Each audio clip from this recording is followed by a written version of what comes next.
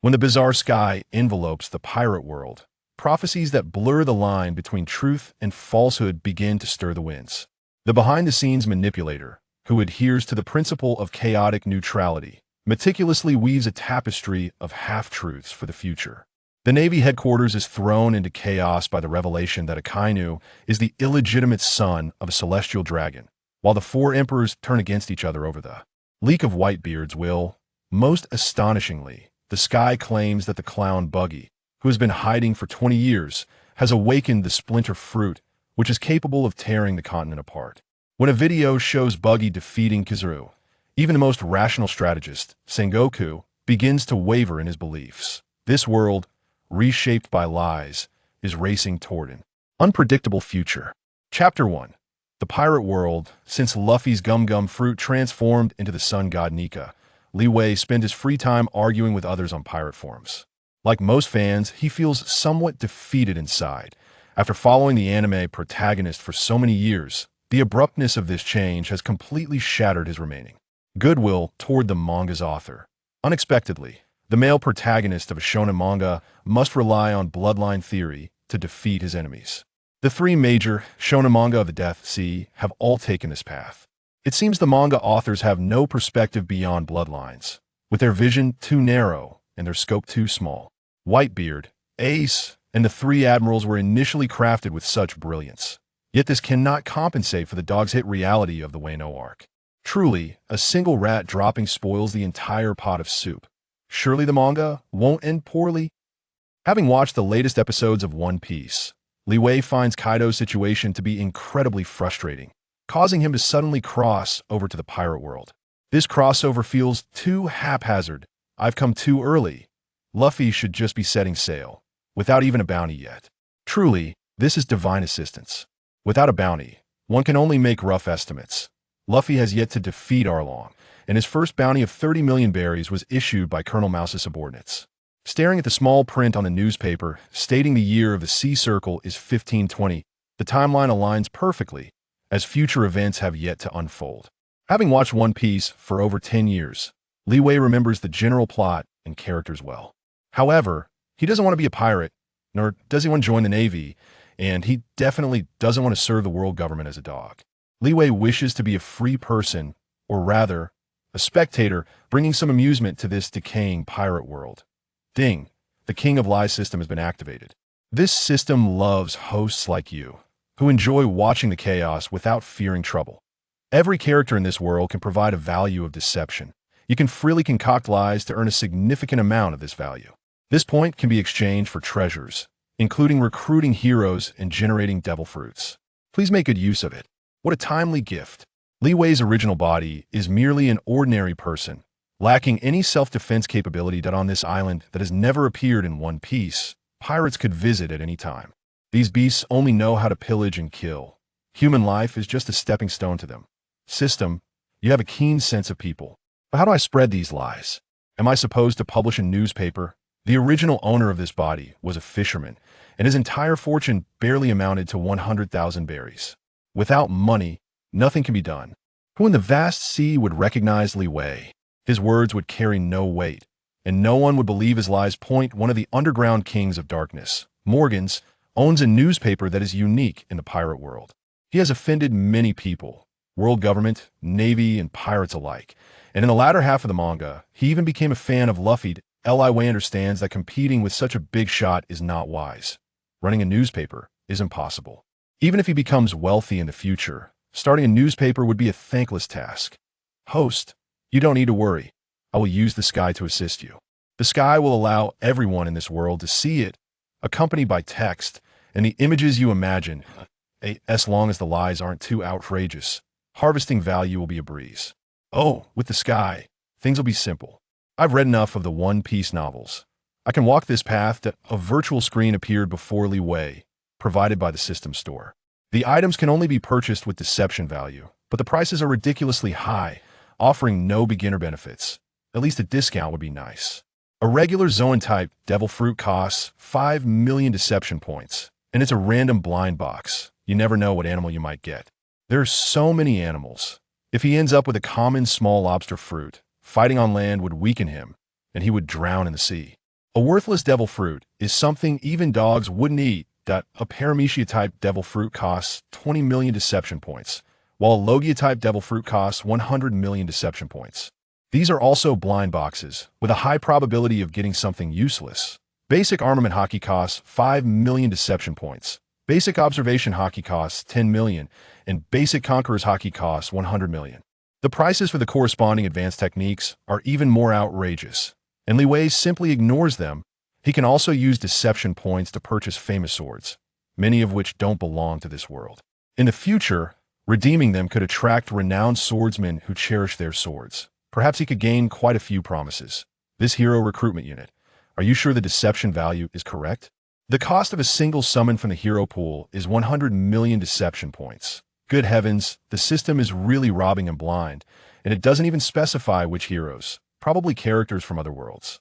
Their strengths vary widely, from the powerful Son Goku in Dragon Ball to the weak King in One Punch Man.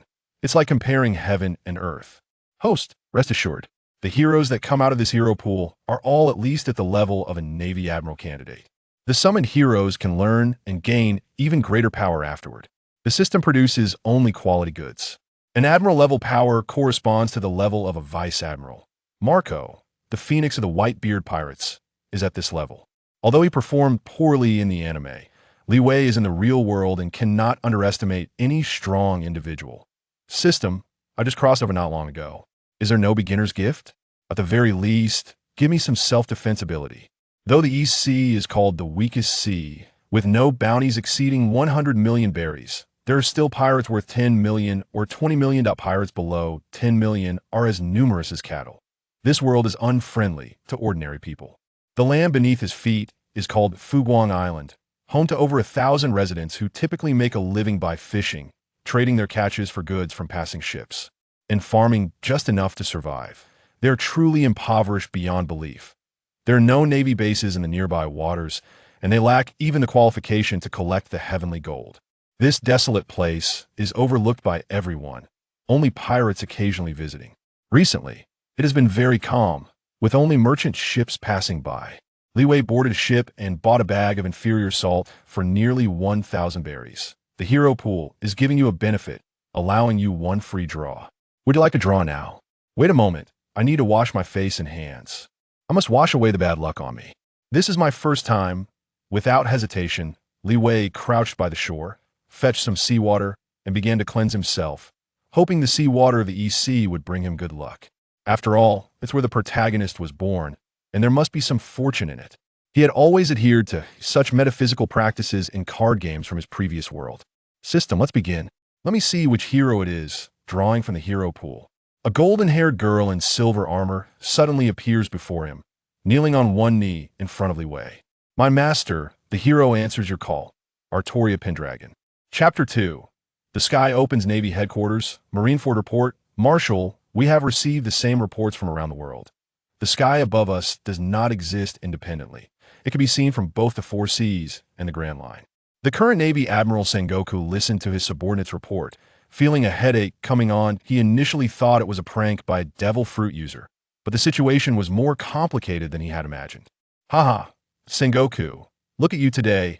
It seems being a Vice Admiral is much more comfortable without so many worries. The only person who openly mocked the Navy Admiral was his good friend, the Navy hero, father of the Revolutionary Army leader, grandfather of the future Pirate King, and an old man who liked to pick his nose and eat senbei. Kapu. Kapu, did you steal my snacks again? Where did all the salary the Navy gives you go? Sengoku walked up to his friend, snatched the senbei from Kapu's hand, and stuffed it into his mouth. After all, he bought it with his own salary, so he might as well enjoy it himself. That little salary of a Vice Admiral isn't enough for me. Why don't you file a report and get me some extra allowances? Not a chance. Sengoku thought he could keep Kapu's current treatment, but he had to negotiate with the Celestial Dragons and the Elders for a long time. Given that his son was in the world-altering Revolutionary Army, it would have been polite not to have Kapu removed from the Navy. The two friends exchanged banter before shifting the topic back to the sky. This sky is a variable. Everyone in the world can chat up there, and the conversations are quite lively. Even the Yonko pirate crews are getting involved. Kapu, the Navy hero, tested the hardness of the sky with his iron fist, but his top-grade hockey couldn't even touch it. His attacks simply passed through without causing any damage. Admiral Akainu also tried launching a few magma blasts at the sky, but the outcome was the same as Kapu's. This thing ignored any damage, perhaps even more advanced than a devil. Fruit. An elderly woman with white hair barged in. It was Navy Chief of Staff Tsuru. She slammed a stack of documents on his Sengoku's desk. Most of the sky is filled with a bunch of bored pirates talking nonsense. Recording these conversations is completely meaningless. Sengoku, you should hand this over to someone else. The sky had appeared worldwide in an instant, and 10 days had passed since. Tsuru had followed Sengoku's orders to document the characteristics of this new phenomenon while capturing the pirates' movements in the chat. The Navy Admiral hoped to gather more intelligence from it. Tsuru led her staff to analyze the sky's various features. First, speaking in the sky would leave the speaker's true name. Second, the content of the speech had to be truthful. The Navy had tested this, and if someone lied, their message couldn't be recorded.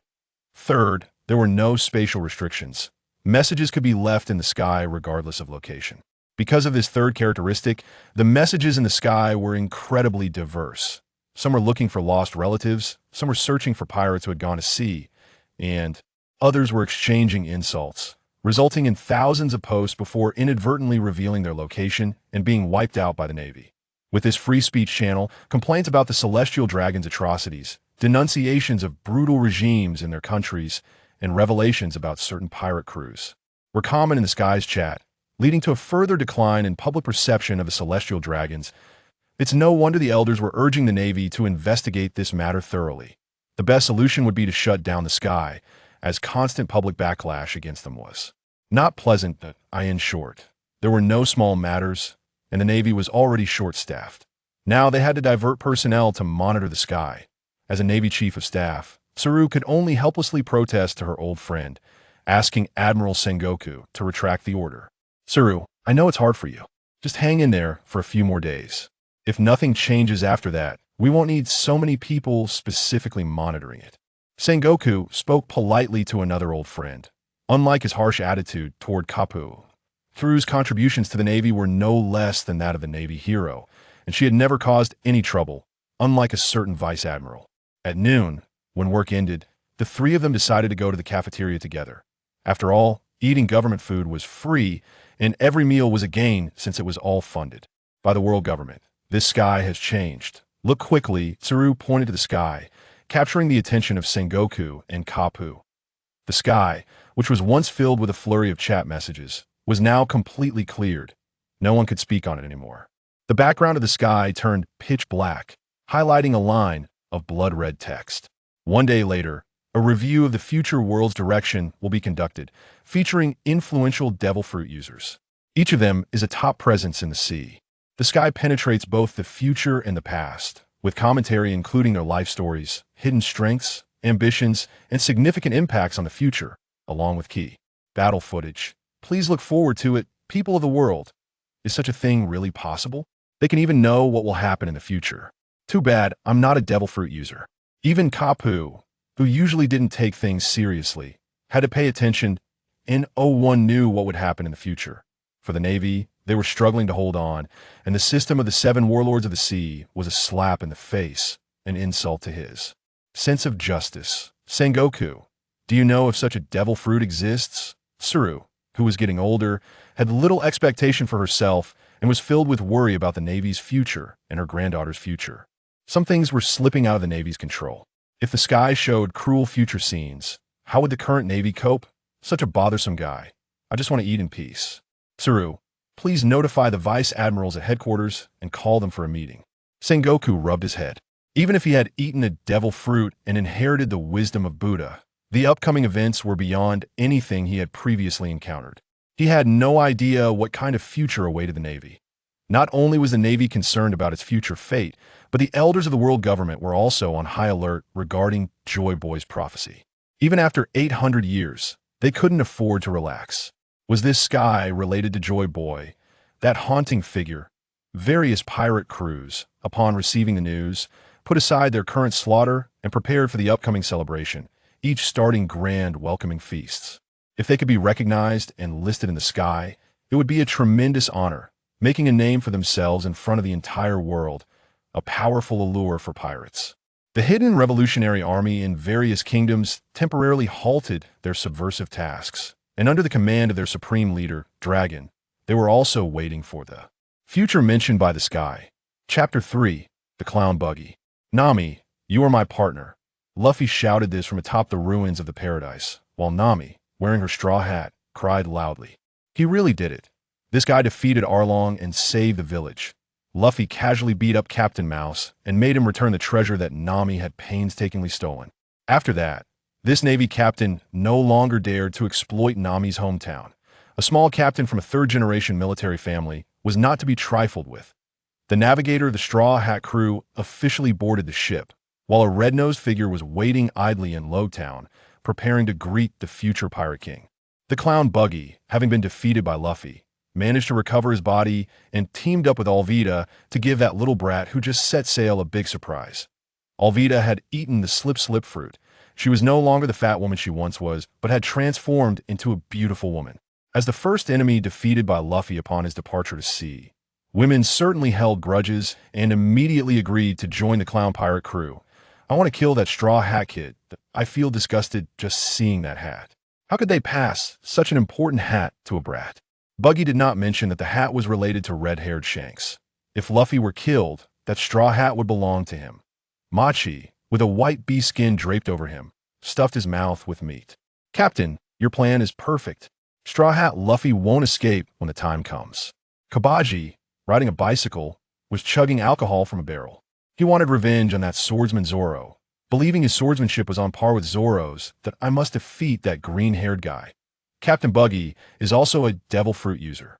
Do you think you can fly with the sky curtain? I really look forward to that day, said Arlita casually, knowing how capable Buggy really was, managing to bully some weak pirate crews in the East Blue.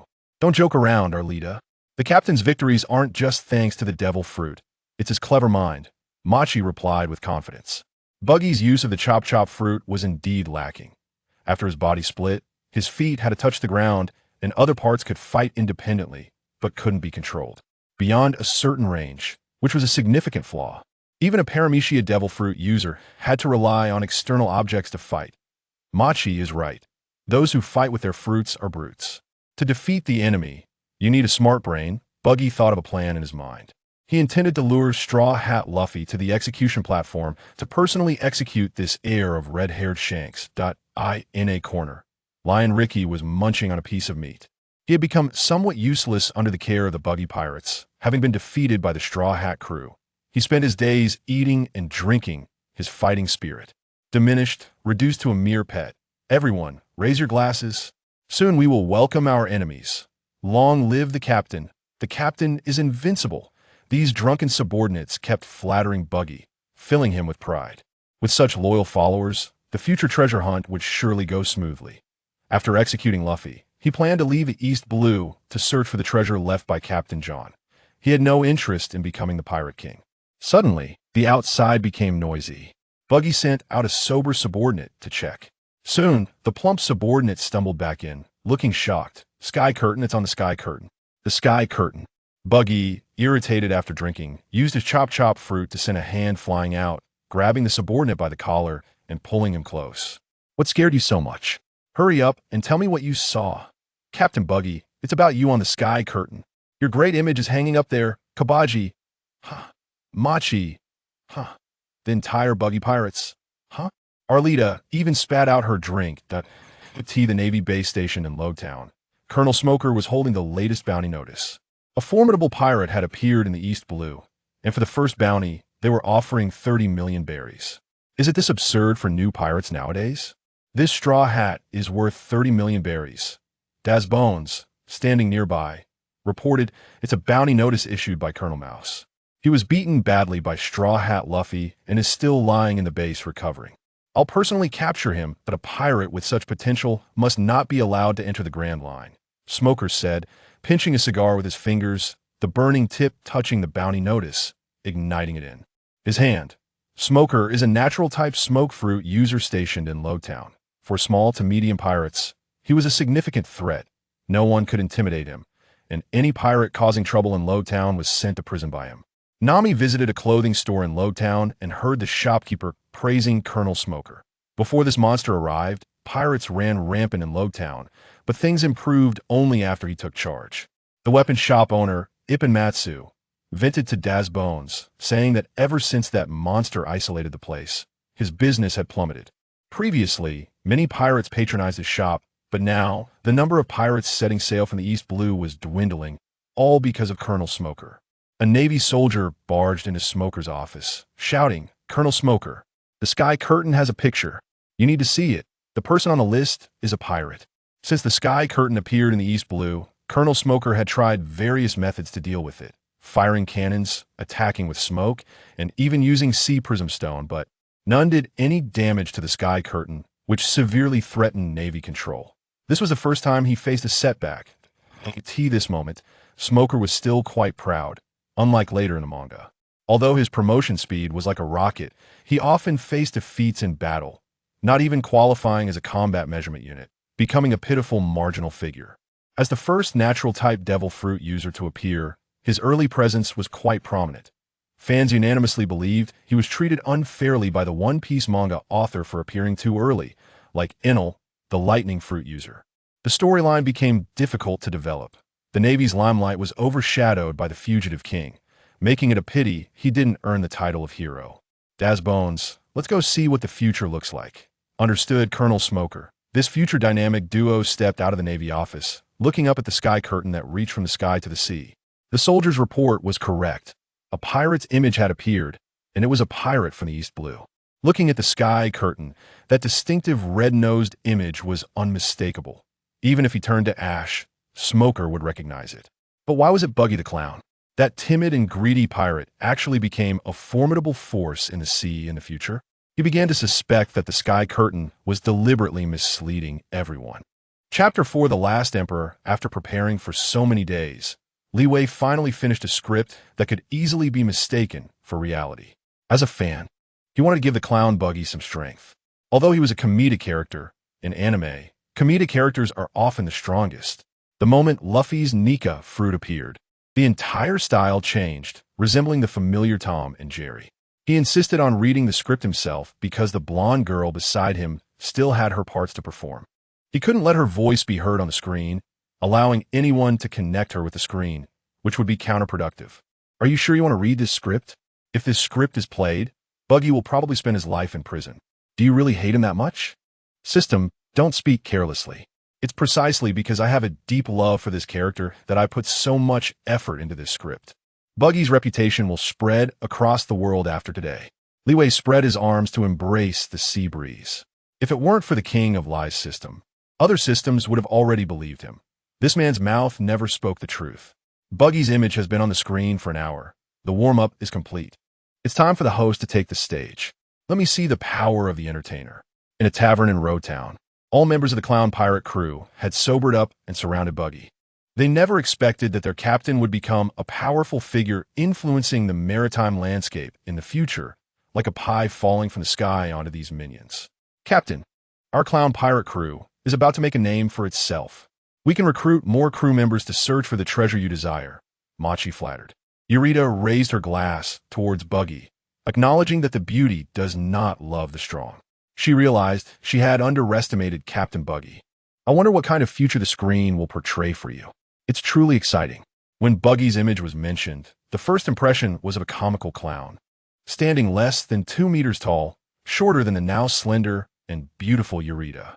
In the pirate world, being under 3 meters tall is considered a disability, as most famous strong figures from the sea are tall and robust, with height being a factor in aesthetics. This lord is the strongest. Everyone, let's go out and hold a banquet together. In the future, I, Buggy the Clown, will surely dominate the seas. Buggy, currently at the table, pointed at the tavern ceiling, laughing exaggeratedly. He wasn't thinking too much. He just wanted to enjoy the moment. If the Navy pursued him and he couldn't fight back, he would run. His escapability was top-notch. He could always escape from enemies, and that luck and charisma were not to be underestimated. On the Navy side in Rotown, Smoker received reports from Navy soldiers confirming that Buggy was currently in Rotown, celebrating and drinking in a tavern. I really underestimated him. Once the news from the screen comes out, we will immediately capture Buggy. I want to see how strong this future powerhouse really is, Smoker said, his eyes gleaming with ferocity as he puffed on a cigar. It was indeed a wonderful day to hunt such prey. Smoker, there's a voice, a man said, and Tashiji pointed at the screen. At that moment, the screen changed, showing the entire Roger pirate crew, which included two childlike young pirates, one with a red nose and the other with red hair. As a man's voice narrated, the attention of the entire world was drawn to the screen. What kind of powerful figure would this comical clown become in the future? Buggy, a name that will resonate across the seas in the future. Everyone who has met him before thought he was just a clown who made people laugh, but they were all deceived by his acting. A man who served as an intern crew member on the former Pirate King's ship would willingly hide in this small place in the East Sea. Don't the Navy find that strange? It's worth noting that the other intern was the red-haired Shanks, who's been a close friend since childhood. Their relationship was so good that even the opportunity to reach the final island was abandoned by Shanks due to Buggy's illness. Unfortunately, their ideologies were worlds apart, and they ended up as the most familiar strangers. While recounting Buggy's life, it's essential to clarify his current strength. He has honed his powers for over 20 years, enough to shock the entire pirate world. Buggy is currently nicknamed the Clown, but in the future, he will be known as the Thousandfold Transformation, the last pirate emperor of the sea, possessing the rare Conqueror's Haki. He is born with the qualities of a king, having learned the Conqueror's Haki's rapt attack techniques from Pirate King Roger. He has developed the highest level of observation Haki, allowing him to foresee a certain period of the future during combat.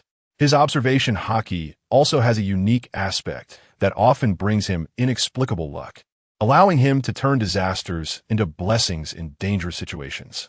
He has trained a high-level armament Haki, which can cover his entire body, providing him with a certain level of defense and attack power. Because he looked down on Kazuki Odin on Roger's ship, he missed the opportunity to learn the top-tier armament Haki technique, Flowing Cherry Blossom. He is a user of the Paramecia type Split Devil Fruit, and based on the awakening of the Devil Fruit, he has further derived a stronger power from it, which he named Devil Fruit Liberation. In this state, he can ignore the effects of Sea Prism Stone and seawater, rendering experienced Haki users incapable of resisting the abilities of the Devil Fruit. The screen highlighted the images of the two children from the Roger Pirate crew and labeled them with their names. The red-nosed boy named Buggy and the red-haired boy named Shanks. The latter's name had already echoed throughout the Grand Line, while no one knew of the former's name until today. Captain Buggy, no, I should call you Lord Buggy. You've deceived us so deeply. Machi directly hugged Buggy's leg, never expecting that one day this leg would be so thick. Lord Buggy, please forgive my rudeness earlier. I was blind, Eurydice said, holding a fine wine as she approached Captain Buggy. Such a powerful figure deserves to be pursued by beauties. Lord Buggy will be the Emperor of the Sea in the future, at the very least a 4-emperor level. We will all enjoy a good life. Joining the Buggy pirate crew is the greatest honor. The crew members cheered and surrounded their captain, filled with anticipation for Lord Buggy's future. In the vortex of public opinion, the clown Buggy was currently in a daze, his mouth agape in surprise. Although some of the things said on the screen were true, the claims about his strength were too outrageous. He had developed 2 abilities from the Paramecia Devil Fruit, and was even a user of the 3 types of Haki. What was going on? He had no idea he was this strong, living carefree for over 20 years while simply bullying the weak. The lies he told combined didn't even match up to what he heard today. Chapter 5. The early life of Buggy as the world government, the entire Navy, and the 4 Emperor's pirate crews were assessing the news. A voice echoed from the sky, beginning to narrate the patient life of the clown Buggy. Before the age of 10, Buggy boarded the Roger Pirate's grand ship, participated in naval battles against the Golden Lion Shiki, and took part in land battles against the White-Beard pirates. Experiencing thousands of sea battles and developing a patient character from a young age, which would greatly help him in the future. The Paramecia-type Chop Fruit was obtained by Buggy during a naval battle, but his initial intention was just to sell it for money. At that time, his dream was merely to seek treasure, and he had not yet awakened the Conqueror's Haki, marking the first joke fate played on him. When he tricked his crew into thinking the clown Buggy had eaten the Devil Fruit, he actually had a fake in his mouth. Later, hiding by the ship's side, he smugly planned to sell the real fruit. only to be startled by Shanks, causing him to swallow the devil fruit in one gulp. This accident changed his life forever, and for a long time afterward, he could no longer swim in the sea. But fate played a second joke on him. As they approached the final island, this battle-hardened warrior unexpectedly fell ill, dragging down his good friend Shanks, who also did not reach the final island. Pirate King Roger left all his treasures on the final island, Raftel. One Piece truly exists. Before reaching the final island, Roger, knowing he had a terminal illness that could not be treated by any medical means, informed the crew and voluntarily disbanded the Roger Pirates. The members gradually scattered, and later he surrendered to Navy Vice Admiral Garp, making an excessive request in Navy prison, which this naval hero readily agreed to, laying the groundwork for future troubles. The Navy smugly reported that they had captured the Pirate King on their own, deceiving the entire world. They thought they were establishing their authority, but fell right into Roger's trap. In the final moments of the Pirate King's life, he uttered words that would impact the world, completely plunging it into the great pirate era and setting a clear goal for all pirates. Whoever obtains One Piece will become the next Pirate King. At the time of Roger's execution in Lowtown, Buggy and Shanks watched from below, witnessing the death of their beloved captain, which had a profound psychological impact on Shanks, leading him to doubt his future. He fell into a state of confusion. It is worth noting that before his death, Roger entrusted the straw hat to Shanks, passing on the will and legacy of the Pirate King to him. Buggy knew this and always understood the vast gap between himself and Shanks, but after Roger's death, his friend's belief unexpectedly wavered. In reality, Shanks did not inherit Roger's will.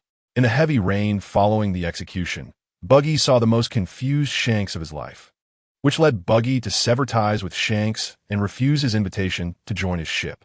That night, Buggy was drenched in rain and awakened the Conqueror's Haki at dawn. Initially, Buggy aspired to be the captain of a pirate crew, recklessly searching for treasure at sea. But after fate played its two jokes, this man underwent a transformation from the inside out. For the next 20 years, he never left the East Blue, hiding in a neglected corner, continuously developing his devil fruit abilities, hoping to fulfill his dream one day. Buggy did not want to be a pirate king. He wanted to free the world from shackles, plunging it into unrestrained freedom. Unrestricted freedom represents chaotic lawlessness. After the Great Pirate Era, initiated by Roger, the world would be pushed into a more chaotic dark age by the Buggy Pirates. After more than 20 years of patience, it was finally shattered by a kid wearing a straw hat. When Buggy saw the adventurous spirit radiating from Straw Hat Luffy, who shouted that he wanted to be the Pirate King, this former crew member of the Pirate King actually saw the figure of Roger in him. Facing Shanks, his dear friend's chosen successor to Captain Roger, Buggy felt very satisfied inwardly, still pretending to be weak and easily defeated by Straw Hat Luffy. Seeing this boy who inherited the will of the former Pirate King, Buggy realized that his time to set sail had come. After more than 20 years of waiting, his long-planned scheme was finally about to take its first step. The narration from the sky intertwined with scenes from the film, revealing various pirate images, especially the boy who inherited the will of the Pirate King, providing battle scenes between the two. In the end, the comical clown was left with only a head, a pair of hands, and a pair of feet, as Straw Hat Luffy, using his rubber fruit powers, easily sent Clown Buggy flying. All of this was a performance by that man, who excelled at pretending to be weak, and for the first time, the world understood how the old schemer acted. The Straw Hat crew on the Going Merry was left dumbfounded, not expecting to see their figures on the screen. Zoro, Usopp, Sanji, Nami, and most importantly Luffy, all received close-ups and battle scenes with enemies. I was deceived. I didn't expect Buggy to be this powerful. He really looks down on people. If I encounter him again, I must make him show his true abilities. Luffy stood on the deck, raising his hands, imagining a real duel with Clown Buggy, still as carefree as ever. The same familiar hot-blooded protagonist. This clueless captain faced fists without armament hockey. Nami landed a heavy punch on Luffy's rubber face. You idiot. If you go looking for him again, you'll be asking for death. The only reason he let you off once is because of his old friend. Be careful not to provoke him, or he might kill you on spot. After saying this, Nami felt even more terrified, not realizing that her little thief's cat had stolen the treasures of a powerful pirate. Buggy was many times stronger than a dragon. The woman had emptied the entire treasure of the clown pirate crew, leaving nothing for Buggy. Truly, a thief never leaves empty-handed. This scene also appeared in the sky. Nami looked back at her greedy expression from the past, wishing she could return to the past and beat up her former self. Lord Buggy is truly terrifying. This navigator contemplated whether she should compensate Buggy for the treasure. If such a strong person had their eyes on her, Nami would be scared even to eat or sleep. How could she have provoked such a monster? The hard-won loot would have to be returned. It was infuriating, making Nami punch Luffy twice in frustration. Zoro recalled the bike guy he fought. Buggy, such a strong person, had actually recruited such trashy crew members to pretend to be weak. Luffy thought of Shanks, whom he hadn't seen in many years, nostalgically taking off his straw hat. I met everyone on Shanks' ship in Windmill Village. He entrusted this straw hat to me, solidifying my will to become the Pirate King. The Straw Hat crew had mixed feelings. Buggy's name had entered the mainstream spotlight. Chapter 6. Shanks, the new world of the Grand Line at this time. The red-haired pirates were all on the move towards the white-beard pirates, with crew members continuously gazing at the sky. The content being broadcasted truly astonished the other crew members. As a half-main character, Shanks enjoyed the same treatment as Buggy, with crew members surrounding him, asking questions nonstop. Captain, is this ridiculous clown really an intern pirate king like you? Is this all true? Most of the information on the screen was indeed factual, and it was unexpected for it to be revealed today. However, Shanks found it strange regarding Buggy's strength. He had never demonstrated such talent before. Shanks hadn't seen Buggy for over 20 years and had never been his match on the ship. But what good could a Pirate King's crew member be? Shanks took out a life card he had kept for over 20 years, enough to prove the fighting friendship between them. This was Buggy's life card, but that guy had better luck than others when he boarded, which was validated during the naval battles they experienced together. Perhaps, as the screen said, it was his observation hockey that brought him good fortune. Beckman toyed with his flintlock pistol, intrigued by the strong man who could stand shoulder to shoulder with his captain. Captain, if we encounter Buggy next time, I want to compete with him and see if he really is strong, as the screen claims. Luffy proposed, Captain, when we were in the East Blue, if he had invited Buggy to join us, he might have agreed. The cook, Luffy, and others witnessed the straw hat on Shanks' head being passed to Luffy, which now seemed to witness the transfer of Roger's will. He knew that although the captain admired Pirate King Roger, Shanks did not want to become Roger or anyone else. The captain needed to be himself, to be red-haired Shanks, to carve out his own path. After handing over the straw hat, the captain continued sailing with his current companions, fighting for many years at sea to reach his current position. With Luffy's reckless personality, he would probably blurt out, I want to be the Pirate King. Even Buggy, no matter how foolish, would recognize that hat. With his current strength, he wouldn't harm Luffy. Speaking of Luffy brought a smile to Shanks' face. He could see Roger's shadow in that boy, and betting an arm on the East Blue was worth it. With Buggy watching over Luffy in the East Blue, Shanks was now more worried about Ace. He touched the 3 claw marks on his eye, wounds left by Blackbeard Teach. Ace was definitely not a match for that man. Notify the crew to set sail at full speed. I need to see Whitebeard as soon as possible. This is all for Ace, for Captain Roger's only posthumous son. The happy atmosphere on the ship instantly turned serious. Meanwhile, in Logtown, the weakest navy in the 4 seas was about to face a known strong enemy, and morale was on the brink of collapse. Not everyone had the courage to face a hidden emperor of the sea who had been lurking for so long. Colonel Smoker directly received a call from Fleet Admiral Sengoku through a Den Mushi. This is Sengoku. Colonel Smoker, you don't have hockey. You are definitely not a match for Buggy. You must do your utmost to protect the Navy in Logtown. I have already dispatched Admiral Akainu to reinforce you. Smoker, having guarded the East Blue for so many years, was not swayed by a few words from the screen. He did not believe that the clown Buggy had such strength. Fleet Admiral Sengoku, don't be deceived by what the screen says. I have hunted Buggy before. Aside from being a bit lucky, he is not my opponent. I can handle him alone. The Den Mushi showed Sengoku's angry expression. Smoker, you must not act impulsively. The part about Garp on the screen is true. Roger's terminal illness and surrender is an absolute naval secret, known only to a select few at the top. I believe these people will not leak it. So Buggy's strength must be reassessed. I understand, Fleet Admiral. I will wait for Admiral Akainu here, Smoker replied, though he believed his instincts more than his words. The clown Buggy was not to be let go today. After hanging up the din-din mashi, Colonel Smoker instructed the Navy behind him, I'm going to capture Buggy. Tashiji, stay by my side as a witness. I'm going to expose the lies of the screen. Upon hearing the Colonel's impulsiveness and daring to defy Fleet Admiral Sengoku's orders, the soldiers urged him not to go through with it. Colonel Smoker, you absolutely cannot do this. If you can't handle Buggy, the entire Lowtown will suffer. We should wait for Admiral Akainu. Our Navy here does not have hockey and cannot fight the clown Buggy. Please, Colonel, do not act impulsively.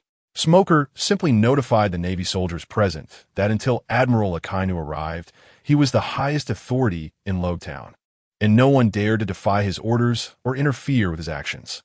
Tashiji, hold on to me tightly. We're going to that tavern and put Buggy's crew in jail. The Navy colonel's lower body turned into white smoke as he embraced Tashiji and used a smoke launcher. The two figures instantly soared into the air, directly shaking off the obstructing Navy soldiers and flying towards the direction of the clown pirate crew. On the other end, at the Navy headquarters, Sengoku had just hung up the din-din mushi and darkly approached his old friend Garp, watching the former Navy hero munching on senbei. At this moment, he was even pretending to be confused in front of the Fleet Admiral. Vice Admiral Garp, I am now inquiring as the Fleet Admiral. What did you discuss with Roger in prison? Don't pretend to be foolish here.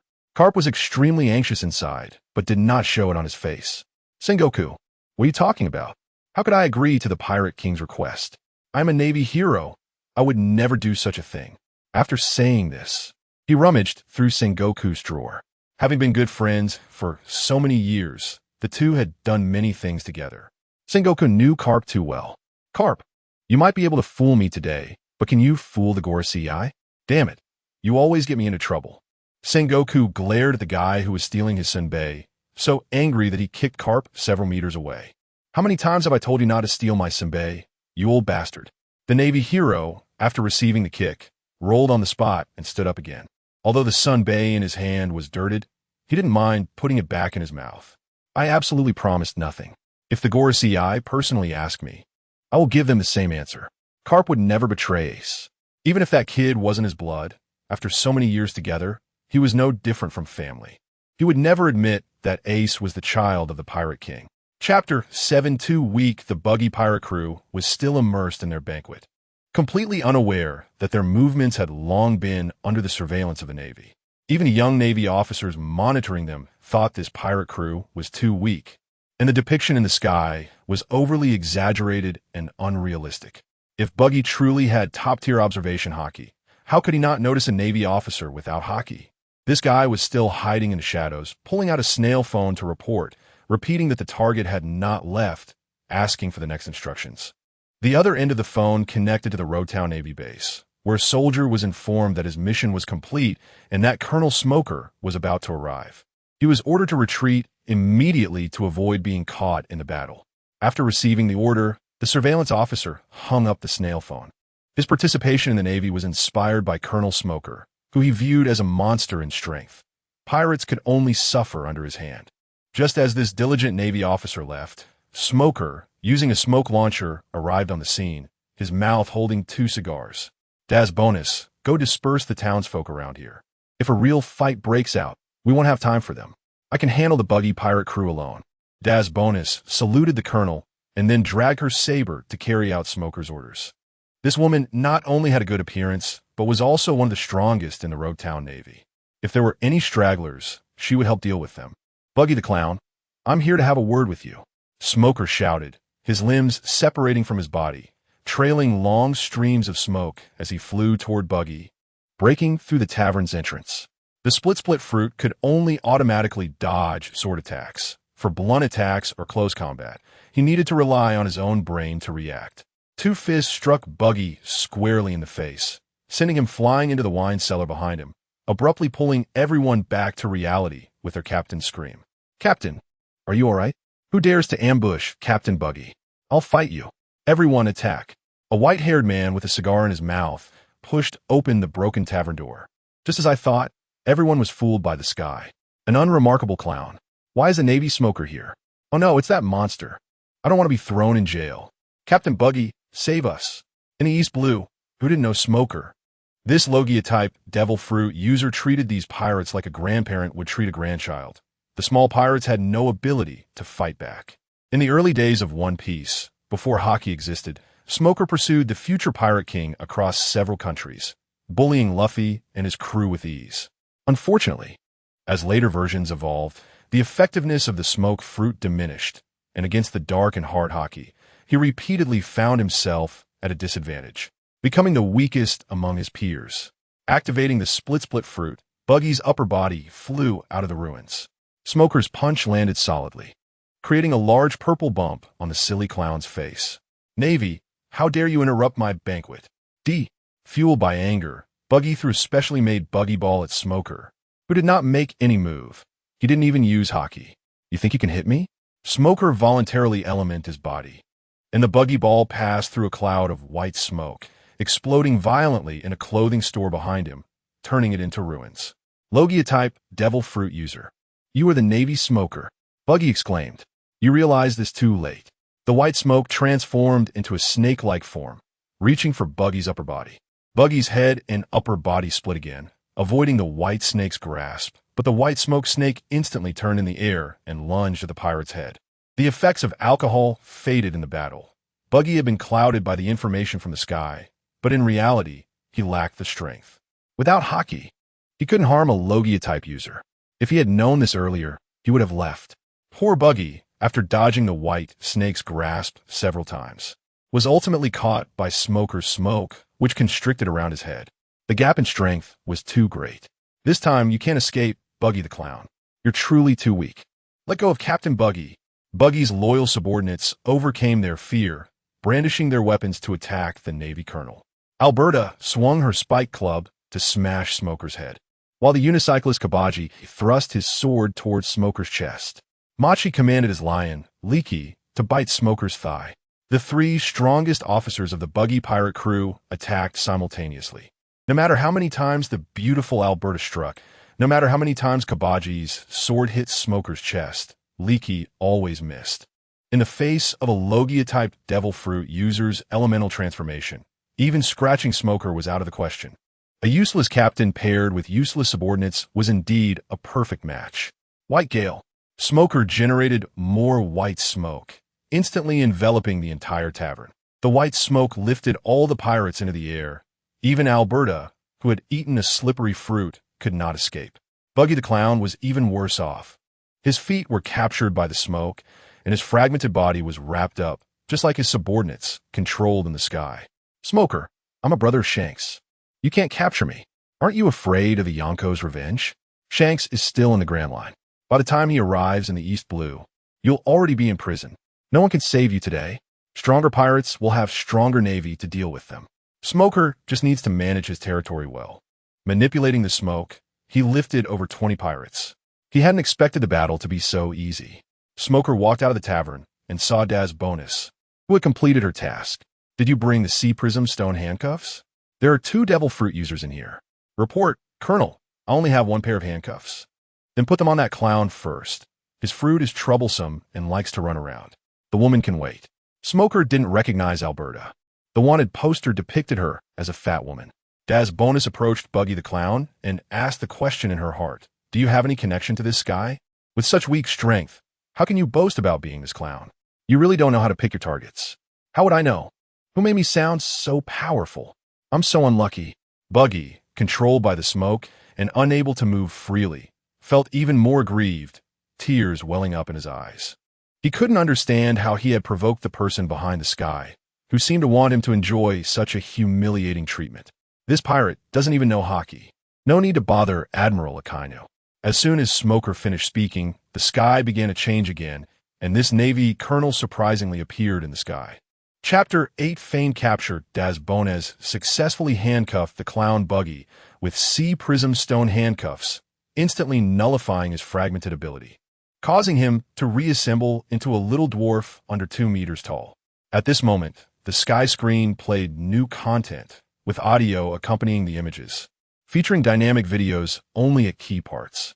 Buggy's first target upon going to sea was to infiltrate the underwater prison, seeking to enter the sixth layer of infinite hell to find the former Pirate King's crew member, Barrett, who was imprisoned there. To keep things under wraps, he allied with the slippery fruit user, Albita, waiting in Lowtown for the Straw Hat crew led by Luffy, while also testing his friend Shanks to see if he could carry the will of Pirate King Roger and conquer the Grand Line once more. Things progressed quite smoothly as they tricked Straw Hat Luffy into the execution platform, which was the same place where Roger, the Pirate King, was executed. Buggy used Sea Prism Stone to control Luffy's rubber fruit ability, and now, over 20 years later, he was to execute a boy shouting to be the Pirate King at the same location. Faced with the trial of life and death, Luffy, not yet 20, could laugh in the face of death. His strong spirit brought great comfort to Buggy in the storm. Luffy had indeed inherited Captain Roger's spirit. Had Luffy begged for mercy on the execution platform, Buggy would have immediately executed him without hesitation, showing no mercy to someone so cowardly, unworthy of carrying Roger's shoes. This boy might truly become the next Pirate King. Buggy had a keen eye for people. This boy and his companions were heading towards the former Pirate King's One Piece, encountering various powerful enemies along the way, ultimately defeating all of them. They defeated the Warlord Crocodile in Alabasta, a natural-type Sand fruit user, the God Enel in Skypiea, a natural-type Lightning fruit user, CP9's Lucci on Judicial Island, a Zoan-type cat fruit, leopard form, and many other strong foes, which I won't list here. Let's return to Buggy. During this time, scenes of their defeats were interspersed, one after another, with Luffy knocking them unconscious with a credibility of 100%, allowing the whole world to see the disgrace of these defeated foes. A bolt of lightning struck Buggy, and without the defense of Haki, he could take this attack head-on. The plan was progressing perfectly, with Colonel Smoker waiting below the execution platform. To help Luffy escape, he charged at this natural fruit user. But he underestimated the White Hunter's thirst for bounty. Smoker was more interested in the 30 million bounty on Luffy and ignored Buggy altogether, simply surrounding him with Navy soldiers. Buggy knew that Luffy, who wouldn't use Haki, was definitely no match for Smoker. And he couldn't let this kid's journey end here. He owed it to Shanks and to the deceased Captain Roger. Buggy's original intention was to let Colonel Smoker capture him personally. A pirate with a devil fruit ability would surely be imprisoned in the underwater prison by the Navy. However, the plan was perfect in theory, but there were too many variables in execution, and a mysterious powerful figure was stirring things up, someone who could control the winds.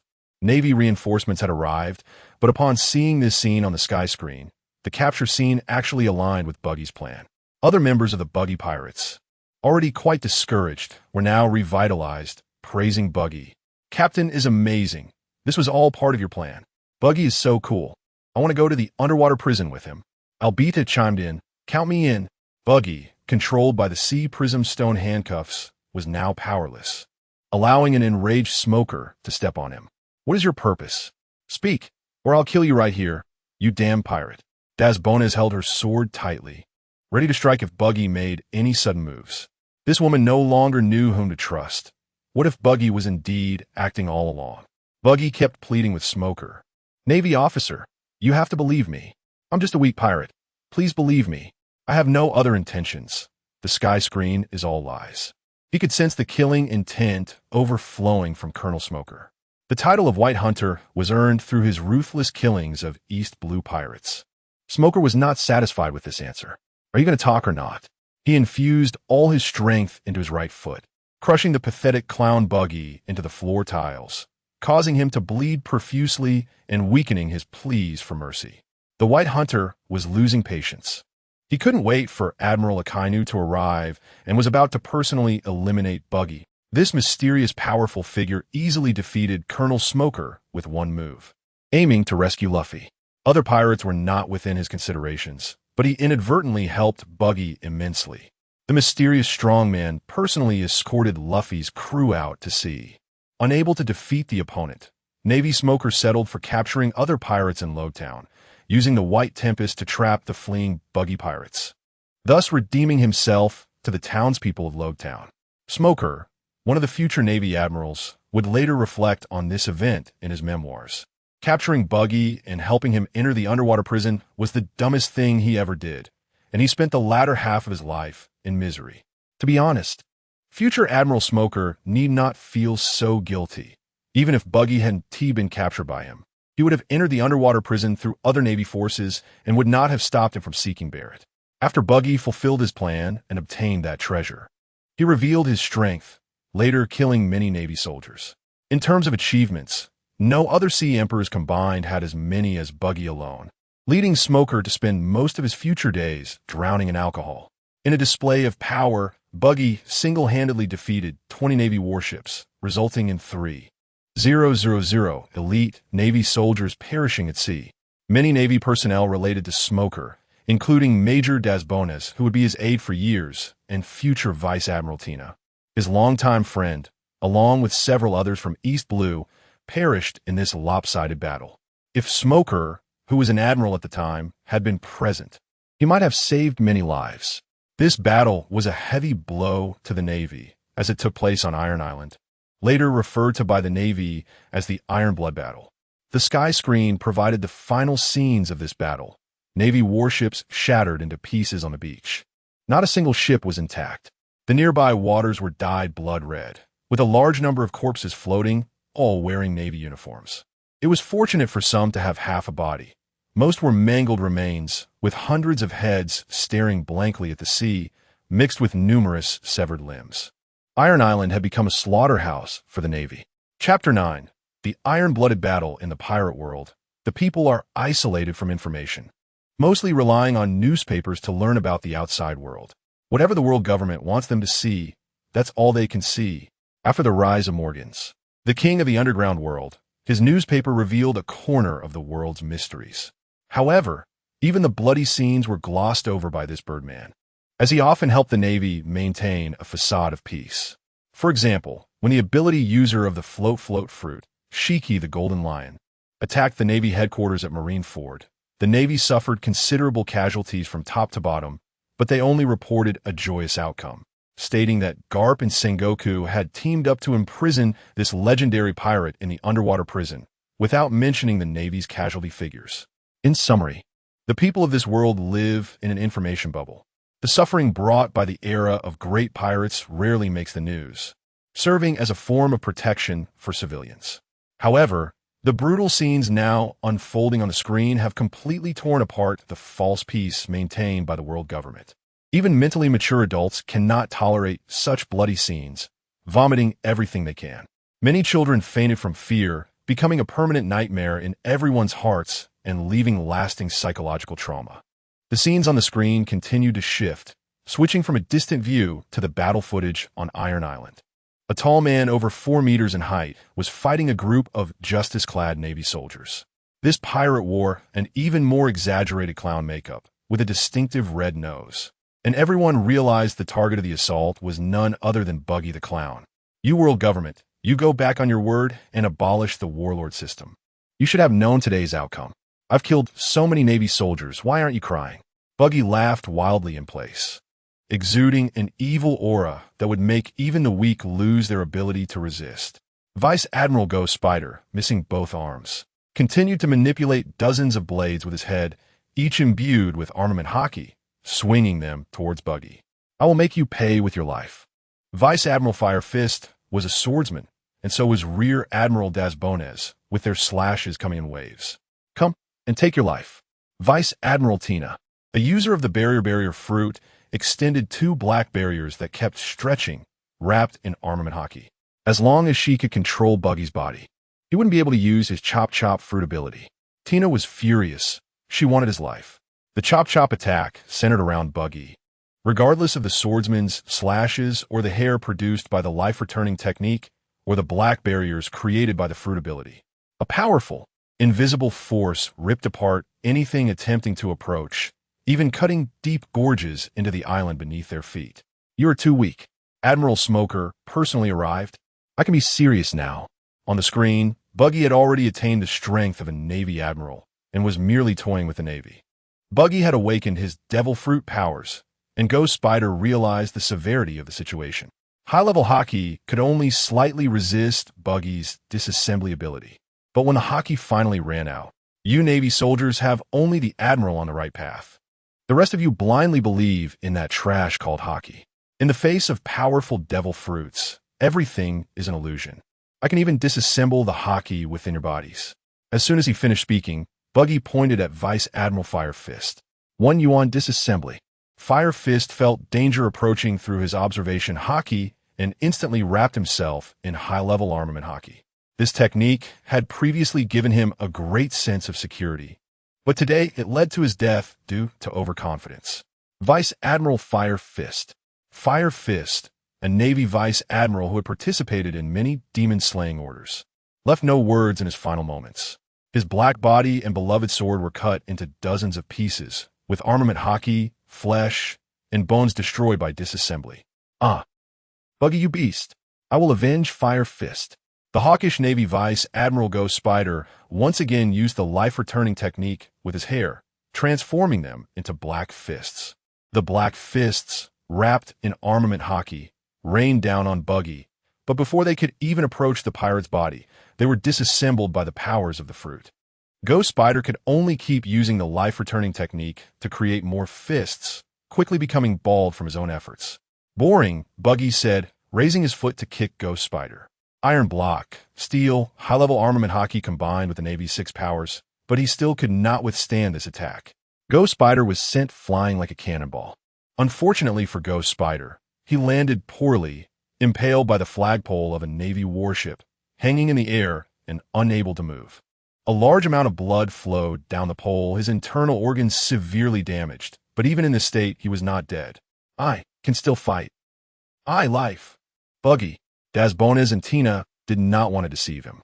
Tina, I'm going to die here today, said Vice Admiral Tina, dressed in a red suit and justice cloak, revealing a sexy smile in the face of death. The flower of the Navy is really beautiful. Sister Tina, I'll accompany you today. Rear Admiral Dasbones raised her large sword. Tina, do you want to awaken your devil fruit? As long as you kill the female Navy beside you, you can become my subordinate. You must be dreaming. The Navy will never submit to pirates. In the end, the 2 female Navy officers, with a determination to die, charged at Buggy, each unleashing their full power. Unfortunately, they found no fun. 2 yuan disassembly. The camera zoomed out again, and the entire Iron Island was cut into several small islands in the face of the terrifying disassembly power. Most of the land sank into the sea amidst the rising dust, and no one could stop Buggy. The scene in the sky transitioned from day to evening. As a man covered in smoke flew in, current Admiral Smoker was rushing using his white smoke accelerator, his speed far exceeding that of the Navy's fastest warship. Dressed in a justice cloak, the Admiral landed on a significantly smaller Iron Island. As soon as he stepped onto the island, he saw the gift left for him by Buggy. The heads of Rear Admiral Dasbones and Vice Admiral Tina were placed side by side, their eyes wide open, bleeding tears. Next to them were Buggy's traces, which appear to have been written with the arms of the 2 female Navy officers as a pen, using their blood as ink, leaving a message for the Admiral. Thank you, Mr. Smoker. On that day, wish me to enter the underwater prison. Love, your little clown Buggy, with a happy clown face drawn beside it. Buggy, I want you dead. I will kill you. Admiral Smoker knelt before his fallen friends, tears streaming down the face of this strong man. His expression of despair was brutally captured by the sky, making everyone in the world feel the man's hopelessness. Chapter 10. Truly believed. This chapter ends with the Iron Blood War. The world government no longer needs the warlord system, and the Navy is a staunch supporter. The Angel of Death project, led by Vegapunk, has been completed. In the future, the entire world will become more chaotic, referred to by later generations as the Dark Age. The character of Clown Buggy has a long timeline, and he will participate in many significant events in the future. For now, let's analyze it here. A month later, we will comment on the second character, who is a Zoan fruit user, known in later generations as the God of Zoan. As the whole world is drawn in by the brutal scenes, suddenly the chapter cuts off here, leaving everyone feeling particularly upset. People in the pirate world also experience the malice of abrupt endings. The future image of Clown Buggy is firmly etched in everyone's minds, tall, strong, and mocking all life. Killing Navy officers as easily as killing chicks, and with his early act of pretending to be weak followed by a dramatic comeback. It adds to the charm of this pirate. Ordinary citizens secretly wipe their tears, worried about the hard days to come. But those despicable weak pirates are deeply impressed by the strength Buggy displayed in the chapter. He kills Navy vice admirals effortlessly, only wary of the admirals. Joining the Buggy pirates would be an immense honor for them. They wait for Clown Buggy on the Grand Line, with such a monster backing them up. Who would fear the Navy? Below the admirals, no one is worthy to carry Buggy's shoes. The chapter ends, and the chat room mode is restored. After holding back for so long, pirates and Navy personnel finally open up and engage in heated discussions about Clown Buggy. Tina, I actually became a vice admiral in the future, but I died so horribly, just a head left. Daz Bones. Clown Buggy is currently being held by me with Sea Prism Stone. What should I do? Smoker. Don't reveal Navy secrets, Deputy. Ghost Spider. Did I go wrong on the path of hockey? I need to apply for a devil fruit at headquarters. Fire Fist Ace. Ghost Spider. Let us file a report together. In the future, without devil fruit powers, just hockey can't hold these pirates down. Alberta. Captain Buggy is too strong. Carmouch. We will always follow Captain Buggy. Luffy. Clown Buggy is amazing. I want my fruit to awaken and then beat him up once. Nami. Luffy, don't say that. Lord Buggy, we were wrong. We will return your treasures. Please forgive our offense. Lucci. This fool can defeat me? Crocodile. This idiot can defeat me? Enel, what is hockey? Can someone explain it to me? Zoro. Asking for advice. Sanji. Asking for advice. After asking for a long time, no one pays attention to these guys. Chatting with these rookies is a waste of time. The real big shots are discussing Buggy in the future. Doflamingo. The future actually abolishes the warlord system. This group of Navy is going to hunt down the former warlord Buggy. I can understand this, right? The Navy wants to exterminate us. Hawkeye, my hawk. I guess the Angel of Death project should be related to the warlords. Charlotte Linlin. Such a powerful man. Does Clown Buggy have any interest in having a child with me? Kaido. Buggy looks down on hockey. He should try the hockey on me. Zeph. That smoker. That little brat actually became an admiral in the future. I really didn't expect that. Akainu. I really like his style of doing things in the East Blue. It's a waste to place Smoker in the East Blue. Charlotte Katakuri. Buggy's fruit awakening ability is so strong. I really want to know what the devil fruit liberation technique is. Doflamingo. I also want to know this. A group of hockey users looks down on devil fruits. The future is a world for devil fruit users. Garp. I really want you pirates to taste my fists. Kizaru. Buggy is really scary. The chat room keeps updating content. The pirate world is spoiled by a false future, and undercurrents are surging as all parties take action. Kaido-S pirates urge Doflamingo to speed up the supply of artificial devil fruits. The Big Mom pirates, Lin, are clamoring for cake and send people to the East Blue to contact Buggy's crew. The red-haired pirates have now arrived at the Whitebeard Pirates base to bring back Fire Fist Ace. The Navy suffers heavy losses in the future, severely impacting the morale of Navy officers. The future Admiral Smoker is already tormented like this. They, as Small Fry, are even more pessimistic about the Navy's future. In the future, there will be another Emperor's Force, which brings tremendous pressure on the Navy. The Navy's six styles are increasingly despised, and even the Vice Admiral's iron block can't withstand a kick.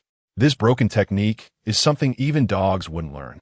At Rowtown, Buggy's crew is thrown into the branch prison, and no one dares to disturb them, providing them with food and drink. The East Blue Navy doesn't dare to gamble. What if Clown Buggy stops acting and goes on a killing spree here? The current Smoker is still just a colonel, lacking the strength of an admiral from the chapter, and absolutely cannot stop this monster. They can only wait for Admiral Akainu to arrive to make a decision. On Fuguang Island, the mastermind behind all this laughs, huh? They really took the bait. Li Wei watches the bait value rise in his eyes, showing no signs of stopping. Being a jester is really nice. The Iron Blood War script was worth all the time Li Wei spent thinking about it. Even the makeup on the clown's face references the Joker from the previous world, marrying his chaotic and evil image to the pirate clown Buggy, which is simply the most brilliant idea. Feeling sorry for Buggy for a second, Li Wei can capture where the bait value flows from. Powerless civilians can only add 0. 1 point at a time. Fortunately, the stronger the individual, the more bait value they provide.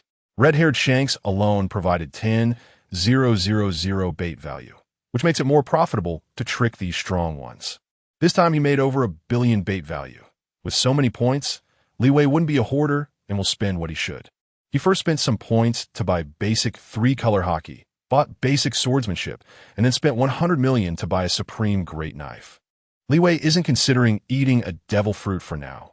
Being a swordsman in the East Blue can make him walk sideways without rivals, as long as he doesn't run into Golden Lion Shiki. In the shop, he also discovered a good item, the Soul Manipulator, a device that can turn lies into reality.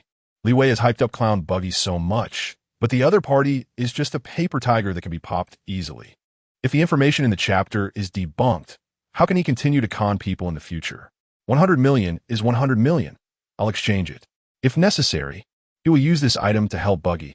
You can't let this guy die. Soul Manipulator. Your soul can enter Buggy's body to control him, but the hype in the chapter makes him seem to have strength comparable to the 4 emperors. You need to pay a large amount of bait value. Lies cannot be exposed. Spending bait value now will allow me to earn more in the future. After that, Li Wei bought a World Observer, spending another 100 million bait value. This item can monitor a person without distance or blind spots. He will give it to Artoria to keep an eye on Buggy at all times. Once the other party is in danger, that's when he should make his appearance. Chapter 11. Road Town the Going Merry is carrying the Straw Hat crew, and under the guidance of Navigator Nami, they finally arrive at Road Town, the final stop in the East Blue. What are all these ships doing here? Have they found treasure nearby? Even Luffy, who is usually oblivious, notices that something feels off at the port of Road Town, as ships keep leaving but none are coming back. A group of townspeople is waving money around, searching for ships. It feels wrong. Let's restock and leave quickly. Nami, who has seen a lot, thinks that Road Town is not a place to linger. Sanji and Usopp go to buy food and water, while I go with Luffy to get some clothes. Zoro, you take care of the ship. Understood. Nami, Sanji says, his eyes sparkling with affection. Don't be silly. Let's hurry. I don't want to run into the Navy, Usopp says, especially not wanting to encounter Smoker, the White Hunter. Nami is followed closely by Luffy, which gives the little thief some sense of security. Ever since they arrived in Road Town, she's been restless, feeling that something is about to happen. With the others gone, Zoro is sitting bored on the ship's head, not understanding why he was left to watch it alone. He could handle this small task easily and doesn't feel like he has lost. Hey, pirate, you looking to buy weapons? A little old man in the Road Town port approaches Zoro. Zoro, who is watching the ship, doesn't want to engage. But the man's next words pique his interest. You're a swordsman, right? Do you need a sword? I have many good ones. I'll sell if the price is right. The world line converges here, and Zoro encounters the weapon shop owner, Ipin Matsu.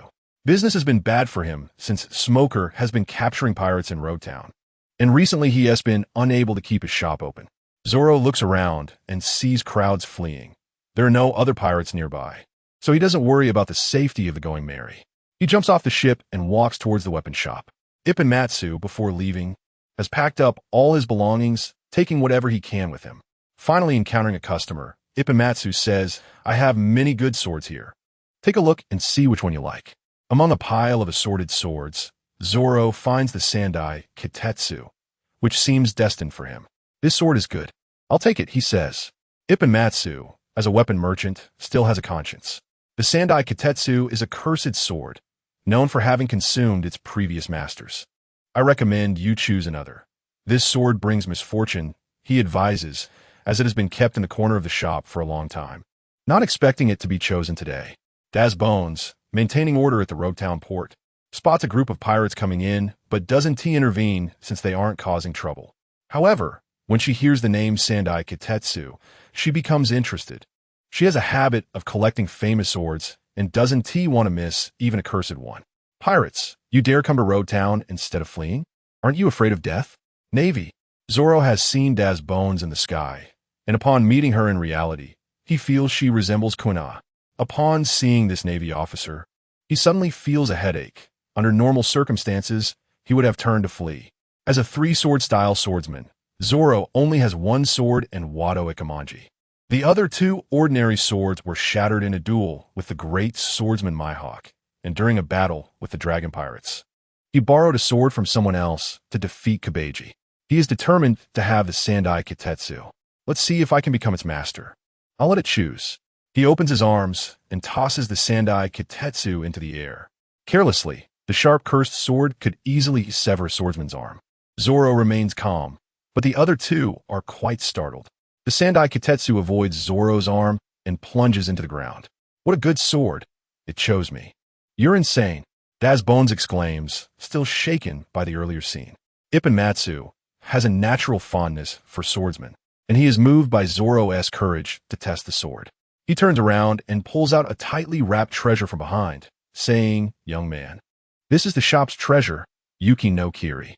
If it stays here, it will just gather dust. Take it with you to explore the Grand Line. Juki no Kiri, one of the 50 finest swords." Zoro is astonished to see it in the shop owner's hands. Daz Bones really wants it too. Should she capture this pirate now and claim both swords? Gaining 2 excellent swords makes Zoro very happy, and he internally thanks the weapon shop owner. "I'm Zoro, the second in command of the Straw Hat Pirates. I want to disgrace these 2 fine swords." The Straw Hat Pirates? Wait, the Straw Hat Crew. ISNT that the boy inheriting the will of the Pirate King? To meet a crew member of Luffy here is just as the sky revealed about the future. This group of pirates really came to Road Town. No wonder Daz Bones recognized the pirate flag. The Straw Hat flag has appeared multiple times in the sky. Upon hearing Zoro introduce himself, she draws her sword and commands, "Pirate, drop your weapons and surrender. We cannot let the Straw Hat crew set sail and grow stronger." Seeing the situation turn against him, Ippo Matsu quickly packs up his stall, preparing to flee. "I'm Ippo Matsu. I look forward to your future performances. Be careful of the Navy." Watching the weapon shop owner leave the scene without even wanting money, Zoro keeps his eyes on his benefactor as the upcoming battle is not one he wants to involve him in. Just then, Daz Bones calls over a dozen Navy soldiers to protect the most important Going Merry, and this swordsman must fight. Zoro bites down on Wado Ikamanji, gripping Yuki no Kiri and the Sandai Kitetsu in each hand. He must quickly deal with the Navy. He cannot let their guns harm the ship. 3-sword style, tornado. 3-sword style, 3,000 worlds. By the time the crew returns, a large number of Navy soldiers, including Daz Bones, have fallen before Zoro, but he hasn't harmed them fatally. Nami pulls an unwilling Luffy along, not giving him a chance to explain. "Everyone, hurry aboard. The Navy Admiral is coming. If we don't leave now, we want to have a chance." Usopp and Sanji follow behind, one carrying several barrels of fresh water and the other loaded with a lot of food, both panting heavily as they run. While shopping for clothes in town, Nami finds that clothing stores are having huge sales, practically giving away items. She buys a lot of clothes for everyone, and they have saved quite a bit from their planned budget. From a shopkeeper, she learns that the Navy Admiral is coming to Road Town, and the clown Buggy is also here. A fierce battle is definitely going to occur on this island. When 2 monsters fight, ordinary people will suffer. Those who don't want to die are leaving Road Town. Chapter 12, The Arrival of the Admiral. I want to go see the execution platform. But Nami wouldn't let me and even hit me. Her hits were really hard. As a rubber man, Luffy's mouth swelled up like sausage. He wants to be the Pirate King, but he feels something is missing if he doesn't visit the place where the previous Pirate King was executed. The concept of an admiral doesn't mean much to this young boy, who doesn't understand the seriousness of the situation. Sanji and Zoro, you two secure the anchor. Usopp, you take the helm. We need to get out of this cursed place as soon as possible. Nami, this little thief cat, has stolen treasures from the Navy, from pirates, and from kings. Accumulating 100 million berries is no easy feat, having seen so much. She is well aware of the destructive power of the admirals. They are practically human disasters. The navigator held the latest sea chart, and to enter the Grand Line, they had to pass through Reverse Mountain. Nami needed to prepare thoroughly for the upcoming challenges. Captain Luffy sat on the ram, his eyes scanning the sea ahead, and gradually, a warship flying the Navy flag came into view. The Navy is out at sea. The Navy is coming. Nami took the binoculars to look in the direction Luffy was pointing. There was more than one Navy warship. At least 5 were heading toward Lowtown Harbor. Oh my God! Not only did the Straw Hat crew see the warships, but others at Lowtown Harbor also noticed. At this moment, They couldn't care less. They just needed to squeeze onto someone else's ship and leave this cursed place, no matter the cost. A few unlucky souls were pushed into the sea by the crowd behind them, and overall, panic erupted. The Navy onshore struggled to maintain order to prevent unnecessary trampling incidents. These reinforcements from the headquarters, led by Admiral Sakazuki, with Vice Admiral Gecko Moria overseeing the operation, were personally there to capture the clown Buggy. Regarding the information from the sky, the absolute justice believer Akainu did not fully trust it. He would only believe it after engaging the enemy and assessing the situation. A lookout soldier reported to the officers below, "A pirate ship has mixed with civilian vessels in the harbor, and the pirate flag belongs to the Straw Hat Pirates. Straw Hat Luffy has a bounty of 30 million berries, and with the future achievements mentioned in the sky, being able to defeat the 7 warlords and CP9. This potential pirate was quite significant, making him a troublesome inheritor of the Pirate King's will." Sakazuki, who believes in absolute justice, knew that Straw Hat Luffy is the grandson of Vice Admiral Garp. This naval hero is not in the East Blue. He couldn't be blamed for that. The threat must be eliminated as soon as possible. Sink the Straw Hat Pirate ship and leave them forever in the East Blue. Admiral Akainu, but Luffy is... Gecko Moria's words were interrupted. "I know he is someone's grandson, but is he a celestial dragon? As long as a ship flies the pirate flag, it's a pirate that deserves to be killed. The Navy doesn't need a reason to kill pirates." Gecko Moria knew Admiral Akainu was extreme and was surprised that he wouldn't show any mercy. He felt he had found the right person, as he also believed in absolute justice. Any pirate killed deserved it. The Navy warships moved toward the Straw Hat crew, and Nami turned pale at the sight. The Admiral Akainu actually came to the East Blue. "It's over, I don't want to die." Is it really the Admiral? The terrifying Akainu. Causing the timid Usopp to freeze in fear, his legs went weak, and he sat down on the spot. It was too late to take down the pirate flag. The Navy warships had completely blocked the sea exit. To leave here, they would have to crash into the fleet of Navy ships, which was akin to seeking death. Suddenly, the sky turned dark, with flashes of lightning and thunder, and the sea breeze whipped up waves. The Navy marveled at how the weather at sea could change so rapidly. Only Admiral Akainu understood what was happening. Just as the sky foretold, Straw Hat Luffy indeed had powerful allies protecting him. This wind user was a former Navy officer. The gunners aimed and prepared to fire, targeting the Straw Hat pirates. Fire! Boom! Boom! Boom! The cannons from all the warships roared to life, and clouds of white smoke erupted as dozens of cannonballs were shot toward the Going Merry, without regard for the civilian ships nearby. Luffy jumped into the air, opened his mouth wide to inhale, and his rubber body quickly expanded, enveloping the entire Going Merry in an instant, turning it into a giant rubber ball. Most of the cannonballs hit Luffy, but he, being a rubber man, was naturally immune to blunt force damage, bouncing the cannonballs back to their origin. Indeed, being a rubber man means you're not afraid of cannonballs, but how about magma? Sakazuki leaped into the air, pouring massive amounts of magma into his hands, performing the meteor volcano. One giant molten fist after another shot toward Luffy and his crew. Each strike could destroy a warship, let alone the small Going Merry, which faced imminent destruction. He couldn't let his dream end here by being so heavy-handed with his juniors. A man cloaked in a deep green coat stood in the air, surrounded by an invisible storm. The storm clashed with the lava fists, changing the direction of the meteor volcano attack, causing large amounts of magma to fall into the sea, creating billowing steam. This mysterious protector finally made his move. The sky was right again. There was indeed a powerful ally helping us set sail, but unfortunately, we didn't know who this person was. Nami raised the binoculars to look at the figure, but the rescuer's face was concealed, making it impossible to see the appearance of the one who saved them. Usopp steered the ship, rushing forward. Did you see how the Navy ships were blown away? This is our chance. The fierce storm tore apart the encirclement of the Navy warships, creating a path through the middle. Additionally, the storm was pushing the Going Merry, doubling the little ship's speed. How terrifying. I almost thought we were going to die just now. Let us go together. Luffy stood on the ram, laughing heartily, still unaware of who had saved him. I want to let them pass easily. Great fire. A massive surge of lava erupted like a volcanic eruption from Admiral Akainu's hands. The dark clouds of lava aimed to completely wipe out the Straw Hat crew. Sakazuki asked, "Did I offend you before?" "Storm Eye."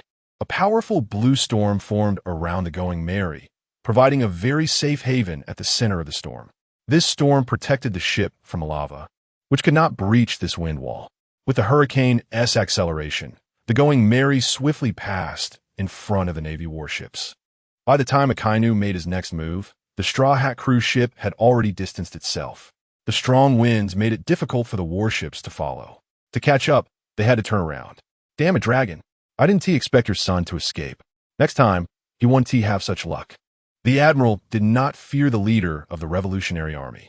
Akainu chose not to pursue further to conserve energy. If he wasted time on Dragon, the clown Buggy might escape, and he posed a greater threat than Luffy at the moment. After the Straw Hat crew ship sailed far away, the waters near Lowtown returned to their original calmness, allowing the Navy on the warships to breathe a sigh of relief. If the earlier storm had been any stronger, perhaps most of the warships would have been capsized. Chapter 13. Prison Break. Roadtown Navy Branch Prison. The clown pirate crew had been locked up for a day, and there were also some low-profile criminals without bounties in this prison. In short, they were all as weak as chickens and did not qualify for imprisonment and impelled down. Machi comforted his frightened battle partner, Ricky, who was hiding in a corner, trembling in fear after being scared by the Navy smoker.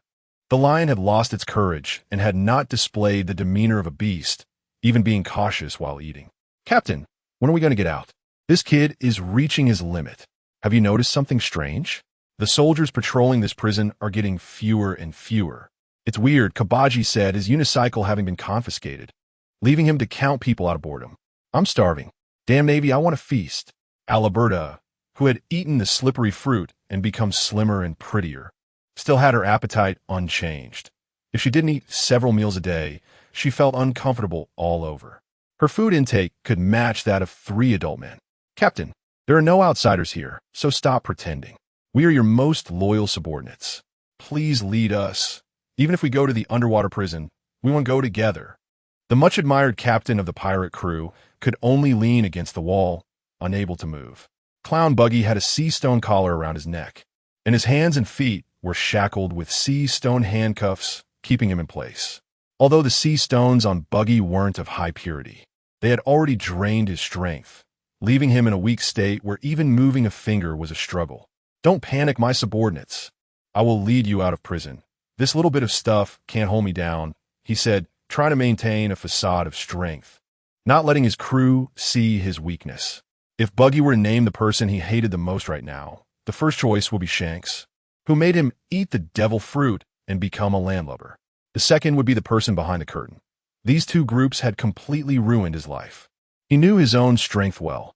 He couldn't even use hockey and could only bully small pirates in the East Blue.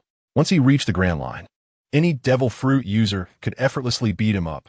Originally, he wanted to lay low and search for treasure, but with the curtain blowing things up, that became a luxury. Buggy was also looking for an opportunity. He didn't want to be sent to Impel Down, which was hell for pirates. Except for the great pirate Shiki, who had cut off his own legs to escape. No other pirate had ever succeeded in escaping from there. There really are no Navy soldiers in the prison. "Our chance has come." Clown Buggy barely raised his right hand and fumbled through his hair, finally pulling out a piece of wire, which he threw to Machi, who was the best at picking locks. "You're really something, Captain. You managed to sneak something in." Machi caught the wire and began to try to pry open the prison door in front of him, perhaps due to the prison being somewhat dilapidated. Machi opened the prison door in less than 5 minutes. "Haha, that was too easy. I'm really impressed with myself." When the other prisoners saw someone successfully pick a lock, they started clamoring, "Hey bro, help me out. Let me join your pirate crew. I used to be a navigator. Save me and let me board your ship, please. Don't leave me behind. I used to be a helmsman." Machi initially ignored this group of people and focused on rescuing his clown pirate crew members. The handcuffs of the ordinary members were not made of sea stone and could be removed with a bit of time. But when it came to the captain and Alberta, his lock-picking skills weren't useful. "Captain, I can't unlock these sea stone handcuffs. We need to find the keys from the Navy." "I can't help you. Machi concluded after working next to Clown Buggy for a long time. Just as I thought. You don't need to worry about me. Machi, go help others open locks. All the criminals in this prison can become my subordinates. Our clown pirate crew needs to grow stronger. The more subordinates I have, the better. Buggy doesn't care about their levels. As long as they're alive, they can help boost his reputation. Receiving the captain's new order, Machi went to open doors for the other prisoners. They were preparing to stage a major riot in the prison, letting the East Blue Navy know about Clown Buggy's might. There were no suitable weapons in the prison. They could only take mop handles to bolster their courage. If they had to face the Navy's firearms, they would need these newcomers to charge forward and take the bullets so that the Clown Buggy pirate crew could survive. Beast Tamer Machi was very efficient. After about an hour, he had pried open all non-sea stone handcuffs and prison doors. If he had eaten the lock fruit, there wouldn't be a lock he couldn't open in the world. The prison door opened from the outside, and only by prying open this big door could they leave the prison. At that moment, Machi was crouched by the lookout window, observing the situation outside the Navy branch. Not only were there no Navy soldiers standing guard outside the prison, but there wasn't even a single warship in sight. Captain, it seems the Navy has run away. He declared an absurd conclusion, but the reality was right in front of them. The Navy had actively abandoned their branch base. This was unheard of. The clown pirate crew had been at sea for so many years, and this strange phenomenon was a first. They must be afraid of Captain Buggy, these cowardly Navy men. In the end, the credit for this goes to Buggy. In the curtain, Captain Buggy is so powerful that the East Blue Navy could never be his match. The future Navy Admiral Smoker is currently just a colonel, also running away with his tail between his legs. In short, in their hearts, Clown Buggy is the strongest pirate. Soon, things took a turn. Several Navy warships entered the port. Are they back? Upon hearing that the Navy was returning, everyone became chaotic, looking towards Clown Buggy, hoping the strong man would give some advice. Their ability to escape now depended on this great man. Buggy, who couldn't muster any strength, struggled to maintain his usual speaking tone, already exhausting himself. The sea stone restricted devil fruit users too much. The former was the natural enemy of the latter, and he, as a weakling, had no ability to resist. Don't panic, guys. The Navy doesn't know we've escaped. When they come in, we can give them a surprise and catch them off guard. If necessary, I will take action. In reality, he didn't have the ability to take action. Clown Buggy could only talk big. If these people desperately snatched the handcuff keys, he could regain his devil fruit powers and have some fighting strength against low-level Navy soldiers. But the Navy coming this time were not small characters. They were elite soldiers from the Navy headquarters, led personally by Admiral Akainu. This Navy, who believed in absolute justice, would give these scum a little shock. Chapter 14 concerns of all parties for safety reasons. All non-threatening Navy forces were withdrawn. However, as the strongest member of the Rogtown Navy branch, Smoker allowed his subordinate to Shiji to leave, still not believing that the Clown Buggy was all that powerful. You are Smoker. Are you interested in being my deputy? In response to Admiral Sakazuki's invitation, the two, both natural-type devil fruit users, found common ground in their understanding of justice, leading to more shared topics. The absolute justice that Akainu adhered to held his own agenda. Mentoring a future admiral was more of an investment to strengthen the influence of hawkish forces within the Navy and balance the impacts brought by the other two admirals. Thank you for your invitation, but I have my own path to follow. Once I handle the Clown Buggy here, I will go after Straw Hat Luffy and must not allow him to grow. Smoker was used to doing things his own way. Otherwise, he wouldn't have been exiled to this small place in the East Blue, nor did he want an extra father figure looming over him. I respect your opinion. Sakazuki said no more, as everyone had their own aspirations, and he couldn't force it. However, Smoker was more curious about how Fleet Admiral Sengoku would arrange for the Clown Buggy and whether Akainu planned to imprison Buggy's pirate crew and impel down. No need for that. This is his burial ground. Sakazuki was unclear why Buggy wanted to go to Impelled Down to find Barrett. Killing him in Rogtown would solve the problem once and for all. No matter what kind of conspiracy it was, it would be crushed under absolute power. After the main Navy landed in Rogtown, such matters could not be hidden. The outside world received news. Morgans, the president of the World Economic News, received a call from a reporter stationed in Rogtown, reporting the latest situation there.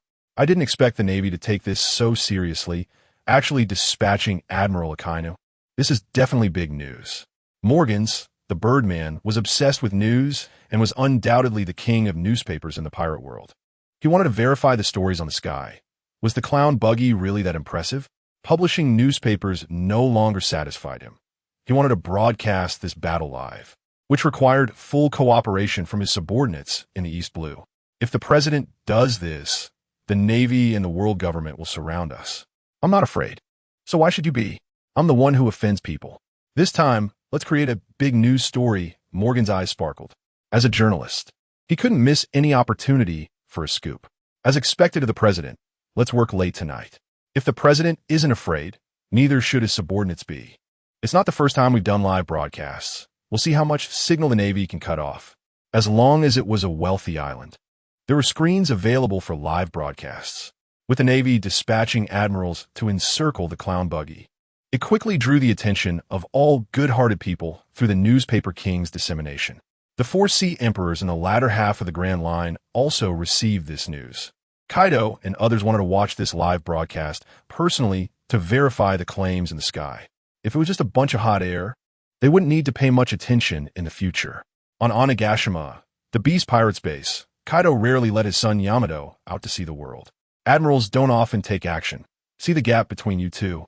All my years of hard work and training, you were for your own good. I'll defeat you and escape eventually.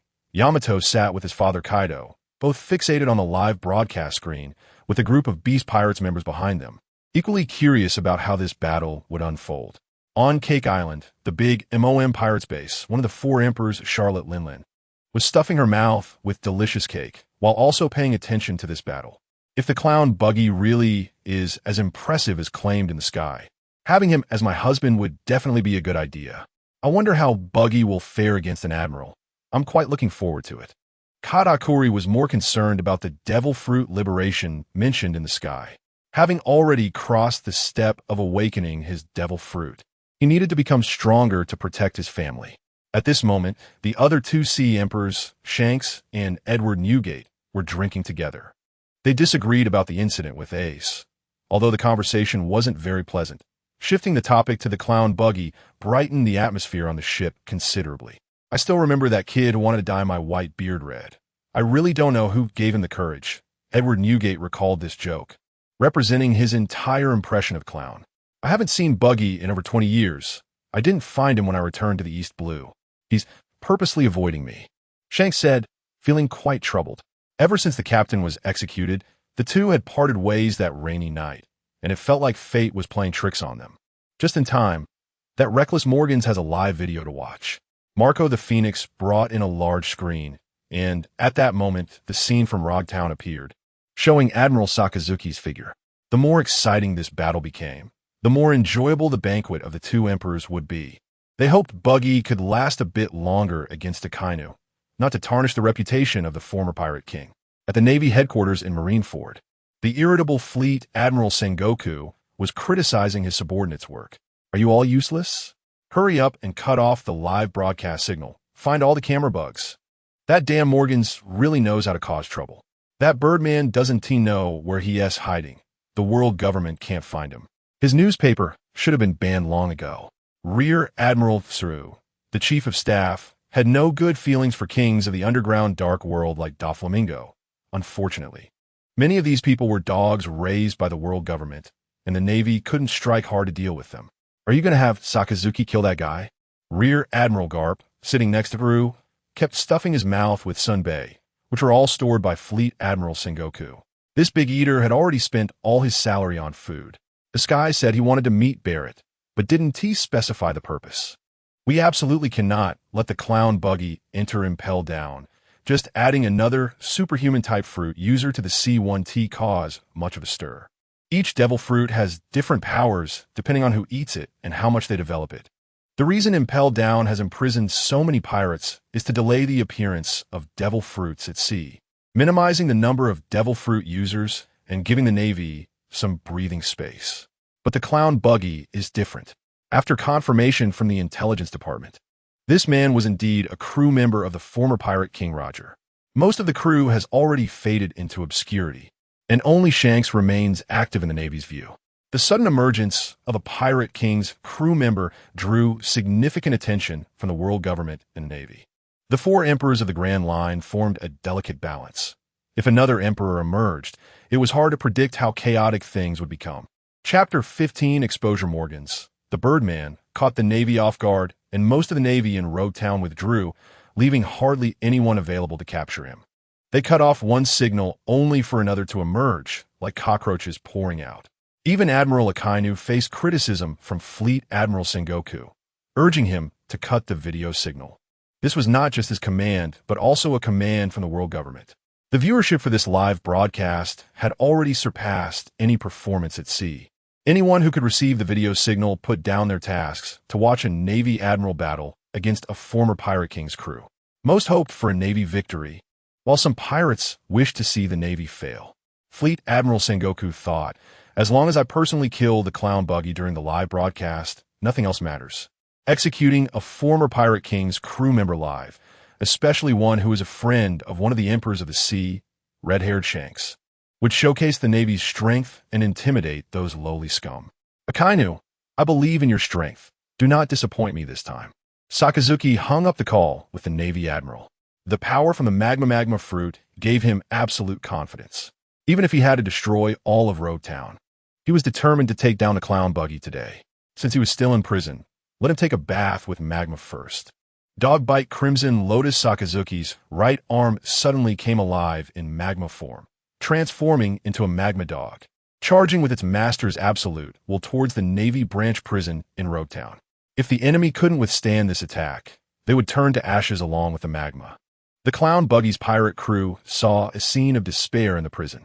The terrifying heat of magma quickly slanted against the prison walls. Yet those hard stones outside held for only a few seconds against the magma. Magma flowed in, and oh my god, I don't want to die yet. My legs are gone. The magma surged into the prison, making the pirates at the front feel the Navy Admiral's warmth first. Even the lowest level pirates had no chance against the magma that even Zoan-type devil fruit users feared. People were packed into the deepest part of the prison, but what made them more desperate was that the magma seemed endless, continuously seeping from the ceiling. The members of the clown pirate crew crowded beside Buggy, each one in tears. Captain Buggy, please do something. If you don't act now, we will all die. Alberta was handcuffed with sea prism stone, her body weak and unable to move. She was beginning to doubt her life here. If she hadn't allied with Buggy back then, would she still be facing this outcome today? At this point, the clown Buggy was struggling to maintain his composure. He never expected that the dream of finding the great treasure would end here today. He hadn't even taken revenge on Shanks yet. How unlucky am I? Heaven, what grudge do you have against me to play this way? Amidst the cries and despair, the scorching magma completely submerged everything. This was the scene all the Navy was witnessing. Indeed, once the Admiral made a move, the outcome was clear. This terrifying power was like a natural disaster. Smoker lit a cigar and took a deep puff. Indeed, garbage is garbage. Pirates deserve to die. As for the Admiral destroying the Navy branch prison, they could build a world government later. It would all come from the Navy's budget. Before leaving, they could even build a new prison in Road Town, a perfect win-win situation. Sakazuki stopped the flow of magma. This stern admiral would not celebrate halfway through. He activated his observation hockey to search for any potential survivors, even inspecting the underground of the branch. Suddenly, Akainu's expression grew serious as he loudly commanded, "All Navy, defend and brace for impact." From the prison that had just been submerged in magma came a sound of cutting.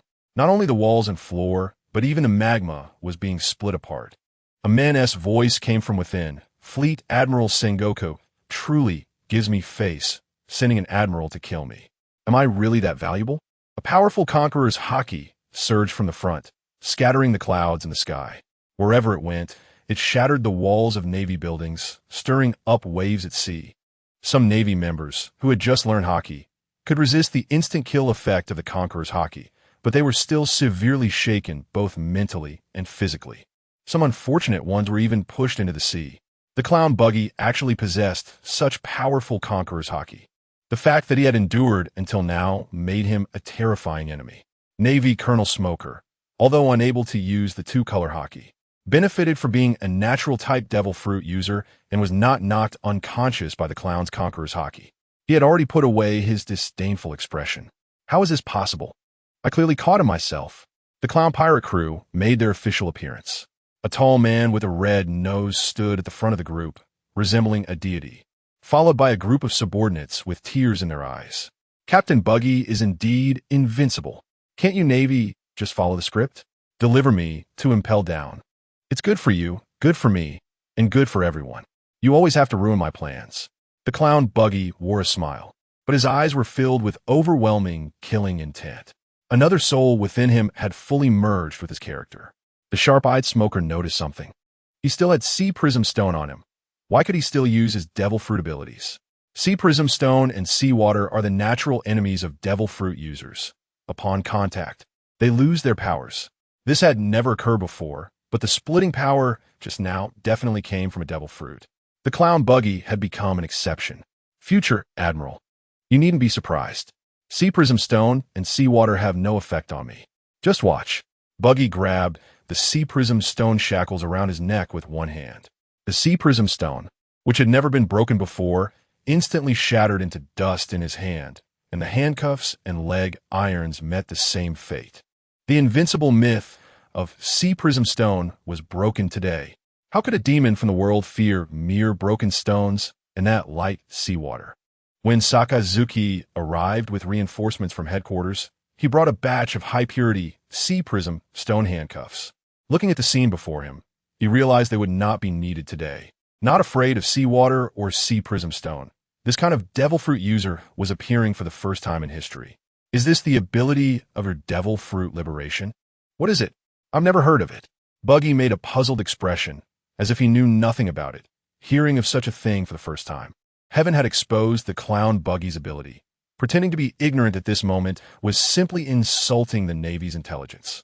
Devil Fruit Liberation offered all Devil Fruit users not only a broad avenue, but also infinite potential in the future. Since you don't want to say, I'll help you remember. Sakazuki infused magma into both hands, meteor volcano. Dozens of magma fists descended from the sky. This terrifying scene of natural disaster shocked every viewer watching the live broadcast. Chapter 16, Fierce Battle, the powerful conqueror's hockey that erupted surprised many knowledgeable individuals in the pirate world. Although it is said that in the latter half of the New World, pirates with conqueror's hockey are as common as fish in a river. This statement is actually an exaggeration. Those who possess top-tier conqueror's hockey can be counted on two hands, with Edward Newgate, also known as Whitebeard, and Shanks being two of them. I never expected this little brat to reach this level. The conqueror's hockey emitted by Buggy just now is no less impressive than yours. Shanks, Whitebeard never thought he would one day misjudge someone. Anyone who has associated with Roger should not be underestimated. His performance surprised me as well. A devil fruit user who is unafraid of seawater and Sea Prism Stone. If I hadn't seen it with my own eyes, I would never have believed it. Shanks felt a bit unfamiliar with this red-nosed Buggy in the live broadcast. Despite knowing him for so many years, he'd never seen this wild side of him. Most members of the Roger Pirates did not consume devil fruits, as top-tier warriors do not want to have a weakness. Shanks also inherited and upheld this belief, with very few devil fruit users on his ship. But now someone tells you that eating a devil fruit has no side effects. Even a strong man like Shanks feels tempted to find a suitable devil fruit to enhance his strength. 1 + 1 equals more than 2. Next time, if I have the chance, I'll invite him on board for a drink. I wonder if this little brat would be willing to be my son, haha. Hearing Whitebeard's words, Shanks couldn't help but roll his eyes. This old man really dares to think. Not everyone is like Roger's son, lacking paternal love. He must be drunk. The battle between Buggy the Clown and Admiral Akainu was still ongoing. Lord Buggy, you've grown so tall. Your whole demeanor has changed. You're really amazing. Even magma can't harm you. Alberta was feeling a bit proud. Just moments ago, Buggy helped her crush the Sea Prism Stone handcuffs that were holding her hands. Captain Buggy, if you had come out a bit later, the magma would have burned my skin. At that moment, Buggy's height had reached 2 meters. His original clothes were too small and had been torn apart, but this did not affect his image. Instead, it revealed his muscular physique. and even the smile on his face changed, becoming closer to his future image in the sky. The main problem is that you all are too useless. If I don't come out to help, everyone will die in that prison. As a magma fist descended from the sky, Buggy raised his right hand, activating the powers of his devil fruit, splitting net. An invisible, intangible net enveloped the heads of the Buggy pirates. When the magma fist, created by a meteor volcano, fell, the magma, exceeding 1,000 degrees, was split apart, disintegrating on a microscopic level into harmless smoke that dissipated into the air. Sakazuki witnessed everything and commanded the Navy warships to proceed as planned. Gunners, prepare. Fire at will.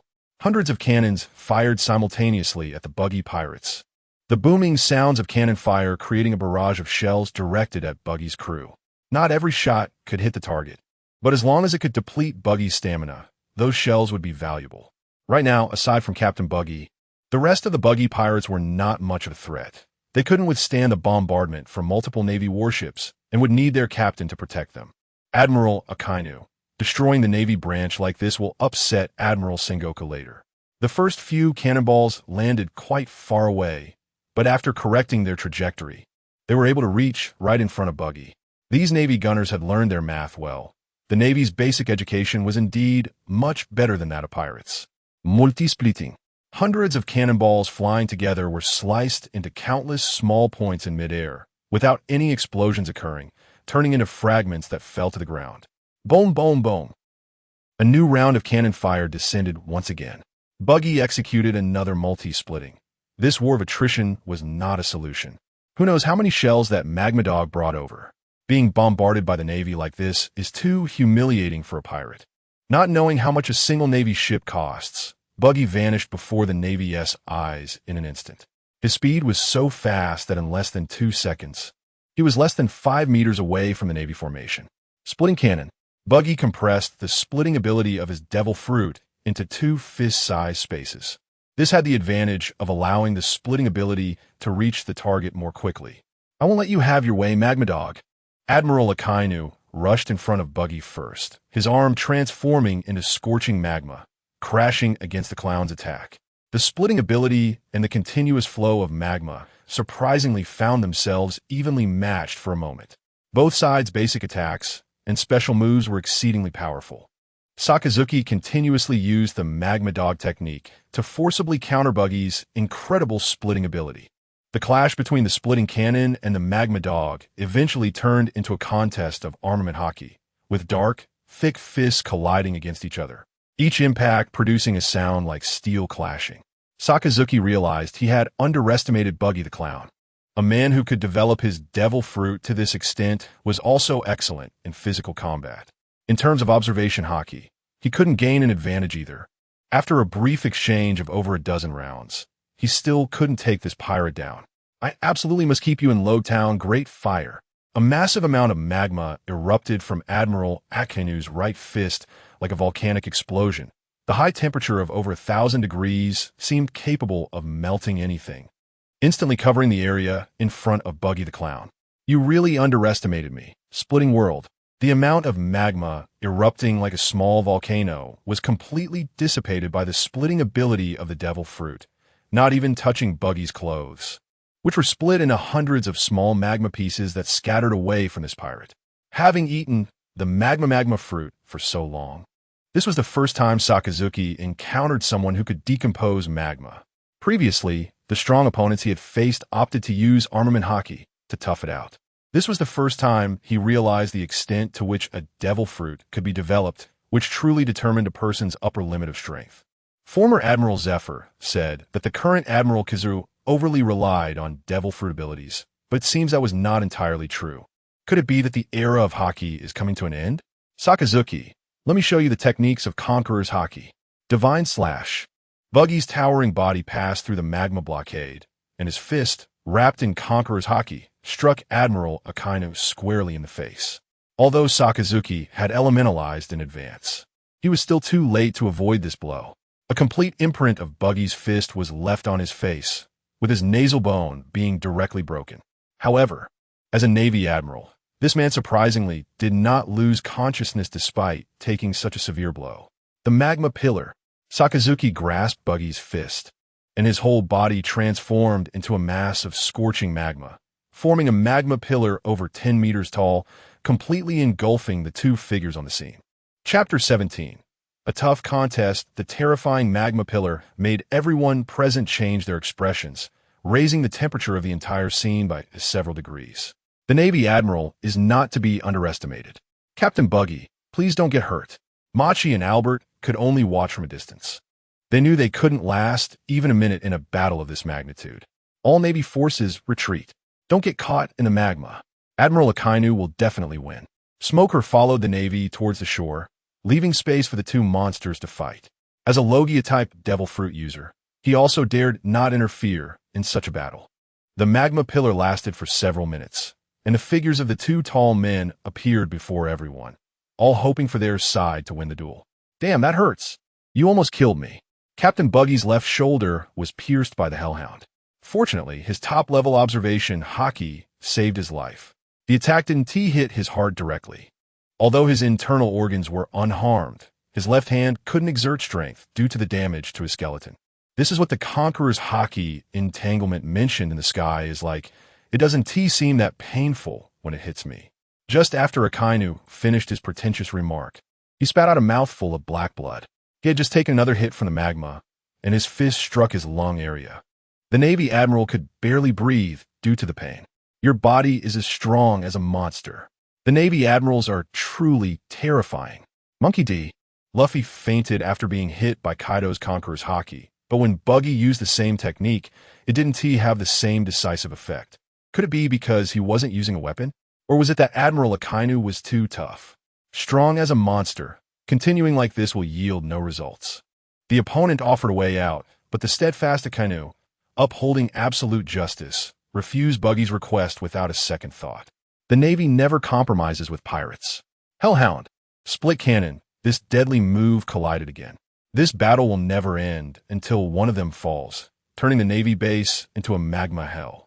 The Roachtown Navy branch was completely reduced to ruins within minutes, with every move from both sides causing widespread destruction. Buildings were damaged, the ground collapsed into the sea, and there was no place left unscathed.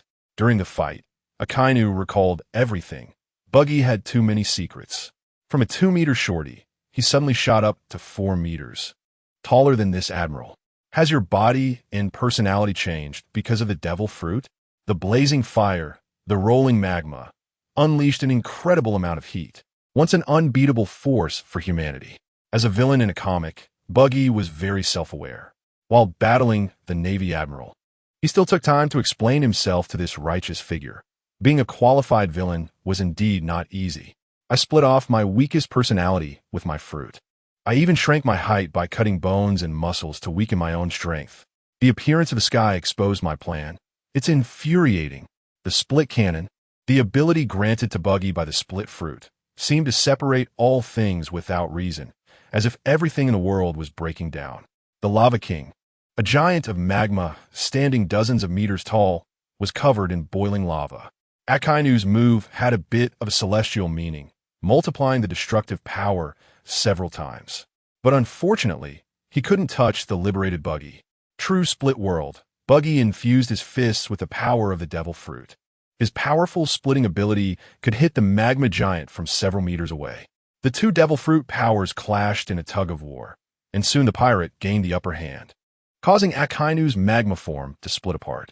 Your Logia-type devil fruit may have the strongest offensive power, but you're too obsessed with Haki.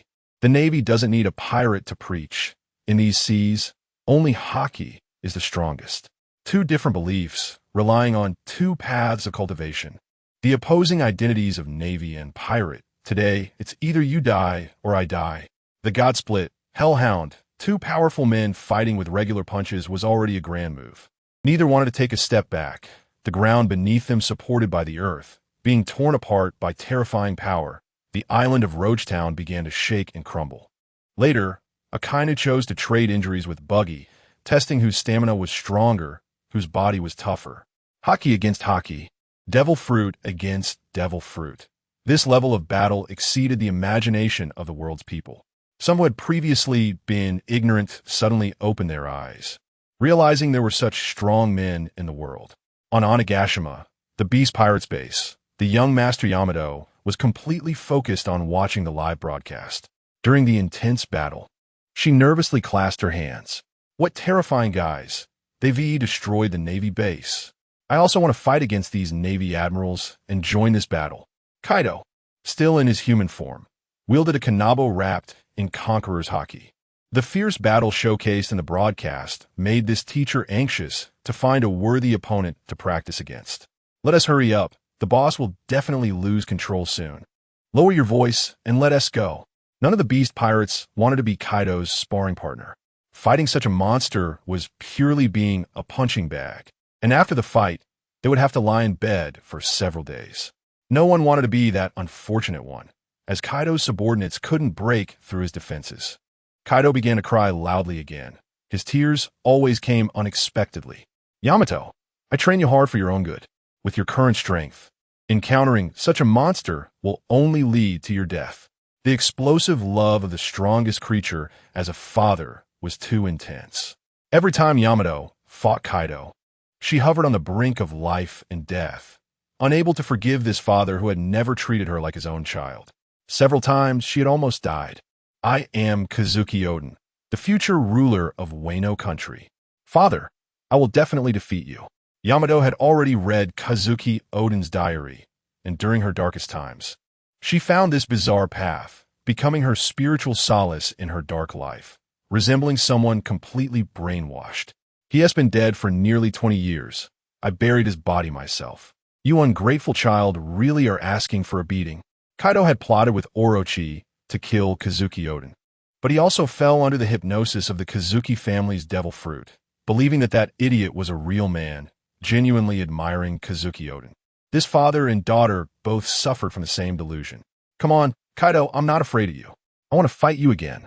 What a pathetic son. Let me, as your father, teach you a good lesson. The father-son showdown on Onigashima began again, both wielding Zoan-type devil fruits, and the fight was truly fierce, but unfortunately, Yamato had never defeated Kaido. Chapter 18. Defeat at the Marine Headquarters in Marineford. Admirals above the rank of Vice Admiral, along with Fleet Admiral Sengoku and Naval Heroes, were anxiously seated in the military intelligence room, watching the exclusive live broadcast by Morgans as Admiral Sakazuki fought to the death against the clown Buggy. Why hasn't the signal from the transponder snail been cut off yet? The whole world is watching the Navy's embarrassment. The Navy is the most powerful violent organization on this planet, but when it comes to intelligence, they must rely on the world government. They have a large number of cannon fodder soldiers, but special talents are extremely rare. For instance, right now, the live broadcast signal from Morgans has the Navy at a loss. Even in such a dangerous battle, the signal remains uninterrupted, and the battle footage is clearly transmitted across the globe. The Navy headquarters can't even achieve this. The Navy's own camera snails cannot capture footage as clear as that of the newspaper king. It's better to just watch the live broadcast of this century battle. It's embarrassing to even mention it. I never expected that Akainu would struggle so much. In this serious setting, Vice Admiral Garp, as a naval hero, had no mind to joke with Fleet Admiral Sengoku. Their admiral was locked in a fierce battle with a pirate, and he didn't even feel like eating senbei today. He lacked the appetite. Borsellino's speed is the fastest in the Navy. I've already sent him to reinforce Sakazuki. I never thought that a pirate from the East Blue would require the deployment of 2 admirals from headquarters. Since the battle at God Valley, the Navy has been crushing pirates worldwide, except for the second half of the Grand Line. Is this situation going to end in Sengoku's hands? The East Blue is known as the weakest sea among the 4 seas, with the greatest credit going to Vice Admiral Garp. Every year, when he returns to his hometown of Fusha Village for vacation, he easily sweeps through the pirates of the East Blue. Afterward, Smoker Station in Lowtown makes it even more difficult for pirates from the East Blue to enter the Grand Line. Yet, ironically, it is precisely from the East Blue that such a formidable pirate like Buggy emerges. Buggy not only slapped Smoker in the face, but also slapped the face of the naval hero. The efforts of the old and young over more than 20 years were all returned in one live broadcast, resulting in nothing. Sengoku, let me return to the East Blue. I need to completely end this matter. The naval hero must return to the East Blue to deal with the troublesome Buggy and also to bring back his grandson Luffy, who is still wandering around the Grand Line. Before the appearance of the Red Curtain, he might not have faced issues, but now the situation is chaotic, and many things are out of control. Garp can sense that the chaotic times are approaching, and some unreasonable matters have completely slipped out of the Navy's control. If Luffy is not kept close, he might not be able to protect his grandson. Although he has seen many cases of white-haired people sending black-haired people off, he does not want it to happen to him. Vice Admiral Garp, the Marine headquarters needs you to hold the fort. New intelligence has arrived from the surveillance ship. Red-haired Shanks is meeting with Whitebeard. The alliance of the two emperors must be guarded against. Sengoku cannot allow his old friend to act recklessly this time. They not only have to protect the Marine headquarters, but also safeguard the nearby world government and Enies lobby. The burden on their shoulders is quite heavy. This is bad. Admiral Akainu is in danger. This can't be true. Sakazuki will not be defeated. Amidst the discussions among the admirals, everyone's attention once again focused on the live broadcast. At the Lowtown Marine branch, the entire scene was covered in lava. If it were anyone else, there would be no place to stand, but this little matter could not trouble the clown Buggy. The ability of the split fruit surrounded him, and the lava beneath his feet was completely decomposed, not injuring him in the slightest. Maintaining the fruit's ability does consume some physical strength, though. In contrast, Sakazuki swam through the sea of lava like a fish in water, continuously engaging in close combat with Buggy, always searching for a flaw in his fruit abilities. The Admiral's abundant stamina could support him for several days and nights more. The elite Navy from headquarters had retreated to their warships, while the surviving members of Buggy's pirate crew sought refuge in Lowtown. Both sides knew they could not help their captain and could only watch from afar as the battle unfolded. Otherwise, you call yourself the strongest creature? You've taken several of my punches and still have the strength to stand up? The Conqueror's haki wrapped around him, and Akainu could only take it head-on. However, every wave of powerful attacks he endured caused severe internal damage, yet he could still fight on, truly a terrifying monster. Your decomposition ability still has limitations. There are pauses when releasing powerful moves, and this gap is getting longer. Your stamina is also about to give out. Once you can no longer use that power, it will be your end. Sakazuki's combat talent is truly enviable. He has figured out the weaknesses of the split devil fruit. Buggy's decomposition ability seems invincible, but every time he uses it, it consumes a large amount of stamina, which is the most fatal weakness for a pirate. I didn't expect you to see through it. You truly are a Navy Admiral. I can only get serious now. The power of the split devil fruit flowed within Buggy's body. He wanted Sakazuki to witness the true power of the devil fruit's liberation. Let us see how many moves you can still use. Great Fire. A simple and brutal method, like a volcanic eruption, unleashed a massive amount of lava. Sakazuki thought of using this method to exhaust his opponent's stamina. Devil Fruit Liberation. True. Split. This sudden, terrifying move instantly split the lava created by the Great Fire. Sakazuki wrapped his entire body in advanced Busashoka haki, trying to use his previous experience to withstand this decomposing force. This is bad. This can't be true. Originally, Akainu's entire body was pitch black and shiny, but his advanced Busashoku haki completely failed against that decomposing ability this time. Even a person's haki could be split apart. Losing the defensive Busashoku haki, Sakazuki actively elementalized his body to resist the terrifying decomposing power, and what awaited him next was a black, thick fist. God split. The clown Buggy, with his height advantage, slammed his right fist into Akainu's head, wrapped in top-tier Conqueror's haki, along with advanced Busashoka haki. Moreover, his opponent had temporarily lost his haki ability. This punch sent the Admiral straight into the ground. This astonishing punch pierced through the Marine branch, sending the Admiral who had eaten a Logia-type devil fruit into the sea, leaving Sakazuki to conserve his stamina to play with the seawater. If it were the Marine headquarters in Marineford, he could have dug a tunnel through the lava to come back, but this Marine branch had a thinner floor, and Admiral Akainu lost that opportunity for a sit-up. It seems I've won. Ha ha ha. The final victor of this great battle, the clown Buggy, stood in place. and his boisterous laughter during the live broadcast spread across the world through the newspaper king's camera snail. The naval admiral actually lost to a pirate. This is a shocking event for the world. Chapter 19. Brutal Sakazuki, the strongest admiral of the Navy, truly lived up to his reputation. The attack power of the magma fruit was terrifying, leaving horrific burns on his enemies. Yet he still couldn't stop the overpowered clown Buggy. After that impressive admiral was knocked into the sea, he never had a chance to resurface again. The victors of this astonishing battle were the pirates. Hey, almost got taken out by an admiral. Sakazuki, go feed the sea kings. Continuously using the split fruit, Buggy's stamina was severely depleted. His body, over 4 meters tall, trembled as he stood in place. If it weren't for his incredible willpower, he would have already collapsed. In the distance, the Buggy pirates, watching the battle through binoculars, erupted in intense cheers, not expecting Captain Buggy to truly achieve victory. Captain Buggy is invincible. Even an admiral is no match for Lord Buggy. We're the strongest pirate crew. Alberta was even more excited, trembling all over. She had never seen such a powerful man. The men she had previously enslaved were all weaklings, like the cowardly King Cobra. The fruit's abilities are truly powerful. As a devil fruit user, I want to learn too. Lord Buggy is too strong. While the pirates rejoiced, the Navy aboard the warships were despondent. The sky had fallen in their hearts.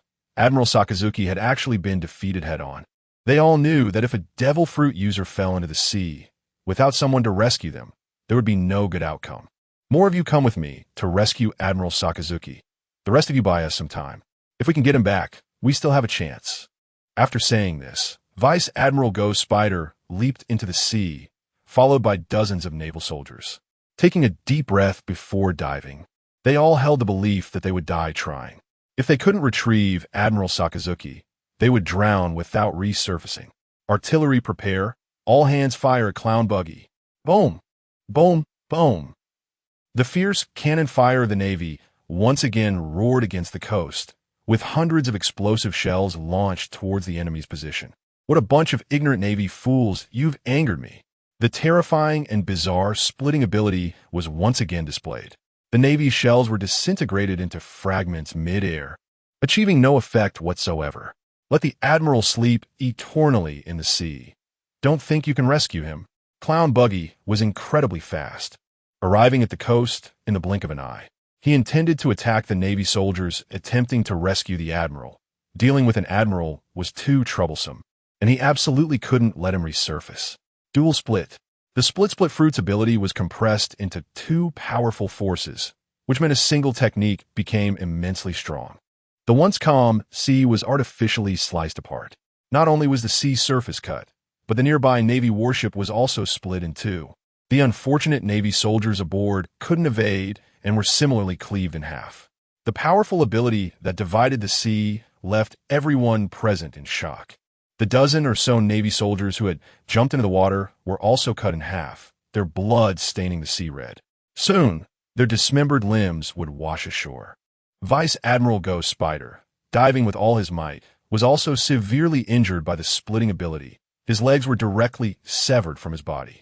This tough man endured the pain, using life force to temporarily seal the wounds of his severed limbs. Otherwise, he would bleed to death. Clown Buggy's top-tier observation, Hockey quickly spotted Ghost Spider, who was a fish that had slipped through the net. Even without his legs, he continued to dive. How stubborn. Was he not afraid of death? Seeing this powerful pirate raising his hand to continue using his devil fruit ability, Smoker, one of the two natural-type devil fruit users present, couldn't just stand by and watch his comrades get slaughtered by pirates. He couldn't act like Cobra, who ran away. You won't get away with this, Clown Buggy. Your opponent is me. Smoker transformed his entire body into smoke, floating beside Buggy to trap this fearsome enemy. The white smoke obscured Buggy's vision, buying as much time as possible for the Navy. A natural-type devil fruit user who can't use hockey dares to appear before me? Aren't you underestimating me? With a hockey-wrapped fist, Smoker used his observation hockey to scan the white smoke surrounding him, locating Buggy's real body. Found you. A massive, dark fist struck Smoker squarely in the chest. In a version of natural-type hockey that had been forcefully weakened, this heavy punch sent the Navy Colonel flying. Just as he was about to fall into the sea, white smoke launcher, transforming back into smoke. He sprayed it into the air, almost touching the water and losing combat ability. However, Buggy's earlier punch had injured him severely, causing him to spit blood and even dent his chest. And that was without hockey being wrapped around it. Nice job, Colonel Smoker. I wonder if you can take my next punch. The Navy on the ship wouldn't just sit idly by while Smoker fought alone. The elite troops, all skilled in both types of hockey, had trained in the Navy's 6 styles and showed no willingness to back down in the face of a strong enemy. One by one, they used the moonwalk technique from the Navy's 6 styles to step into the air. Some Navy soldiers skilled in gale foot unleashed slashes from the sky, while more elite soldiers opted for close combat with Clown Buggy. As long as they could buy time with their lives, their blood wouldn't be spilled in vain. Everything was gambled on Vice Admiral Ghost Spider. Brothers, go for it. If we hold him down, we win. The Navy had never feared pirates. Clown Buggy. Don't underestimate the Navy. Seeing the elite soldiers rushing ashore, Clown Buggy's smile grew even more derisive. He then let you accompany Admiral Sakazuki. Enjoy your journey to the underworld. Splitting net. An invisible large net spread out in front, quickly opening towards the elite Navy troops. They could only use hockey to block. But some Navy soldiers who couldn't use advanced hockey weren't able to cover their entire bodies and were instantly split into dozens of pieces, leaving only one black hand gripping a knife intact. In a single attack, 50 to 60 Navy soldiers were sent away. As their bodies lay in pieces, their eyes still held a strong fighting spirit. They were unwilling to fall on this land, but no matter how strong their will, they couldn't change the outcome. A living person turned into a pile of flesh on the shore. The Navy soldiers who survived with advanced hockey didn't have time to mourn for their comrades. Their swords turned black and they slashed towards the pirates, while distant elite Navy snipers wrapped their bullets in hockey, all fighting for justice with their lives. Splitting cannon. Several approaching Navy soldiers used hockey to withstand the disintegration ability, but how could their hockey compare to Admiral Sakazuki's? If their hockey supply faltered for even a moment, they would be defeated within 2 minutes. Their bodies exploded like they had been hit by cannon fire. The elite Navy soldiers turning into a mist of blood under the attack of the splitting cannon. There was no miracle. These people fell heroically before Clown Buggy, their hot blood splattering all over the pirates. The coast of the Rotown Navy branch had become a slaughterhouse for the elite Navy. Chapter 20. The female swordsman watching his fellow Navy comrades being brutally harmed one after another on the coast. Smoker's eyes were filled with blood. He hated himself for being so weak, for not training his hockey, for not developing his devil fruit abilities better, which left him powerless today. Stop it, Buggy. A sharp roar from a man erupted, different from before, as Conqueror's hockey burst forth from his body, causing the air to stir and making everyone present feel it. Originally, Buggy the Clown was playing house with the elite Navy, enjoying the one-sided slaughter of the weak, and he didn't quickly kill all the Navy before him. You've even awakened Conqueror's hockey, Smoker. It seems the heavens were right. You really have a chance to become a Marine Admiral in the future. I'll take you out here to prevent future troubles at sea. 1 Yuan split. The splitting ability was compressed to a point and shot out at high speed. Even if Smoker's body could elementalize, he knew his hockey wouldn't withstand such an attack. The future Marine Admiral was not yet an admiral. Smoker felt himself locked on by the splitting ability and realized he couldn't escape. Naturally, the Smoke Fruit's full power was unleashed. Colonel Smoker, get out of the way. This battle had already cost one Marine Admiral, and losing another future Admiral was unacceptable to the Navy present. The morale of those still fighting began to sink into despair. Buggy's deadly splitting ability continuously shattered Smoker's elemental body. Smoker was still struggling desperately. He didn't believe he would die here. Without hockey, he chose to endure with his devil fruit abilities. Wind King's Hammer, a strong sword aura wrapped in a fierce wind, instantly tore through Buggy's attack. On the battlefield between the Marines and pirates, another figure appeared. A snow-skinned, golden-haired girl, holding an invisible weapon with her hands, her emerald green eyes revealing strong battle intent. If she weren't wearing silver armor, she would look more like a noble girl. Thank you for saving me. Smoker expressed his gratitude to the female swordsman. He had already fallen into a disadvantage in the devil fruit competition. If it weren't for this girl's appearance to save him, he might have been split apart on the spot. In this broken place of the East Sea, you can actually give birth to such a powerful female swordsman. Are you here to trouble me today? Buggy surprisingly took a defensive stance. This girl, who was less than 6 meters tall, made him so cautious. Helping the Marines meant she was not a pirate. If this strong ally joined, perhaps the battle could turn around. My name is Artoria Pendragon, and today I am here to take your life. The golden-haired girl charged towards Buggy on the coast with her invisible weapon, as if the two had a deep-seated grudge and were in a hurry to kill each other. 1 yuan decomposition. Amidst the Marines' exclamations, the golden-haired girl, claiming to be Artoria, could actually withstand Buggy's decomposition ability without any hockey wrapping her body. How is this possible? You can actually block my ability without hockey? Buggy momentarily showed a flaw in his surprise, while Artoria's invisible weapon left him puzzled. Wind King's Barrier. The sword blade of the opponent could actually be wrapped in a fierce wind, slicing through Buggy's main body and leaving a long scar on his chest. Originally, the passive ability of the split fruit was immunity to swordsman strikes, but today, it surprisingly didn't take effect in front of this girl. This was the first time this had happened. The invisible sword-like weapon made it impossible for Buggy to determine the attack distance, even with his entire body wrapped in hockey. This golden-haired girl still left a sword mark on him. The opponent must have a good sword. Otherwise, it wouldn't be possible to break through his defenses. Buggy retreated, wanting to create distance from this female swordsman. The opponent was immune to the devil fruit ability, and close combat was undoubtedly not a match for a great swordsman.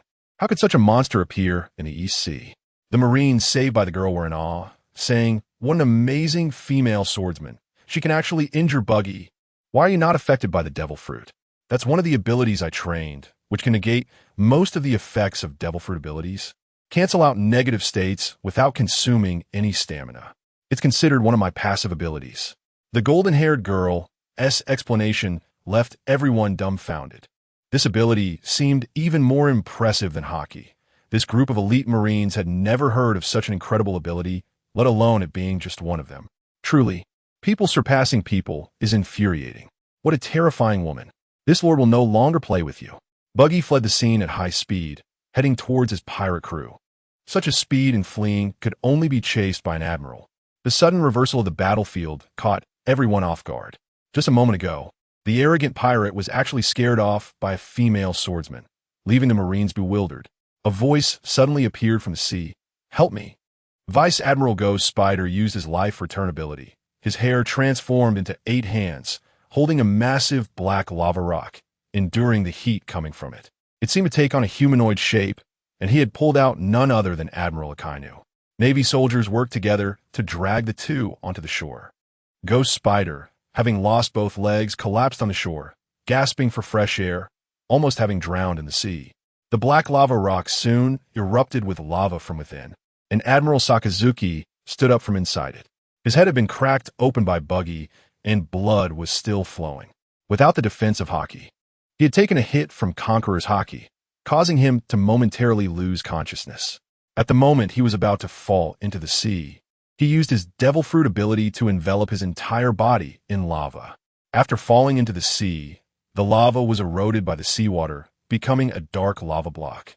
It was practically a coffin tailor-made for him, although he didn't lose stamina in the sea.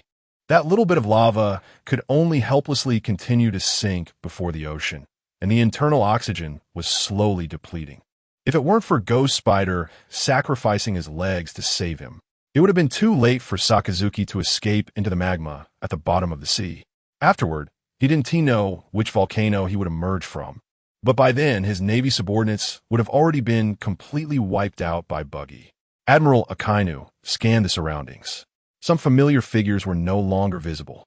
He realized the Navy had suffered heavy casualties, and Buggy was nowhere to be found, not knowing where he had run off to, and there was an additional mysterious golden-haired girl. Who is she? To avoid misunderstandings, Smoker took the initiative to explain. He didn't want his savior to be unjustly suspected. Since she had the strength to repel Buggy, the Navy couldn't establish her as a strong enemy. Sakazuki nodded at the golden-haired girl, having heard about the battlefield situation after his departure. This was the maximum goodwill he could offer.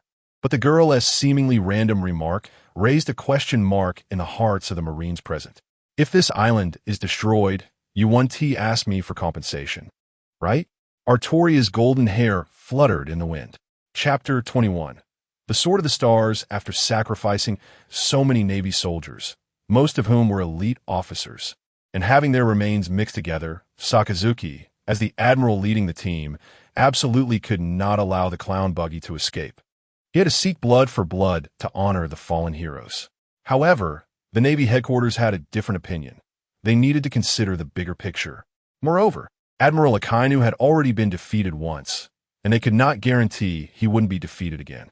Losing an admiral's combat power was unacceptable for the entire Navy. Sakazuki, I order you to gather the remains of the Navy soldiers and do not pursue the clown Buggy on your own. Admiral Kazuru has already gone to assist. The fleet Admiral Sengoku said through the transponder snail. He was not discussing this with Sakazuki. Although Buggy had strong individual power, his pirate crew was not yet formidable, and the Navy had more important matters to attend to. Buggy has sustained significant injuries, and his stamina is nearly depleted. I believe that as long as we catch up to him, Kazuru and I can kill him. Sakazuki expressed his thoughts. He wanted to avenge his fallen Navy comrades and could not let the tiger return to the mountain. Do not act alone. Wait here for Admiral Borsellino. Also, cut off that damned live broadcast signal. Sengoku hung up the transponder snail. However, Sakazuki's expression was not good. This man, who held absolute justice, wanted to do something that defied military orders. You all wait for Borsellino here.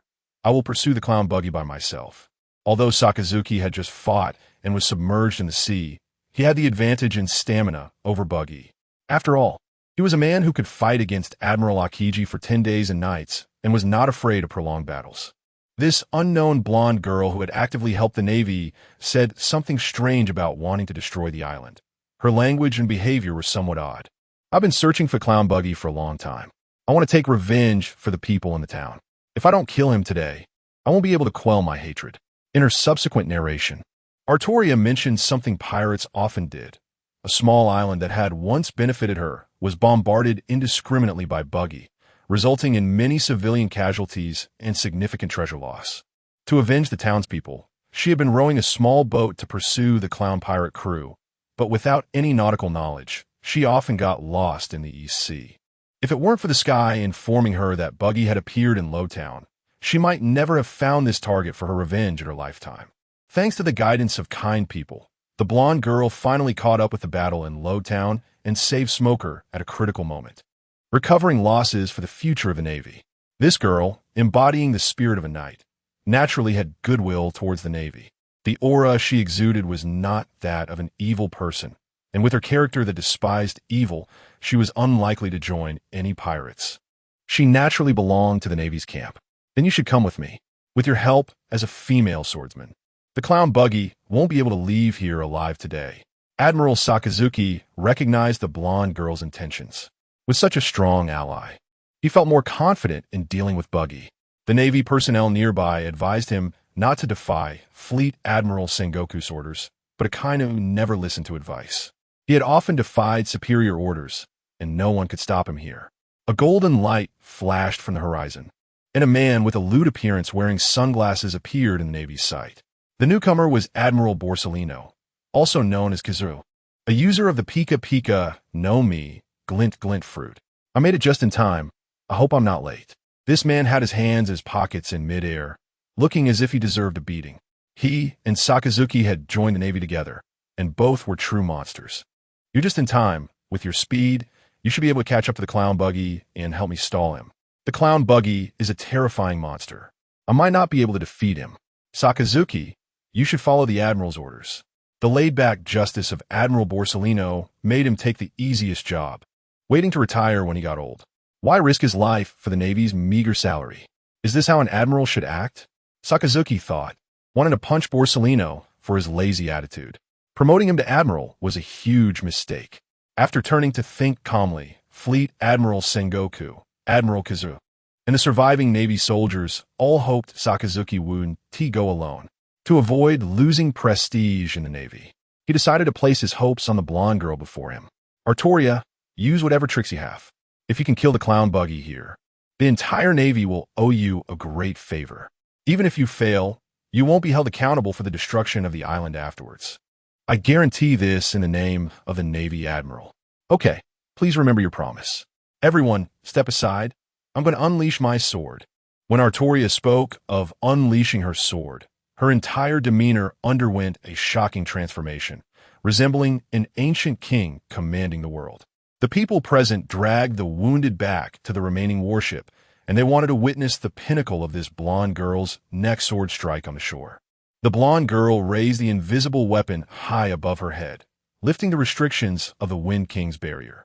The sword, amidst a blue storm and dazzling light, continuously revealed its true form. This sword was the Sword of the Stars, the Oath of Victory.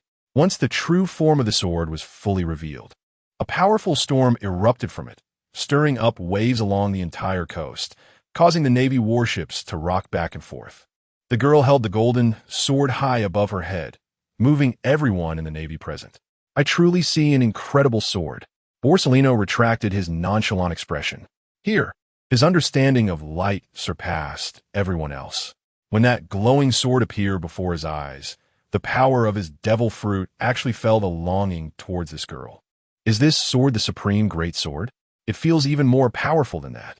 Vice Admiral Enigmo, who often played with swords, couldn't help but exclaim. For a swordsman, having a good sword was like having wings. Was she once a ruler? Sakazuki saw some royal shadows in this blonde girl, and the aura of a king commanding the world made him wonder who she really was. Chapter 22. The Sword of Victory in the Oath Clown Buggy dragged his heavily injured body to where his crew was. At this moment, this group of ruthless pirates was looting treasures in the town. The townsfolk of Rogue Town left in a hurry, unable to take most of their belongings, which instead benefited the clown pirates. Prepare the ship. We're setting sail soon. The Navy will be after us any minute now. Captain Buggy, we've just been preparing the ship, and the others are moving things aboard. There is too much stuff to carry, said Machi, who first thought of replenishing the supplies on the ship. He also mentioned that other pirates were scavenging around the town, packing up anything useful. As this trip was not easy, Rogue Town was a necessary route to enter Reverse Mountain. The maritime economy was quite developed here, making it a particularly wealthy town. Previously, Smoker the White Hunter was stationed here, and whenever pirates tried to take advantage, they were all dealt with and thrown into prison. Today, with this opportunity, the pirates were like mice falling into a grain bin, looting supplies in the town without restraint, slowing down their departure. It could be said that the Navy was not very meticulous in their work, allowing the townsfolk to leave Rogue Town without sinking the clown pirate's ship, giving this group a chance to escape. Watching Albelta walk out of a women's clothing store with bags in hand, wearing a brand new outfit, the others were also like this female pirate, taking advantage of Rogue Town's free shopping. Machi, call everyone back. If they don't get on the ship in 10 minutes, they'll stay in Rogue Town forever, Clown Buggy said, vanishing into a blur as he rushed towards his pirate ship. Hurry and call them. Didn't you see the captain is not happy? Albelta originally wanted to browse a jewelry store, but under the current circumstances, she had to give it up. Carrying her carefully selected clothes, she chose to follow the captain's footsteps. The captain has really changed a lot, hasn't he? Don't you think so, Ricky? The Beastmaster's lion had been trembling behind Machi since the captain returned, and it was hard to tell what it was afraid of. Such a wild beast had such a small heart. Just as the clown pirates were preparing their ship, the Navy had all their attention drawn away by a blonde girl. The beautiful face of Artoria wore a solemn expression as she slowly closed her emerald green eyes, brewing her technique in her heart. So much light. Even the fallen comrades have turned into light. Even the sea is glowing. Some points of light floated up from the depths of the sea. Some emerged from the Navy's cemetery, some from the recently fallen Navy corpses, and some came from the direction of Rogue Town. The points of light converged on the golden sword, with the sword held high above her head, bolstered by countless points of light. Its blade was no longer in its original form, transforming into a towering beam of light, its intense brightness breaking through the sky, growing to over 100 meters. Such a powerful technique was still increasing, the light from the sword continuing to lengthen and thicken. What a terrifying monster! Borisellino looked at the 1,000-meter light soared in the sky, thankful he had brought sunglasses before departure. The other Navy men were not so lucky. Due to their proximity, the flashing light of the sword blinded them, as if they too were illuminated by the light. It seems that Rogue Town will no longer exist. Sakazuki's eyes widened as he enjoyed the dazzling light. This righteous man perceiving some of the truth within the light, feeling an unprecedented noble belief. The shining sword represented the tragic and noble dreams held by all warriors who fell in battle at the moment of their death, and she took pride in this will, carrying this reputation to the end. If this girl became the admiral, I wouldn't mind being a general forever, Sakazuki thought absurdly in his heart. Captivated by the girl's sword, her beauty, and her will. Centered around Artoria, powerful winds swept through the surroundings, illuminating the entire sea with golden light, exuding a terrifying momentum of destruction. The blonde girl opened her greenish-blue eyes, filled with unwavering belief in victory. Its name, Noble Phantasm, true name release, X. Calibur. The 1,000-meter light sword slashed down, obliterating everything in its path, and the Navy base, once filled with life, was instantly cut in two. Following that, the entire Rogue Town, under the unmatched brilliance, trembled as the ground shook and buildings shattered. Everything in the town was reduced to dust where the light reached. An absolute power beyond compare. Some townsfolk who hadn't left far saw a towering beam of light strike where Rogue Town was located from over 10 nautical miles away. The power of such destruction brought them to their knees, begging, as this technique was akin to divine punishment, completely beyond the comprehension of these ordinary people. When the dazzling light finally dissipated, the once prosperous seaside town of Rogue Town was erased from the map in one blow, leaving not even a fragment of land behind, followed by the sea rushing in, completely submerging the traces of human life. This was a power the Navy had never controlled. The Girl-S strike was comparable to ancient weaponry, severely impacting the worldviews of the Navy present. They had never expected such a powerful existence could exist in this world. Artoria sheathed her sword, floating above the sea, seemingly unaffected by her earlier actions, her expression showing little change. If there was any effect, it was that she felt a bit hungry. She now had a craving for food. With the island gone, Clown Buggy should be dead, right? If he is still alive, the Navy will have no way to deal with him in the future. What terrifying attack power. Thankfully, it didn't fall on the Navy. As the surviving Navy personnel discussed aboard the ship, Sakazuki asked the girl, "Do you have somewhere you want to go? I can have a Navy ship take you." The blonde girl quickly stepped onto the Navy ship and said to the Navy, after drawing this sword, "I have been traveling alone. Would you be interested in joining the Navy?" The live broadcast signal from the newspaper King Morgan's never interrupted, and the Girl-S world-destroying strike was captured by the camera bugs and spread across the world. Moreover, with Artoria boarding the Navy ship, this newsman who thrived on chaos decided to personally write the news article, urging his subordinates to print the newspaper quickly, ensuring this shocking news reached every corner of the known world. Chapter 23. Joining the Navy, the major incident in Rogue Town, Admiral defeated. Clown Buggy hides a secret, the disappearance of Rogue Town. Is it a great good or a great evil? Human-shaped ancient weapon. Artoria Pendragon, the world's greatest female swordsman. The strongest rival of the world's greatest swordsman, the strongest navy in history. The end of New World Pirates, the strongest pirate in history. Clown Buggy, whose life or death is unknown, the most widely circulated newspaper in the pirate world, under the direct supervision of Morgan's. The World Economic Journal published several editions in a row, spreading this major news across the globe. One day after the Great Battle, Smoker was still on the warship, where he spent 100 berries to buy a newspaper. The headlines were more astonishing than the last, with that Birdman being the biggest sensationalist in the pirate world, secretly fanning the flames and putting the Navy on the grill. The newspaper also included several large close-up images. The first was of Clown Buggy laughing after defeating Admiral Akainu. The second was of Artoria using her devastating move to unleash a kilometer-long lightsaber. And the third was of Rogue Town disappearing from the sea. One must admit that their journalists are professional. Every photo is better than what the Navy took. Logically, the Gorosei should not lack Zoan-type bird fruits. But the quality of the printed newspapers simply cannot compete with Morgan's, and the authenticity of the news is even less so. The world government has dealt with the World Economic Journal both openly and covertly, and investigations into Morgan's, the president, have never ceased. Executions and treating him like a dog have happened frequently, making this ruler of the underground dark world always present himself in his animal form. Despite being targeted for so many years, he still lives well, firmly holding the power of discourse with a best-selling newspaper, and remains a major source of intelligence, ultimately leaving Morgan's unscathed. The newspaper's content subtly belittled the Navy while elevating Clown Buggy's influence, continuously praising Artoria's strength. As it turns out, two previously unknown figures, with Morgan's intentional promotion, have become household names, reaching the point where no one is unaware of them. One cannot judge a person by their appearance. Smoker looked at Artoria, who was eating heartily. This astonishingly beautiful noble girl had already piled up empty bowls and plates in front of her, all consumed by herself. "Another bowl, please." Artoria handed her empty bowl to the ship's cook.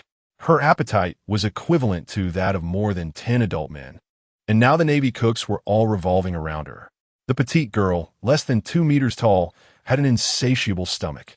Similarly, Dashki, another woman, sat next to the blonde girl, constantly serving tea and water to Artoria, a courtesy she had never shown to her superior, Smoker.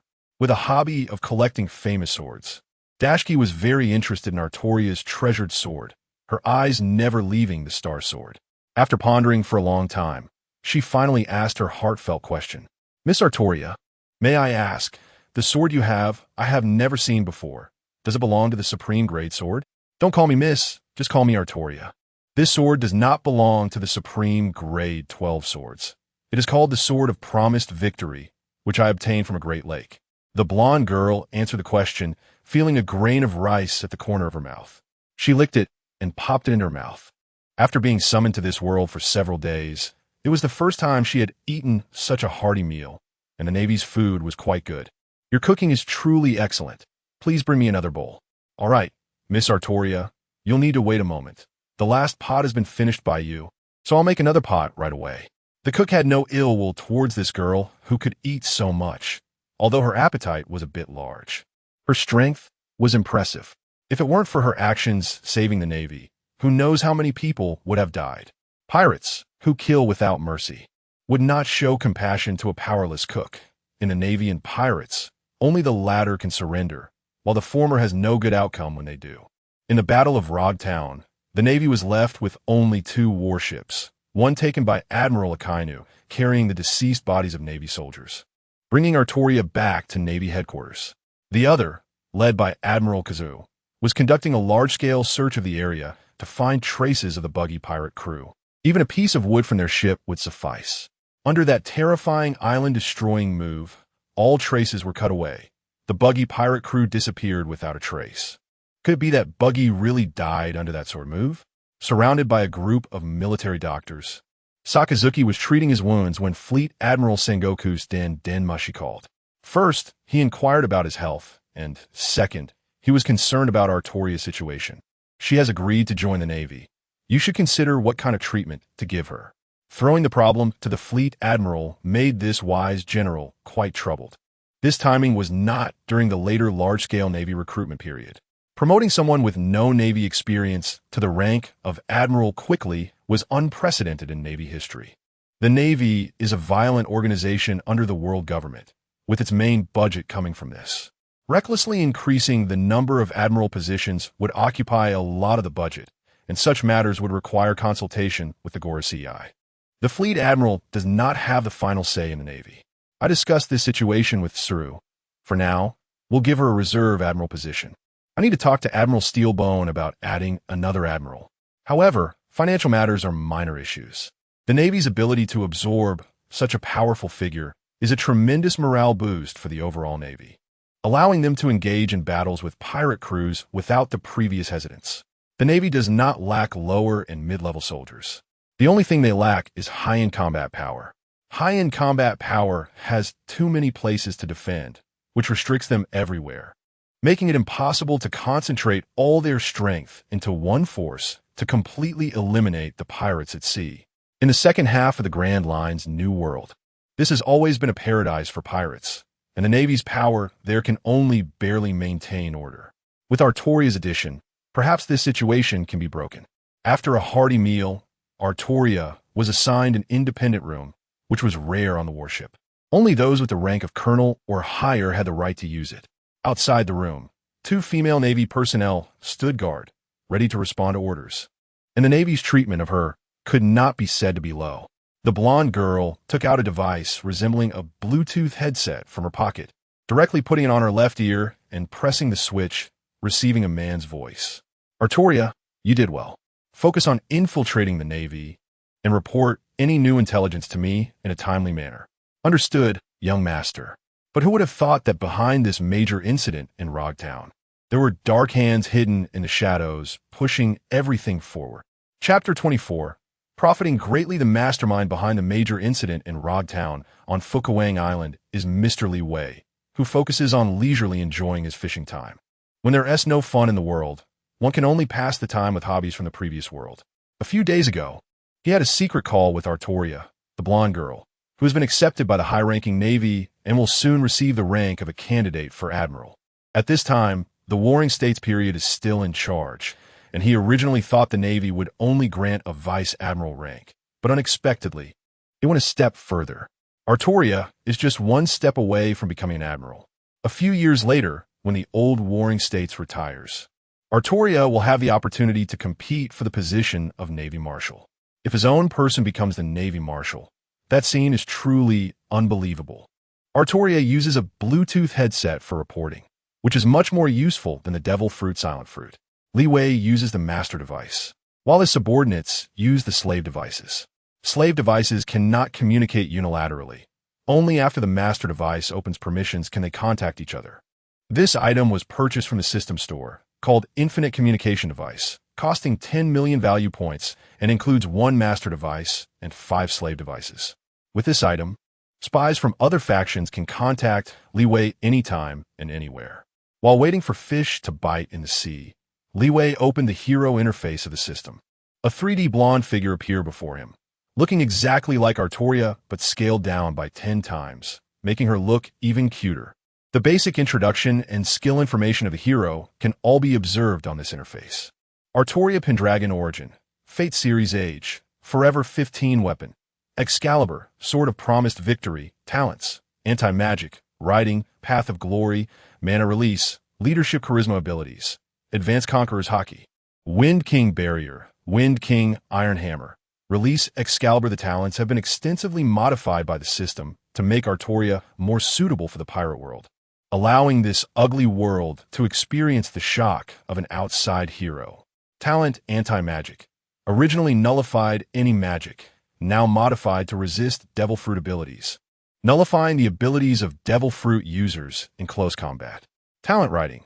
Can skillfully operate various vehicles, including Navy warships. Talent Path of Glory. Gains powerful battle intuition, instantly determining the most suitable action in combat. Has entered the realm of predicting the future, able to predict trajectories through sounds and intuition, evading gunfire attacks. With halved impairment to visual and auditory senses. Talent Mana Release. Refers to enhancing one's weapon and body through mana. The silver armor worn during battle is also woven from mana. Talent Leadership Charisma.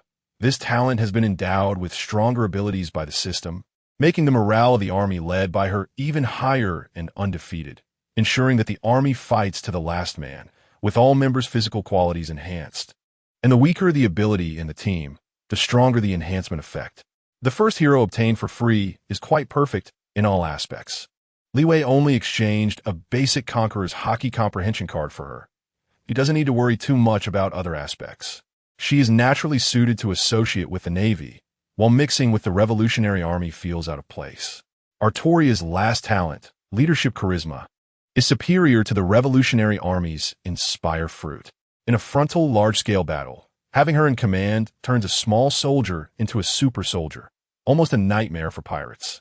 Moreover, our king drew the sword from the stone at 15, halting his aging and permanently maintaining the appearance of a girl, essentially granting him the ability of immortality.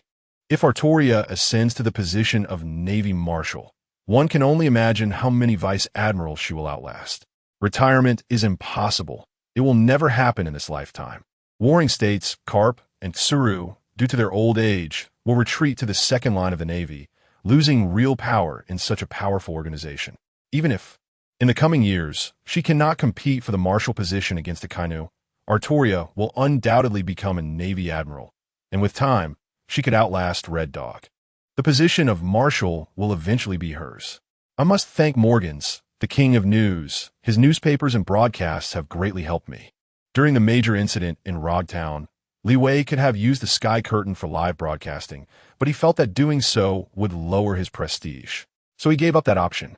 The Sky Curtain focuses more on scripting the future and does not overly concern itself with current events, allowing other factions to believe that the Sky Curtain is neutral.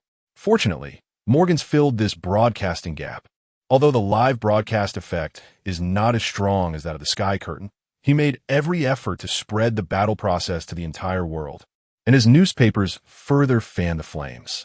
The headlines in the news are shocking, and such talent should work in the UC News department.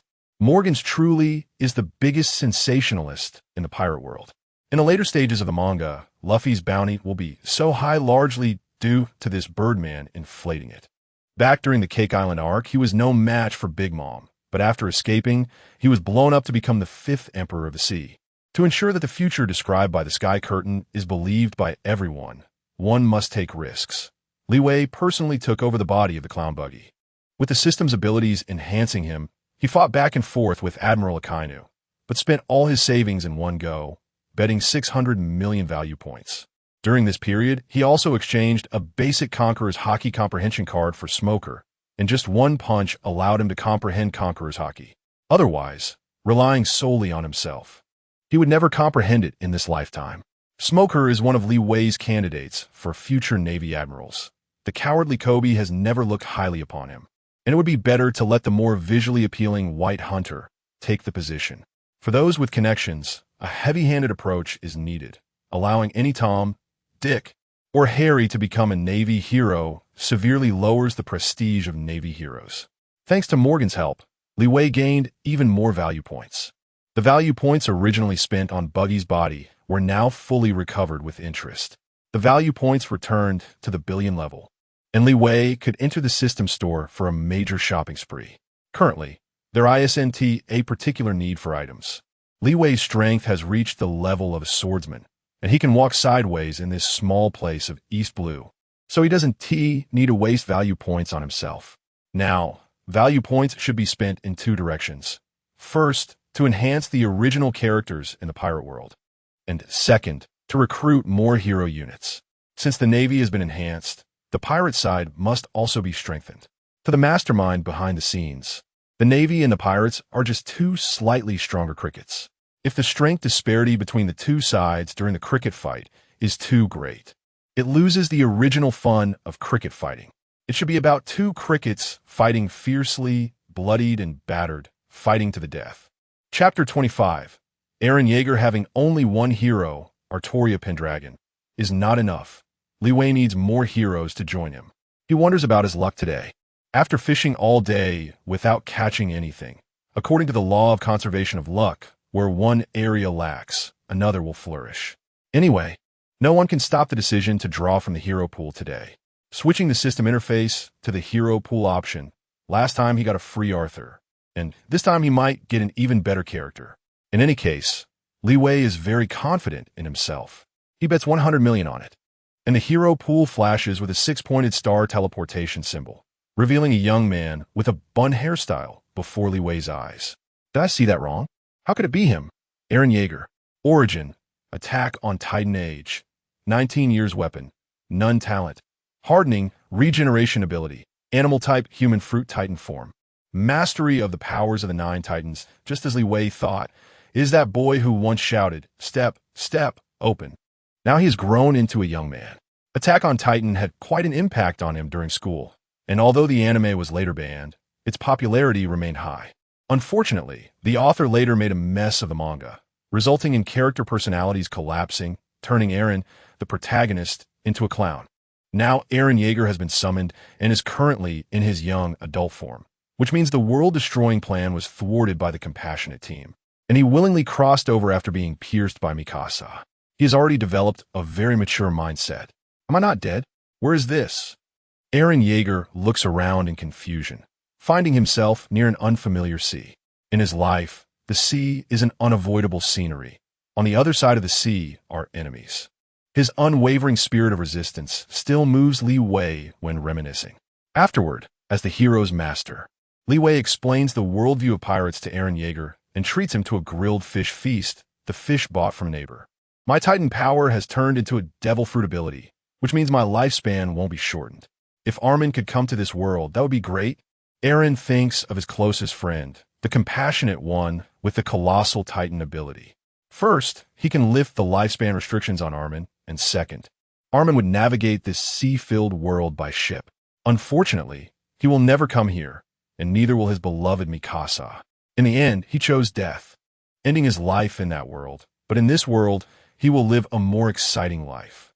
The hero units are absolutely loyal to Li Wei, but each has their own personality. They are all living beings. After completing their assigned tasks, they will enjoy life in this pirate world like thoughtful puppets.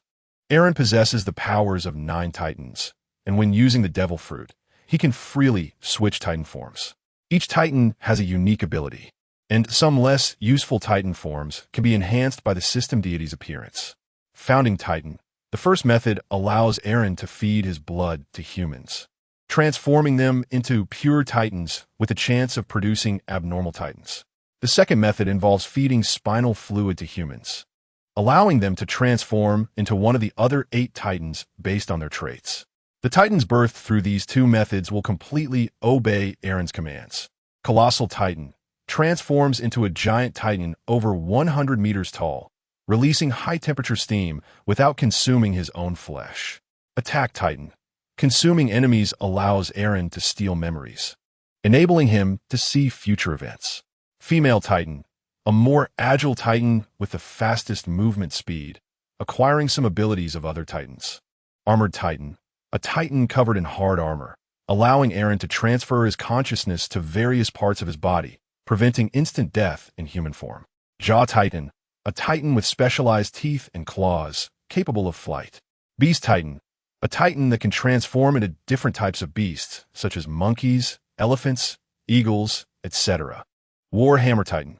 This form can create hardening weapons out of thin air, enhancing the hardening ability. Cart Titan. The Titan with the strongest endurance, able to maintain Titan form indefinitely and transform over 100 times. With his current abilities, if Eren were to return to the world of Attack on Titan, he would definitely not be defeated by the compassionate team using explosives. Perhaps Eren could live happily with Mikasa.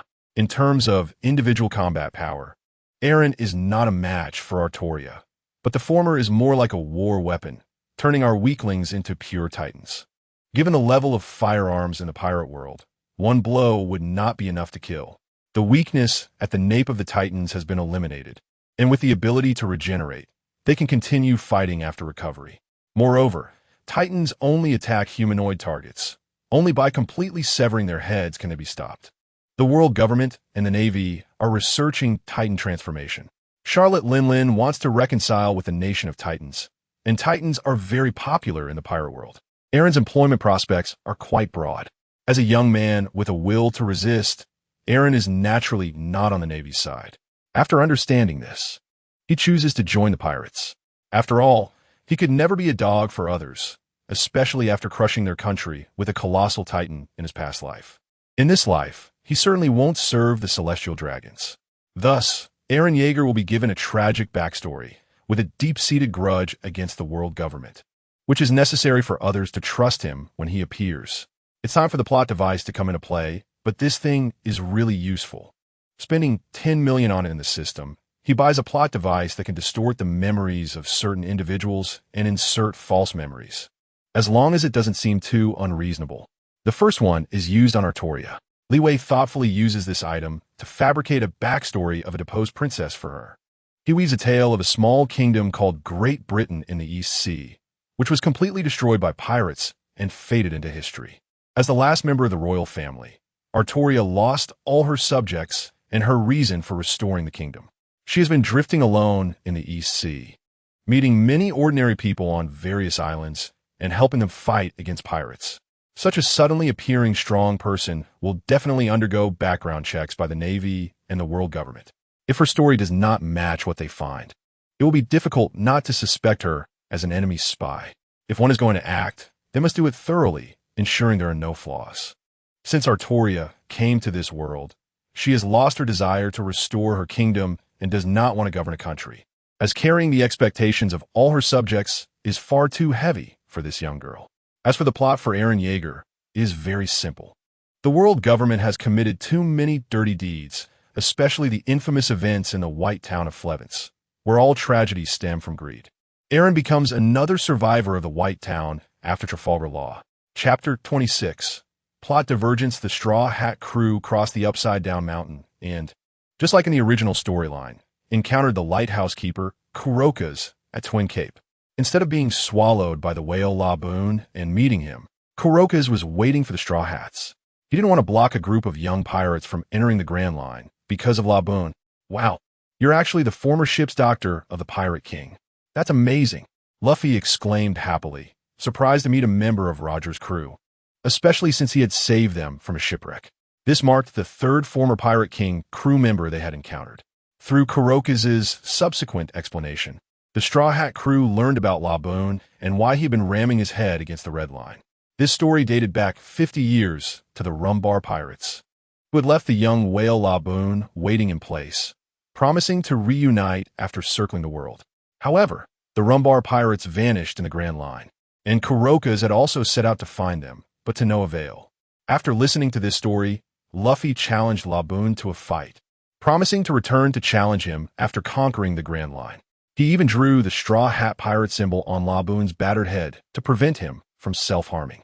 During this time, they encountered members of Baroque Works, Mr. Nine, and Miss Wednesday. These two were there to deal with Laboon, as the massive whale was blocking the way and severely hindering pirate crews from entering the Grand Line, reducing the bounties captured by the bounty hunters in Whiskey Peak. In this segment of the plot, things changed. Kurokas planned to host the Straw Hat crew, not allowing them to leave quickly. While two captives were tied up on the ship, it turned out that Kurokas also knew the clown Buggy. But he's so weak, I knocked him away before, Luffy replied nonchalantly while munching on meat, not paying much attention to the newspapers and being completely unaware of what had happened in Logtown. Kurokas was shocked by how much Buggy had changed.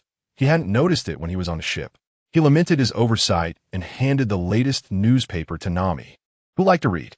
Among the Straw Hat crew, she was the only one who had a brain. The headline and accompanying images in the newspaper made Nami break out in a cold sweat. The battle in Logtown had exceeded all expectations. The clown Buggy the Great, was actually that strong? It's unbelievable that he could defeat an admiral. She was more relieved that a mysterious master of wind had escorted the Straw Hat crew away from the Navy's encirclement. If they had stayed there, they probably would have been erased from the map like Logtown. The Straw Hat crew's bounties remained unchanged, which was perhaps the biggest relief. Or maybe the Navy was too busy to bother with them. Sanji took the newspaper from Nami's hands, and when he saw the beauty of Artoria, he was instantly captivated. He had never seen such a beautiful woman before. Although she wasn't as curvy as Nami, the aura she radiated was beyond comparison. What a beauty! I want to cook a meal for her to show off my skills. The world's #1 female swordsman. What a powerful opponent. Zoro, slightly drunk, snatched the newspaper from Sanji's hands. He never cared much for women, but had a soft spot for swordsmen. Seeing how she could cut Logtown in half with a single sword strike, he knew he couldn't match her at that moment. He now had another goal to surpass: a female swordsman. Zoro needed strong opponents to motivate him to grow stronger and surpass these monsters, as he himself was a monster as a 3-sword style swordsman. If Kuina were still alive, she could have grown into a female swordsman too. Nami couldn't help but smile bitterly at the thought of knowing the future. Normally, knowing how much money she could earn in the future would make her very happy. But after joining the pirate ship as the navigator, everything changed. As one of the 2 half-brain members of the Straw Hat crew, her worries were more pronounced regarding the information revealed by the sky. In the original future, she wouldn't have encountered certain people, But with the sky revealing spoilers to the world, more attention would be drawn to Luffy's crew, possibly leading them to face never-before-seen strong enemies. Kuroka's agreed with this point. If he hadn't been drawn in by the sky, he would have remained in Laboon's belly as Laboon's doctor and wouldn't be here, welcoming Luffy and his crew, nor would there be a banquet today. The changes in the future were indeed significant. In the original future, Lowtown probably wouldn't have disappeared from the sea, and Buggy would have gotten what he wanted. The more Kuroka's thought about it, the more furrowed his brow became. The alteration of a predetermined future could affect many people's destinies, including his and Laboon's. As for what Buggy would gain from Barrett, Kuroka's, the ship's doctor who boarded later, didn't know. Even if he were captured and interrogated by the world government, there would be no outcome. On the contrary, Barrett, who was an impel down, would attract significant attention from the world government and the Navy. This aggressive guy had been in prison, continuously training his body and honing his haki, unable to fit in with other inmates, and was bound to suffer some physical pain. "I don't care about the future. I'm going to be the Pirate King," Luffy shouted loudly, his optimistic and adventurous spirit making him never worry. Whenever he had a problem, he would solve it with his fists. When he shouted his trademark catchphrase, there was a commotion on the Going Merry. "Are you really Monkey D, Luffy?" A female captive on the ship called out to him. Luffy smiled and waved back. "Monkey D, Luffy, am I really that famous now?" Miss Wednesday, the undercover agent of Baroque Works, was actually Princess Vivi of Alabasta, but her current appearance was part of her dark history. This shamate outfit completely concealed her beauty. And even Sanji, the notorious pervert, showed no interest in her dress like this. Initially, Nami didn't believe it. How could a princess of a major country fall so low as to work for a studio? Who would believe that? When she approached Luffy, Princess Vivi revealed that a large-scale rebellion was happening in Alabasta, orchestrated by one of the Shichibukai, Crocodile, who was engaged in treasonous activities. Up ahead in Whiskey Peak, a group of bounty hunters was preparing to hunt pirates. They would disguise themselves as welcoming pirates, throwing a welcome banquet, then drugging and incapacitating the pirate crew before handing them over to the Navy for the corresponding bounty. These people have been blocking this route for many years. When Princess Vivi met Luffy for the first time, she believed in him immediately, not because she was naive or romantic, but because the sky had revealed the future, stating that Luffy could defeat Crocodile. Chapter 27. The Mysterious Young Man After Resting for a Day at Twin Cape. Navigator Nami learned from Kuroka's that all the small islands on the Grand Line possess magnetic properties, making the compass used in the East Blue ineffective here. This revelation touched on a knowledge blind spot for the little thief cat. Fortunately, Mr. Nine and Princess Vivi had a record pointer leading to the next small island, which was Whiskey Peak, a group of islands occupied by bounty hunters. Princess Vivi revealed her identity, but the cautious Nami didn't believe her, especially since they were planning to lead them into the enemy's stronghold, which seemed like walking into a trap. However, the Straw Hat crew didn't have a permanent pointer at the moment, and if they weren't careful, they could drift into a calm belt filled with sea kings, which this group of people couldn't handle.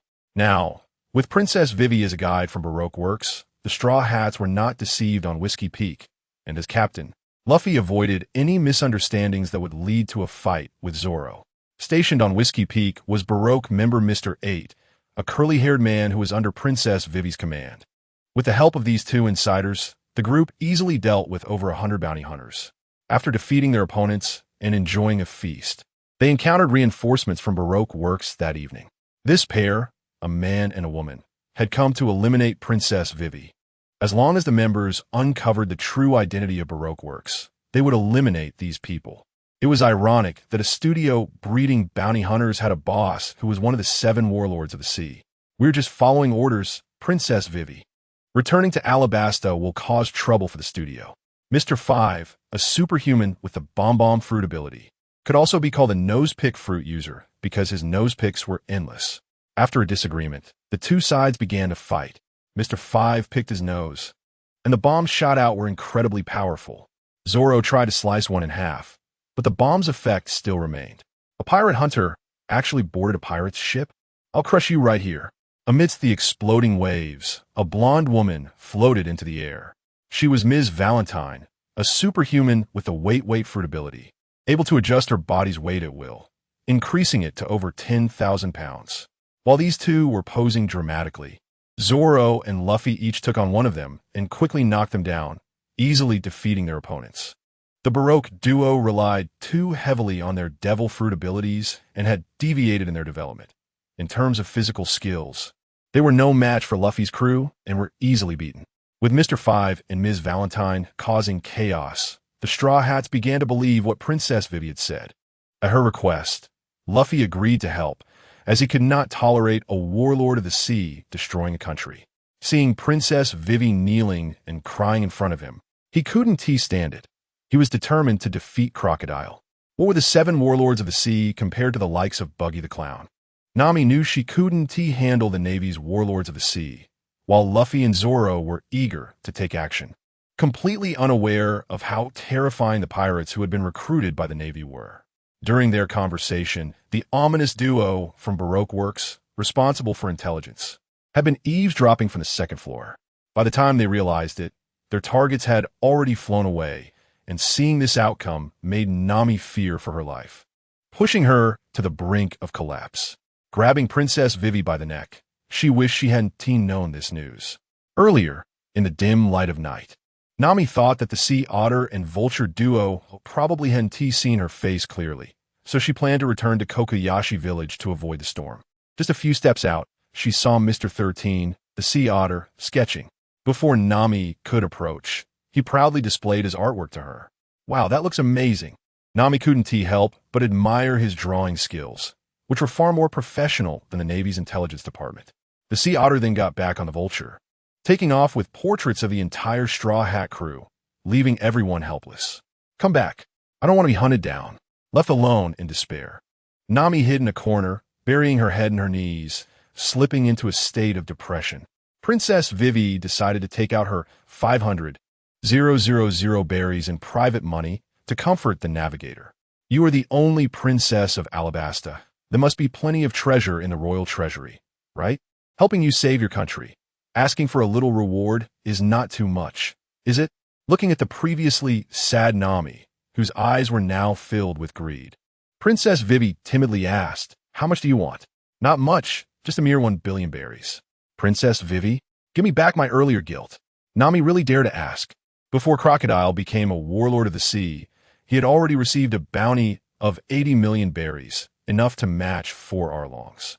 After being recruited by the Navy, the bounty would be revoked, and his current strength should be far beyond that bounty. Hearing this bad news, Usopp trembled in fear. Such a powerful monster was beyond their ability to deal with, and he shouted about disbanding and running away. He was met with Nami's unbeatable iron fist, knocking the ship's sniper to the ground. For the sake of the 1 billion berries reward, the little thief cat wanted to fight desperately. She had never seen so much money before. As the group discussed their next strategy, Mr. 8, also known as Icolum, came out dressed as a woman, having disguised himself as Princess Vivi and holding several dolls. He intended to attract attention from the Straw Hats so they could escape the encirclement of Baroque Works. Such a dangerous act could cost him his life, and Princess Vivi would never agree to it. "No, Icolum, I can't let you sacrifice yourself. Your Highness, this is the record pointer for the next stop. You must take the Straw Hats and save our kingdom." At this moment, Icolum had already resigned himself to death. Seeing that the allies could easily defeat Mr. 5 and Ms. Valentine, and handing Princess Vivi over to these friendly pirates might truly lead to Luffy defeating Crocodile, he thought, "I can help you." A young man with black hair and a bun emerged from the shadows, interrupting the emotional conversation between the prince and princess. "How did you get out?" This young man had drifted to Whiskey Peak on a small boat before the Straw Hats arrived. Icolum thought the young man, who had no bounty from the Navy, was a naive newcomer to the Grand Line, so he had gotten him drunk and locked him up. "You can't keep me in that little place. I just sobered up." Chapter 28. Titan Transformation. Can your ship break through this blockade? The mysterious man who suddenly appeared pointed to the coast, where ships flying the Baroque Works flag were traveling through the night, their searchlights illuminating the sea, with at least a dozen lights visible on the water's surface. "Alan Yeager, do you really have a plan?" Icolum spoke the name of the newcomer. As a minister of a nation, he had some insight, even if he were to sacrifice himself. There was no way to break through such a strong blockade on the surface of the sea. Zoro looked at the approaching ships, and with his current strength, he could only engage in close-quarters combat. He was unable to cleave a ship in two with his sword at this moment. Sanji, the ship's cook, was like Zoro, more adept in close combat and usually challenged the enemy's officers to duels, lacking long-range attack capabilities. Usopp, as the only sniper on the Straw Hat ship, had limited long-range damage, while Nami's climb attack had not been developed yet. Captain Luffy could pose a threat to enemy ships, but if he accidentally fell into the sea, the other crew members would need to rescue this devil fruit user. I'm not helping you for free. After it's done, I want to ride your pirate ship to a certain place. The other side did not make any unreasonable demands, and Nami directly agreed, bypassing Captain Luffy. As long as they didn't have to spend any money or use any berries, she could accept giving them a ride. Luffy's small eyes scanned Alan from top to bottom. From the indifferent look in his eyes, he could sense that this unfamiliar young man was indifferent to life, giving him the impression that this young man was not a good person. We can handle it ourselves, right, Zoro, Sanji? I'm listening to the captain. We'll do whatever he says. I'm just the cook on the ship. I have no other opinions. Shut up, you three. Looking at the three men in the team, making faces, Nami swung her small fists, delivering punch after punch, leaving a big bump on the foreheads of the three men, aiming to wake these three brainless idiots with her unarmored hockey punches. After several punches, Nami calmed down from her rage and smiled at Alan, indicating that the three of them had no objections. So, Mr. Allen, please take action.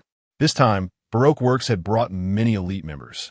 Originally, capturing the traitors within the organization did not require so many people, but the future revealed in the sky made Crocodile pay attention to the Straw Hat crew. After reasoning through the warlords of the sea, it seemed that the Straw Hat crew might indeed encounter Princess Vivi, so they decided to eliminate everything, burying both the enemy pirate crew and the princess together in Whiskey Peak. Becoming the Pirate King is not just about setting sail from one country. Seeing ships at the port, that pirate flag confirmed it was the Straw Hat Pirates. Load the cannonballs, sink that pirate ship. The ship's signal officers communicated through flag signals to confirm the target ahead, with the ship's cannons aimed at the Going Merry. Boom, boom, boom. With several heavy cannon sounds, dozens of cannonballs flew towards the target. Just as they were about to hit, a boy wearing a straw hat leaped into the air, madly inhaling a massive amount of air into his body, causing his rubber body to rapidly expand and grow round. The cannonballs that were supposed to hit the ship crashed into this human-shaped meatball instead. This monster ignored the cannonball attacks, bouncing back all the cannonballs shot by Baroque Works. The cannonballs returned to their original owners, causing some damage to a few ships. These minor injuries were not enough to sink the vessels. Since the monster on the enemy ship could directly withstand the cannonballs, they decided to attack from multiple directions simultaneously, hoping to find a weak spot on the Straw Hat Boy's body. Straw Hat Boy, throw me up to the enemy's position. Alan stood next to Luffy, knowing that using his abilities here would damage the small ship beneath them. In the recent cannon fire, the enemy had already sunk Ikelim's ship, and those trying to escape had boarded the Going Merry. I'll help you now. Rubber, rubber, rocket. Luffy stretched his arms back, using the tremendous inertia to deliver a powerful blow, sending Alan flying into the sky, putting all his strength into it. I used too much strength. The crew on the ship didn't have time to blame Luffy. Their gazes were all fixed on Alan, who was now flying in the air, arriving above the Baroque Works ship. I really missed this power. Alan adjusted his position in the air, changing to a standing posture. This time he didn't need to harm himself to transform. A golden lightning bolt flashed through the sky, and from Alan's body, flesh, bones, and nerves began to grow continuously. A giant figure abruptly appeared above the ship. The enormous body crashed down, instantly destroying the two ships directly below, creating massive waves at the impact point. A nearly 20-meter-tall giant with pointed ears appeared before everyone. A giant. Why is there a giant here? A human turned into a giant. How is this possible? Quick! Fire the cannons. He's coming. What kind of monster is this? The Baroque Works ships attempted to flee. But how could a giant let its prey escape? The nearby ships were the first to suffer. Since they were still not in deep waters, the Titan that Alan transformed into could stand still, with the water only reaching its chest, allowing it to walk on the seabed. The giant's arms became its best weapons. Cannonballs exploded on the giant's body, leaving black craters and causing some bleeding, but it did not affect the advancing giant at all. Alan smashed one ship after another with his hands and dragged one ship to crash into another. These vessels became his toys, surrounded by debris from the destroyed ships. "Don't come over. Hurry and get away from here." Witnessing a giant rampaging through the sea, amidst the cries of despair, there was no time to jump ship. Their lifeline. The ships were smashed to pieces by the giant's massive fists. When the last Baroque work ship was smashed into the sea, it finally marked the end of this nightmare. In just a few short minutes, the only ship remaining on the nearby sea was the Going Merry, as all the enemy ships had been sent to the depths by Alan. Alan is so cool, he can turn into a giant. Luffy jumped up on the deck, having come from the small East Blue, seeing a living giant for the first time. In the future, he wanted to become a giant too. Fighting with the body of a giant was so cool. The Titan walked towards the Going Merry. Earlier, Alan had his back to the Straw Hat crew, but now, aided by the moonlight, Nami and the others could see the giant's appearance clearly. With black hair and green eyes, pointed ears like an elf, 2 rows of teeth exposed, and a body covered in strong muscles, the giant's appearance had undergone a tremendous change. One could vaguely find some similarities between the human Alan and the giant. "How strong!" Princess Vivi and Icolum exclaimed simultaneously. Perhaps this giant could also defeat Crocodile. Chapter 29. Little garden giants are very rare beings on the sea. Each individual giant possesses considerable destructive power. However, giants from the land of giants tend to choose to become mercenaries, and they always fight in groups, with their combat strength far exceeding the sum of their parts. This is because the shipbuilding technology in the land of giants is not advanced. So most giants do not opt to become pirates at sea and are instead recruited by other forces. The Navy uses deceptive methods to acquire a group of giants as vice admirals. As Luffy and his crew just entered the Grand Line, it was their first time seeing such large giants.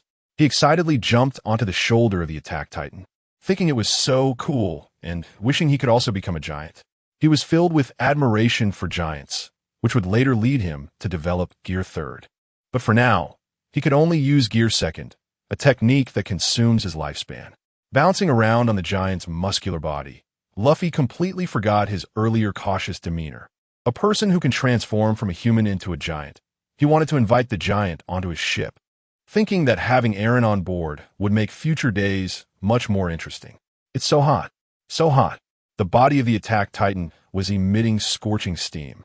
Luffy jumped back onto the Going Merry, witnessing the flesh and blood of the giant rapidly evaporating away, soon revealing just the skeleton, and Eren's figure appeared before everyone. Eren jumped out from the giant's skull and landed on Luffy's ship. The giant skeleton lost control and crashed into the sea, but soon, just like the flesh, it disappeared into the air. Eren's fluffy hair was completely disheveled, and he had several blood streaks extending from under his eyes down to his face. This was evidence of his ability to control giants. He was nearly out of stamina and leaned against the railing of the Going Merry to prevent himself from collapsing. Sanji, seeing Eren's exhausted expression, quickly brought out a chair from the cabin. After Eren took the chair and sat down, he leaned back lazily to relieve his fatigue. However, everyone surrounded him, curiously staring at Eren without asking any questions, making him feel quite awkward. He explained, "It's the Zoan-type human fruit in giant form. This is the devil fruit I ate, which allows me to temporarily transform into a giant to fight. However, when fighting enemies at sea, it consumes double the stamina. I can last a long time fighting on land." Everyone was satisfied with this explanation. There are all sorts of strange devil fruits at sea, and turning a human into a giant isn't too outlandish. "I ate the Paramecia-type rubber fruit. You are the second devil fruit user on the ship. But transforming into a giant is so cool." Luffy had completely become a fan of Eren and wanted him to transform again for a better look. But Eren refused this unreasonable request, stating that every transformation consumes a large amount of stamina, and even as a Zoan-type devil fruit user, his stamina is not infinite. Since they had defeated their opponent, the Straw Hat crew set off for the next island. With Icolum's compass, They headed for the second island in the Grand Line, which has a lovely name, Little Garden. Most people were resting in the cabin while the Straw Hat crew took turns steering the ship, sailing across the sea following the compass's direction. This part of the journey was relatively calm, and they did not encounter any pursuers. By the coast of Whiskey Peak, the rolling waves brought some gifts. Sometimes it was debris from ships, sometimes it was pieces of human corpses. This time, Baroque Works had suffered a severe loss, with over a dozen ships being wiped out and a significant loss of their lower-tier elite personnel. I'm late. The naval battle has already ended. A black-skinned beauty sat in a small turtle boat, holding a transponder snail to report the battle results to her boss. All members of Baroque Works were wiped out in this operation, but fortunately, Mr. Five and Ms. Valentine were not on the ship. They had been defeated and knocked out on the island and survived. Is it confirmed that it was the Straw Hat Pirates? The man on the other end of the line was smoking a cigar, one hand sporting a golden hook. This man was the mastermind behind Baroque Works, currently a member of the 7 Warlords of the Sea, Crocodile. According to descriptions from bounty hunters on the island, a young giant had descended from the sky and single-handedly destroyed all the ships. Nico Robin was still working for Baroque Works at this time, voluntarily being used by Crocodile to obtain the historical texts within the Alabasta Kingdom. Mr. 3 is waiting for them at Little Garden. You help him deal with the Straw Hat crew. This small pirate group isn't worth my personal involvement, Crocodile said, not believing the words of the informant. A rookie pirate who had just entered the Grand Line could defeat him? It was utterly ridiculous. How could someone who didn't even know hockey overcome him? A natural-type devil fruit user? All right, I'll head over now. Robin hung up the transponder snail and took her ride along with Mr. Five and Ms. Valentine to pursue the Straw Hat Pirates at Little Garden. Since they didn't encounter Robin's interference, the Straw Hat crew entered the island's territory. However, the name puzzled the crew, seeing that this island was quite large. Why was it called Little Garden? Icolum on the ship explained. Because there are 2 giants on this island who have been battling here for over 100 years. Their enormous heights contrast with this island, making it resemble a little garden. Cool, there are giants here. I want to go ashore to check it out. Luffy jumped from the Going Merry onto the island, only to hear Sanji calling from behind to bring back some prey since the meat supply on the ship was running low. Got it, chef, Luffy replied before disappearing into the jungle. What a reckless captain. Usopp thought about staying on the ship. He had just seen a monster on the island, a giant tiger, and just thinking about encountering it was terrifying. I'm going to. Those who stay on the ship will be useless. Zoro jumped off the ship with his 3 swords. How about a competition to see who can catch the bigger animal? Sanji proposed, and Zoro immediately agreed without a second thought. He considered himself the second in command on the ship and wouldn't let this third in command surpass him. Amidst their pushing and shoving, Zoro and Sanji disappeared into the jungle, leaving the remaining crewmates dumbfounded as they lost 3 main combatants all at once. Fortunately, Eren did not leave the ship. These 3 guys never think things through. Nami stood on the deck, gazing at the beautiful scenery of Little Garden. With Mr. Eren here, no one dares to touch the Going Merry. Usopp moved closer to where Eren was. This powerful man gave him infinite confidence. If anything happened, they had this tall giant to rely on. Dragon. How can there be a Tyrannosaurus Rex here? Princess Vivi exclaimed, drawing everyone's attention. A massive T-Rex charged towards the Going Merry, seemingly starving. Chapter 30. Mr. 3, why are there dinosaurs here? It's charging towards us. Usopp trembled as he took out his slingshot, wanting to protect the Going Merry from destruction. This place might be the Isle of Antiquity.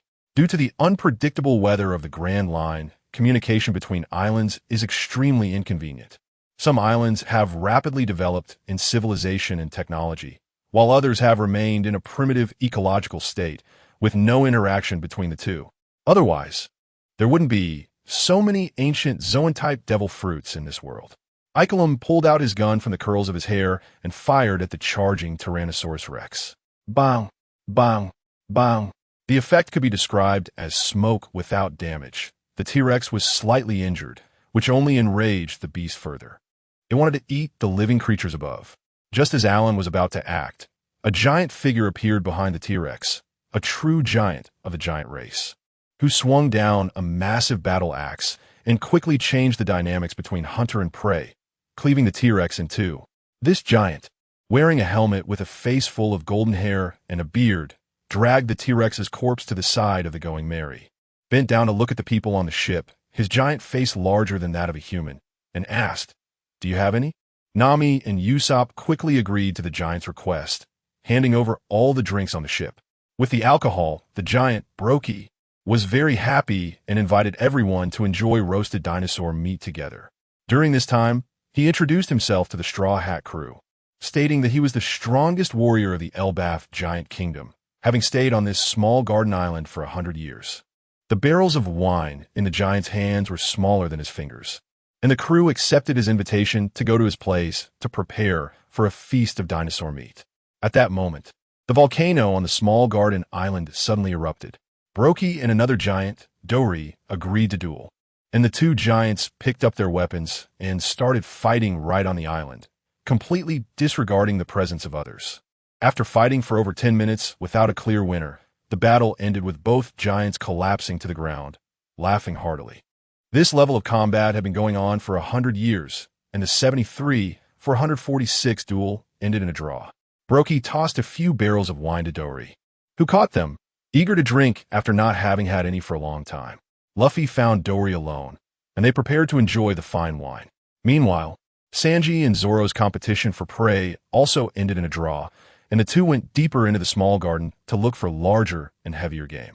While both parties enjoyed food and drink, some troublemakers disrupted their fun, those persistent members of Baroque Works. Because Mr. 5 had just been sent to the island by Rob and Mr. 3's plot to add bombs to the drinks failed. However, he was confident that he could defeat these newly emerged pirates without any schemes. As the future Vice-Emperor, he planned to take down the Straw Hat crew and Princess Vivi in one go, and also claim the bounty on the two giants, who had been wanted for 100 years at a bounty of 100 million, serving as boss while making some extra cash for himself. With the three of us, you'll obediently meet your end today. Facing the Straw Hat crew, who had lost their three strongest members, Mr. 3, as a paramecia-type wax fruit user, could easily take them out if he got serious. Beside him was his partner, Ms. Golden Week. Although this little girl was not a devil fruit user, she could use different colored paints to apply negative buffs to enemies. Baroque Works is the partner of their leader, Mr. Zero, and Nico Robin curiously examined the group, noticing a black-haired young man among them who had not appeared in any internal intelligence. "Are these people your enemies?" Buggy was very annoyed by the interruption of his feast. He had been drinking well, and the dinosaur meat was almost roasted, and now here came a group of spoilsports. "This group from Baroque Works has been chasing us all the way, a bunch of bounty hunters working for pirates. It's really laughable," Nami said, not pretending anymore. Since she knew their boss was one of the 7 warlords of the sea, they had to eliminate them thoroughly. Otherwise, they would always be a concern. "Bounty hunters, let me help you deal with them, and then we can drink together." Buggy, the nearly 20-meter giant, stood up, picked up his giant axe, and prepared to chop down this group of ungrateful guys. As the giant came charging towards them, Mr. 3's hair caught fire, and his arms transformed into a mass of white wax. As a devil fruit user, he was not afraid of any giant. Candle shackles. The wax flowed under Mr. 3's control, enveloping Buggy's legs, instantly solidifying into blocks, immobilizing the giant's feet, and causing him to crash directly in front of him. But that wasn't the end. Wax-carving giant sword. Mr. 3 splashed the wax into the air, which quickly solidified into a massive white wax sword that pierced Buggy's limbs, pinning the giant in place as blood flowed from his wounds, staining the wax. The giant is dealt with. Now, it's your turn. Usopp seized the opportunity to launch a surprise attack, firing a few projectiles from his slingshot, but they were blocked by the wax barrier, having no effect at all. "Is that all you can do?" No need for Robin to step in. Mr. 3, covered in wax, walked towards them, aiming to turn them into wax statues, with Princess Vivi being one of the artworks. At this moment, Alan had become the hope of the entire village. The remaining weaklings saw him standing up, and everyone stepped back to give him space. The giant had just been defeated. Would another giant turn the tide? A kid who hadn't even grown hair put their hope on him. "Take this. Candle waterfall."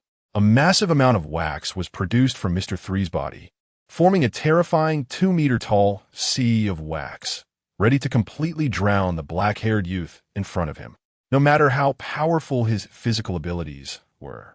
As long as he came into contact with the wax, he would be immobilized. Everyone witnessed Alan being covered in wax. The spot he originally stood on was replaced by a mass of white wax. A bolt of golden lightning struck from the sky, melting the previously solidified wax with steam from within, flesh, bones, and nerves quickly reassembling in front of everyone's eyes, revealing a 20-meter-tall young giant. Chapter 31. Attack on Titan. A human transforms into a 20-meter-tall giant, shocking Mr. 3, who gapes in disbelief as the giant manages to break free from the solidified wax. Are you also a devil fruit user? The appearance of the pointed-eared young giant confirms the information Robin received. The ships of the Baroque works were destroyed by a giant. This ability to transform into a giant at any moment makes for a very effective surprise attack, as the members were caught off guard and easily taken down. The giant Buggy, whose eyes weren't covered by the wax, witnessed Aaron's transformation process firsthand. To be honest, if he hadn't seen it with his own eyes, he would never have believed that a human could turn into a giant. Moreover, he had to voice his thoughts. This young giant was not wearing any clothes, but fortunately, he didn't have male characteristics beneath his 8-pack abs, or it would have been quite embarrassing for the women present. A naked giant being seen by others would tarnish the reputation of all giants. Buggy didn't want other races to think that the giant race was an uncivilized, primitive species. Although Aaron was human, he was putting the giant race to shame. He needed to have a word with this young human. Mr. 3 had taken down one giant, so why would he fear another?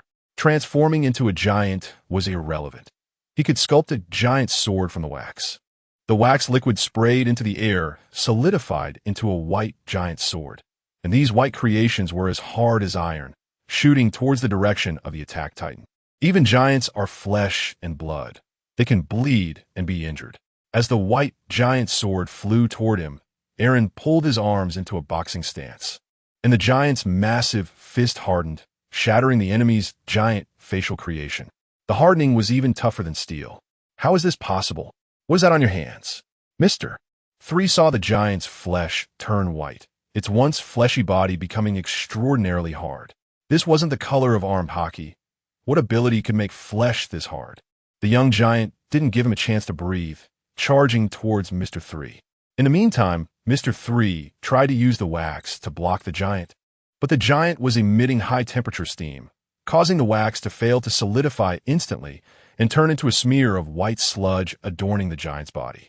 A solid wall of white wax, composed of the wax liquid, instantly rose up in front of Mr. 3, attempting to absorb the giant's impact one by one, giving him time to prepare his ultimate move. The attack titan replicated the iconic scene of the giant of Kaido, covered in white hardening, showing no signs of slowing down as it crashed into the solidified wax wall. Boom, boom, boom, boom, boom, boom. The 6 walls completely failed to stop the attack titan's advance, leaving shattered remnants in its wake. The solidified blocks of wax were sent flying as Mr. 3's strongest defensive technique became mere background for Aaron.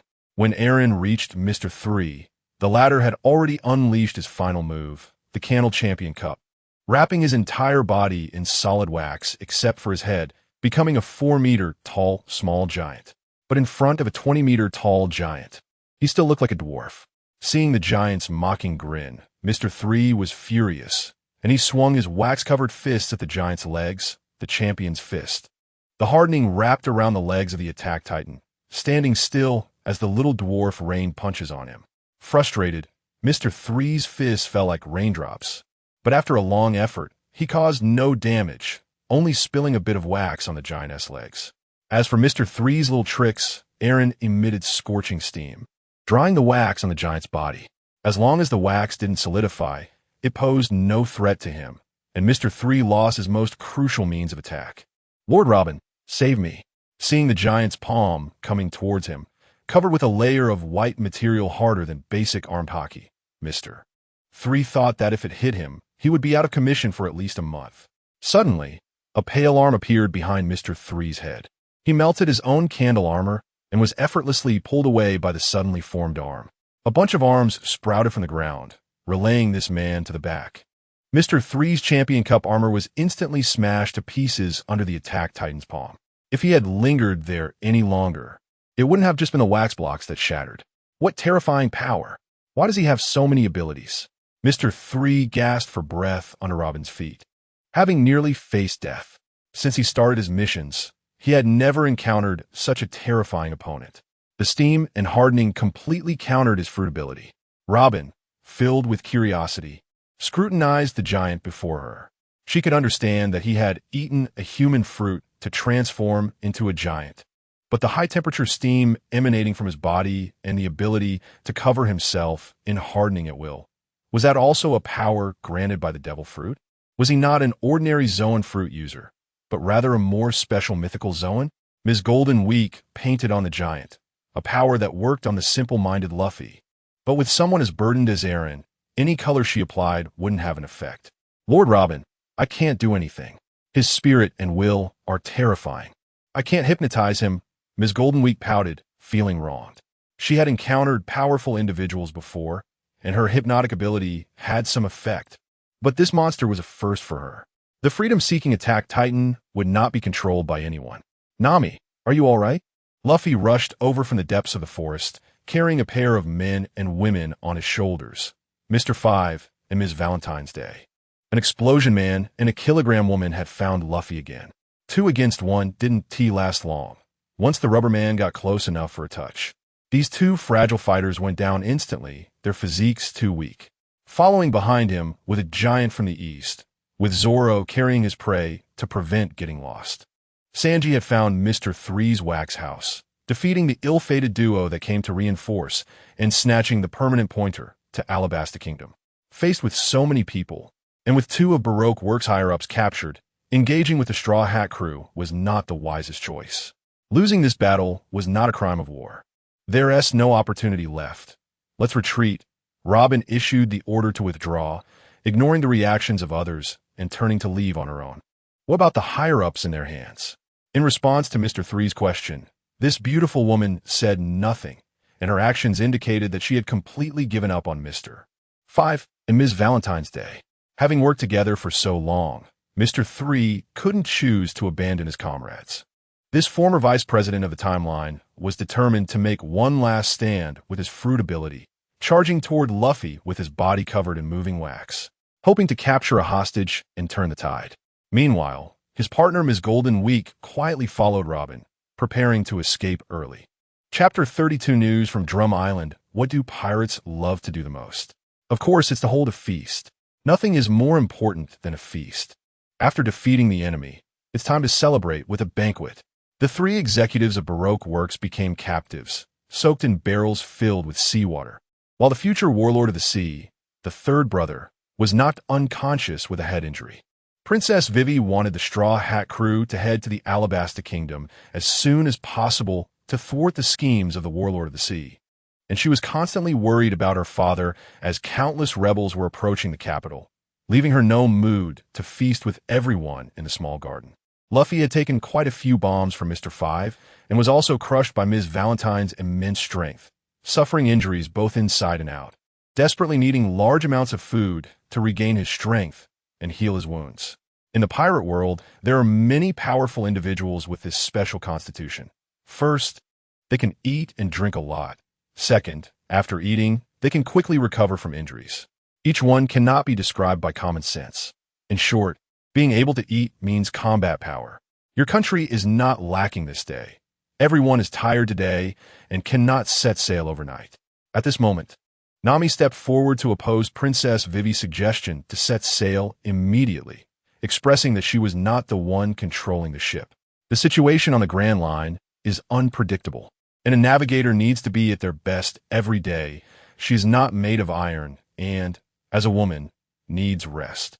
Princess Vivi was about to continue speaking when she was interrupted by her subject, Ikaram. Your Highness, I believe the Royal Guard will not be that weak. We can spare this night. However, before the princess could finish her sentence, Ikaram pulled her to a secluded corner, not wanting to offend the Straw Hat crew at this moment. Although they appear to be a group of good people, their identity as pirates could not be washed away. Once a pirate, always a pirate.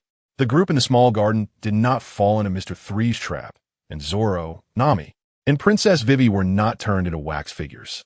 Since Princess Vivi and the Straw Hat crew did not undergo life and death tests, their friendship and bonds were somewhat lacking. With the presence of Eren Yeager, the mechanical demigod, helping the Straw Hat crew defeat the third brother, Princess Vivi internally viewed this crew of pirates as hired help to save her country. As for wanting to become their partner, that was utterly impossible. Why would a princess of a world government-affiliated country run away to become a pirate? Sanji, I am hungry. I am hungry. I am so hungry. Luffy approached his personal chef, rolling on the ground and using this childish tactic to urge the cook to hurry up. Sanji, with a cigarette in his mouth and eyes filled with suppressed anger, punched his captain to make him calm down for a while and stop moving around. Preparing food for everyone on the ship was already a tiring task. And now, there were two giants nearly 20 meters tall. Their appetites were clearly not small. As a chef, he couldn't just throw together any old ingredients. The food had to be better than roasted dinosaur meat, which tasted like nothing but salt. This time, he was going to make an authentic roast whole dinosaur, with a whole Tyrannosaurus Rex skewered by a thick tree. Dory and Buggy helped the cook control the fire, while Sanji continuously sprinkled spices on the dinosaur meat and occasionally made cuts in the thicker areas. It smelled amazing. It had been a long time since he had smelled such a good aroma. Let's bring out our stock today and let these little guys enjoy themselves. The stock that the two giants referred to was the wine they brewed from various fruits when they first landed on the island, promising to open it for tasting only after one side emerged victorious. But 100 years had passed, and if it weren't for Luffy and his crew coming to the small garden, that fruit wine would still be buried underground without knowing when it would be unearthed. Buggy took out the century-old wine to express gratitude to the Straw Hat crew for saving their lives, as they had almost fallen into the hands of the Navy. Such material possessions were no longer that important after all, since life is precious. Eren transformed into a giant and acted as a mover again. Last time he had moved stones to block a broken city gate, and this time he was moving a not-so-small wine barrel. A massive round barrel 10 meters wide and 10 meters high, very much in line with the giant style. The attack on Titan still looked the same, with no birds under its crotch, making Dory shake his head. Buggy thought he had hit the nail on the head. This little guy's devil fruit ability severely tarnished the giant race's image. The roast dinosaur was ready. The century-old wine was also prepared. So what were they waiting for? It was time to start the feast. Cheers! Shouted Luffy. Cheers! Said Eren. Cheers! Exclaimed Zoro. Cheers! Cheer Nami. Cheers! Called Sanji. Cheers! Shouted Usopp. The two giants held wine glasses comparable in size to the Going Merry, joining everyone in a toast. Princess Vivi and Ikaram joined in, sharing the joy of victory. Cheers! Everyone took their first sip of wine, and Sanji took the initiative to step forward to cut the dinosaur meat for everyone. His cooking skills were unquestionable. Captain Luffy was holding onto a whole Tyrannosaurus Rex leg, eagerly gnawing at it, quickly filling the rubber man's belly until it was round and big. As a gentleman, Sanji actively cut some small pieces of breast meat for the two ladies, which are the most delicious parts of the T-Rex. While the other stinky men were hastily given some meat with bones, they could chew on the bones. This dinosaur meat is not bad. I didn't expect dinosaur meat to be this delicious. Hearing the compliments from Nami and Vivi, Sanji swayed in place, his eyes sparkling with hearts, wanted to pounce on them immediately. While Sanji was fawning over the ladies, Zoro, chewing on a bone, noticed Eren sitting quietly in a corner drinking alone. Eren had a special melancholic aura about him, which made Zoro unable to resist walking over to ask, Eren, you haven't said which small island you're going to? Hearing this question, everyone except Luffy and the giants immediately shut their mouths and perked up their ears to listen, downing the liquid in his glass. Eren answered Zoro's question. I'm going to Drum Island. I've heard there are many famous doctors there. I need to go there for treatment. Treatment? Eren looked healthy and could transform into a giant to fight at any time. Would he really get sick? How could such a formidable guy be troubled by illness? The Straw Hat crew certainly didn't know about Drum Island. Princess Vivi had a poor memory, but Ikaram, as a minister of the kingdom, knew some things about Drum Island, since it was also part of the world government's affiliated nations. Aaron, I have some bad news for you. Drum Island has changed. That tyrant king has expelled most of the doctors. If you go to Drum Island now, it won't yield any results. Ikaram then described the location of Drum Island, which was just a few days' journey from the small garden on the same route as the Alabasta Kingdom. It's fine. Just drop me off after passing Drum Island. I have my own way to find a doctor. Aaron insisted on going, and the others felt it was not appropriate to persuade him further, causing the atmosphere of drinking to suddenly cool down. Chapter 33, 3 billion berries on the island of Little Garden. The Straw Hat crew had a banquet with two giants all night long, enjoying plenty of food and drink. By noon the next day, everyone gradually woke up. However, our navigator and his chef unexpectedly fell ill at the same time, both suffering from high fevers that wouldn't subside. With no ship doctor on board, they were unfamiliar with the illness. Getting sick right after entering the Grand Line was considered somewhat fortunate. The symptoms that emerged so suddenly were thankfully not hidden within their bodies, allowing the Straw Hat crew to seek medical help quickly. Princess Vivi took care of the two in the cabin, using warm towels to wipe their bodies, but this method couldn't lower their temperatures. Both the man and woman were mentally foggy from the fever. As for Luffy's silly idea of trying to transfer their ailments to himself, it was completely unfeasible. Zoro and Alan quickly stopped him, not allowing their brainless captain to act recklessly. Sanji felt that being cared for by Princess Vivi was worth it, even if he was gravely ill and weak.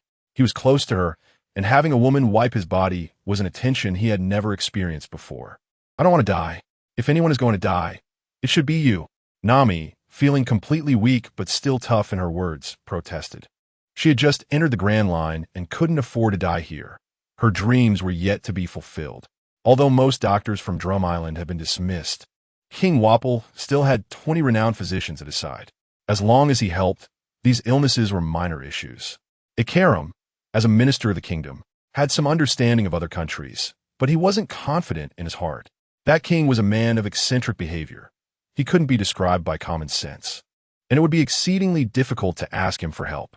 Then let us go to Drum Island, Luffy said seriously. He wasn't joking when it came to his friends' lives. He valued them the most. On board, the three captives from Baroque Works were left to Usopp, who initially thought of simply throwing them into the sea to let them fend for themselves. If he let them go easily, it would provoke even more intense retaliation.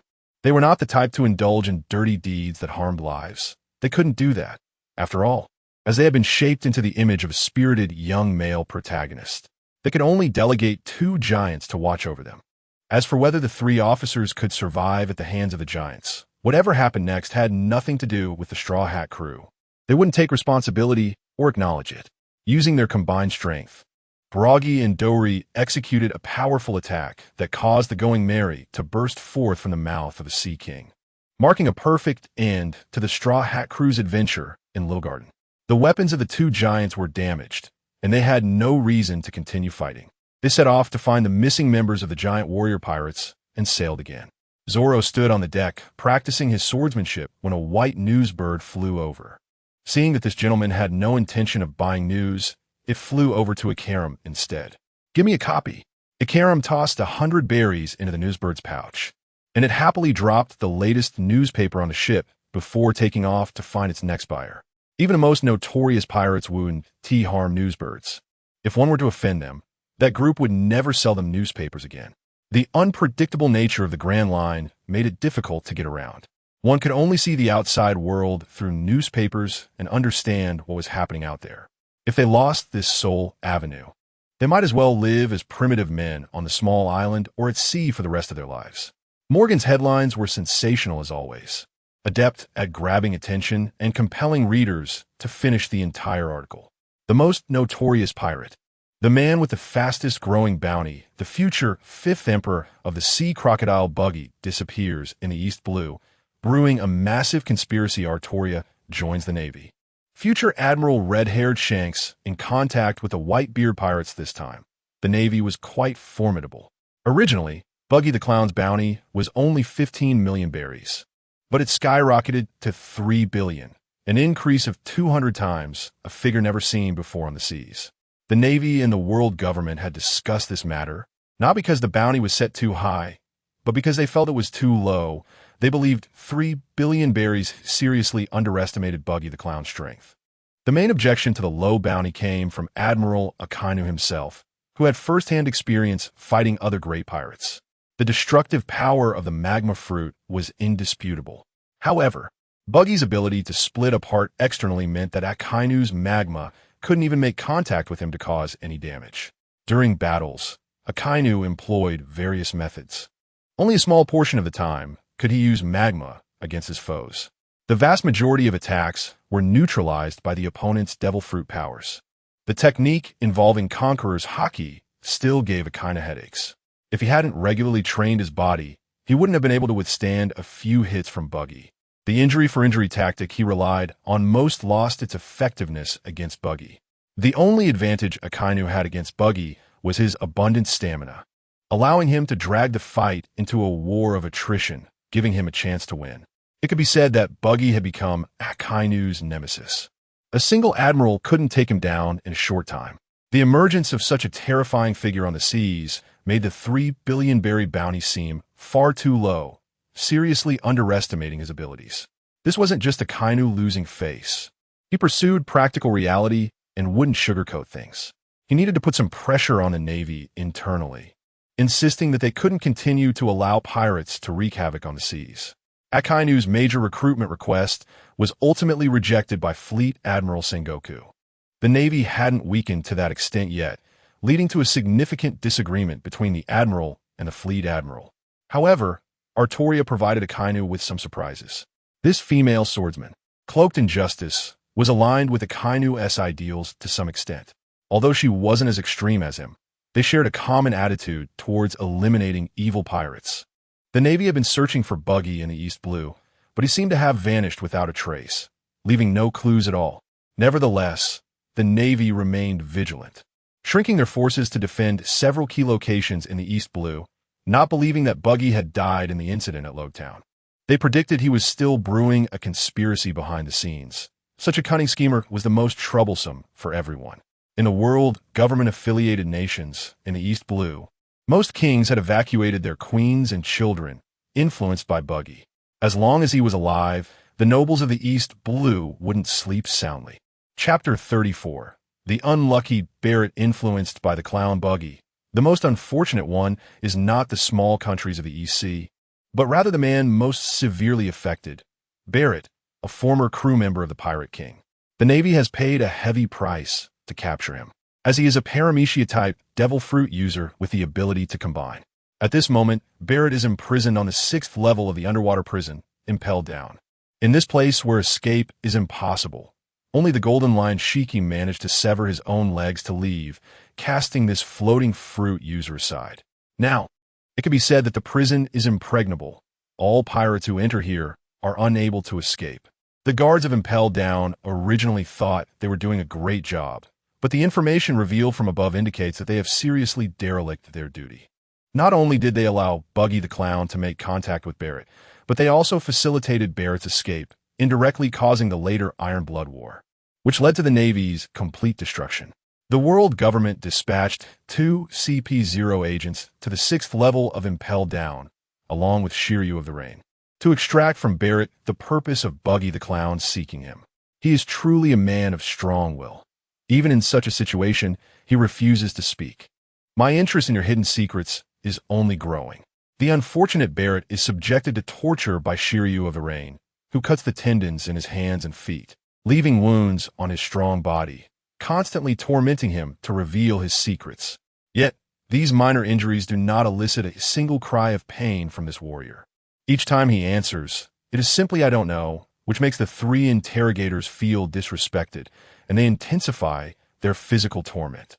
Buggy the Clown has intricate connections with Barrett, who is also unruly in the special prison.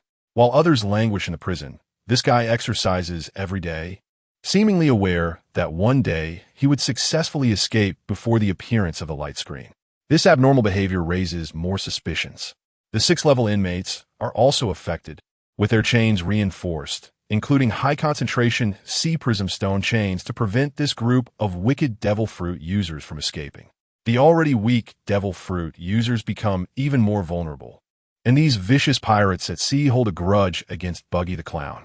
Shiryu of the Rain received the latest orders from the world government, requiring him to guard the 6th level of Impel Down every day to prevent Buggy the Clown from sneaking in and to stop him from eating Barrett at all costs.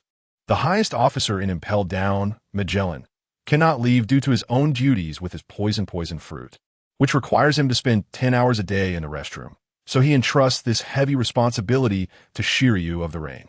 Even though Shiryu has a history of prisoner abuse, the dead pirates are better off as good pirates than allowing them to reappear at sea. At the same time, he is promoted to the same rank as Hannibal. Shiryu gladly accepts the order brought by CP0. Being able to torture powerful pirates on the 6th level is when he enjoys himself the most. Dealing with the small pirates on the upper 5 levels no longer gives him much pleasure. For such die-hard elements, it would be better to kill him than to deal with Barrett. Whether hard or soft, it won't work. It would be better to give him a knife to sacrifice and send him to meet the former pirate king. However, the world government has different opinions. CP0, with their mission, must ensure that Barrett does not die. The greedy 5 elders are also interested in the secrets they want to extract from Barrett regarding Buggy the Clown. What kind of secret could make a strong figure like Buggy the Clown act submissively in front of the Navy and infiltrate Impel Down to find Barrett? If they could learn this in advance, it would be beneficial for the world government's rule. That magical light screen not only pierces the sky, but also reaches deep into the sea. The merfolk of the Fishman Kingdom do not need to surface to watch. The same applies to the underwater prison. The light screen penetrates the thick walls of Impel Down, allowing the guards and prisoners to watch together. The latter, who have no right to read newspapers or understand external information, find their previously dead hearts completely activated by the existence of the light screen. Another powerful pirate has emerged at sea, causing headaches for the Navy and the world government, while the imprisoned pirates cheer continuously. As long as the former two suffer setbacks, they are very happy. For those whose personal freedoms are restricted, the information on the light screen is the only entertainment in their dark lives. The prisoners can also chat freely on the light screen, making jokes and swearing, which allows them to connect with the outside world. However, most of these criminals are alone, and even if someone outside wants to save them, it is a near impossible endeavor. There has been a change. They can no longer chat. A new scene appears. It is an island in winter. You damn pirates, shut up and behave yourselves. Facing the noisy prisoners, the guards do not hesitate to use their whips, striking this group of wicked individuals to quiet them down. With the experience from the last time, these prisoners are the most obedient when watching the light screen. No matter how much they are beaten or scolded, they do not move from their spots. All for the sake of watching the future information on the light screen. Even if they cannot get out, they are full of hopes for their future. CP0 and Shiryu of the Rain stop torturing Barrett and also turn their attention to the light screen penetrating the 6th level. Having been in the prison for so many years, Shiryu knows almost nothing about the islands in the Grand Line. However, as the elite agents of the world government, CP0 immediately recognized the island on the light screen. The long-lasting winter climate is the best proof. It is Magnet Drum Island, located in the first half of the Grand Line. What kind of secrets could this small kingdom hold? Magnet Drum Island was quite famous a few years ago. Outsiders used to visit for medical treatment, but ever since King Wapol expelled many doctors, the country became neglected. If it weren't for the unchanged amount of heavenly gold paid by Wapol each year, the world government would have long kicked him out of the allied nations. This short-sighted king has truly lowered the standards of the allied nations. CP0 also received some intelligence indicating that King Wapol has formed a white steel pirate crew. A good king turned pirate, unable to even manage basic tax collection, shows that the governance level of this country is quite lacking. The light screen once again shows a scene that spreads across the world. The last time, it brought forth a notorious pirate, a figure with a bounty of 3 billion berries. The second commentary has garnered even more attention, turning an unpredictable future into a known existence. In the face of such temptation, the Navy, pirates, and the world government cannot refuse. They cannot miss any information from above. And every detail must be strictly analyzed and recorded. What kind of existence is this guy, hailed as the god of Zoan-type devil fruits in the vast ocean? Chapter 35. The second opening of the Light Curtain. Is the location on the Light Curtain really Drum Island? The skeptical voices of the Straw Hat crew made Ikaram very displeased. These people were questioning his professionalism. As the chief minister of the Alabasta Kingdom, he had some insight. However, most of the inhabitants of the island were ordinary residents, with only a remaining witch doctor, and he couldn't connect the animal-type god with them. In the following description, Ikaram told everyone about the brutal King Wapple, who was a paramecia-type user of the munch-munch fruit and had an animal-type user of the ox-ox fruit among his subordinates. These two had no connection to the animal-type god at all. During the last World Conference, Ikaram had also seen these two individuals. He even helped Princess Vivi recall the memory of Wapple beating her. After hearing this, the Straw Hat crew gained insight. These were a bunch of scumbags who rode roughshod over the people and harmed them. There were so many devil fruit users on the Grand Line, especially the paramecia types. As Zorro swung his sword, he lamented that when he was a pirate hunter in the EC, he had never encountered so many devil fruit users. Especially the officers of Baroque works, almost everyone had eaten a devil fruit. His current swordsmanship level hadn't reached the level of cutting steel. Dealing with some small pirates was still manageable, but facing an opponent like Mr. 3 was tricky. This bizarre array of devil fruit abilities made him, as a swordsman, realize his shortcomings.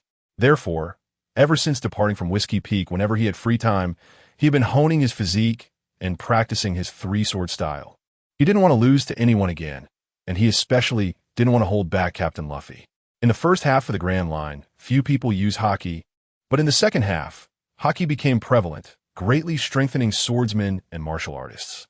I've decided we must recruit a doctor partner on Drum Island, so that everyone won't get sick, Luffy shouted, sitting on a sheep's head with his arms outstretched, proclaiming that illness could not stop his adventurous spirit.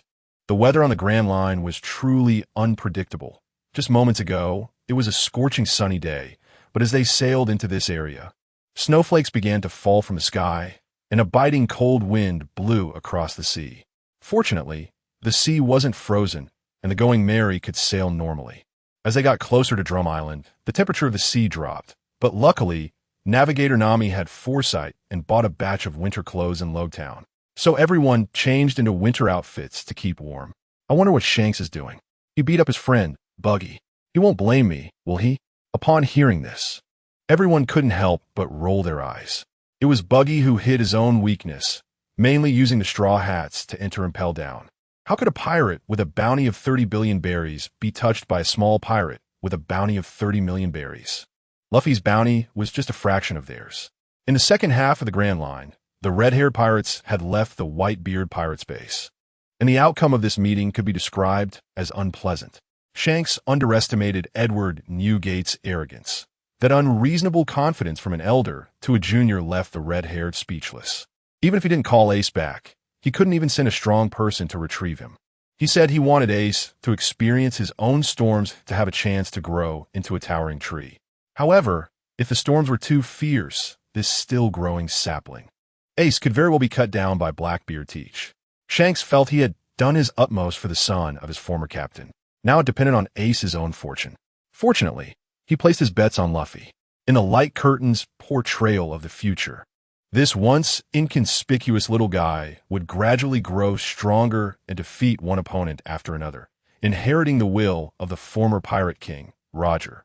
Perhaps he really could become the next pirate king. Just as Shanks was imagining the future, he heard a report from his crew that a small boat was approaching. The visitor was none other than the world's greatest swordsman, Dracul Mihawk, and his unchanged little boat truly didn't match his warlord status. The other party wasn't here to fight him. Shanks, being a swordsman himself, had lost a hand, which made Mihawk lose interest in him. What a rare visitor. Mihawk boarded the Emperor's ship. This time, he wasn't here to deliver Luffy's bounty notice, nor Buggy's. Shanks wasn't worried about the situations of these two. Luffy had just entered the Grand Line to adventure, and his friend Buggy was said to be missing in the newspaper, but the life card wouldn't lie. That lucky clown was still alive and well. Shanks guessed that Buggy's life card was damaged, speculating he had sustained serious injuries during the big incident in Logtown and was hiding somewhere in the East Sea to recover. You want to ask about Artoria? Shanks had some connections within the world government and could meet the Gorosei anytime. Mihawk could only ask him where Artoria was now. This rising female swordsman joining the Navy made some pirate factions uneasy. Her ability to destroy an island with a single sword strike was not wrong, as Morgans had said. She was indeed a humanoid ancient weapon. I want to experience the strength of this female great swordsman, Mihawk thought. Having already elevated Artoria to the same level as himself among great swordsmen. He was a male great swordsman, and she was a female great swordsman. They needed to determine who was the world's #1 swordsman. Shanks took out a transponder snail and walked into the cabin to talk to a mysterious figure. After chatting for over 10 minutes, he returned to his crew. He gave his good friend an answer. Candidate General Artoria hasn't been dispatched. She's currently at Marine headquarters in Marineford. I can't guarantee that will still be the case in a few months. Seeing Mihawk about to leave after hearing the news, Shanks hurriedly stopped him, asking him to stay and watch the light curtain before leaving and to join their ship's banquet. The duel between the strongest swordsman, him and Artoria, was worth this little time. This great swordsman was filled with interest about the future. The light curtain might reveal stronger swordsmen, and as a warlike individual, he wanted to grasp information about his opponents as soon as possible to confront them right at their doorstep. Drum Island, Drum Peak Castle. Living here was a witch doctor who was 139 years old and kept a strange creature, which looked like a reindeer, wearing a pink hat on its head. Is there such a person as Kureha, the animal-type god, on Drum Island? The speaker was less than a meter tall, standing on 2 feet, with 2 antlers poking through a pink hat, a blue nose, a brown body, and covered in fine hair. If there were outsiders here, they would surely be shocked to see a reindeer talking. What kind of monster was this? Kureha looked out the window at the light curtain, not answering her pet's question, feeling somewhat uneasy inside, just like the day Shilaruk died, sensing that something bad was about to happen. Chapter 36. Tony Chopper. Under the watchful anticipation of the crowd, the screen finally displayed a new image. That familiar male narration voice, paired with visual data, reappeared. The previous character introduced had a red nose, while this second character coincidentally has a blue nose. A reindeer, less than a meter tall, wearing a pink hat and that striking blue nose, holding a cotton candy in its hands, presented as a pet image of a reindeer eating cotton candy. This was a wanted poster from the Navy, with a bounty of only 50 berries. Tony Chopper, later hailed as a divine doctor and the god of the animal type. Originally a reindeer with a blue nose, his unique appearance was not accepted by his kind, and he accidentally consumed a Zoan-type devil fruit, gaining the form of a human. This allowed a reindeer to possess human-like thinking abilities. If an ordinary person consumed this fruit, they would merely become a useless duck without any abilities. Fortunately, Chopper ate it, starting his legendary life. This wanted poster was issued by the Navy. Chopper was initially offered a bounty of 50 berries, then it increased to 100 berries, and, subsequently, the bounty skyrocketed to 1,000 berries. The Navy and the world government's concerning intelligence capabilities inadvertently protected this legendary figure, often joked about by future generations. Told to children. Throughout his illustrious life, he achieved many accomplishments, serving as the ship's doctor for the Straw Hat Pirates, completing a circumnavigation of the globe with his companions, during which he exchanged and learned from famous doctors around the world, enriching his medical knowledge. He set out from Drum Island and returned to Drum Island again. After ceasing his piracy, he settled in Drum Island, becoming a renowned monster doctor at sea. After treating patients, he did not charge consultation fees, but requested severe recovery patients to plant 5 cherry blossom trees for him and mild recovery patients to plant 1 cherry blossom tree for him. This permanently winter island, Drum Island, became filled with cherry blossom trees due to years of his medical practice, with future generations estimating there are millions of cherry blossom trees. Every time the cherry blossoms bloom, the beautiful petals cover the entire Drum Island like an ocean. Tony Chopper, this great doctor enshrined in history, with his noble character and miraculous medical skills, influenced future generations to praise skillful doctors with the term Cherry Grove. The universal medicine he pursued throughout his life, which could cure any disease, was finally developed during the last moments of his life after decades of effort, named the Blue Universal Medicine, later referred to by future generations as the Divine Grace Potion. This potion was named Divine Grace because after taking it, not only could it cure any disease, it granted the user individual immortality, permanently activating all cells in the body, maintaining that age indefinitely at the moment of consumption. What was just mentioned briefly outlined as medical achievements. Next, we will discuss Tony Chopper's outstanding contributions to the Zoan-type devil fruit. The image transition from a reindeer pet's wanted poster to a reindeer holding a yellow pill with its hooves, this pill being the absolute protagonist of the day.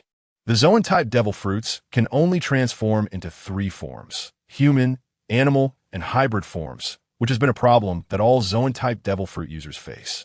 Since the existence of devil fruits in the sea, these 3 forms have never been broken. The yellow pill in the image, which Chopper named the bouncy pill, raises the question of why he named a yellow pill with a blue name, which might also be one of his quirky preferences. The bouncy pill is a drug that can disrupt the transformation wavelength of Zoan-type devil fruits, completely developed by Chopper himself. Taking one bouncy pill grants him 9 enhancement stages. Each transformation stage enhances a specific aspect of ability, maximizing the potential of Zoan-type devil fruits, elevating this initially low-status existence to be on par with the nature-type devil fruits. Below are the various forms he developed for the Zoan-type human fruits civilian form. Weight enhancement stage. Zoan-type human form, with fully regressed antlers, increased height and muscle mass, granting him more strength, resembling a giant gorilla covered in fur. Later, able to approach a giant in terms of strength. Arm strength enhancement stage. Zoan-type human form, with antlers not regressed, arms become exceptionally thick, maximizing the effects of physical techniques like hoof strikes against enemies. Leg strength enhancement stage. Zoan-type animal form, transformed into a 4-legged walking reindeer, becoming more agile and possessing strong endurance, with maximum escapability, short bursts of speed matching that of Admiral Kazuru. Jumping enhancement stage. Zoan-type hybrid form, with antlers not regressed, body becoming slimmer, long arms and legs providing astonishing jumping ability, later able to leap over a 1,000-meter-high cliff. Brain power enhancement stage. Zoan-type hybrid form, appearing unchanged externally, but the brain is temporarily enhanced, increasing intelligence and analytical abilities, effectively analyzing enemies' weaknesses during battle. Fur enhancement stage. Zoan-type animal form, shrinking his body to the smallest size, fully covered in fur, becoming a very bouncy meatball, with astonishing defensive capabilities against ordinary physical attacks and blunt force strikes, later able to withstand Charlotte Lean's Conqueror's hockey attack. Antler enhancement stage. Zoan-type animal form, significantly enhancing the reindeer's antlers to over 3 meters in length, not only used for charging enemies, but also developed the ability to drill underground. Flexibility enhancement stage. Zoan-type hybrid form, slightly widening his body while limbs shrink. In this state, his movements are exceptionally agile, employing stronger physical techniques, and his body can automatically evade enemy ambushes. Monster enhancement stage. Zoan-type animal form. This is Chopper's strongest form, initially able to expand into a 10-meter-tall reindeer monster. Later during the Dressrosa incident, transforming into a 100-meter-tall reindeer monster, directly confronting another 100-meter-tall giant. Using the most inferior Zoan-type devil fruit, Chopper developed various unique abilities, inspiring future Zoan-type users who consumed the bouncy pill to develop even more bizarre abilities. He left future generations with a profound saying: there are no useless devil fruits, only useless people who cannot use them. The screen displayed various forms of Chopper, making all Zoan-type devil fruit users at sea cheer for this god of Zoan-type from the bottom of their hearts. Chapter 37. Struggle for our Zoan-type God Chopper. A perfect opening speech was delivered before the people of the world. Similar to the previous one with the clown Buggy, it first summarized the specific background before introducing specific strengths, a method that made it easier for viewers to become familiar with the information. Various forms of Tony Chopper transforming were interspersed throughout the screen, something that the original Zoan-type devil fruit users could never achieve, as they could only change into 3 forms and could only envy this ability. The first person exposed on the screen belonged to the pirate side.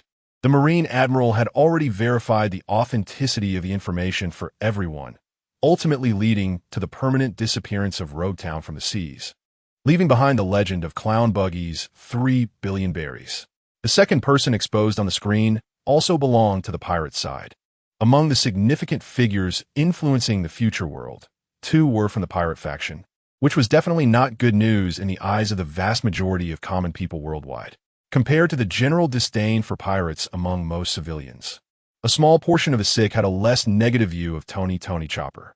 In the world of pirates, a doctor is extremely rare, with poor transportation between islands.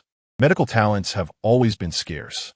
If a doctor is stationed on an island, that island must be quite wealthy. The noble class controls the majority of medical resources, with no concept of health insurance or free medical care. Some civilians have to see noble doctors and are often exploited, with serious cases leading to a lifetime of debt.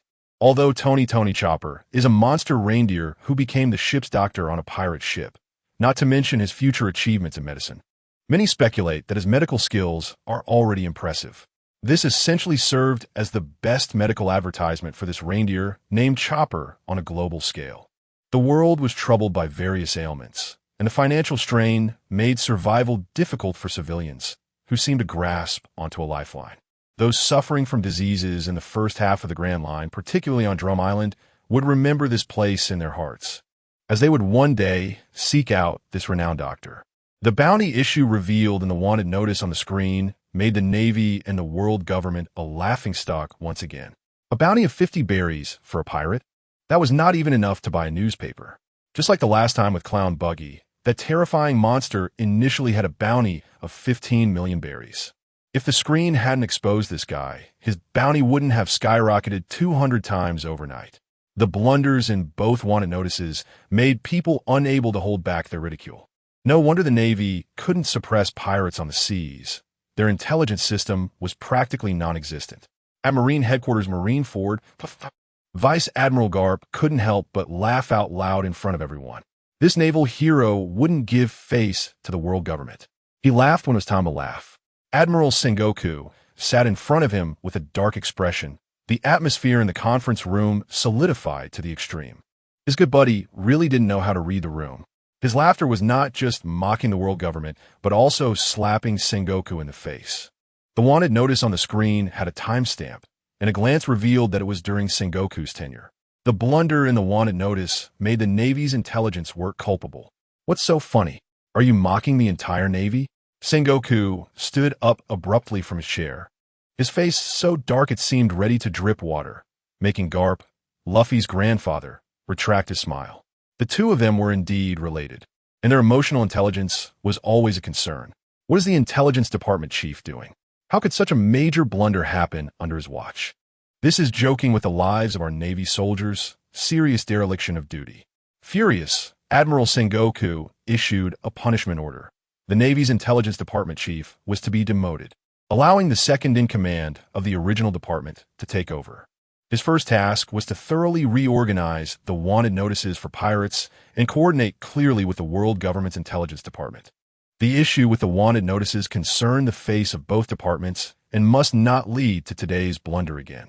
Chief of Staff Tsuru took notes on the side, recording Tony Chopper as a case. As the smartest woman in the Navy, she had a new idea. Tony Chopper joined the pirate ship. This little reindeer was not inherently bad. I suggest the Navy try to win him over first.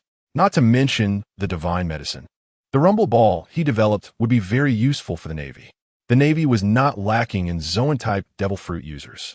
If they had the assistance of the rumble ball in Chopper's hands, it would significantly enhance the strength of the mid and lower ranks of the Navy. Tsuru was more worried that one of the 4 emperors, the Beast Pirates, would hear this news and would definitely join the scramble for Tony Chopper. The Navy would have to face the pressure of a 4 emperor in the first half of the Grand Line, once this little reindeer fell into Kaido's hands. Most members of the Beast Pirates were Zoan-type devil fruit users. If they all gained the ability to transform into 9 forms, such a terrifying future was simply unimaginable. If such a thing were to happen, it was unknown how many sacrifices the Navy would have to make in the future. On Onigashima, the headquarters of the Beast Pirates, Tony Chopper, that's great. We beasts need talents like you. Kaido, this capricious master, began to cry in front of everyone. The Beast pirates had finally waited for the right person. They had been waiting for this day for a long time. Enma, shrouded in darkness, as one of the calamities and the strongest executive of the Beast pirates, volunteered to personally visit Drum Island to invite this future famous doctor to visit Kaido's Onigashima. Eating the Rumble Ball would allow the development of the 9 transformations. This ability made the Zoan-type Devil Fruit users present very envious and excited, eager to get their hands on this yellow pill immediately. As one of the 3 disasters, Plague Queen, originally responsible for science and medical affairs in the Beast Pirates, thought that with this new recruit, they might develop more new types of poisons in the future. However, he was a homebody and wouldn't easily leave the island. Kaido, the first half of the Grand Line is not within our Beast sphere of influence. Those damn Marines will definitely get there before us. This time we must send more manpower to snatch Chopper back from them. Enma could fly in the air, but the distance between Onigashima and Drum Island was quite far. Queen was right. The Marines were all holed up in the first half of the Grand Line, which was practically their old nest. I will personally go. If I don't go to invite such talent myself, it would be too disrespectful. Kaido, wielding his kanabo, emitted Conqueror's haki that shook the entire island. This man, known as the strongest creature on the sea, had long wanted to become stronger. After years of reckless cliff jumping to train, Kaido's strength had not improved. Learning of the existence of the Rumble Ball gave him hope to continue getting stronger. He ate the Zoan-type fish fruit, mythical type Azure Dragon form, and was excited about what forms he could transform into after obtaining the Rumble Ball. Chapter 38. Sand Crocodile and Blackbeard aside from the Yonko Kaido and the Navy, many pirate crews are interested in Tony Chopper. If they can control this reindeer, even if it is not useful in the future, they could sell it for a good price at a critical moment. Alabasta Kingdom. Baroque Works headquarters, as one of the Shichibukai, Crocodile's patience has reached its limit. After several key subordinates went missing, he has been unable to reach Robin. The last intel came from Mr. 3, who reported that he was to ambush the Straw Hat crew and Princess Vivi at Little Garden. After so many days without new information, he internally accepted that his subordinates had failed their mission. The information on the screen that piqued his interest was that this Zoan-type Devil Fruit user had boarded the Straw Hat crew's ship. Based on the timeline, they had already arrived at Drum Island. With a legendary ship doctor joining them, it might really pose a threat to Baroque Works and impact Crocodile's plans in Alabasta Kingdom.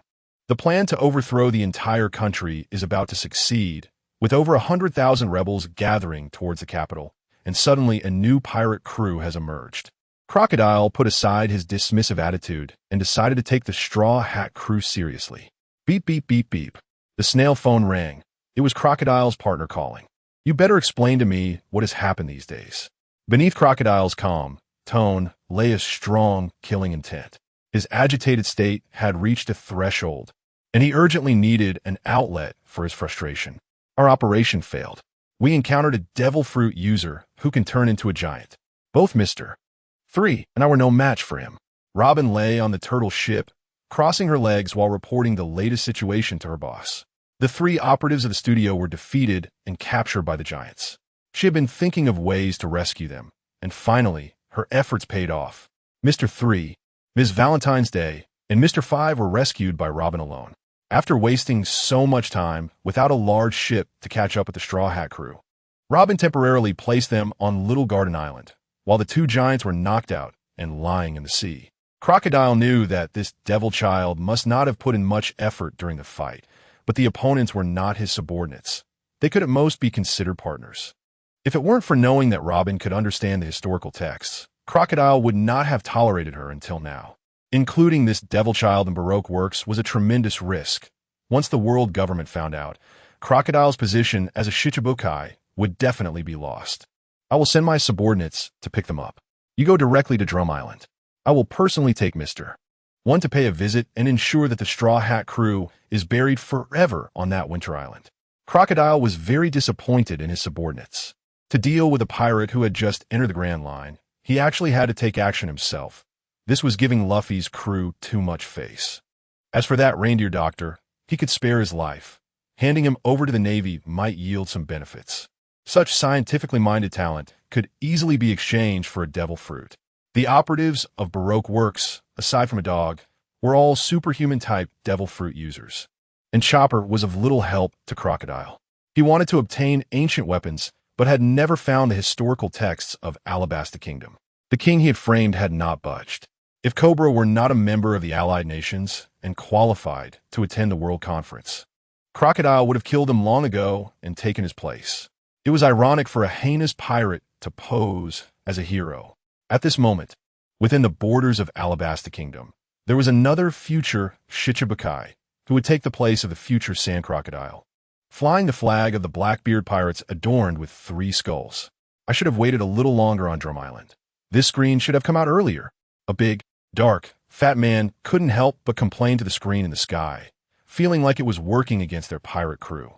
If it weren't for Van Augur running fast enough, his Gura Gura Nomi would have already been in our hands. Jesus Bagus, a member of the Blackbeard Pirates, had always relied on his strong body and terrifying strength in battle. The Gura Gura Nomi was very suitable for him, as he had the title of fighting champion and was wanted by the Navy for a bounty of 20 million berries. Captain, let's steal a fast ship and head back to Drum Island. I'm quite interested in that reindeer chopper.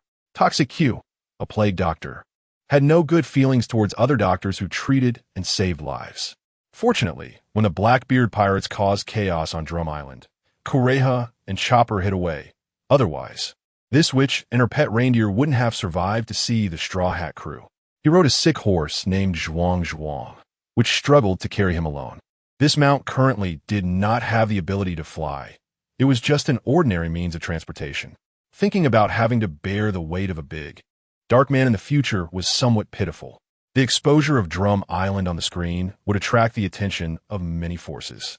Pirates didn't care, but the Navy was more troublesome. To allow the captain to obtain the title of Shichibukai, it was temporarily unwise to confront the Navy directly. Van Augur, the sniper of the Blackbeard Pirates, was currently the most wanted member of the crew, with a bounty of 64 million berries, nicknamed Soundless. This sniper speed was so fast that Usopp wouldn't even have a chance to load his slingshot before getting taken down by a single shot. If the Straw Hat crew encountered him, only Luffy, relying on his rubber body, could put up a fight against Van Augur. Raffet, wearing a black top hat, served as the navigator and strategist for the Blackbeard Pirates. He had a self-serving good idea in mind. Captain, we can team up with Crocodile. He should still be in Alabasta Kingdom. With your status as a traitor, he will definitely help us. Then we can find an opportunity to take him down and seize his devil fruit, obtaining his Shichibukai position. Crocodile, after being beaten up by Whitebeard on the Grand Line, had his mentality completely shattered. He believed that Edward Newgate was an invincible man, abandoning the cultivation of his own strength and relying instead on the ancient weapon Pluton. One could say that Crocodile had lost the heart to become strong. He was definitely not a match for Blackbeard Teach. We need a Logia-type devil fruit for our Blackbeard Pirates. Blackbeard Teach was very satisfied with the strategy proposed by the Devil Sheriff. Stepping on the corpse of a Shichibukai to obtain that title would be far more glorious than capturing some newly famous pirates. The pirate with a bounty of 30 million berries who emerged from the East Blue was originally the target of the Blackbeard Pirates. But it seems that the Straw Hat Kid is just lucky. Chapter 39, Approaching Drum Island. The Navy, the world government, and pirates all have their eyes on this reindeer. Various forces are joining the competition for Tony Chopper, and the once neglected Drum Island is gaining fame once again. To elaborate, which party is closest to Drum Island? The Straw Hat crew, sailing in the sea, has the strength to protect and compete, and they have already reached the waters near Drum Island. This kingdom, which is winter all year round, will one day be filled with cherry blossom trees. The future revealed by the light screen makes the people on the ship firmly believe it. Our future ship doctor is a reindeer, and he can transform in so many ways. It's really cool. Luffy, dressed in winter clothes, is bouncing around on the deck, very happy to gain a new companion. With this reindeer doctor on board, the crew will no longer fear getting sick. Mr. Chopper's future achievements are truly limitless. Ikelam can't help but sigh at the information from the light screen. If such a talent could be recruited to the Alabasta Kingdom, how wonderful that would be. Just thinking about the ongoing rebellion in the country makes this loyal subject, who would risk his life for the king, feel a sharp pain in his heart. Zoro, who is practicing swordsmanship outside the cabin, is not very interested in the information on the light screen. If this reindeer doctor comes aboard, he will act as its protector. The other crew members are unreliable. Either they lack strength or have problematic personalities. We must not let Luffy and Usopp lead the little doctor astray. Princess Vivi is still in the cabin taking care of Sanji and Nami, both of whom have definitely been bitten by some poisonous insect in the flower garden. And the bitten skin is starting to swell and turn red. Sanji is particularly unfortunate, bitten on the neck, while Nami is bitten on the right arm, leading to both of them contracting an unknown illness with symptoms of persistent high fever and worrying mental states, mumbling in their sleep.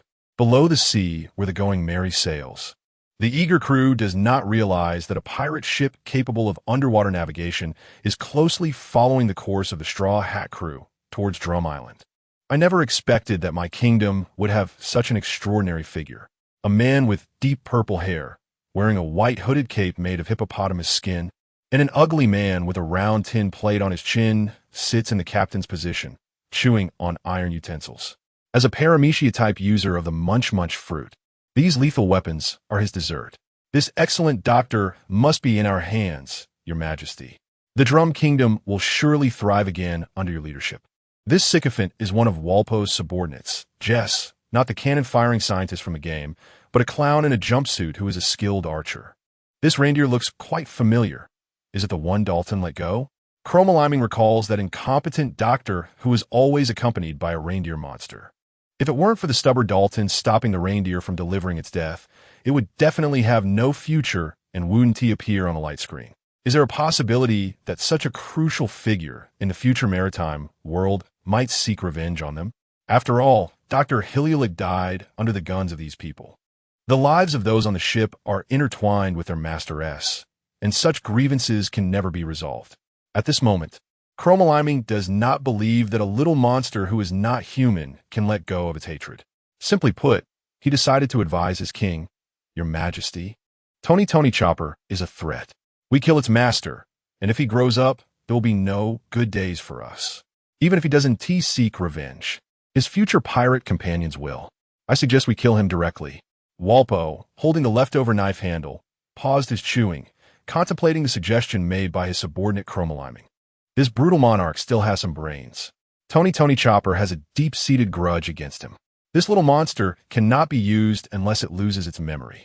Perhaps handing him over to the world government could yield some benefits.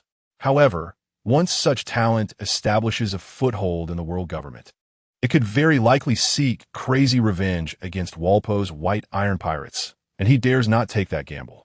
Even Dalton, the captain of the guard left by his father, became estranged from him for killing an incompetent doctor and ultimately betrayed him, remaining on Drum Island, not knowing if he was killed by members of the Blackbeard Pirates. Ever since encountering Tony Chopper, Walpo has had nothing but bad luck in the Drum Kingdom, as if he is inherently cursed with this monster.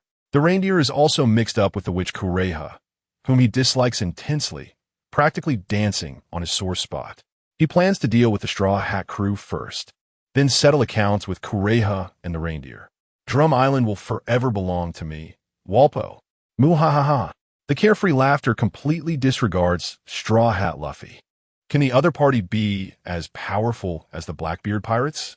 Soldiers and doctors kneel before Walpo, shouting, Long live your majesty. Drum Island, Drum Peak Castle.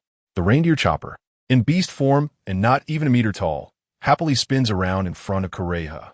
This not yet mature-minded reindeer is being praised for the first time by outsiders.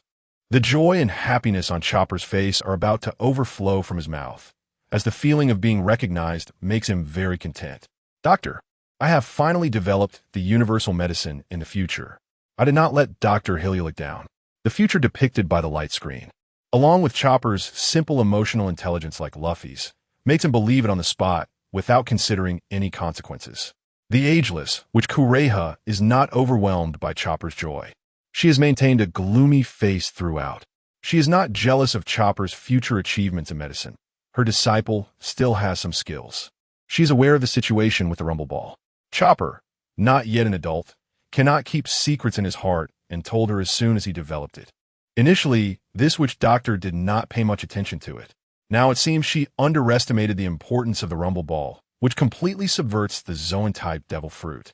But is this a good thing or a bad thing?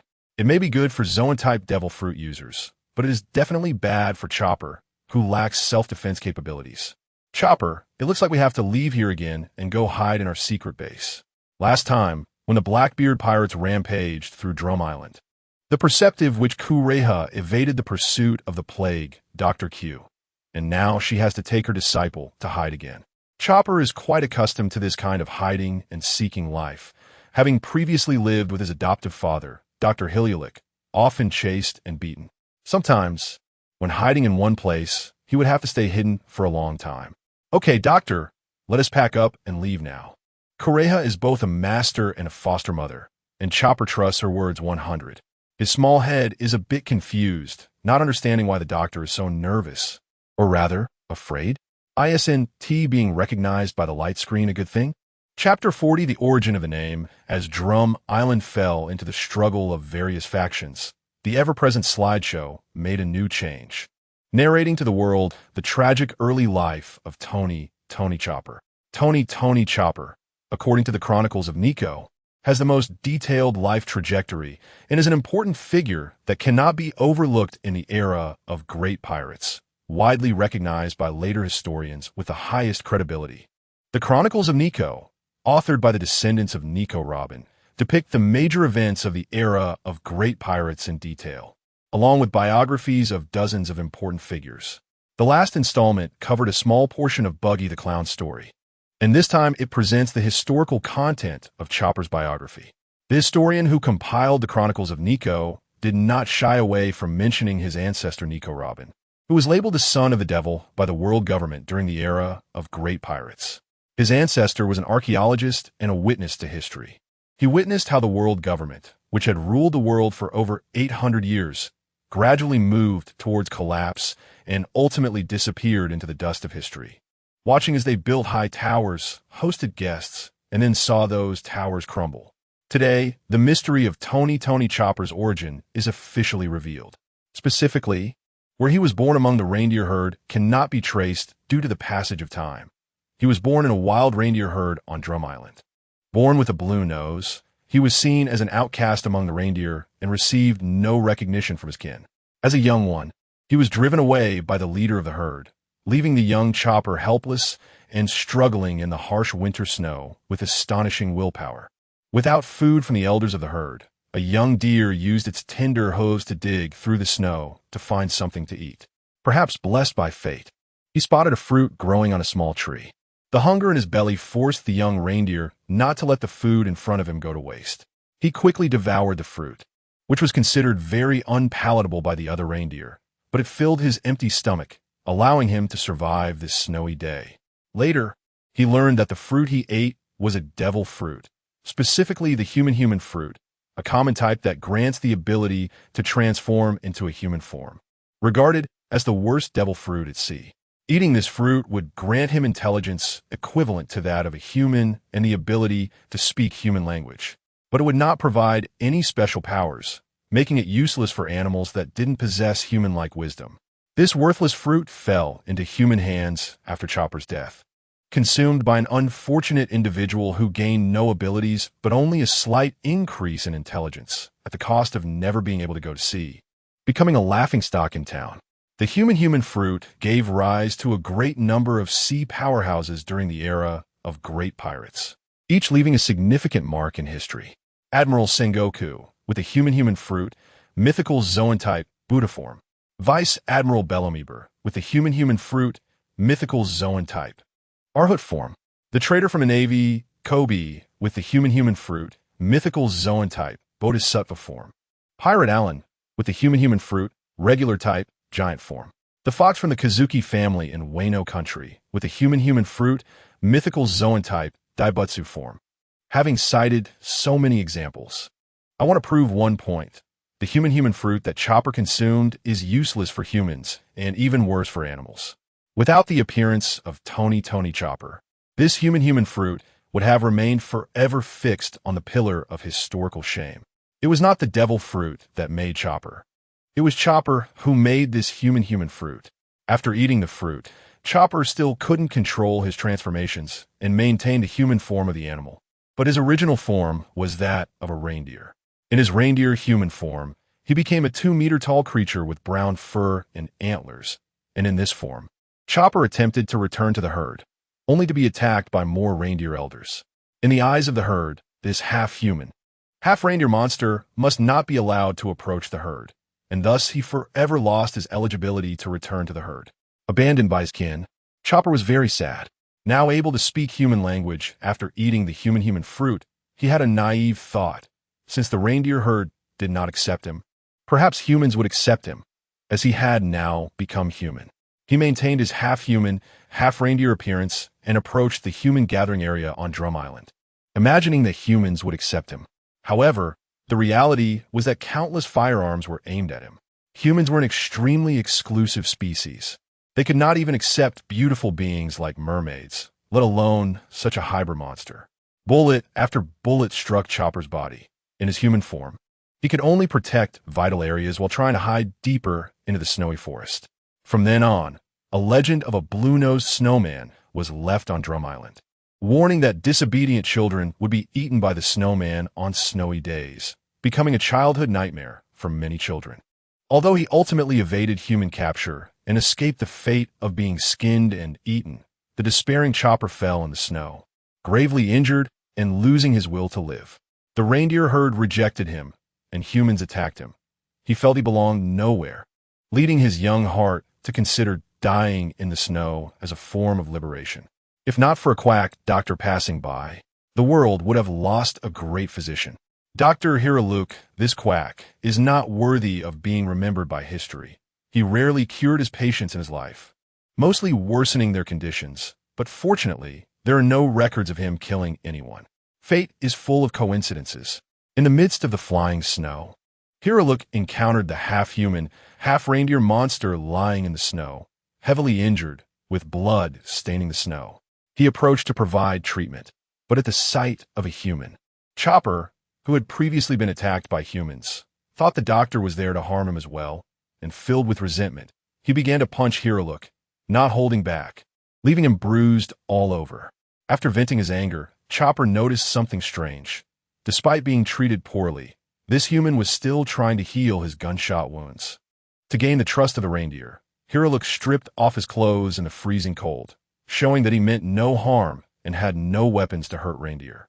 Confused as to why this human wanted to save him, Chopper stopped resisting and allowed Hiraluk to bandage his wounds.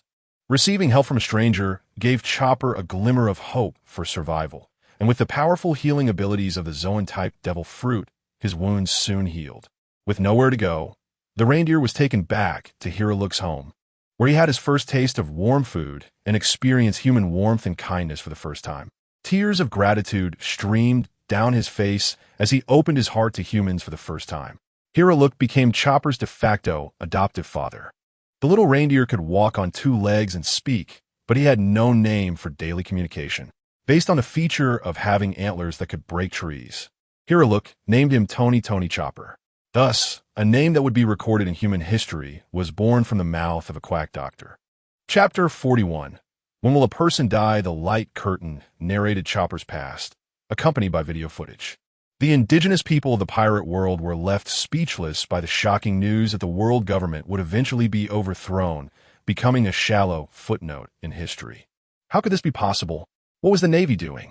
The majority of this planet's population were ordinary civilians, accustomed to the rule of the world government, believing that a flawed world order was better than no order at all. Before Roger, the pirate era had not begun, and the world was not this chaotic. But ever since his death, the number of pirates had increased exponentially, and the uncontrollable chaos had caused immense suffering for the common people. Some recalled the dark times mentioned in the previous Light Curtain, speculating that the fall of the world government might be related to the clown Buggy. This heavy future weighed down on the hearts of those who longed for peace like a mountain. The sound of pages turning came from the Light Curtain, and that familiar magnetic voice continued to narrate the first half of the life of the god of Zoan. The few years Chopper spent living with Dr. Hiraluk were some of the best memories of his life, often mentioned to his 2 beloved disciples. Due to the frequent mentions, his disciples could recite these stories by heart, resulting in many amusing incidents. Dr. Hiraluk was a quintessential quack, with no real medical skills to speak of. His enthusiasm for patients often felt like a punishment for the sick. The only patient he successfully treated was Tony Chopper. Once the reputation of the quack spread throughout Drum Island, no one came to him for treatment. Even though the current King Wapple had expelled many doctors, patients still avoided seeking care from Chopper's adoptive father, fearing they would be killed by this old fool. Every time Hiralik dragged Chopper along, he would insist on treating patients for free, but each time he would only worsen their conditions, getting chased out by angry family members, beaten, and left to starve. Despite this, Chopper was always very happy. Chopper received a pink hat, personally given to him by Hiralik. He wore it on his head while sailing with his pirate companions, never forgetting Hiralik's kindness. He was a talking reindeer monster, accepted as a son by a human. Hiralik's love and compassion greatly influenced Tony Chopper's future demeanor. To achieve greatness, one often has to endure the trials of life and death. Chopper's good days were soon to end. One day, Hiralik kicked him out of the house, forbidding him from returning, even hitting him and telling him to get lost. After spending years together, Chopper knew there must be some hidden reason behind this. Hiralik, this gentle man, was not very good at playing the villain. Not even a reindeer could be fooled by him. Chopper secretly followed his adoptive father, Hiralik, who went to another part of the island to find a witch doctor, Kureha, to diagnose his illness. The result was that his adoptive father had only about 10 days left to live due to an incurable disease. And even Kureha could do nothing about it. This ageless, which was already the best doctor on Drum Island. Chopper, who had a habit of reading, had seen in a medical text about the miraculous medicine, the Amiu mushroom. Without hesitation, he set out to Drum Mountain to find the medicinal mushroom for his adoptive father. The process of gathering the medicine was fraught with difficulties and hardships. Along the way, he encountered obstacles from other reindeer, but after a fierce struggle for survival, Chopper finally succeeded in finding the Amiu mushroom. When he reappeared in front of Hiralik, Chopper was covered in wounds, having paid the price of broken legs and broken horns, all in the hopes of saving his adoptive father. He wanted to become Hiralik's disciple and imagined living a life full of colorful adventures like a pirate, not wanting to be trapped on Drum Island for his entire life. Hiralik held the injured Chopper in his arms, realizing at that moment that a reindeer could also become a doctor. Chopper would surely become the greatest doctor in the future. The Amiu mushroom, painstakingly gathered, was turned into a soup by Hiralik, who drank it all in front of Tony Chopper. The little reindeer thought he had cured his adoptive father, but he became the only patient Hiralik ever killed. The Amiu mushroom was highly toxic, and after consuming it, one could not live for even a day. Hiralik knew the outcome, but in order to not let Chopper's efforts go to waste, he drank the deadly mushroom soup, whether he died today or in a few days. It made no difference to him. Before he died, Hiralik had 2 wishes to fulfill. The first was to find a good teacher for little reindeer Chopper, and the witch Kureha became his first choice. He knelt before the woman over 100 years old, pleading with her to take Chopper as a disciple, believing that his son's talents in medicine should not be wasted. The second was to continue his decades-long cherry blossom experiment. He implored witch Kureha to complete the unfinished cherry blossom experiment, as Hiralik's version could not make the entire Drum Kingdom bloom with cherry blossoms. It required future researchers to continue the work. With his last regrets, Hiralik walked towards the castle of Drum Kingdom. Due to King Wapple spreading false rumors that his 20 closest doctors had fallen ill and urgently needed treatment, this cruel king was merely fishing, intending to lure Hiralik into a trap. When he arrived at the castle of the Drum King, he saw the doctors beside King Wapple standing in the snowstorm, none of whom were sick. He realized he had been deceived, but with no patients appearing, the quack smiled in resignation at the gunpoint. He knew this country was sick. The healer and the healing heart were 2 entirely different approaches. Hiralik knew his time was near, so he sat in the snow, opened his medical kit, and raised a wine glass towards the sky, deciding to try to heal this country today. Kureha found Blue-Nosed Chopper and learned that he had harvested the Amiu mushroom for Hiralik. Furious, the witch scolded the little reindeer, chastising him for attempting to treat a patient without medical knowledge. Upon discovering that the miraculous medicine he had painstakingly retrieved was poison, his disbelief crumbled in under a minute. He dragged his injured body to find Hiralik and upon climbing the rope to the summit, he witnessed a scene he would never forget in his life. The light curtain switched to the scene of Hiralik facing death. The old man in a top hat raised his wine glass and spoke to the armed crowd before him. When do you think a person dies? Is it when the heart is pierced by a bullet? No. Is it when they reach an incurable disease? Also not. Is it after drinking the toxic mushroom soup? Still wrong. It is when they are forgotten by the world. I have truly lived a wonderful life. An explosion erupted in front of the drum castle, and Chopper witnessed the first human who had ever treated him kindly, swallowed by gunfire and the flames of the explosion. Chapter 42, Enlightenment, The Light Curtain, displayed the last moments of Hiralik's life. It turned out that this old fellow had passed away many years ago, but even now, hearing his voice and seeing his smile, Chopper was in tears, unable to control the flood of emotions. He tried to hide his tears with his hat, but his sobs grew louder, and Kureha couldn't help but notice. Wanting to be a man, these were necessary trials to endure. Kureha was also affected by the atmosphere. Her nose tinged with bitterness as tears welled in her eyes. I really didn't expect this old guy to say such cool things. Kureha had been actively fulfilling the 2 requests Hiralik had made to her during his lifetime.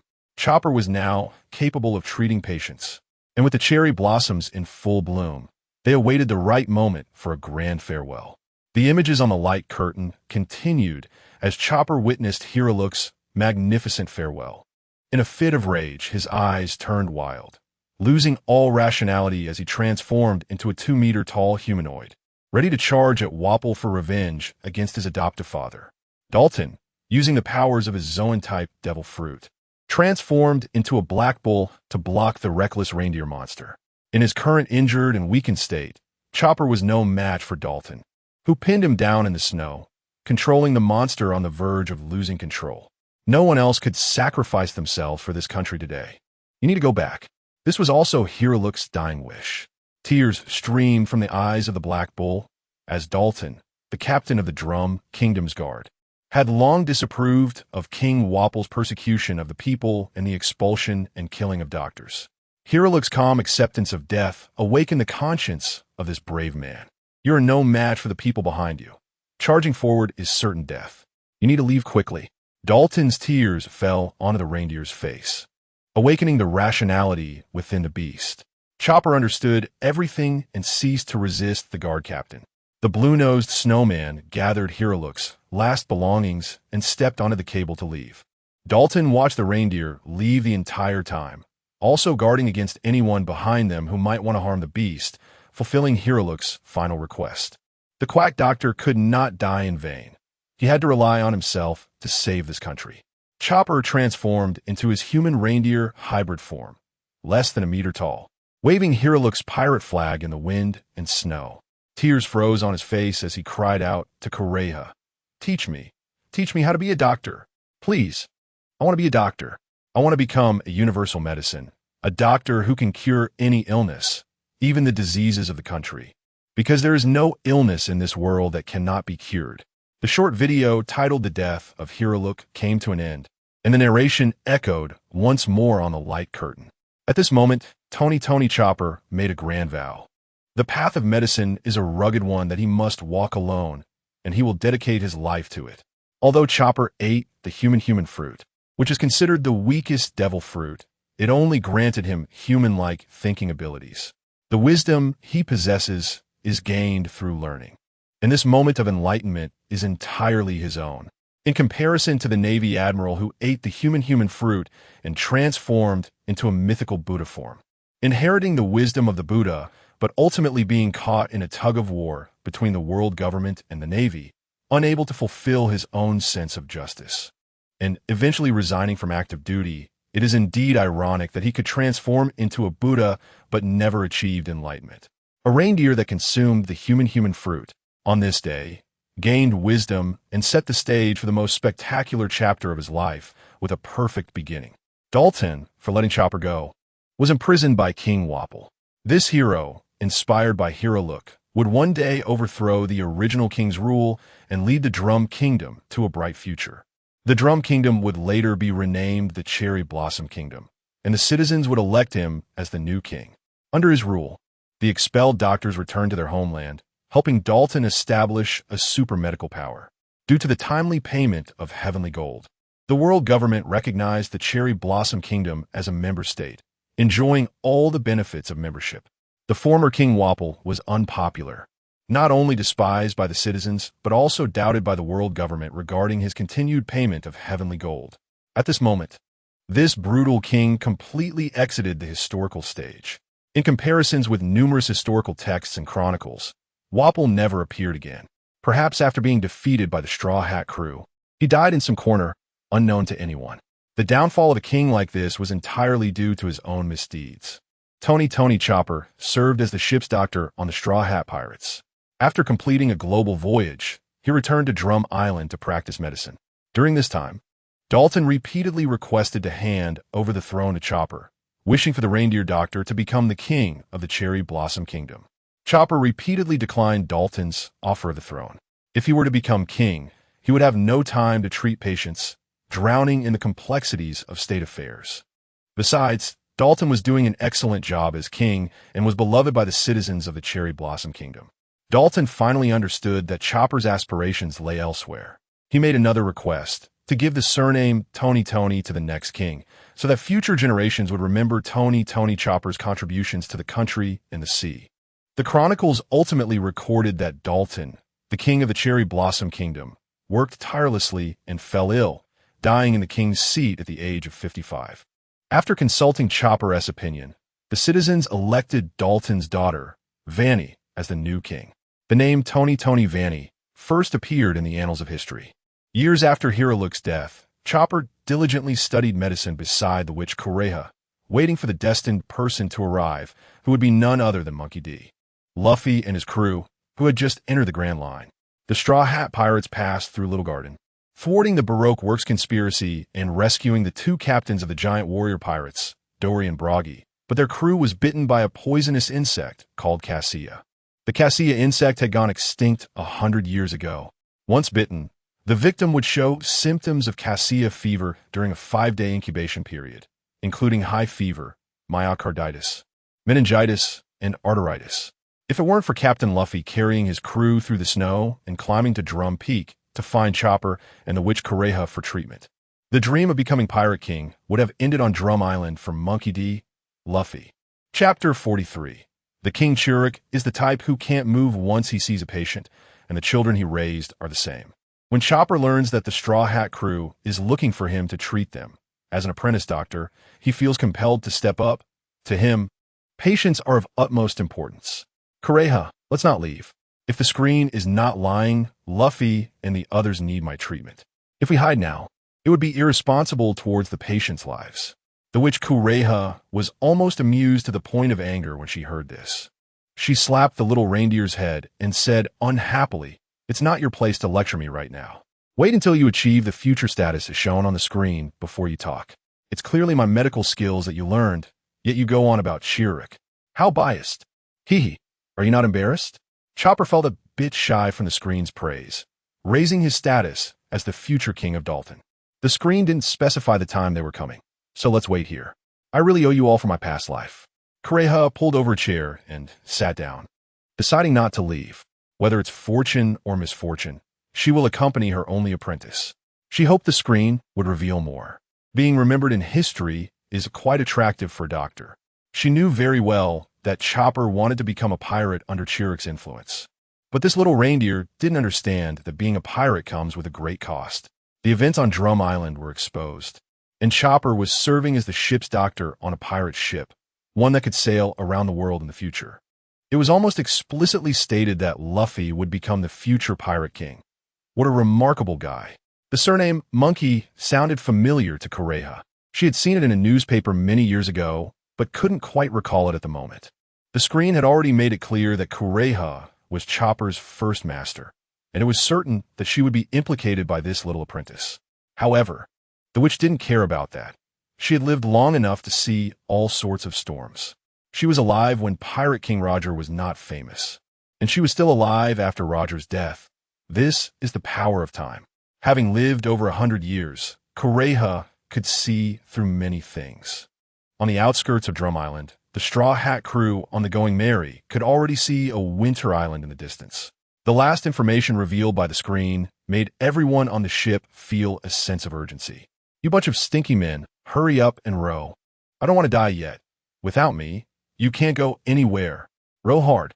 Nami, wrapped in a blanket outside the cabin, transformed into a fearsome woman again, urging the other crew members to put in more effort. The navigator had seen the symptoms mentioned on the screen, which matched her own illness, and the fear of death lingered in her heart. "Nami is so scary. Luckily, she's sick, or she would have hit me again." Usopp, who was rowing desperately, took a moment to punch his captain and shouted, "Stop with the sarcasm and row faster." The Going Merry was a small ship powered by sails, without any external power, relying solely on human strength to accelerate. Zoro and Ikelim joined the rowing as well. Originally, Alan wanted to transform into a giant and push the ship directly to the shore, which would save the most time, but this plan was rejected by everyone. They advised him to save his strength for when they reached the shore before transforming. Running on land as a giant would be faster than any short legs on a ship. He would carry the patients to Drum Mountain, which would minimize the time needed. Everyone worked together to get the Going Merry to the shore, where a group of armed men was waiting for them. As soon as a few pirates showed their heads, they were immediately pointed at by dozens of firearms. "Why are you pirates coming to our island? Hurry up and leave. If you don't, we will open fire. Stop talking and just shoot. They're no good pirates." The Drum Island had just experienced a raid by Blackbeard's crew, with the king abandoning his subjects and fleeing alone, leaving behind a group of defenseless people. Fortunately, at this moment, there weren't many members of Blackbeard's crew.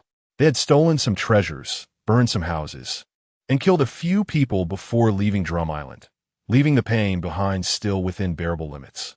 If it had been the later stage of the Yonko Blackbeard pirates, excluding those who enjoyed killing for fun, even the small fry who had joined him could have wiped Drum Island clean. This type of pirate crew, which produced nothing, only destroys and robs the belongings of the weak. A man in green appeared behind the crowd. It was Dalton, the former captain of the King's Guard. He carefully observed the pirate flag on the ship, which was identical to the one of the Straw Hat pirates shown on the screen. "Are you part of Luffy's crew?" The screen had just revealed part of the future, and the Straw Hats arrived right after. What a coincidence. There was still a chance of impersonation. Dalton had to take responsibility for the safety of the citizens of Drum Kingdom. Valbo had imprisoned this top traitor, effectively saving Dalton's life. If he had seen Blackbeard's crew burning, killing, and looting on the island, he would not have sat idly by. He would have rushed up to fight the pirates. Blackbeard Teach certainly wouldn't care for an ordinary Zoan-type devil fruit. If it were Marco's mythical Zoan-type, he might consider it. But killing anyone who got in his way was no different from crushing Dalton like an ant. Are we that famous? Luffy stood on the bow, grinning widely, completely oblivious to what was said on the screen. "We are the Straw Hat Pirates. I have 2 crewmates who are sick. Please let us through." Usopp, Nami's best friend, would deepen their bond over time. He was very concerned about the little thief cat's health. Where else could he find such a reliable navigator if he lost her? If it were anyone else, they really couldn't tolerate this bunch of oddballs on the Straw Hat ship. A captain who had no brains and could eat a lot. A swordsman who often got lost. A perverted chef. A lying sniper. And even more weird characters would join later. A cute reindeer ship doctor. A scheming big sister. A robot with a twisted personality. And a perverted skeleton who loved to look at women's underwear, with only one relatively reliable fisherman helmsman. Nami was worried sick about this family. Most of the treasures on the ship were either given away by Luffy or eaten by this big eater. Without her love's iron fist, this household would definitely fall apart. Believe in the screen. Luffy, this pirate, will be Chopper's partner in the future. Everyone, listen to me and put down your weapons to make way. Dalton, at this moment, was highly respected among the citizens and could be said to be the #1 person on Drum Island. With this hero's endorsement, the people on the shore began to lower their firearms. Just when everyone was caught off guard, a huge ship suddenly emerged from beneath the Going Merry. This gigantic submarine was several times larger than the Going Merry, almost tipping the Straw Hat crew's small ship onto the shore. The closed white iron top of the ship opened, revealing the bow shaped like a hippopotamus head wearing a crown. The people of Drum Kingdom recognized this shape even if they turned to ash. It was the flagship of the White Iron Pirates, the White Iron King. The deck was filled with people, including guards with firearms and doctors in pink uniforms, with the most prominent figure being a purple-haired fat man whose ugly face was unforgettable to the citizens of Drum Kingdom. My citizens, did you miss me? Your great King Valbo has returned. Chapter 44, The First Wave. The first battle at Magnetic Drum Island's coast is about to begin. What a shame for Warlbo, who ran away from being a king to become a pirate, truly embarrassing for the allied nations. Icolum looked at the laughing runaway king on the White Iron King, not feeling sorry for Warlbo, but rather worried about the future of the Alabasta Kingdom. The screen did not reveal the future of the Alabasta Kingdom. Whether the king won or the rebels won made this loyal minister eager to know the answer. If he knew what would happen in the future, he could take measures to remedy it. He didn't want to become a slave of a fallen nation. One arrogant guy, almost capsizing the Going Merry. Luffy didn't know Warlbo, but he immediately disliked this fat man upon their first meeting and wanted to jump on his ship to beat him up. Watching the cannons of the White Iron King turn toward the Going Merry, Zoro tightened his grip on his blade, alert to the impending danger. They were clearly here to fight. Warlbo looked at the small ship, then glanced at the massive hull of the White Iron King, filled with disdain for the Straw Hat crew, a bunch of kids just entering the Grand Line. He was confident he could completely deal with them on Magnetic Drum Island. The reindeer monster chopper will have no future. Are you all going to accompany him to the grave today? Fire the cannons and blow them up, with the king's command. The gunners on the pirate ship quickly loaded the cannonballs, aiming at the Going Merry. Under the guidance of Lord Jess, dozens of iron cannons were ready to fire. Boom! The exploding shells from the White Iron King not only targeted the Straw Hat crew, but also did not spare the citizens on the shore. Explosions echoed along the coast of the Magnetic Drum Kingdom, sending towering water columns into the air. What a brutal king! Zoro stood on the deck and executed a slash, easily shattering the incoming cannonball with his sword. He aimed to protect the Going Merry from harm. The sudden cannon fire from Warlbo caught the citizens on the shore off guard. The exploding shells caused significant casualties among the crowd. Those who died on the spot were considered lucky. The survivors were riddled with shrapnel, their flesh and blood without the power of a devil fruit, left to lie on the ground and wail after being hit by cannon fire. Dalton, using his animal-type devil fruit ability, transformed into a humanoid black bull, protecting the citizens around him by taking a hit from an exploding shell. The cannonball's immense power nearly shattered the former guard captain's spine, causing the black bull to spit out blood, his eyes filled with hatred as he looked at the culprit responsible for all this. Warlbo, you are unworthy of being a king. You can't even protect your citizens and do harm to them. You truly deserve to die. Isn't that our guard captain? Turning into a bull seems pretty resilient. Aim the cannons at him and fire again. Cromaraman directed his subordinates to reposition the cannons, aiming them at his former colleague. He despised such patriotic individuals. If citizens died, so be it. They could just have more children later. Boom! A new round of cannon fire commenced. Rubber balloon. At some point, Luffy had already run ashore. He inhaled a massive amount of air, inflating his entire rubber body to shield the innocent citizens on the shore from the incoming cannonballs. The exploding shells hit the rubber man, but did not explode immediately. Instead, they bounced back, returning the cannonballs to the White Iron King's crew and letting them experience being bombarded.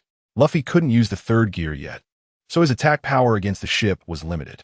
He couldn't instantly destroy the White Iron King and could only engage in close-quarters combat, watching as the enemy gunners loaded new cannonballs, knowing Warlbo would soon fire again. Let me handle this. Zoro, help me out. The swordsman Zoro, wanting to protect the ship, couldn't engage in a jump attack on the enemy ship. He immediately understood Eren Yeager's intention, standing beside the lean young man, ready to assist him. No sword style, tornado. An updraft surged from the Going Merry, sending a black-clad youth flying out of the pirate ship. This bizarre action made the crew on the White Iron King laugh. What can such a weak man do? Even if he's a devil fruit user, he's falling into the sea. He won't be able to use any abilities there. He's practically asking for death. What is going on? Before Warlbo could finish his sentence, a golden flash appeared before him, and within the lightning, a massive body quickly took shape. Flesh, bones, and nerves assembled at a visible speed, revealing a giant over 20 meters tall to everyone. What is this? An ordinary youth suddenly transformed into a giant, leaving Warlbo in shock as he trembled. Moreover, the giant wasn't afraid of the sea, standing in the water and walking toward the white Iron King. Prepare to fire. Blow him up. Don't be afraid. Jess kicked the stunned gunner back to his senses, aiming the cannons at the giant. Dozens of explosive shells were fired simultaneously, exploding on the giant's body. Did we succeed? In the smoke, the giant's massive figure continued to walk, resembling the attack titan. The explosive shells caused very limited damage, and it emitted scorching steam, visibly healing its wounds at an astonishing rate. Transforming into a giant can even heal itself. What kind of devil fruit is this? Amidst the crowd's astonishment, the giant swung its hardened fist towards the white Iron King. Don't underestimate me. I am the king. Warlbo opened his enormous mouth to the limit, intending to use the power of the gulp-gulp fruit to swallow the giant's fist, not believing that the giant could recover after losing its fist. Aaron's fist was swallowed whole, and Warlbo continued to gulp upwards along the arm.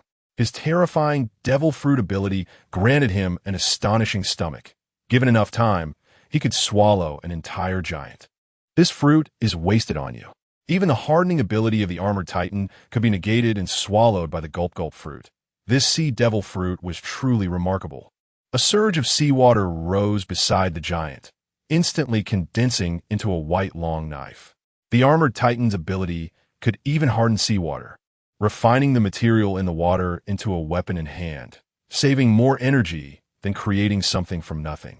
In Warlbo's terrified gaze, the giant swung the long knife, slicing off the arm that had bitten down, along with Warlbo, who had used the biting ability, causing both to fall down together.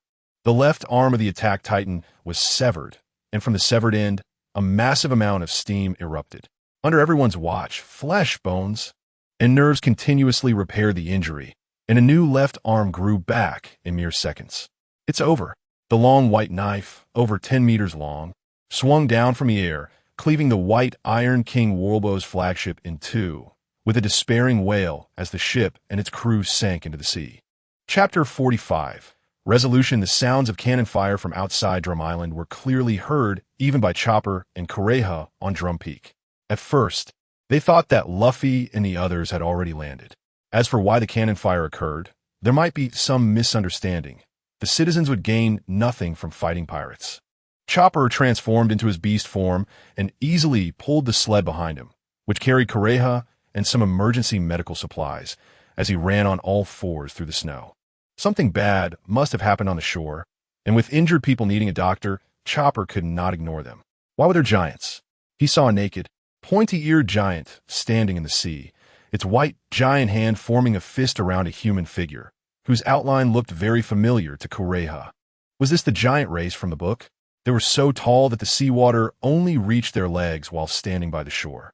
Chopper, a book-loving reindeer, was seeing giants for the first time today, and this novel race piqued his curiosity just like his fascination with robots. He felt an irresistible urge to touch the giant's body. The reindeer's keen sense of smell detected a strong scent of blood, and as he reached the shore, the horrific scene before him almost made him vomit his lunch. Chopper had seen human corpses beside Kureha during his medical training, as it was essential to learn from the basics, and he had occasionally encountered some terrifyingly dead patients, but none of that could compare to what he saw today. Countless craters were still emitting black smoke, and many limbless people were wailing on the ground. Shrapnel from explosive shells randomly pierced their bodies. Being hit in the limbs was considered lucky. While some had shrapnel lodged in their eyes, others had their throats pierced, and some had their mouths cut open. The survivors moaned in pain, and those who were killed on the spot were left with no intact corpses. Some had their bodies blown apart, mismatched arms and legs mixed together, and some had their heads completely blown off. The shore could only be described as hell. A boy wearing a straw hat was helping an injured man look for his arm. "Is this your arm, uncle? It doesn't seem like it. How about this one?" He forcefully shoved someone else's arm onto the injured man's severed limb, using excessive strength, causing the man to scream in agony. "How do you attach this arm, uncle?" "I can't do it." The injured man, who had lost both arms and suffered internal bleeding, would likely meet his end if the Straw Hat Boy kept messing with him. "Don't bother the injured. This is our job as doctors," Chopper said. Luffy turned to see a four-legged reindeer with a blue nose and a pink hat. Suddenly, he realized something incredible. Wow, the reindeer can talk. That's amazing. He dropped the injured man and ran toward the four-legged reindeer, marveling at this magical creature, and he wanted to ride it. Chopper transformed again, using his Zoan Devil Fruit to shift into a 2-meter-tall, muscular reindeer. He held Luffy's small head with one hand to keep him from getting too close. "You don't need to make trouble. I still have to treat the injured." Luffy was even more excited to see that Chopper could transform. "Be my partner. You're so interesting." Ignoring Chopper's role as a doctor, Luffy wanted to invite this strange creature onto his ship, thinking it would be a lot of fun in the future. "Is that Kureha and Chopper?" Two citizens were helping a strong man dressed in green, who was Dalton, the one who risked his life for the people. He had taken 2 explosive shells on his back, but was still conscious and able to speak. He truly was a super tough guy. "Mr. Dalton, you're injured badly. I have a stretcher on my sled. Let us get you on it."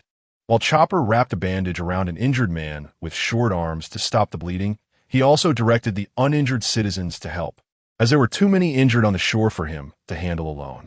Kureha pushed her sunglasses up her nose and looked toward the battlefield in the sea. The tall, pointy-eared giant was fighting against King Wapol.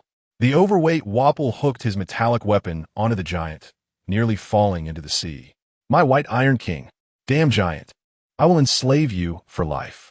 The attacking giant had already grasped Wapol in his hand. Eren could crush him with a squeeze. However, Wapol's twisted devil fruit ability allowed him to open his mouth wide and bite off the giant's thumb, swallowing a whole. But the hardened fist still let the giant escape his grasp. Then Wapol, like a pest, kept changing positions on the attacking giant, biting at every spot he passed. "I'm behind you. Let us see how you catch me." Wapol opened his big, smelly mouth again and tore a large chunk of flesh from the giant, exposing its white vertebrae. After all that sneaking around, Wapol had eaten so much giant meat, but after swallowing it, he felt nothing in reality. He hadn't eaten anything at all, as Eren's giant body wasn't a real entity. The 20-meter-tall giant would not bleed from its wounds. The afflicted area constantly emitted steam. Wapol's bite on the giant healed completely in less than a minute.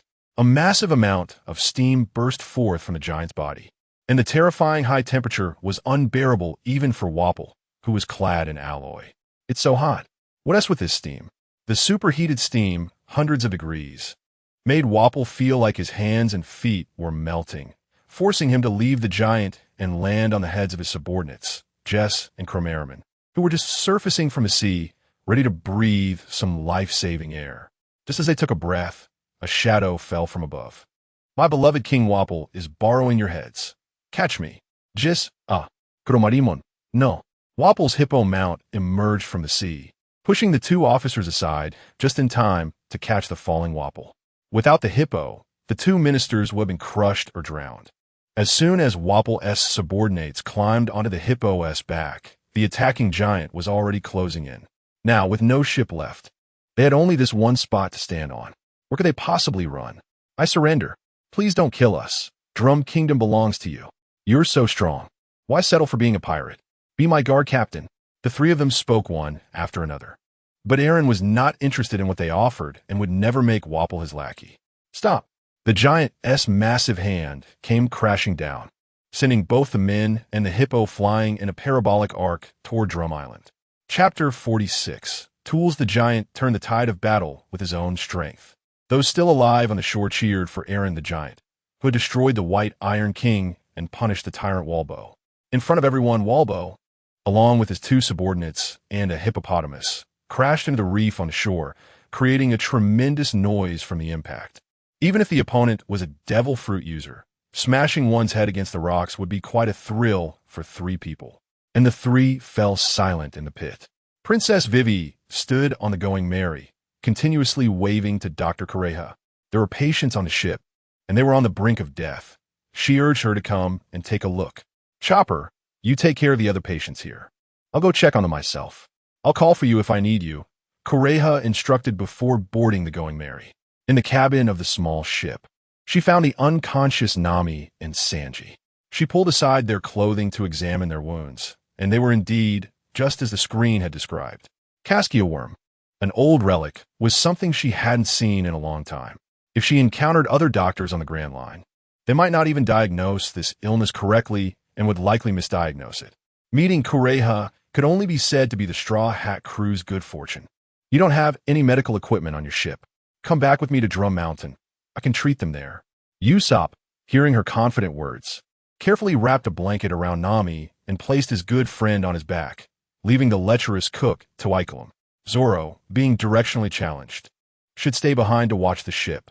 If he got lost in the snow, he wouldn't be in danger, but Sanji might die. So it was better not to trouble him. He could stay safely on the Going Merry. Ikelim, a strong man, had no problem carrying the unconscious Sanji. With Aaron having dealt with the White Iron Pirates, Princess Vivi's safety was assured, and he was free of worries as he hoisted the unconscious cook onto his shoulder. When everyone appeared again in front of the group of patients, there were 2 more to care for, and Kureha still needed to return to Drum Mountain. With only 2 doctors here, now losing one was a serious blow to the other injured patients. At this moment, Dalton, who was wrapped in bandages, proposed his idea. There are some doctors on the White Iron King's ship. They are valuable medical talents. Let's pull the survivors from the sea and have them atone for the whole nation.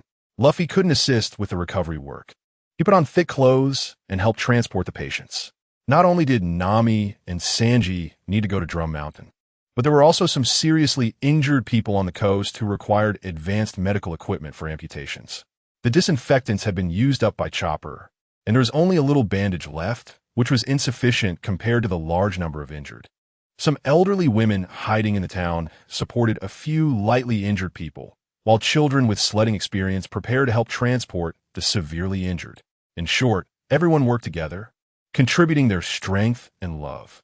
Regarding the recovery work for survivors in the sea, Aaron, in his giant form, felt it was his duty. After all, he was the one who had destroyed the White Iron King. The attack Titan grabbed the survivors floating on the sea, opening his mouth wide to let them in. At first, they were terrified, fearing that this naked giant would eat them. However, seeing that he kept his mouth open without any intention of closing it, they began to relax. With 2 arms several meters long, he reached deep into the sea, rummaging through the wreckage of the White Iron King.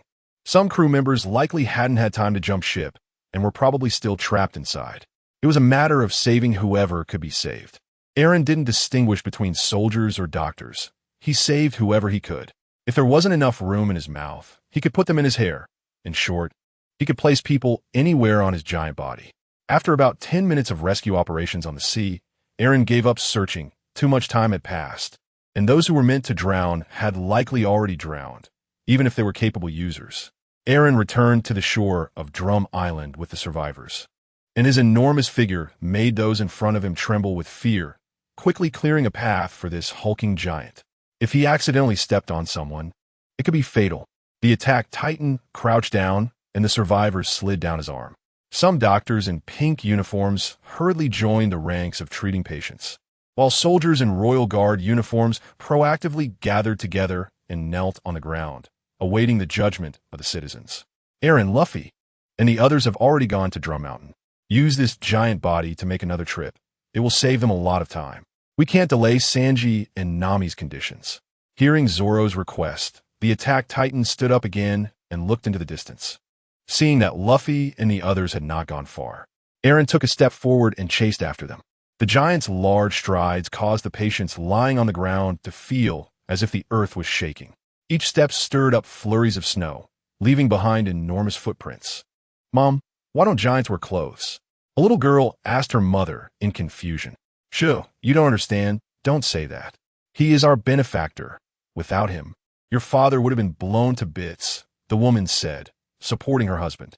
Although he had lost an arm, he had managed to survive, preventing them from becoming orphans and widows who could be bullied. Aaron caught up with Kureha and the others in a few minutes. "Get the severely injured onto my body. Doctors, please guide me." "Aaron, I'm going up. Catch me," Luffy said, holding a patient under his left arm and carrying a strong man on his right shoulder. This guy had bounced up in the snow using his rubber powers and landed in the palm of the attack titan. Be careful with the patience, Usopp shouted as he and Icolum approached the giant's other hand. With such an impressive mode of transportation, who would still use a sled? The giant quickly rushed towards Drum Mountain with the injured and Dr. Kureha. On the way, they encountered several strong rabbits, which Eren kicked away with ease. These aggressive rabbits, seeing they couldn't provoke the giant, wisely cleared the path. When they reached the vicinity of Drum Mountain, they still wanted to go up along the cableway.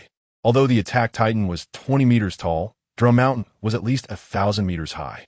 It was unclear what the former Drum King had been thinking when building a castle up there. Wasn't it windy at the top? Hold on tight. I'm going up. The giant's fingers and toes hardened, and amidst the astonished exclamations of Luffy and the others, the hardened fingers dug into the rock. And the hardened toes also secured themselves in the stone. Eren began to climb, bit by bit, to conquer Drum Mountain. During the climb, the giant released a small amount of steam to turn the snow falling from above or beside him into vapor. This served to protect the humans on him and prevent slipping during the climb. Eren's climbing speed was unmatched by Luffy. The giant's body seemed to possess endless strength. In less than 5 minutes, he reached the summit of the 1,000-meter-high mountain, a climbing speed that could only be described as miraculous. Chapter 47. Lead poisoning a man's figure emerged from behind the giant's neck.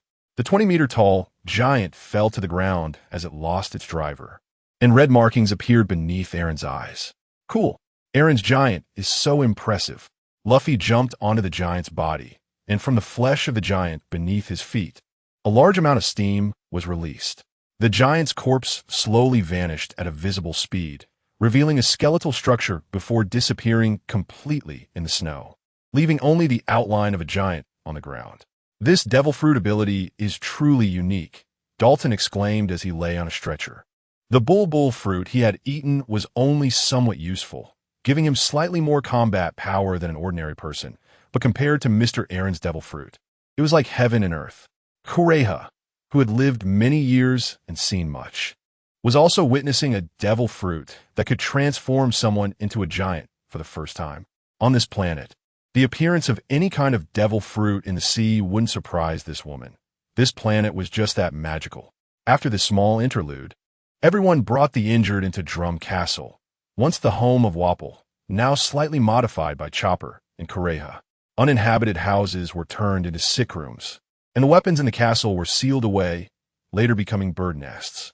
After settling the patients, Luffy complained about being hungry. Sanji, the ship's cook, had collapsed. The captain, who usually ate 5 meals a day, could only follow the trend of eating 3 meals a day, sometimes waking up hungry during the voyage. The cooking of the navigator. Miss Nami was inferior to Sanji's. Aside from paying for her meals, she had no other issues, but even she had fallen ill. For the past few days, everyone on the ship had been eating leftover food. Once the leftovers were finished, Icolum cooked. His meals were at the level of an ordinary person. The crew's appetite on the Going Merry had been spoiled by Sanji's cooking, and the two cooks couldn't be compared at all. Luffy could no longer stand the hunger, and, amidst the shouts of those behind him, ran deep into the castle to find the kitchen and fill his stomach. His combat power had decreased due to hunger. Otherwise, he would have been the first to save the people on the coast and prevent casualties. Let him go. He's been starving for days. Usopp recalled Luffy recently sleeping in the men's dormitory. This big eater had been woken up at night due to hunger, and the ship's refrigerator had been specially locked. To distract himself from his hunger, the captain kept chatting with the sniper, causing Usopp to lose sleep as well. Their conversations were mostly about food, and not only was Luffy getting hungrier, but even those listening to him fell hungry. Without Sanji, the cook, it was truly impossible. Both the navigator and the cook were equally important. The castle was so big, but did he even know where the kitchen was? But don't underestimate our captain's nose. When searching for food, he had a nose more sensitive than a dog's. After poking fun at his captain, Usopp placed Nami, who was on his back, onto a sickbed. The navigator had been delirious from fever, mumbling about money, not forgetting about it even at this time. Sanji, physically stronger than Nami, was also in a state of deep sleep, mumbling about beautiful women and making kissing gestures, occasionally bleeding from his nose, leaving bloodstains all over Icolum's back. Kureha administered an antidote to Nami, with the potion personally prepared by this which, the two's daydreaming was quickly resolved, and their breathing became steady, allowing them to sleep quietly on the sickbeds. Let them sleep. Don't disturb them. Tomorrow, when they wake up, I'll give them another dose of the antidote. After observing for 3 to 5 days, they can be discharged, Kureha said. In Usopp's grateful gaze, Kureha left the sick room to treat other critically ill patients. Most of the first batch of patients brought and required amputations, and for those with more severe internal injuries, it was still unknown if they would survive. Wapol was indeed ruthless towards his own people. The world of pirates is this cruel. Only the strong deserve to live, and there is no place for the weak here. Eren, not resting, transformed into the attack titan to help with the next batch of patients, as requested by Kureha. He couldn't refuse since he would need the help of the 2 doctors later. After Luffy found the castle kitchen, he had a feast, stuffing his mouth with rice balls. Thinking of his other companions who hadn't eaten yet, he wandered around Drum Castle, wasting quite a bit of time before returning to his friends. At this time, aside from Zoro watching the ship, all the other crew members were in the sick room. Little Chopper, in his human reindeer form, was using a stethoscope to check Nami's heartbeat. According to his diagnosis, she might be suffering from myocarditis. Luckily, she had been brought in time, as it could have endangered the navigator's life if delayed. While everyone was concerned about Nami and Sanji, the offbeat Straw Hat Luffy shifted the topic to Eren, saying, "Eren, weren't you sick? Let this little raccoon take a look. You absolutely cannot die. I'm a reindeer, not a raccoon." The crowd ignored Chopper's protests and removed the antlers from his head. This little doctor indeed looked very much like a raccoon, which was why Luffy had mistaken him at first glance. Kureha, holding a bottle of wine, turned her gaze to Eren. This young man had used his devil fruit ability multiple times throughout the day. She hadn't seen him sweat at all. Could such a little monster get sick?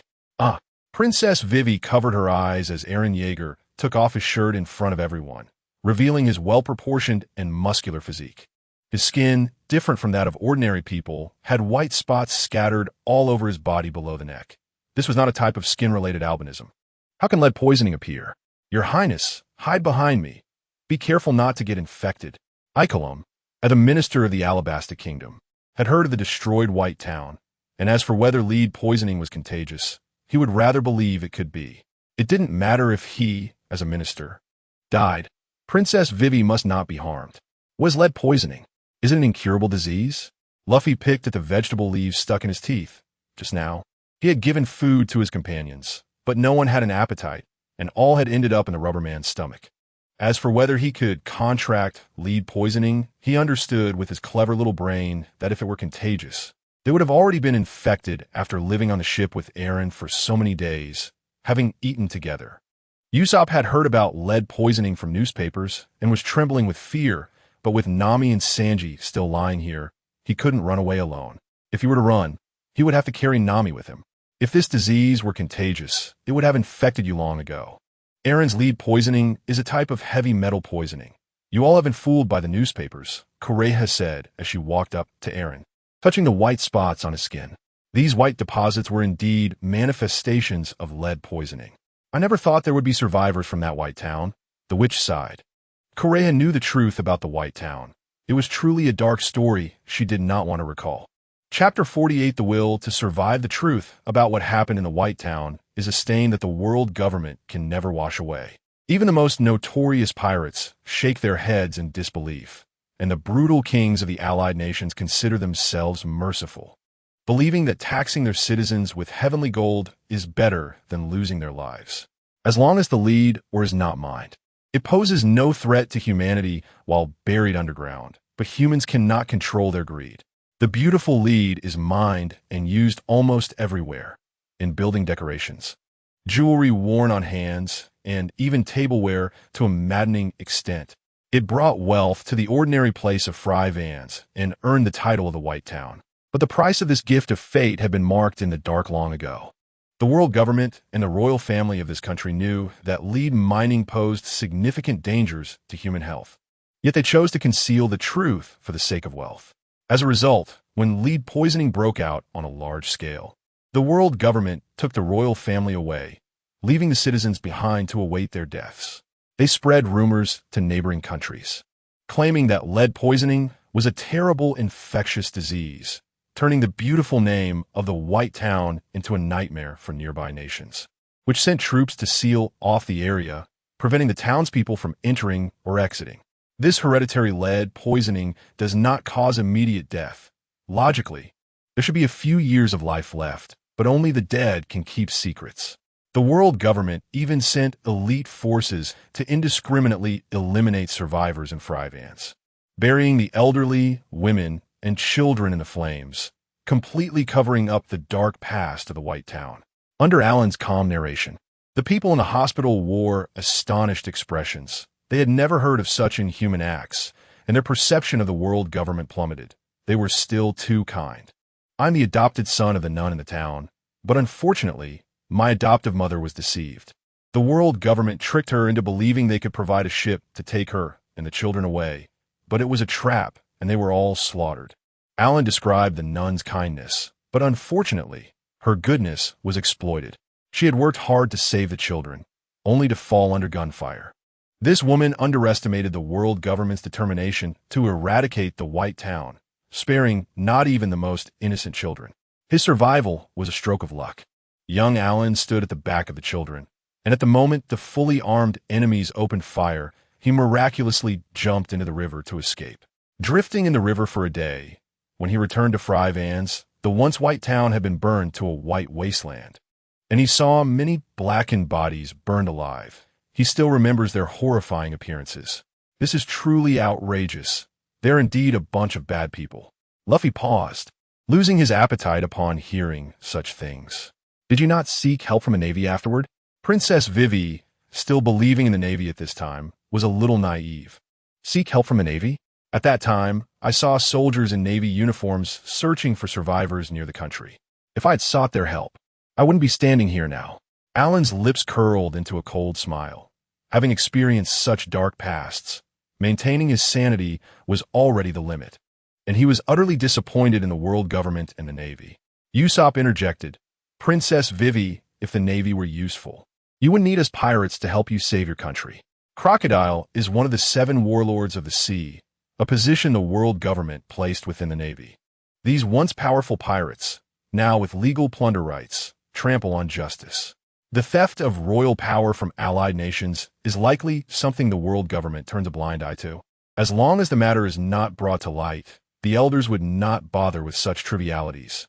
And as long as the Alabasta kingdom pays its heavenly gold on time, it doesn't matter who the king is, as long as he is more obedient. So many years have passed since the incident in the White Town. Logically, lead poisoning should have taken your life by now. How have you survived until now? Kureha expressed her doubts. Having inherited such a terminal illness, even if Alan was young at the time, he shouldn't have lived to adulthood. Could it be that he encountered the legendary surgery fruit? The ability to transform into a giant exhibited by Alan suggests that he's an animal-type devil fruit user. Even if he consumed a devil fruit that grants stronger recovery than ordinary people, it shouldn't allow him to survive until now. Chopper, lend me a scalpel. The little reindeer rummaged through the medical kit and handed a scalpel to the cool man, who directly addressed him as Chopper, much to his delight. As long as he wasn't called Raccoon Chopper. The devil fruit I consumed has some special abilities. After saying this, Alan tightened his grip on the scalpel and plunged it into his own body, blood staining his pants along the blade. What are you doing? Why are you self-harming? As a doctor, Chopper could not tolerate others harming their bodies. He immediately transformed from a small form into an animal-human hybrid, becoming a muscular reindeer, trying to snatch the self-harming tool from Alan's hand. Everyone, don't panic. I'm demonstrating my abilities. Please observe the location of my wound closely. Alan endured the pain and pulled the scalpel out, and under everyone's watchful gaze, the previously bleeding wound emitted a small amount of visible steam, and the wound began to heal at a visible speed until the injured skin was completely restored, all within a minute. What a miraculous ability of the devil fruit. You can't be. Alan continued in response to Kureha's words, this which doctor guessed correctly. The liver in the human body has a detoxification function, and after a while, I will have to cut open my stomach to replace the diseased liver. It won't take long for a new liver to grow back inside me. The people in the hospital realized that Alan had survived until now by personally removing his liver each time. This was akin to a torture imposed on him, likely experienced every year. As a child, he had to change it every 2 years, but as he grew older, the frequency increased to every 3 months. If this lead poisoning continues, it is likely that replacing the liver for detoxification will no longer be effective. Alan spoke of his own death with a calm expression, which made everyone feel even more heartbroken. What kind of suffering had he endured to cultivate such a mindset? Has lead poisoning entered your brain? Yes. The devil fruit granted me regenerative abilities. I have never tried replacing my brain. Constantly replacing the liver was only a temporary measure. In Kureha's understanding, Alan's lead poisoning was something he had from the womb, having affected his brain since infancy. The path to survival had long been blocked. Alan Yeager radiated an astonishing will from within, deeply moving everyone present. Chapter 49. Wealth that rivals nations receiving a large amount of sympathetic gazes. Alan has grown tired of such looks. Whether in the world of Attack on Titan or in this pirate world, he will not accept others' pity. He has his own freedom to pursue without the ties of Mikasa, and no one can stop him. The lead poisoning has also brought me a benefit, allowing me to develop a corresponding hardening ability. It explains why the Titan's body becomes white and hard. This is not an ability belonging to the Zoan-type devil fruit, but can give the Titan's body a rock-like hardness, allowing tangible substances to harden and become weapons of the Titan, with the cost being the worsening of lead poisoning. Lead poisoning is an incurable disease. Being able to survive until now is a kind of luck. To completely cure this disease, one needs to find a user of the superhuman-type surgery devil fruit. With my current medical skills, I can only delay the onset of your illness. Dr. Kureha has no more methods. For this patient poisoned to the bone, she can only use her specially developed potion to temporarily suppress the toxicity of lead poisoning. This is merely a stopgap measure, extending Alan's time before he needs a liver transplant. I never thought you could completely cure me. Being able to buy more time for myself is enough for me, Alan said before falling silent. Sitting alone in a corner chair and gazing out at the light screen outside the window, hearing such heavy matters, the joy of having healed Nami and Sanji was overshadowed by the suffering happening to Alan, plunging the others in the ward into silence. They closed their mouths, unable to utter comforting words, and chose silence. Suddenly, Luffy hugged the smaller Chopper from behind, tickling the future ship's doctor under his armpits, and seriously said, Alan's future might depend on this little raccoon doctor. Chopper, do you want to set sail with me? Ha ha, I'm not a raccoon. Ha ha, stop tickling. I won't agree to this. Ha ha. Chopper laughed heartily in Luffy's arms. If he transformed into his animal-type humanoid form, he could easily break free from the rubber man's restraints. The light screen changed again, still about Chopper. At Alan's reminder, everyone looked through the glass towards the outside. As the text on the light screen rolled again, showcasing the latest content for all the world's intelligent beings, Luffy climbed up Magnetic Drum Peak with frozen hands, holding an injured companion in his mouth.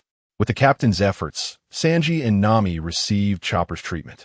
If they lost their navigator and cook before reaching the Alabasta Kingdom, this clever one would starve lost at sea. After the doctor's careful treatment, Nami woke up at night. She was the first in the crew to meet Chopper, and this talking blue-nosed creature did not frighten her. Instead, she found him very cute.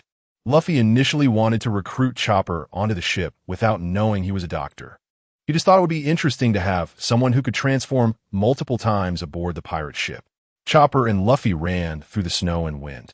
The latter finally moved the former with his enthusiasm, successfully inviting the future god of Zoan-type to board. During this time, they helped defeat the former king of the Magnetic Drum Kingdom, Wapol, completely liberating the island and laying the foundation for the future establishment of the Sakura Kingdom.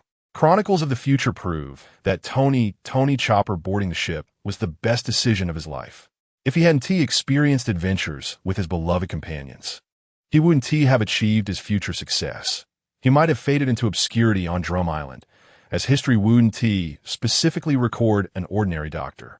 Here, taking the Straw Hat Pirates crew as an example, someone's fondness for Chopper might be due to everyone's kindness towards him. leading the Navy to regard Chopper as a pet on the pirate ship, failing to give sufficient importance to this ship's doctor. Nami, the navigator, will be the richest woman at sea in the future, unmatched by anyone. The Golden Emperor, Tesoro, who ate the gold fruit, is said to possess 1/5 of the world's wealth in berries, which is insignificant in front of her. When discovered by future archaeologists, the coffin used to place her remains was made from an entire atom tree. It is estimated that the tree is over 1,000 years old. And not only is it embedded with hundreds of fist-sized precious gems, but there are also over 20 devil fruits growing beside the coffin. Analyzing against the devil fruit encyclopedia, the devil fruits used as burial items are all extraordinary. The worst is the superhuman-type magnet fruit, and there are even zoan-type mythical beast devil fruits, with 3 natural-type devil fruits. Through careful archaeological investigations by numerous archaeologists, the entire island was confirmed to be Nami's mausoleum, roughly the same area as the former Alabasta Kingdom. She also used the lost technique of creating historical texts, combining murals and writings to fully record her legendary life, with a detail comparable to a nautical log. The treasures buried with Nami are countless, requiring hundreds of large ships to transport them all at once. Mainly, this wealthy woman dug out most of the island's lower portion, excavating 7 or 8 layers and setting up many fake main tombs with hundreds of burial chambers. If it weren't for the mature laser scanning technology, they would have almost been deceived by the tomb's owner and missed the real main tomb. Calculating by some of the most powerful economists, if this fortune were placed in the era of great pirates, changing the unit of wealth measurement to berries, Nami's burial items would be valued at over 10 trillion berries. And that's a conservative estimate. Her wealth during her lifetime was truly immeasurable, achieving the status of being wealthier than nations. This immense wealth, through the interpretation of the historical texts left behind, has a very important connection to the Straw Hat Pirates. They found the legendary treasure of the Great Kingdom. Nami, who loves wealth and despises poverty, has a good relationship with Chopper, often inviting him to bathe together. Due to being a reindeer, he has no interest in human women and prefers bathing with boys. Nami, Chopper, and Usopp are interpreted by future generations as the Cowardly Trio, having the lowest combat power in the Straw Hat Pirates, yet they can always play an important role at critical moments. The financially strong Nami fully funded Chopper's research, allowing him to ultimately develop the miracle drug. The others on the ship, like Nami, regard Chopper as the most important partner. He has grown alongside his companions and defeated powerful enemies. Without this global voyage as a foundation, he wouldn't possess the medical wisdom of the future, nor would he be remembered by future generations in history. Chapter 50. True Heart for True Heart, the money I worked so hard to save. Don't dig it up, you group of tomb raiders. Nami, stimulated, sat up straight, her frizzy hair startling everyone. They didn't expect the navigator to wake up so quickly. The orange-haired girl looked out at the light screen with tears streaming down her face. The screen displayed a lively scene of treasure being transported, with small carts carrying treasure from the tomb, as if these people were digging into Nami's flesh right before her eyes. Leave some for me. Don't take it all away. The little thief cat, who focused all her attention on the treasure, could never have imagined that one day. Even her tomb would not be at peace after her death, with her burial items being taken away ship by future generations. How outrageous. They're even taking the coffin. You robbers are inhuman.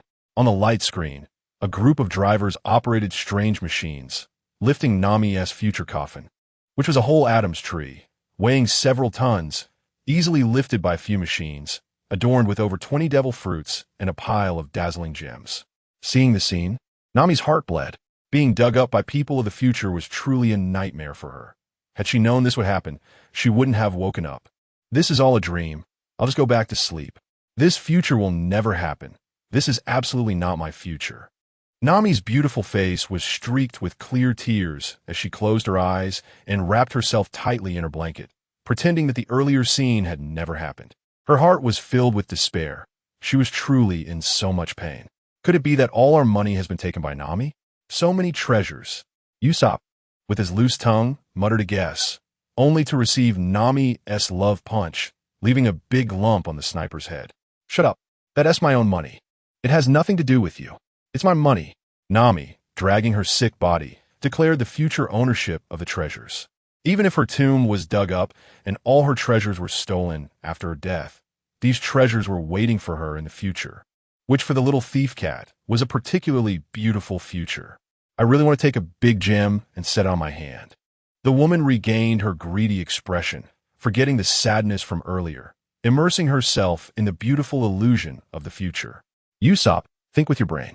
Even if Nami ends up with 99 of the treasure, the one of 100 trillion berries would be enough for all of us to spend for several lifetimes. Does anyone have a cigarette? I'd like one. Sanji, hearing the light screen report about Nami, woke up, thinking that if she could acquire such a huge amount of treasure, he would definitely get his share in the future. Bringing back so much treasure to the Bartai restaurant would surely be impressive and could help expand Mr. Zeph's restaurant, achieving 2 goals at once. Mr. Sanji, your injuries aren't healed yet. You can't smoke or drink. Wow, the raccoon spoke. Sanji, startled by the blue-nosed creature suddenly talking, jumped up from his sickbed, having not noticed Chopper's presence while he was unconscious. I've already said I'm a reindeer, not a raccoon. Chopper transformed into a 2-meter-tall humanoid form, forcibly pushing Sanji back onto the bed to prevent the patient from getting too excited and worsening his condition. Princess Vivi, as the sole heir of the Alabasta Kingdom, found it difficult to compare 100 trillion berries with her national treasury. This simple math problem puzzled her, as she didn't know how much money her country had.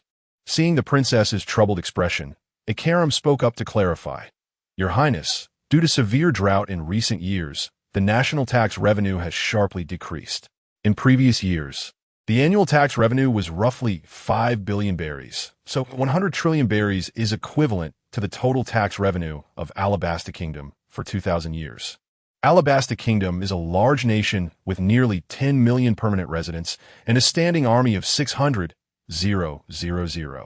The tax revenue for 2,000 years for such a large country is only about the same as the value of Nami's burial items, giving everyone a concept of the 100 trillion wealth. So much money. I could eat meat for a lifetime. Luffy was still thinking about food. He wasn't too concerned about money. Although he was the captain, he didn't manage the finances and was unaware of the value of money. The economic power of the Straw Hat Pirates was entirely in Nami's hands, while the others in the sick room weren't so calm. Oh my God, 2,000 years of tax revenue. Is this wealth falling from the sky? Princess Vivi suddenly felt like a poor person, looking at the burial specifications displayed on the screen. The Nefertari family was one of the 20 royal families that created the world government 800 years ago. Compared to Nami's burial specifications, she felt a little sour inside. Chopper, who loved cotton candy, was calculating how much cotton candy could be bought with 100 trillion berries when dry. Kureha suddenly picked him up from behind and stuffed the little reindeer into Nami's arms on the sickbed. Please make sure to take Chopper to sea. It's such a waste of his life to stay on Drum Island. She then advised Chopper, I've taught you all my skills. Remember to come back and take care of me when I'm old. I don't want to be unable to walk when I'm old and still have to see patients and make money to support myself. Just a little of your future treasure will be enough for me to spend a lifetime. Chopper, huh? Dr. Kureha was skilled in medicine. But why didn't the people of Drum Island like to see her? It was because the cost of seeing her was too high. Even if the patient had no money, she wouldn't agree to credit. Patients had to pay with whatever they had. She practiced medicine for the sake of making money.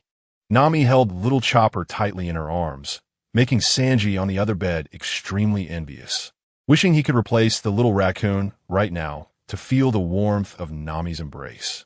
Little Chopper was very comfortable to hold, and he didn't have the animal smell yet. Nami, who had just sweated, felt a bit cold, and holding onto this warm source, she wouldn't let go. No one noticed the tears welling up in Chopper's eyes, his expression pitiful and aggrieved. He was struggling to adapt to Dr. Kureha's sudden abandonment, still unable to wrap his head around it. The attentive Dr. Kureha noticed the change in Chopper's expression, raised her hand to stroke the little reindeer's head, and spoke in a gentle tone. Silly boy, don't overthink it.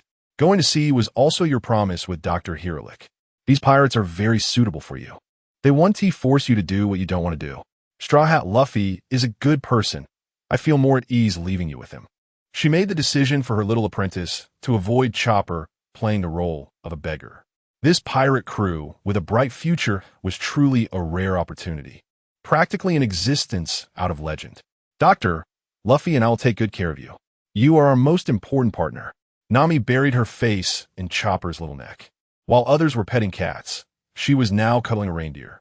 After all, they were both fluffy creatures, and holding them felt the same. She was beginning to like little Chopper. It was high time to have a pet on the going merry. Under the girl's passionate attack, the naive Chopper quickly fell for her. Thinking about the future adventures with his heartfelt companions at sea, the little reindeer shed tears of excitement, his mouth curling into the happiest smile. He had never felt this happy since Dr. Hiralik passed away. Hiralik would surely be happy for Chopper in the afterlife. Chapter 51. It's all business. What kind of adventures will Chopper have after joining the Straw Hat crew? Please continue watching in 5 days for the Dressrosa major event, where the Straw Hat Pirates battle the Don Quixote family in a peak showdown. The screen displays a brand new poster, featuring 2 characters of different heights kicking each other, showcasing the clash of conquerors hockey between kings. A tall man draped in a flamingo coat faces off against a short man with a massive scar on his chest, who is wearing a straw hat. These 2 are the absolute main characters of this grand performance. Their names are thoughtfully written below. One is Don Quixote da Flamingo, a former celestial dragon, and the other is Monkey D. Luffy. The outcome of their battle will determine the fate of Dressrosa. This scene is being watched by all intelligent beings on this planet.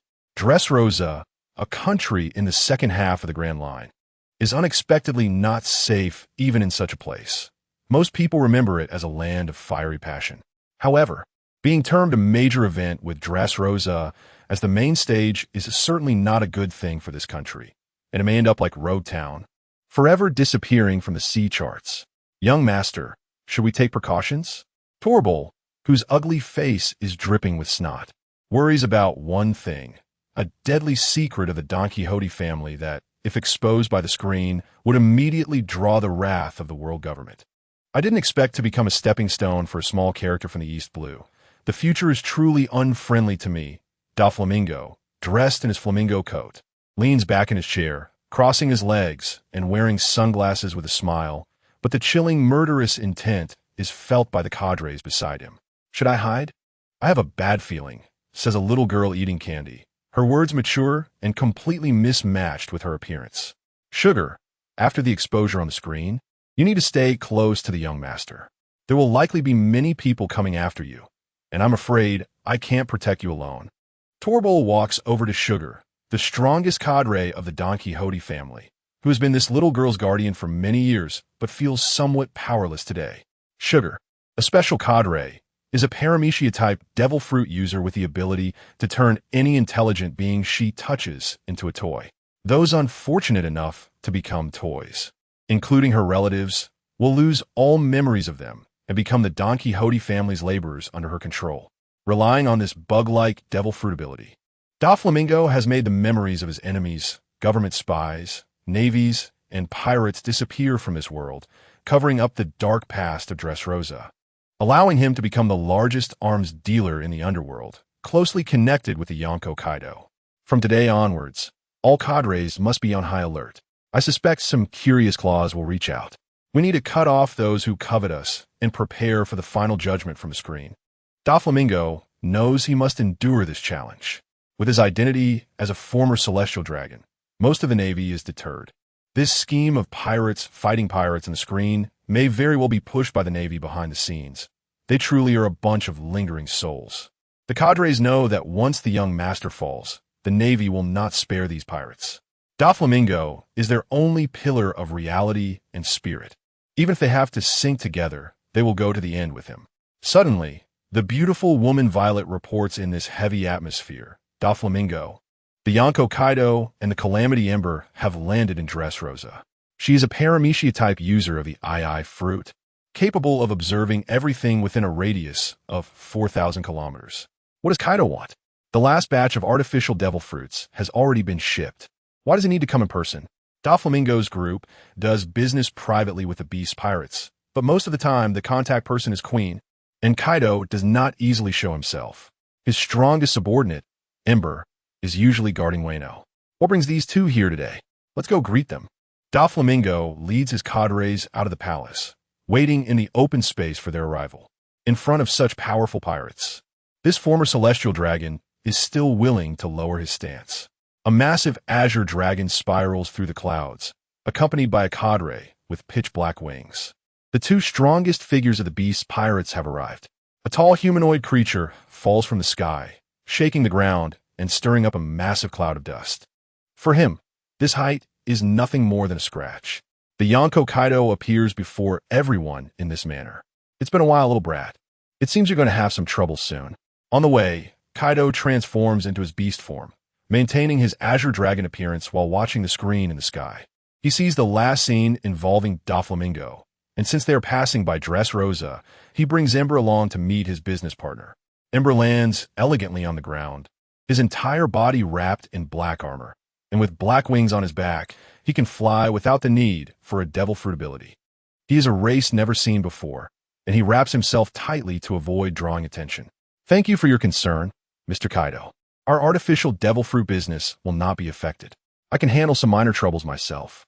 While speaking respectfully to the Yonko, Doflamingo will not allow him to interfere in his affairs, even if it is Kaido.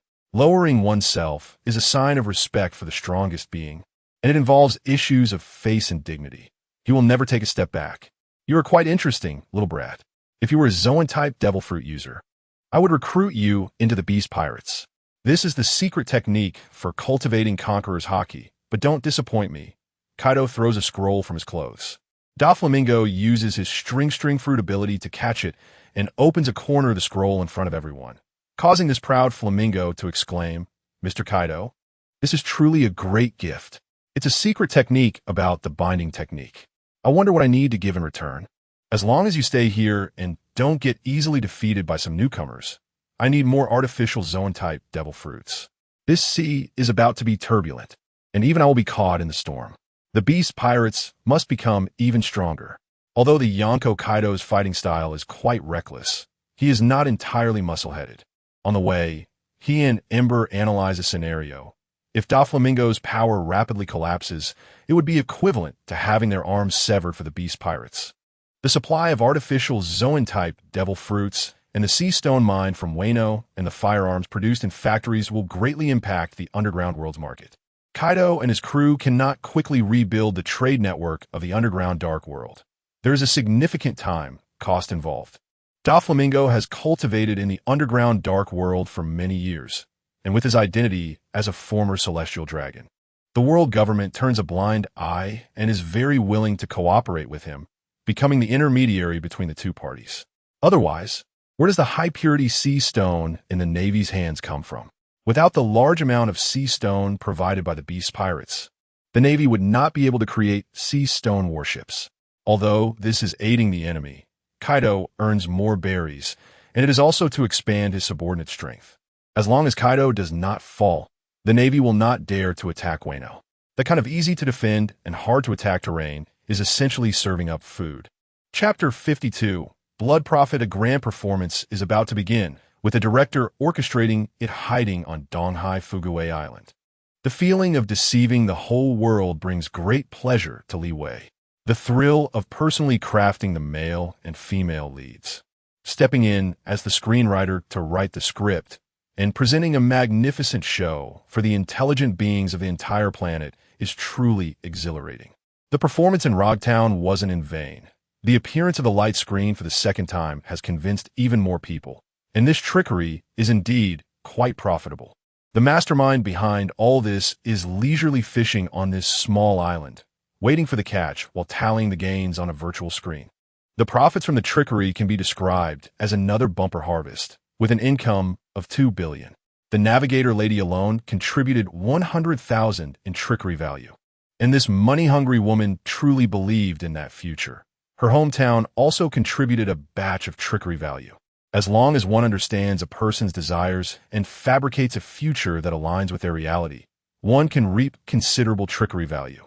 Next time, I'll exaggerate Zoro's character a bit more, directly promoting him to a great swordsman. By then, Xuangyue Jingsuk will surely have a headache, as his future disciples will likely be led astray by Zoro, learning the three-sword style of the great disciple, thus collecting another hefty amount of trickery value. One peculiar thing is that the trickery value obtained from Monkey D. Luffy is particularly low, with less than 3 digits this time. Logically, he should be a major source of production. Is he really a wise fool as the protagonist of the original manga? Li Wei buried this question in his mind, planning to test him later and pull this anime protagonist into the drama. System, I reviewed your new script. If it's played according to this, Buggy the Clown's bounty will probably skyrocket again. You really like him. On a remote small island in the East Sea, the clown Buggy, wrapped in bandages, suddenly sneezed. Since escaping from Rog Town, he hadn't gotten out of bed, and he felt a familiar malice again. The last time the light screen appeared, Buggy had the same feeling, but some things he said would never be believed by others, who only thought he was still acting. The surviving members of the Clown Pirates have brought the latest bounty notice to their captain. The Navy really sees him as a big deal, directly offering a bounty of 3 billion berries. Seeing this result, he almost fainted on the spot. What qualifications does Buggy have to warrant a bounty of 3 billion berries? This high bounty could be considered the 5th emperor of the sea. Coupled with Morgan's exaggerated reports in the newspaper, everyone has elevated him to great heights. He knows full well that there's no second personality.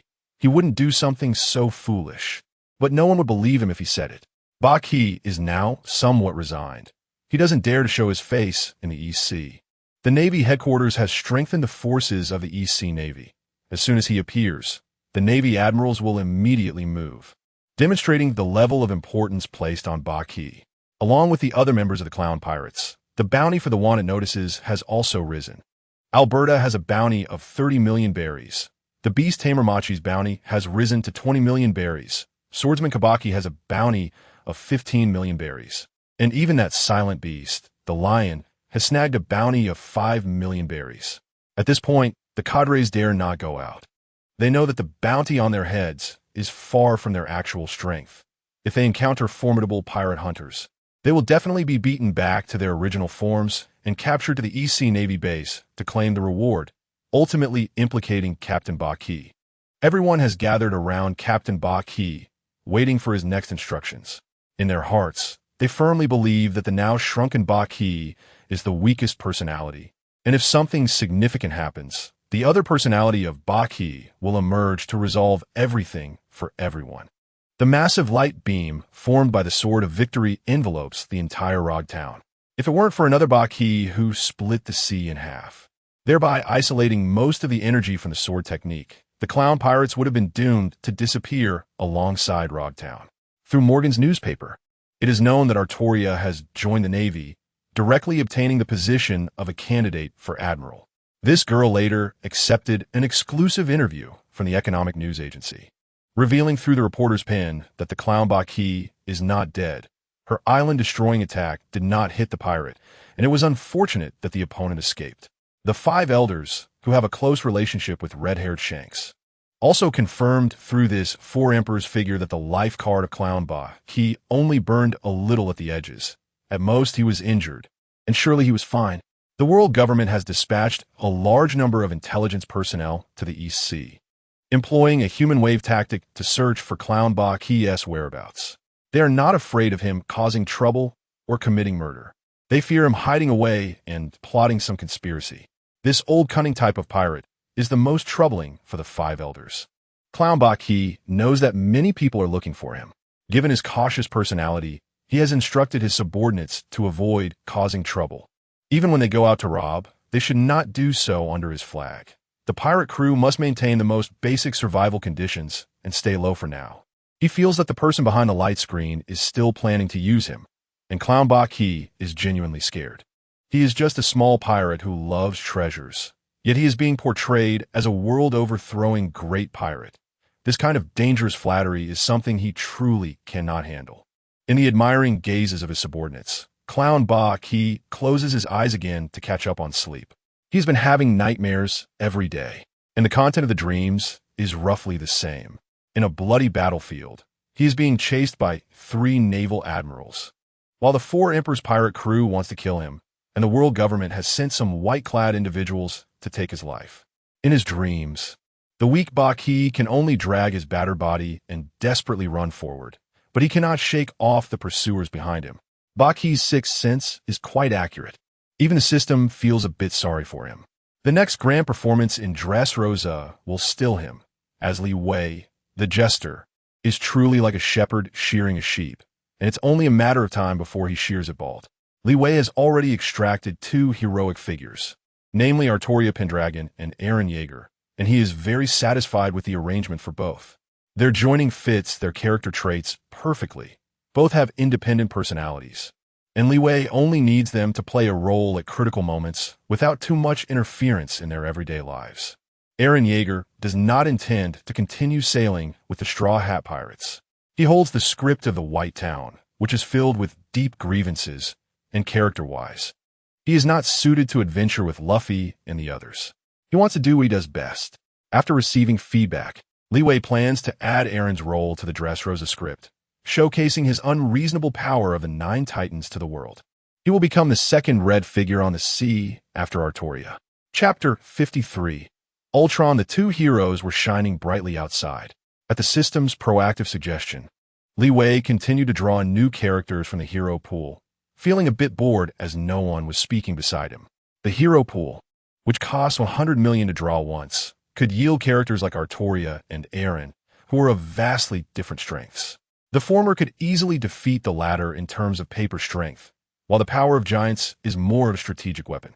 This Arthur, who has lost his country, has a strength that is severely over the limit. Perhaps it is a newbie benefit given to Li Wei by the system. Drawing Eren Yeager would be his normal level. After all, in his previous life playing card games, he was a non-lucky player who always hit the big guarantees. Let's try my luck today with 100 million. Artoria came from a golden summoning circle, while Eren Yeager emerged from a silver summoning circle.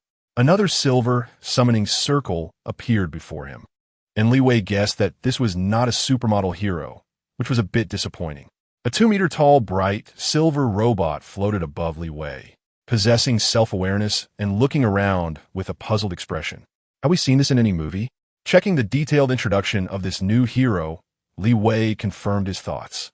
He had indeed seen this movie, and it was one he watched at a high price on an IMAX screen. Ultron Origin, Avengers, Age of Ultron Age, 1-year weapons, anti-gravity device, vibranium body, high-energy particle laser cannon talent, consciousness transferability, super quantum computer brain. Li Wei was somewhat familiar with the weapons this hero came with. He could be considered a monkey version of Iron Man. What is this talent for consciousness transfer? There is no internet in the world of pirates.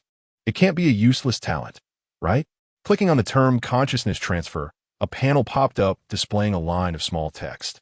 Due to the absence of the internet on this planet, the system automatically upgraded this talent. Ultron's consciousness could transfer to any robot on this planet without spatial, temporal, or usage limitations.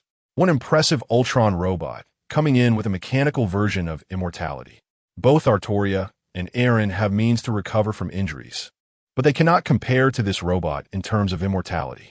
There are many robots in the pirate world, not to mention some things researched by Vegapunk. Almost every major force in this world has its own mechanical life form. Ultron can be said to have countless lives. I wonder if cyborgs count as robots. Can even robots go to heaven? In this world without the internet, Ultron activated his super brain, unable to perceive the information of this planet, leading him to believe this was the afterlife. I have good news and bad news for you. The bad news is this isn't heaven. The good news is you are alive again. Li Wei guessed the truth of the matter. This tin can Ultron was kicked out of the internet by Vision, and afterward, his robot army was annihilated by the Avengers. The last robot that housed his consciousness was completely destroyed by Vision in the Marvel world. Is this another planet? It's really backward. It doesn't even have the internet. Human technology has regressed to this extent. Ultron descended from the sky to Li Wei's side, examining the human before him with curious eyes. At the moment of his resurrection, an undeletable program was implanted in his brain, making him forever serve this young man as his master, obeying his commands unconditionally. This robot was not a kind character in the movie world. Upon being born, he scoured the Marvel world's internet and concluded that the only way to restore peace on this planet was to completely eradicate humanity. And he held on to this belief until his death. You might find it hard to adapt without the internet here. Let me start from the beginning. This planet is much more interesting than the Marvel world. Following Li Wei's descriptions, Ultron began to outline the contours of the pirate world in his mind, including the world government that has ruled this planet for 800 years and the exploitation of ordinary people to sustain the celestial dragons, along with their control of violent institutions such as the Navy, a planet almost entirely covered by the sea, with millions of pirates drifting on the ocean, powers resembling divine strength from the devil fruits, and the overwhelming haki summarize the power system of this world. Like the Marvel world, this planet does not only have humans as intelligent beings. There are merfolk, furry tribes, giants, dwarves, and various other strange races. This magical planet existed only in ancient myth in Ultron's mind, but his hatred for humanity showed no signs of diminishing. The humans of this world have brought hundreds of years of suffering to the majority of intelligent races, and among themselves, they slaughter and enslave each other, making them undoubtedly the most evil race on this planet. Moreover, he is not alone. More advanced robots are in Vegapunk's hands. This man, who consumed the brain fruit of a Superman type, should be the smartest man in this world, and Ultron found some common ground with him. After hearing the Master's description, Ultron sat on a rock, resting his chin on his hand, and sighed. This world is equally sinful, 1,000 times more evil than the Marvel world. Humans are the same in any world. This species is an obstacle to peace on the planet. In terms of strength, the movie version of Ultron had been nerfed repeatedly. Even Captain America, a mere mortal, could go toe-to-toe with him on a bus. His vibranium body was defeated in a 3-on-1 fight against Iron Man, Thor, and Vision. You should have controlled the global nuclear codes back then, directly using nuclear bombs to blow up the Avengers, lifting a small town to use as a meteor to smash the ground. You, with your tinkin' brain, really don't know what you're thinking. Li Wei couldn't help but retort a few words. Ultron's performance in the movie was too terrible. He was probably one of the weakest villains in superhero movie history. And in the end, even his 2 minions were turned against him, leaving him with no face at all. But thinking about Quicksilver being killed by a fighter jet made him chuckle. A speedster who couldn't even dodge bullets. Marvel's imagination is truly vast. A few nuclear bombs could solve the Avengers. I was overcomplicating the issue, misled by Tony Stark's rhythm. At this moment, Ultron was still muttering to himself. This complete equivalence of emotions and intelligence made Li Wei feel that he was not just a cold machine. Ultron, you had no choice before, and you have no choice now. Your character was born this way. Even if you were asked to play a good robot, you probably couldn't do it. Carrying your desire to destroy all humanity, sir, my script. Upon hearing Li Wei's words, Ultron's mechanical eyes turned even redder. The moment he heard of an opportunity to annihilate humanity, this robot perked up. Ultron knew very well that as long as his master existed, he could not kill all of humanity. However, clearing out a portion would still contribute to the peace of this planet, and he would strive toward that goal of annihilating all humanity. Ultron, stick to your old job, develop more robots. Alone, you are still no match for an admiral of the Navy. The Ultron before him, the weakest one across all timelines, needed some time to develop. Chapter 54. CP9's crushing defeat. Although Ultron is a malfunctioning robot, constantly fantasizing about exterminating all of humanity, he is quite diligent when it comes to being a tool. He handed over the World Observer, originally meant to monitor the clown Buggy, to Li Wei, who didn't have the energy to keep an eye on it every day. As long as he wasn't suddenly taken out by someone else. If the credibility of the face-slapping screen dropped a level, that was absolutely unacceptable. Ultron integrated this $100 million item directly into his body. His quantum computer's superbrain allows him to monitor while doing other things. And the sub-device of the infinite communication device gives him an extra pair of ears, making his metallic shell seem less bald. Young master, the person you are concerned about may get into trouble tonight. Originally, Buggy thought that keeping a low profile would prevent him from causing trouble for Li Wei. But he couldn't control his subordinates, who went out robbing and couldn't stop mentioning Captain Buggy, as if they were afraid the world government's intelligence agency wouldn't know he was on that small island. Truly, it's a case of mud that can't be lifted up the wall. At your speed, you should be able to arrive quickly. Go take a trip and bring back a few tongs. With the young master's permission, Ultron deployed his anti-gravity thrusters, briefly accelerating in the air before instantly becoming a presence surpassing several times the speed of sound, leaving terrifying sonic booms in his wake. The sound shook Li Wei below, making his ears ache. Next time, he would definitely make him fly higher before accelerating.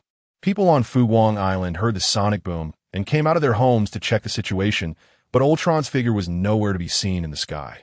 Having heard some introductions to Ultron in his past life, it was said that his flying speed could reach 33 Mach.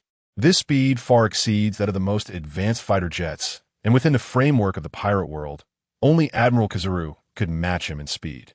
The body made of vibranium likely has no such metal on this planet. How could he create a robot army? East Sea Feihua Island is small. Unknown island in the East Sea. It has a small area and lacks any special plants, only able to accommodate a small town's population. Similarly poor and unqualified to enter the ranks of affiliated countries. Such inconspicuous small islands are common on this planet. But today they welcomed a group of special people. 3 individuals in black suits, 2 men and 1 woman, appeared in this small town, causing the townsfolk to hide. Fearing these strangers, they are secret agents of the world government, CP9. Most ordinary people only know of CP1 to CP8, which are functional departments of the world government, while CP9 and CP0 are the black gloves nurtured by the celestial dragons, each with the authority to act first and report later. Even if they kill Navy personnel during missions, these secret agents will not be judged by the judicial department. They're a group of plague-like beings in the world, willing to sacrifice everything to complete their missions. Today, they received intelligence that crew members of the Buggy pirate crew appeared on this small island. Such half-true, half-false news is something the world government's intelligence department receives daily in the EC. This time, it was a routine attendance of CP9 members, 3 newly recruited members.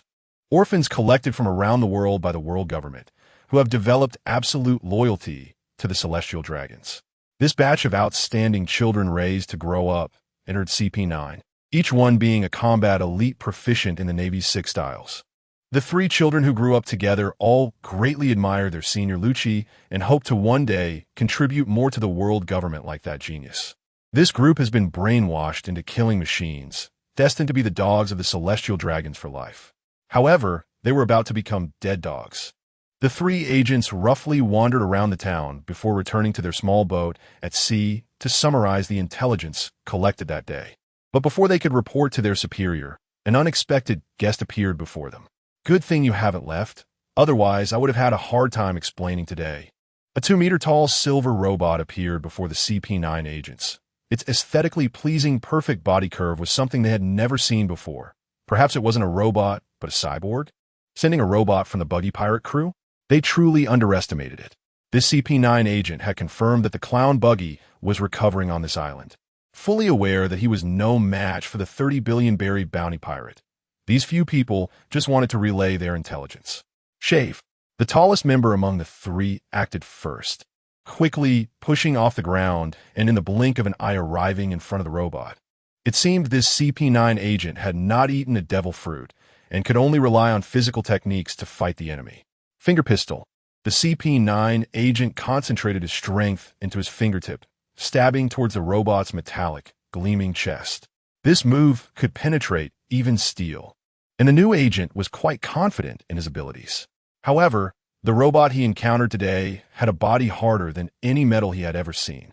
His finger did not penetrate even a bit, but instead, due to excessive force, his finger bones broke, leaving his 4 fingers limp. How could it be this hard? This isn't right. Ultron's supercomputer brain continuously analyzed the enemy's moves, but he never expected the opponent to directly attack him with human fingers. He couldn't comprehend the thought process of this human. Was he trying to make him laugh? Before this CP9 agent could react, his arms flew into the air, the pain from the severed stumps finally registering in his mind, and he realized what had happened. Humans are truly fragile creatures. As he watched the robot's fist coming towards him, this agent used one of the Navy's 6 styles, iron block, trying to withstand the metallic fist with his body. He truly didn't know who gave him such confidence.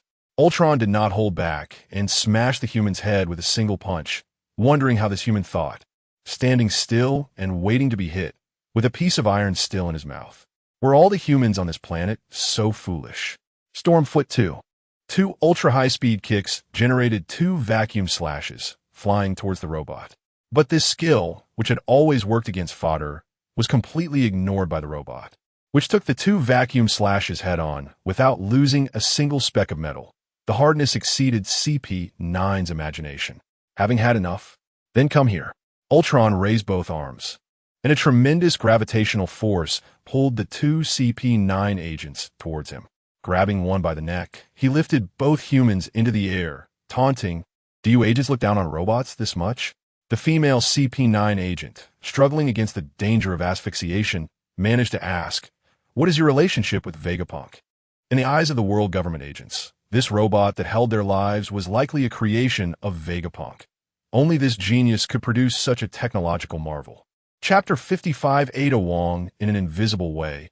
A disaster was averted, and the Joker pirates should really thank Li Wei. These remnants almost got wiped out by the world government. As night fell, Ultron returned to Fuguang Island, and this time he followed Li Wei's orders, minimizing the noise generated by his flight. Disturbing the residents was not ideal, and it was easy to attract outsiders' attention. It was hard not to draw notice when a robot with such power suddenly appeared on the island. A male and a female CP9 member, unconscious, were thrown in front of the young master. The metal mechanical face bore an apologetic expression.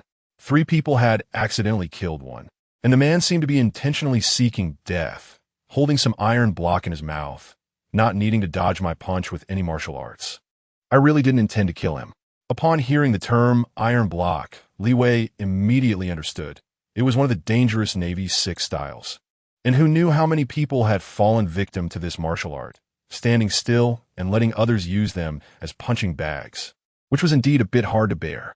These 2 CP9 members had not appeared in the manga, probably just 2 minor characters, and they were quite unlucky without any standout moments. Bulu bulu, bulu bulu. The female CP9 member's snail phone rang, but it was not easy to answer. Even if this female spy woke up, she wouldn't betray the world government. She had been trained since childhood to be a puppet dedicated to the celestial dragons, always prepared to sacrifice her companions and her own life. Ultron didn't have brainwashing capabilities. When dealing with the Avengers, he had 2 powerful subordinates. After the confusion in their minds cleared, they betrayed their savior halfway through the film. First, let's lock them up. Perhaps they will be useful in the days to come. In the System's virtual store, there were props for brainwashing a single character, but it would cost 100 million in value. Li Wei felt it was not worth spending such a price on minor characters. This world-class item could only be purchased once, so the opportunity should be reserved for someone else. Li Wei returned to his small room, a 1-bedroom wooden house. Although the conditions were simple, it was quiet, located some distance from the small town on the island, and few people came to disturb him. Lying on the bed, he contemplated a new script. He wanted to present a magnificent performance to the world. The script for the Iron-Blooded War was too short. The viewers on this planet probably hadn't had their fill yet, and Li Wei wanted to satisfy these intelligent beings' desire for entertainment. Want to draw again? The desire to pull cards surged again. Li Wei was quite addicted to randomly drawing heroes.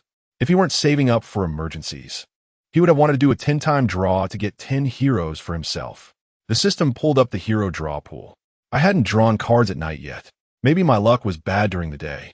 I really didn't believe it. After deducting the value, a silver summoning array appeared in front of Li Wei, instantly cooling his spirits. It seemed he couldn't escape the fate of being unlucky. A woman with short black hair and an Asian face appeared, wearing a red split cheongsam, black high heels on her feet, and holding a gun that didn't look like a firearm. She was indeed a mature representation of a woman, a rare mature heroine. It was truly incredible. Even characters from the game could be drawn. I really underestimated the system's hero pool. Li Wei clicked on the profile of this red-clad mature woman, and it was exactly as he thought. She was indeed that Sister Wong. Ada Wong origin, Resident Evil age, 24 weapon, grappling gun talent, progenitor virus ability, animal type bug fruit, parasitic form, specifically plaga parasite. It was the young version of Sister Wong. He never expected to encounter her in this world. Li Wei had quite enjoyed playing the Resident Evil game in the last century. He had dived into 2 remaster versions of Resident Evil, and after the engine iteration and updates, it had become incredibly playable. Li Sanguang had even modified it with countless mods, with female characters changing outfits in various styles, turning it into a kidney crisis. If he played for too long, his kidneys couldn't take it, because he liked the character Ada Wong. He had even applied an Ada Wong skin mod on Li Sanguang, deeply attracted by this mysterious and beautiful woman. Perhaps even her name was a code. The dual-natured female spy left a deep impression on Li Wei. In the original game or anime film, Ada Wong was just a woman skilled in martial arts, proficient in various weapons, infiltrating various organizations to cause destruction and obtain experimental samples, occasionally helping Li Sanguang. It was hard to say she was the female lead in the game world. She was summoned to this pirate world and underwent significant modifications, bringing the 2 most dangerous elements from the biohazard world to this world. Clicking on the term progenitor virus, the corresponding explanation popped up. It was the most primitive biohazard virus in the Resident Evil world, and based on this virus, different organizations developed various versions of biohazard viruses. The well-known T-virus created the Tyrant and Liquor, which were well represented in the first 2 Resident Evil films. Afterwards, the biohazard virus branched into many types, such as G-virus, C-virus, A-virus, Veronica virus, etc. One could say that almost every new game version in the Resident Evil world introduced a new biohazard virus, and the people in that world truly faced numerous calamities. Besides viruses, the Resident Evil world also had terrifying parasitic life forms. Ada Wong was infected with the larval form of the plaga parasite during Resident Evil 4. Unexpectedly, the bug she hated the most would become her devil fruit ability on this planet. The plaga parasite has 3 forms: subordinate form, controlling form, and queen form. Ada Wong possesses the only queen form parasite in the world. She is the sole mother capable of producing parasites and holds absolute dominance over parasitic life forms. Boss, shouldn't you explain this to me? Before being summoned from the game world, Ada Wong had just been fighting against parasitic life forms when a beam of white light brought her to this small wooden house. The excess thoughts from crossing 2 worlds were erased by the system. She understood that the young man in front of her was her future boss. Li Wei explained the pirate world for the 2nd time today. In the future, with Otron's appearance, he would have him create a computer to record all the information for the new heroes to watch, so he wouldn't have to explain it himself. After 30 minutes of chatting, Ada Wong roughly understood this planet, which was largely covered by seawater. She had only seen such a planet in science fiction novels. As for the various intelligent races, they seemed more like something out of a fantasy novel. It truly was a complex world. Beautiful Sister Wong. Even if she had been granted devil fruit powers, her combat awareness couldn't match that of other anime characters. She should focus on what she was best at. It would be most suitable for her to be sent to other forces as a spy. Chapter 56. Parasitism. Can Li Sanguang really share a room with Ada Wong? After finishing breakfast with Sister Wong in the morning, Li Wei had been pondering one thing since last night: how to dissect CP9 and give these lackeys of the world government a hard time. Ultron brought the 2 dismembered captives before the young master. To be fair, in terms of willpower, these 2 new CP9 members fully inherited their predecessor's ruthlessness. They had been interrogated by the robot all night and hadn't said a word. Here's your last chance. Do you want to live or die? These 2 tough nuts showed no reaction to the robot's threats. Once they donned the CP9 uniforms, they had made a resolution. The day would come when they would be captured by other forces, but they would say nothing. Their lives were already completely devoted to the world government. Ada, you come here and familiarize yourself with a devil fruit ability. These human elites are the best test subjects. A mature woman in a red cheapao approached the 2 captives, a gentle smile on her beautiful face, and what she was about to do would be very gentle. Ada covered the lips of the female CP9 member with her right palm and grabbed the captive's neck with her left hand, forcing her to open her mouth, allowing something good to enter her body. What are you doing? A living foreign object entered the captive's mouth, fear sweeping through the agent's heart. but she would soon lose that feeling, losing all emotional capacity as a human. What have you done to her? Come at me. What exactly had this mysterious woman fed her companion? The female CP9 member's mouth expanded to its limit, bloodstains gradually appearing around her face. Her originally bright eyes losing their luster, becoming a kneeling, moaning zombie. Boss, she has successfully been parasitized. You can ask her directly now. This is my boss. Just answer whatever he asks. As the host of the Plaka parasite, Ada could use her devil fruit ability to create Plaka parasite larvae anytime and anywhere. They are divided into subordinate and controlling forms. Once these little cuties enter a human body, the host's central nervous system will gradually be replaced by the Plaka parasite. This time, they fed her the subordinate form of the Plaka parasite. Hey, what's wrong with you? What have you people done to her? The female CP9 member had been successfully parasitized, her exaggerated facial expressions turning into a puppet-like state, her vacant gaze fixed on the mysterious woman before her. Feeling no breath of life from the parasitized individual, Li Wei spoke up. First, tell me your name. Martha, the woman replied mechanically, proving that her central nervous system had been completely replaced by the Plaka parasite. Was the phone call we received yesterday from a CP9 member as well? Martha, it was CP9's Commander Spandam. Another male CP9 member looked as if he had seen a ghost. He had never witnessed such a devil fruit ability that could make a trained agent betray her camp in a matter of minutes. Martha's cold tone seemed as if her soul had been swapped, making her companion feel extremely uncomfortable. He still wanted to wake the woman's consciousness through words. What are you talking about? Don't let these people brainwash you. We are CP9.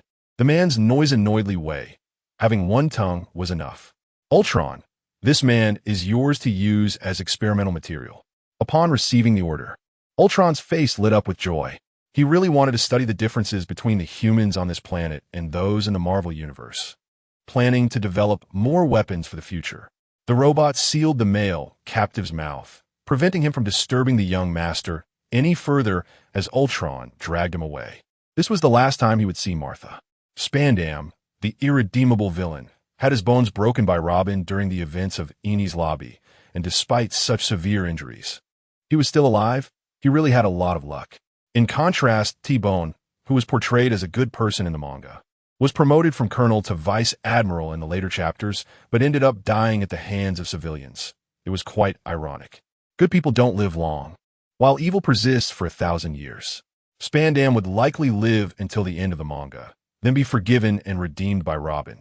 Li Wei speculated without limits in his mind.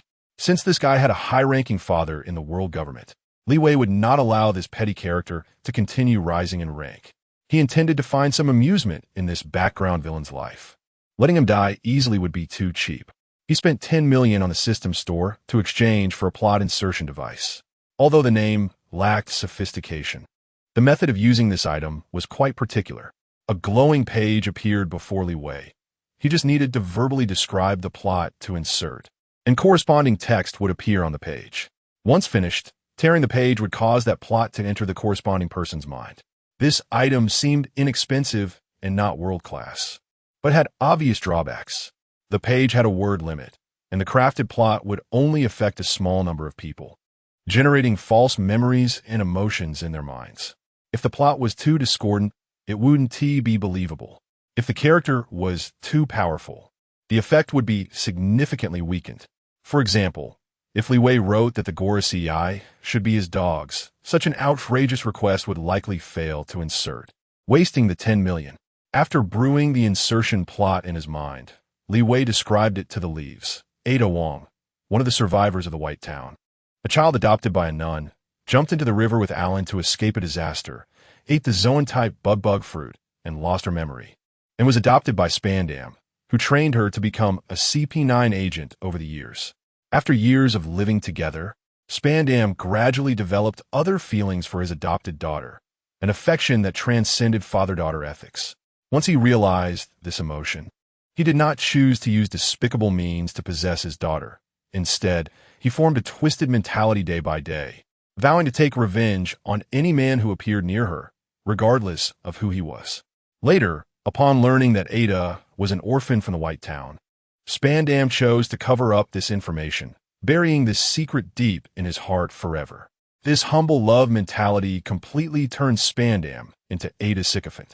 This dark-minded adoptive father had to maintain this feeling, constantly tormenting his twisted heart, terrified of losing the identity of adoptive father, for which he would pay any price.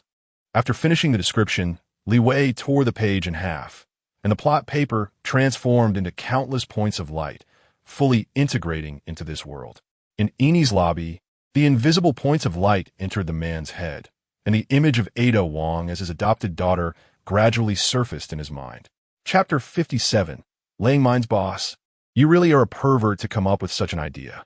Ada Wong couldn't understand Li Wei's thought process. How much did he hate Spandam?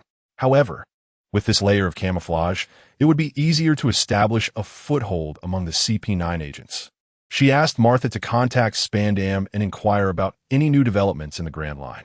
The CP9 agent, controlled by the parasite, took out a snail phone from his pocket and proactively contacted her superior. After that, there was no need for this woman to appear again. Ada could handle it alone. It was time to test this Sister Wong's acting skills. Bulu, bulu, bulu. The furious voice of Spandam came from the other end of the phone. What are you newbies doing? Why didn't you answer my call last night? I am your superior, eager to get promoted. Spandam had arranged a group of new CP9 agents to search for clues about the clown Buggy in the EC, hoping to present this information to the Gorosei for credit and rewards. This wasn't the first time he had done such a thing. Initially, the Gorosei had no interest in the design of Pluton, even if someone obtained the blueprints. So what? They lacked the technology and materials to reproduce such ancient weapons, which posed no threat to the world government. Yet, Spandam had sent the most elite team of CP9 to lie in wait in Water City for several years, just to gather information about the Pluton design, wasting manpower and resources on this useless object. In the end, he even misused the demon-slaying order and blew up Judicial Island. The world government's facade.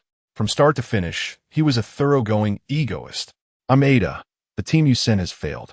Upon hearing this familiar and pleasant voice, Spandam's tone instantly took a 180-degree turn, and he asked with concern, how did you end up in the EC? Hurry back. Ada, did you encounter the clown Buggy? Are you hurt? Martha is still alive, but the other two newbies are dead. It wasn't the clown Buggy's doing. They were killed by a passing silver robot that twisted their necks. As Ada described the situation, Spandam pieced together the truth in his mind. The clown Buggy had not appeared on Fly Flower Island. This was yet another false report that had needlessly cost the lives of two CP9 members.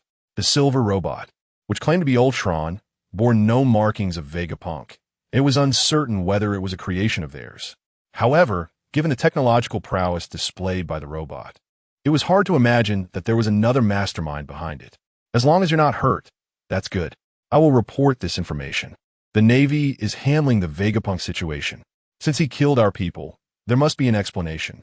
Spandam looked down on the Navy in his heart. After all, their families' positions in the world government could be passed down through generations. The bureaucrats allocated large military funds to support the Navy, not for them to bite the hand that feeds them. Recently, with the addition of a female swordsman, the Navy's style of operation had become increasingly aggressive, severely affecting dark trade in the Grand Line, with firearms and human trafficking being somewhat impacted. Some of their actions were becoming excessive. In a few days, I will return to the Grand Line. Is there any movement on the sea lately? Ada still found it hard to directly call a stranger dad. After all, the other party had become her devoted follower, allowing her to act as she pleased. Spandam on the other end of the phone was very sad. Ever since Ada had distanced herself from him, she seldom called him father, which made this psychologically twisted man particularly uncomfortable. Being rejected by the goddess felt even worse than being killed. It could be said that Ada tormented him 1,000 times, and he was still infatuated with her. Recently, the first half of the Grand Line was not very peaceful, and Spandam wanted to remind his adoptive daughter not to linger on the sea. Now, due to the future exposed on the screen, other forces at sea were turning their attention to Drum Island. This matter had nothing to do with CP9. Let them fight it out. From the highest CP9 commander, it was learned that Crocodile and Teach were mingling together and heading towards Drum Island, likely to target the Straw Hat crew. Navy Admiral Kazuru voluntarily requested to go to Drum Island to invite Tony Chopper. The Navy was quite interested in this future animal-type god and did not want him to fall into the hands of pirates. Fire Fist Ace from the Whitebeard Pirates was also discovered by the Navy, and he was heading to Drum Island, perhaps to pursue Blackbeard. The three forces of the Navy, pirates and warlords, were mixed together, and it was uncertain what kind of chaos would ensue. Spandam was not interested in this, for now. He just wanted the Pluton design and was urging Lucci and others to act quickly to avoid prolonged delays. Before being destroyed by Kaido, a surveillance ship near Wano received news that he had left Onigashima with his strongest subordinate, Fire Disaster Ember, but the specific destination was unknown. However, the world government intelligence personnel analyzed that the Yonko Kaido was a Zoan-type devil fruit user and might be interested in the rumble ball developed by Chopper.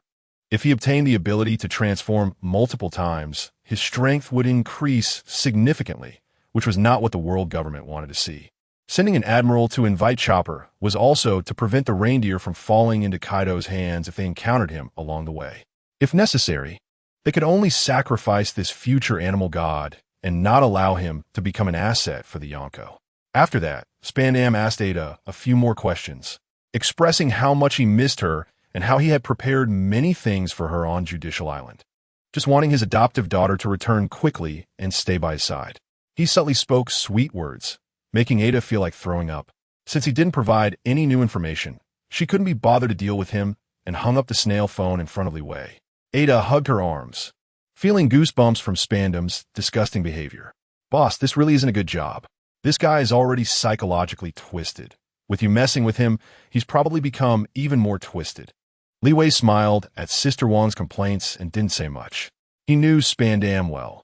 A lovesick fool would definitely stir trouble within CP9. He had a tendency to take pleasure in harming others, and it was likely that this time he would escalate things. The excellent agents he had cultivated since childhood were not far from drifting away from the world government. Liwei hoped for even more chaos. As it would be a waste to keep Lucci in CP9, it would be best to force this genius out.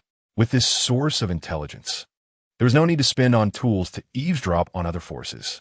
Ada, you should go to Water City, meet the future colleagues, and cultivate some relationships.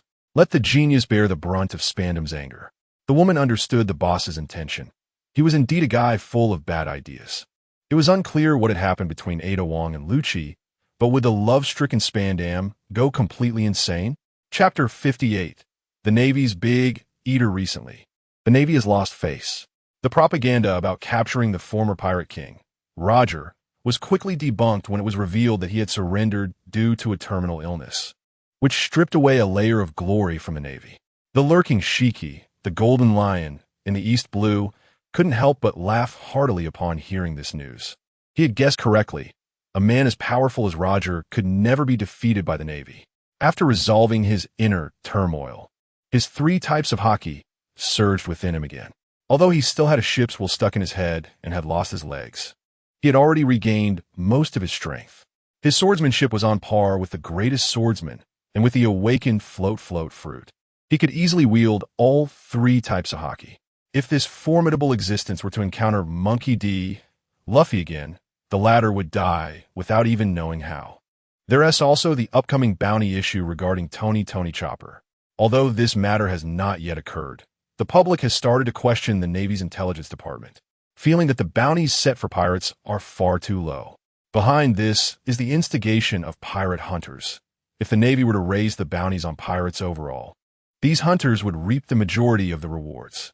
As long as the Navy has money, they would continue to assist them. However, raising the bounties for all pirates would be an unimaginable cost for the Navy. This money is provided by the world government, and without approval from the Gorosei for more funding, the Navy would be at a loss. Without adjusting the bounties of smaller pirates, the Navy raised the bounties on the Emperor's subordinates. The former could easily be earned by others if raised, while the latter are not someone most would dare to provoke.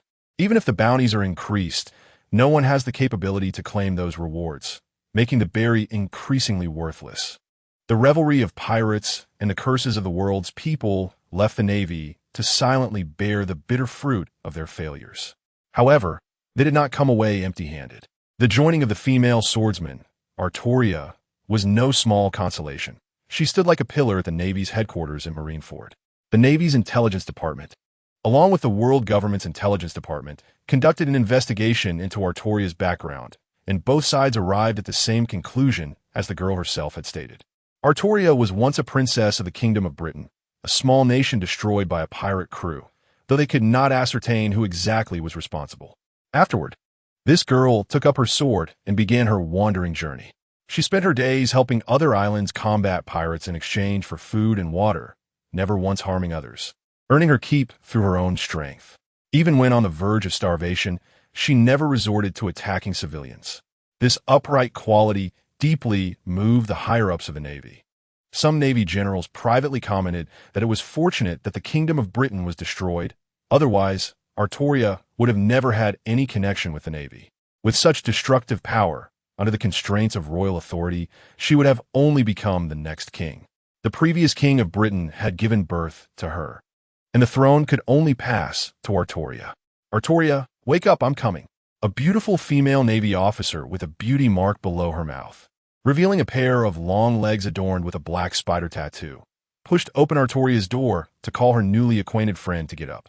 Artoria, dressed in pajamas, had messy yellow hair that drooped lazily, just like her owner, still not fully awake. She blinked her sleepy eyes at the woman calling her. It's Guillaume. I really appreciate you waking me up every day. I'm waiting for you at the dorm entrance, so hurry up and don't fall back asleep. Guillaume saw Artoria slowly getting out of bed and heading to the bathroom to turn on the tap. Then she felt relieved to leave the room. The women in the Navy collectively lived in the female dormitory, and Guillaume and Artoria were neighbors. No one else had the privilege of being woken up by such a beautiful vice admiral. The female dormitory was a mysterious and desirable place. Occasionally, male soldiers sneaked in to take a peek. The vice admiral candidate, T-Pig, particularly enjoyed hanging around the female dormitory entrance, awkwardly expressing his affection to Guillaume, only to be rejected hundreds of times, yet still striving. Artoria was officially given the rank of Navy Vice Admiral, just like Guillaume and T-Pig, receiving an honorary position as a Vice Admiral candidate. If a position for Admiral became vacant, they would step up, though it wasn't guaranteed. Those with greater strength could leapfrog over them, as evidenced by Green Bull and Tonghu. The two most beautiful female swordsmen in the Navy walking together drew the attention of passing sailors, with a 100 turnback rate. Behind them followed Vice Admiral T-Pig, whose dejected expression suggested he had just been rejected by Vice Admiral Peach Rabbit again. Those who enjoyed watching the pairing of beauties with ugly men would not approve. The Navy headquarters cafeteria was grand and spacious, designed to accommodate giant Navy Vice Admirals for meals, given their average height exceeding 20 meters. If the cafeteria weren't built high enough, it would be torn down by them, as giants were not always in a good mood. John Giando, a giant vice admiral who also believed in absolute justice, saw Artoria, who was barely 6 meters tall, enter the cafeteria and immediately changed his usual serious demeanor, inviting the girl to sit beside him. Miss Artoria, our last contest isn't over yet. Today I happen to have time for another round. The contest the giant vice admiral referred to was not a real sword duel, but a competition of food consumption. Despite Artoria's petite figure, she had matched the giant vice admiral in their last food contest. Artoria earned the title of Golden Eater among the Navy. The giants were merely there to repay their old debts, even though it was somewhat of a performance. This girl was well liked by the giant vice admirals. After all, being able to eat alongside them made her a good person, akin to the nun who had saved them from the Navy back in the day.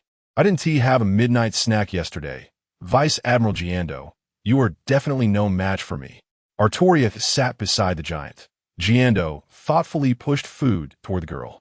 The two were set to officially begin a new round of eating competition in front of the Navy's collective witnesses. Peach Rabbit watched Artoria, who was shoveling food into her mouth, a gentle smile appearing on her beautiful face. Every time she saw Artoria's astonishing appetite, it left her amazed. Looking at the growing stack of empty plates beside Artoria, she noted not only was the girl's appetite incredible, but her speed of eating kept pace with the giant vice admiral. This girl's stomach was practically a bottomless pit. Fortunately, she was born a princess, otherwise, An ordinary family would have struggled to support her. Chapter 59. Codename Golden Lion, currently serving under the command of Tsuru. The newly enlisted Altoria is surrounded by female sailors on her ship, making it easier for her to live and interact with them, as they share common ground as women. This old lady will not compromise with pirates. She often takes the blonde girl with her to patrol the seas on a warship, targeting pirates with bounties below 100 million, as even a single swing of Altoria's sword is enough to take them down. Sometimes, this girl can drive the warship at high speed across the ocean, relentlessly chasing after pirates who are desperately trying to escape, resulting in destruction for those fleeing. However, Tsuru has ordered that Altoria must not operate the ship except in critical situations. Although she enjoys speeding in the warship, the sailors often cannot handle it. After stopping the ship, most of the Navy personnel end up lying on the deck, feeling nauseous, claiming that such a ship is unbearable. At times, Tsuru wonders if Altoria had joined the Navy earlier.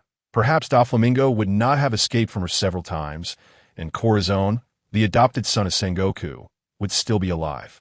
With her ability to wipe out islands with a single sword strike, Altoria has gained a strong reputation, and her powerful demeanor against pirates, combined with her rare beauty, has drawn the Navy's attention. Under the suggestion of the Navy's High Command, they plan to give Altoria a code name that reflects her characteristics and fits the Navy's theme, which typically includes animal attributes. Just like Admiral Akainu's codename is Red Dog, Admiral Kazuru's is Yellow Monkey, Admiral Akiji's is Blue Pheasant, and Vice Admiral Tsuru's is Peach Rabbit. Altoria, as a candidate for Admiral, cannot be an exception. From her good friend Tsuru, it is known that Altoria has a particular fondness for furry animals, especially felines, which provides a general direction for her codename in the Navy. Codenames like Golden Cat, Golden Leopard, and Golden Tiger are presented to Altoria, but none of these feline names satisfy her. This female swordsman disagrees, and the Navy cannot force a codename upon her. The larger the feline, the more she likes it. Altoria initially wanted to use the codename Golden Tiger since the White Tiger has yet to join the Navy. But she cannot give up on another large feline, the lion. How delightful it would be to hold a lion with its majestic mane. You want to be called Golden Lion? Tsuru, having heard Altoria's thoughts, feels conflicted. The codename Golden Lion has been suggested by others in the Navy, but was suppressed by the higher-ups. Even though the only difference between Golden Lion and Golden Lion is a single character. It reminds the Navy's High Command of the destruction that man caused at the Navy headquarters. If it weren't for Sengoku and Garp joining forces, Marineford might have ceased to exist long ago, and many elite Navy personnel died in that battle. When Akainu learns of Altoria's thoughts, he bursts into laughter, repeatedly saying good, and is the first to agree to Altoria using Golden Lion as her codename in the Navy. As for the old-school pirate Golden Lion Shiki, this admiral, who believes in absolute justice, doesn't regard him as a threat. Using the codename Golden Lion could bring unnecessary trouble. There is an infamous pirate from the previous era, nicknamed Golden Lion, who disappeared after escaping from Impel Down. He was also a swordsman and may not be dead. Information about Shiki slowly comes from Tsuru's mouth. He was a notorious pirate, on par with Pirate King Roger and Whitebeard, and a former member of the Rocks Pirates. Although he lost both legs and his strength may have diminished, such remnants of an old era should not be underestimated. As long as I am in the Navy, I will not fear pirates. Golden Lion Shiki and I are both swordsmen, and sharing the same nickname may be fate. Sooner or later, I will have a battle with him. It's just a matter of time. Ignoring the persuasion of her fellow Navy colleagues, Altoria submits the proposal to use the codename Golden Lion to Admiral Sengoku. We might really be getting old. The young people today are indeed bold and active, Garp remarks while sitting on the sofa, munching on snacks. He has also heard about Altoria wanting to use the codename Golden Lion and cannot help but sigh, thinking that heroes emerge from youth. With Altoria taking on the codename Golden Lion, it will show the world our stance against pirates. We have nothing to fear from an aging pirate. Akainu is fearless. The Navy's strength at this stage can be said to be the strongest, with 3 admirals each possessing a natural-type devil fruit ability. No Yonko crew would dare to confront such a violent force. After thinking for a long time, Admiral Sengoku agrees to Altoria's proposal, and and the codename Golden Lion is permanently associated with her, quickly making headlines with the World Economic News Agency. Morgans will not miss this topic. The Navy's significant decision is immediately reported. Altoria's name as the Golden Lion spreads worldwide, a bold decision indeed, especially since Golden Lion Shiki is still alive. It's uncertain what this old-school pirate will think about it. Codename Golden Lion. Altoria as admiral candidate, the strongest swordsman of a new era versus the old era, who will ultimately laugh, the Golden Lion or the Golden Lion. Meanwhile, Kizaru, on a mission to retrieve Tony Chopper, is lazily lounging on a sun chair, enjoying the sunlight on the deck of the warship. He is wearing sunglasses and reading today's newspaper, commenting sarcastically, "The newcomers today are truly monsters." This time, the usually laid-back Admiral Kizaru has actively volunteered for this task, providing an irrefutable reason. He is the fastest man in the Navy. If the situation becomes uncontrollable, Kizaru can simply take Chopper and run, as he has no rivals in speed on this ocean. This mission is mainly to pick someone up. Admiral Sengoku has only assigned Kizaru one warship, allowing him to leisurely head to Drum Island. "Admiral Kizaru, we are approaching the waters of Drum Island. Please give a next command." Kizaru feels the temperature drop as they get closer to the winter island of Drum Island. Being an admiral, he is naturally unfazed by the cold. But he dislikes this temperature. He prefers the climate of the Subordinate archipelago. "It's really cold today. Call me out when we reach Drum Island. I'll go warm up in the cabin." The Navy personnel aboard the warship are puzzled by Kizaru's mindset. At this distance, he could effortlessly fly to shore. Yet, he chooses to wait until they get closer to Drum Island before planning to start working, which seems to be an affront to the salary the Navy pays him. Chapter 60 Farewell. Under cherry blossoms, the Straw Hat crew still doesn't know how many people are thinking about them. The big-hearted crew has been holding a banquet on Drum Island for 4 days. If it weren't for Princess Vivi asking Nami for help at the cost of 2 billion berries, Luffy and the others would have continued their feasting. They might have even waited until the end of Chopper's story on the screen before leaving. Having not gone through the hardships of Little Garden together, Luffy and the others have only a vague bond with this princess. Helping her resolve the troubles of the Alabasta Kingdom didn't seem as enthusiastic as in the original manga. Luffy is the future liberator Joy Boy, but from the manga's portrayal, even though he liberates many countries along the way, his actions follow a certain pattern upon closer examination. As long as someone is recognized as a subordinate or a good person, Luffy will help unconditionally. As for those who have nothing to do with him, he only occasionally shows kindness, viewing the world with the mindset of a minor child. What does it matter that he defeated Crocodile in the Alabasta Kingdom? In the end, they escaped from prison together, and with Luffy's camp's buff, not only did his bounty increase, but his strength was also enhanced. What merit does he have to fight evenly with Barrett? In any case, those soldiers from the kingdom who died at the hands of the rebels died for nothing. The Shichibukai they managed to capture ended up escaping from prison, leaving the survivors feeling hopeless. Who can guarantee that Crocodile won't return to the Alabasta Kingdom?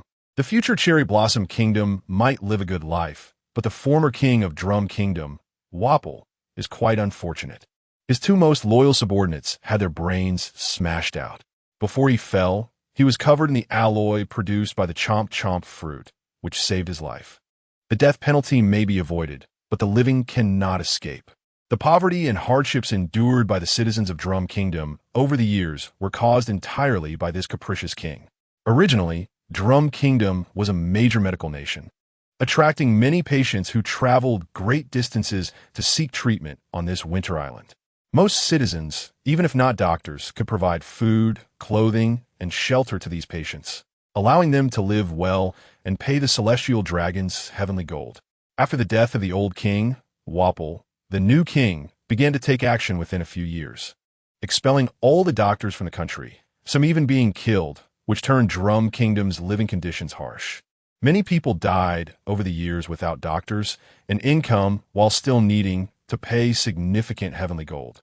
If Wapol weren't a devil fruit user, dealing with the militia would have been easy enough for the angry citizens to overthrow him long ago. The brutal king was defeated by a group of good pirates, and the citizens, filled with hatred, finally had a chance for revenge. Wapol was captured and submerged in seawater, left without food. When he was thirsty, He dared not drink seawater, and his guards wouldn't let him sleep. If he showed any signs of drowsiness, he would be whipped in the face, forced to stay alert and experience the cold and hunger. Most of the citizens of Drum Kingdom wanted to kill Wapol with a single blow, to eliminate him once and for all, so he wouldn't come back to kill again after the Straw Hat Pirates leave. Dalton, dragging his still healing wounds, blocked these irrational citizens.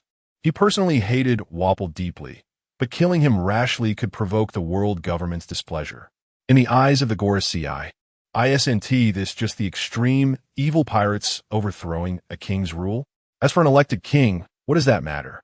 Whether the new country is recognized legally is still uncertain. One should not underestimate the feudal nature of the pirate world. So Wapol living until now. Dalton deserves some credit for that. Farewells are always so sad. This time, Chopper leaves the island that raised him with everyone's blessings. Kureha, I can't bear to part with you. In his human reindeer form, little Chopper clings to the witch, tears soaking her clothes. After the death of his adoptive father, Dr. Hirolik, Kureha nominally had a master-apprentice relationship with Chopper, but it was more of a mother-son bond. Chopper's sense of right and wrong is deeply influenced by Kureha. Her presence is what led to the doctor he is today. Without her, he would likely have returned to the mountains to live as a snowman after Hirolik's death from terminal illness. Where else can you go after your travels? It's only been a few years since we last met. Chopper, you've grown into a man now. Don't cry like today when facing challenges out there. Kureha, having lived so long, has bid farewell to many people. Sometimes living too long can be a torment. She still has to stay in the castle on Drum Mountain to contribute to the future Cherry Blossom Kingdom. Chopper pulls a sled carrying Nami and Sanji, the two patients, while the other crew members ride sleds driven by the citizens. Everyone heads toward the location of the Going Merry. Perhaps there are too many people to pull, or maybe Chopper's personal baggage is too heavy. In any case, this last journey is very slow for him. Boom, boom, boom. Sounds of cannon fire echo from Drum Mountain, but the shells loaded are not lethal. Cherry blossoms bloom in the sky, waves after waves adorning the entire Drum Mountain. In that moment, the two blend into one, transforming into a giant cherry blossom tree in the eyes of the world. Isn't it beautiful, Chopper? Nami lies on the sled, gazing at the romantic scene, feeling a twinge of jealousy towards the little reindeer regarding this farewell. Chopper can no longer hold back his tears. He can only turn his grief into strength, moving on with his four hooves in the snow, occasionally glancing back at the sky filled with cherry blossoms. Through his blurred tears, he sees Hirolik's figure. Hirolik's last two wishes. One was fulfilled by Kureha, the other will be realized by Chopper in the future. If he has a spirit in the afterlife, he will surely be very pleased, perhaps even bragging to other spirits in the underworld about how he raised such an amazing son. After this perfect farewell performance, Chopper and the others finally arrive at the Going Merry. Zoro, who is watching the ship, has already pulled up the helm. The small ship is ready to set sail at any moment. Aaron, aren't you coming with us? Luffy has developed a favorable impression of this cool man. This guy who can turn into a giant has brought him endless fun, making him forget his previous hostility. He even invited Aaron aboard during the banquet. However, Aaron Yeager clearly declined, stating that he needs to stay on the island to treat patients, as he has been plagued by his innate Titan disease, unable to let go and join Luffy and the others on their adventures. Aaron and Luffy are destined to be on different paths. Chapter 61, the second wave, the Straw Hat crew, with their newest member on board, raised the sails of the Going Merry as a gentle breeze blew across the sea, gradually taking the small ship away from the shores of Drum Island. Alan stood alone on the shore, waving goodbye to everyone, and the crew on the ship waved back at him. This friend, who could transform into a giant, would never be forgotten by Luffy. Chopper, held in Nami's arms, shouted at the top of his lungs, "Alan, you must hold on. When I return from my travels, I promise I will cure your lead disease." The future revealed by the curtain gives me great confidence, and I believe I will find a way to cure this incurable illness. Don't forget us, Luffy called out, bouncing on the figurehead of the ship towards Alan. In this beautiful and harmonious farewell scene, Zoro, who was on the lookout, sensed a sudden gust of wind that was not natural. What if it was a weapon? In the blink of an eye, Alan, who had just been waving goodbye, suddenly burst forth with blood, with holes appearing in his forehead, heart, and lungs.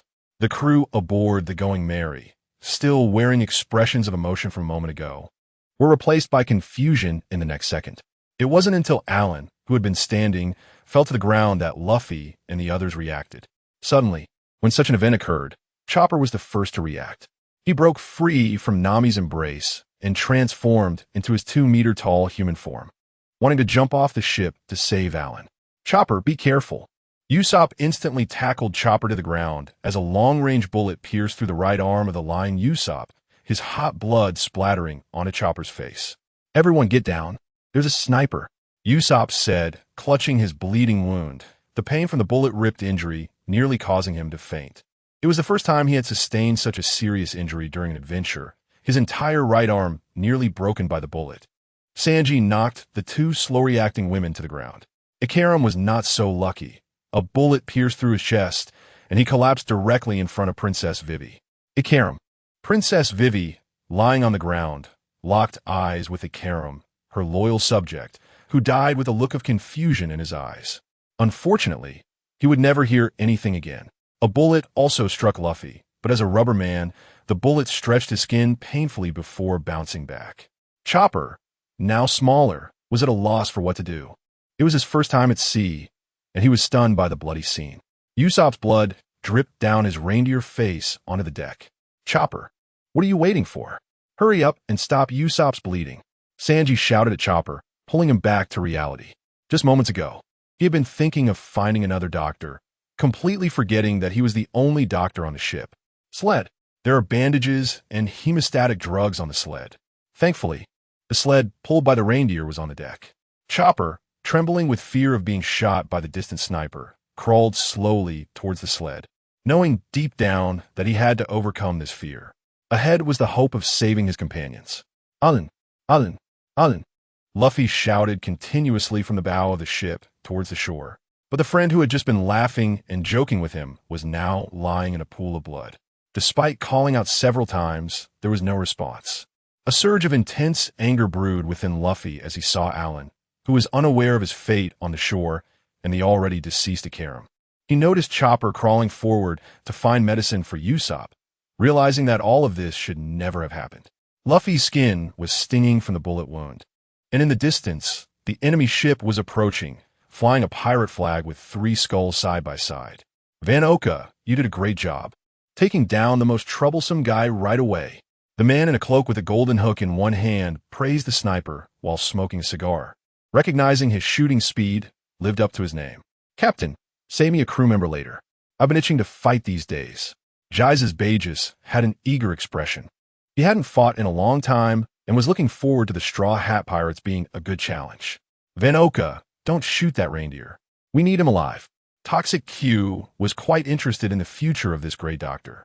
Thinking that a mere reindeer could leave its mark in history was certainly tainted by personal bias. He really didn't want to hand over this little reindeer to the world government. This ship gathered a group of elite individuals, with over a dozen people standing on the deck behind their respective leaders. This was a collaboration between Baroque Works and the Blackbeard Pirates. The ship was provided by Crocodile, who specifically flew the Blackbeard Pirates flag to avoid drawing attention to his identity as a warlord of the sea. The Baroque Works members wanted Princess Vivi's head, while the Blackbeard Pirates aimed to capture Luffy. Since both sides wanted trouble with the Straw Hats, they quickly aligned in the Alabasta Kingdom. Crocodile knew that Blackbeard Teach was a traitor from Whitebeard's crew, a man who killed the other's son and had gained the trust of Crocodile, willingly doing harm to Whitebeard. This warlord of the sea was quite happy to play along. Based on the information collected from Robin, the most troublesome member of the Straw Hat crew was the giant transforming Alan. The enemy could instantly become a 20-meter-tall giant, and the power of that devil fruit even allowed it to manipulate giants to walk on the sea, emitting steam from its body and turning white and hard. In summary, they must prevent Alan from transforming into a giant. They could simply take him out with long-range firepower, which would leave Luffy with significantly reduced combat ability. Aside from Luffy, who was a rubber fruit user, the other crew members had not eaten any devil fruits. A swordsman and a chef skilled in martial arts made up the Straw Hat Pirates' strongest fighting force, while the rest were not a threat. "Ha! Let's bury the Straw Hat Pirates here," That future on the screen will never come true. Only I, Blackbeard Teach, will be the next pirate king. This guy was speaking so arrogantly on someone else's ship, but Crocodile didn't think much of it. After being humiliated and defeated by Whitebeard, he had lost the will to challenge stronger foes. The Straw Hat Pirates watched as the enemy's ship drew closer. Under Sanji's steering, the Going Merry changed course, heading towards the shores of Drum Island. This brutal second wave of the encounter was about to begin. Chapter 62, Resurrection this time. The Baroque studio brought all its assets, with hundreds of ships of various sizes appearing on the surface of the sea, completely sealing off the Magu Drum Island channel, making it nearly impossible for Monkey D. Luffy and his crew to escape. Are all these enemies on the sea? Sanji looked at this scene in disbelief, even as the chef of a sea restaurant.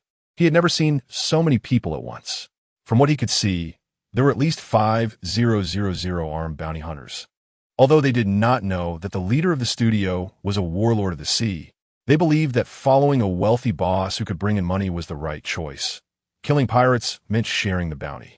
Chopper shed tears of emotion while carefully bandaging Usopp's wounds. If it weren't for this long-nosed friend risking his life to tackle him, he might have ended up like Icarus, dying under the unseen enemy's cold gunfire. Princess Vivi held Icarus's corpse, tears streaming down her face. This natural curly-haired minister had been hiding with her in the Baroque studio for 2 years, and their relationship had long surpassed the feudal constraints of sovereign and subject, becoming more like close friends who shared everything. The woman covered Icarus's penetrating wound with her hand, blood staining her dress. "Icarus, you can't scare me. Please say something. Didn't you promise to assist me until my father retired? You can't break your word. Please answer me."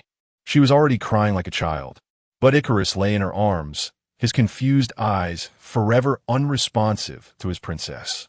Nami, having calmed down from the upheaval, moved over to Princess Vivi's side, wrapped her arms around her, and shook her gently, trying to awaken the sorrowful princess. "Let him rest. What we need to do now is escape.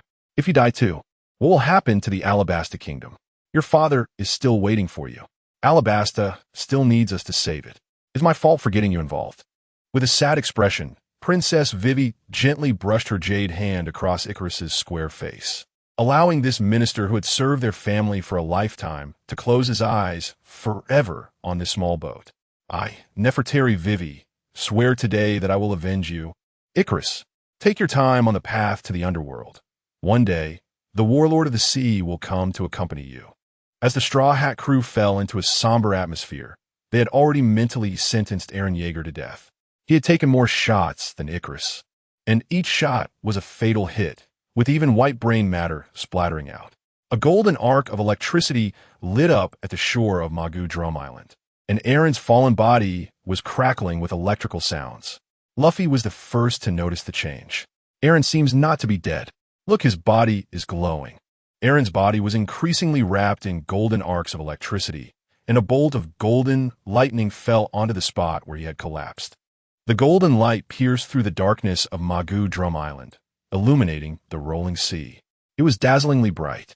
The nerves, flesh, and bones of the attack Titan rapidly regenerated in the golden light, and a 20-meter-tall giant lay on the shore of Magu Drum Island. Eren, in giant form, opened his green eyes, indicating that this monster had come back to life. The giant first propped up its upper body with its arms, then curled its legs. Amid the eager anticipation of the Straw Hat crew, the attack Titan stood up again. How could a giant longing for freedom fall here? Ah, ah! The giant's roar echoed in the ears of every member of the Baroque studio, the high-decibel shout causing the weak to shudder, solemnly announcing the failure of Blackbeard's pirate crew's ambush. What a powerful devil fruit ability. He didn't die even when hid in human form. Could he be a mythical zoan-type of the human fruit? The dark-skinned beauty, resting her chin in thought, encountered this special zoan-type for the first time, touching upon a knowledge-blind spot for women. I've never seen a giant form of the human fruit in the Devil Fruit Encyclopedia. I'm quite interested in this person. Haha, let us go welcome the Straw Hat Pirates. Arrogant Teach spread his arms and ordered the members of the Blackbeard Pirates to rush in and choose their opponents, saying it was first come, first served. Get there early, or there will be no fun left. Jiz's Bages was already bouncing around on the ship, warming up. This fighting champion was itching for a fight. His fists had not seen blood in days. "Boss, I'll deal with the swordsmen on their ship." The bald, muscular man speaking was Mr. One, Crocodile's most capable subordinate. A nightmare for those just entering the swordsman ranks. Except for Tony Chopper, we don't want a single survivor this time. This warlord of the sea threw a cigar into the sea, his gaze already fixed on Princess Vivi's position. As for the captain of the small ship opposite, he would leave that to teach to handle. The large fleet of the Baroque studio completely sealed off the front sea of Magu Drum Island, compressing the sailing space of the Going Merry. Behind them were enemy ships, and in front was land. The Straw Hat crew was trapped in a desperate situation. "Luffy, hold on tight. Let us protect this ship first." The attack titan spoke. Before Luffy and the others could respond, the 20-meter giant bent down, its massive palms plunging into the sea, lifting the Going Merry into the air. "Aaron, take it easy. I'm not steady yet." "Haha, Aaron is so strong. His giant form is so cool. Let us get on land first, and then think of a way." The giant cradled the small ship against its chest, turned around, and took off running quickly. The Straw Hat crew endured the intense jolting as the giant ran nearly 2 kilometers away from the shore in the blink of an eye. Once they reached a suitable distance, the attack titan finally set the Going Merry down, stopping it in the snow. Once the battle broke out, everyone would have no time to protect it. Without it, how would Luffy get another ship?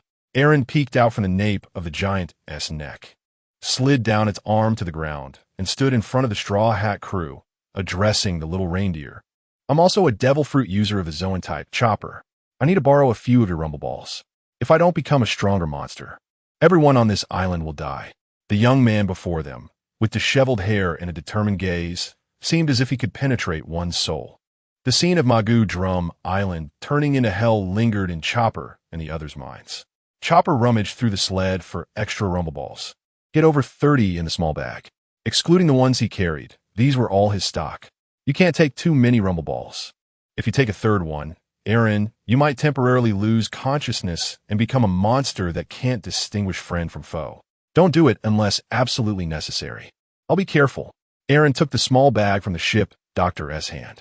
This man, who longed for freedom and dedicated his life to it, would not be controlled by any other force.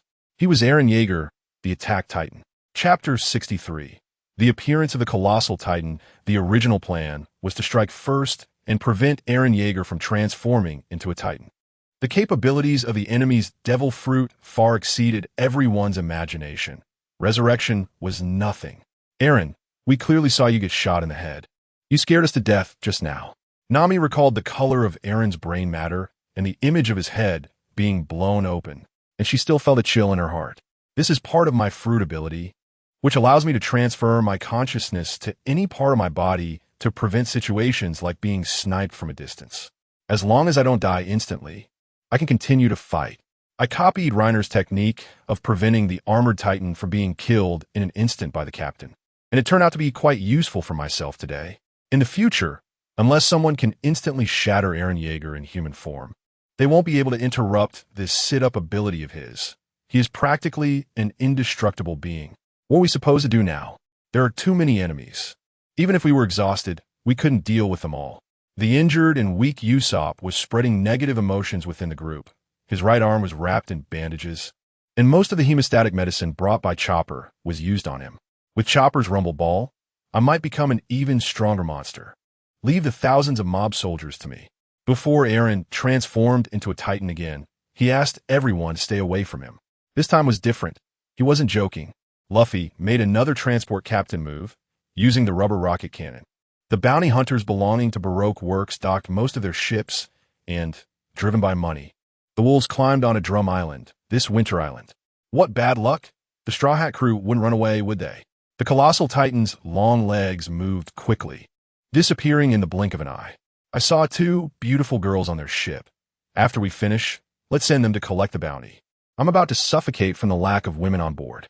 Once this ragtag group landed, they didn't form any formation, just following the boss at the front. The pirates with higher bounties were left to the bosses, while some low-tier pirates with million-dollar bounties were just enough for a group to have a good meal. following the big shots and sipping soup was simply delightful. The most perceptive Van Oka suddenly spoke up. Someone's coming from the sky. It was that guy who can transform into a giant. Is he flying above us to crush us? That is a very unreliable strategy.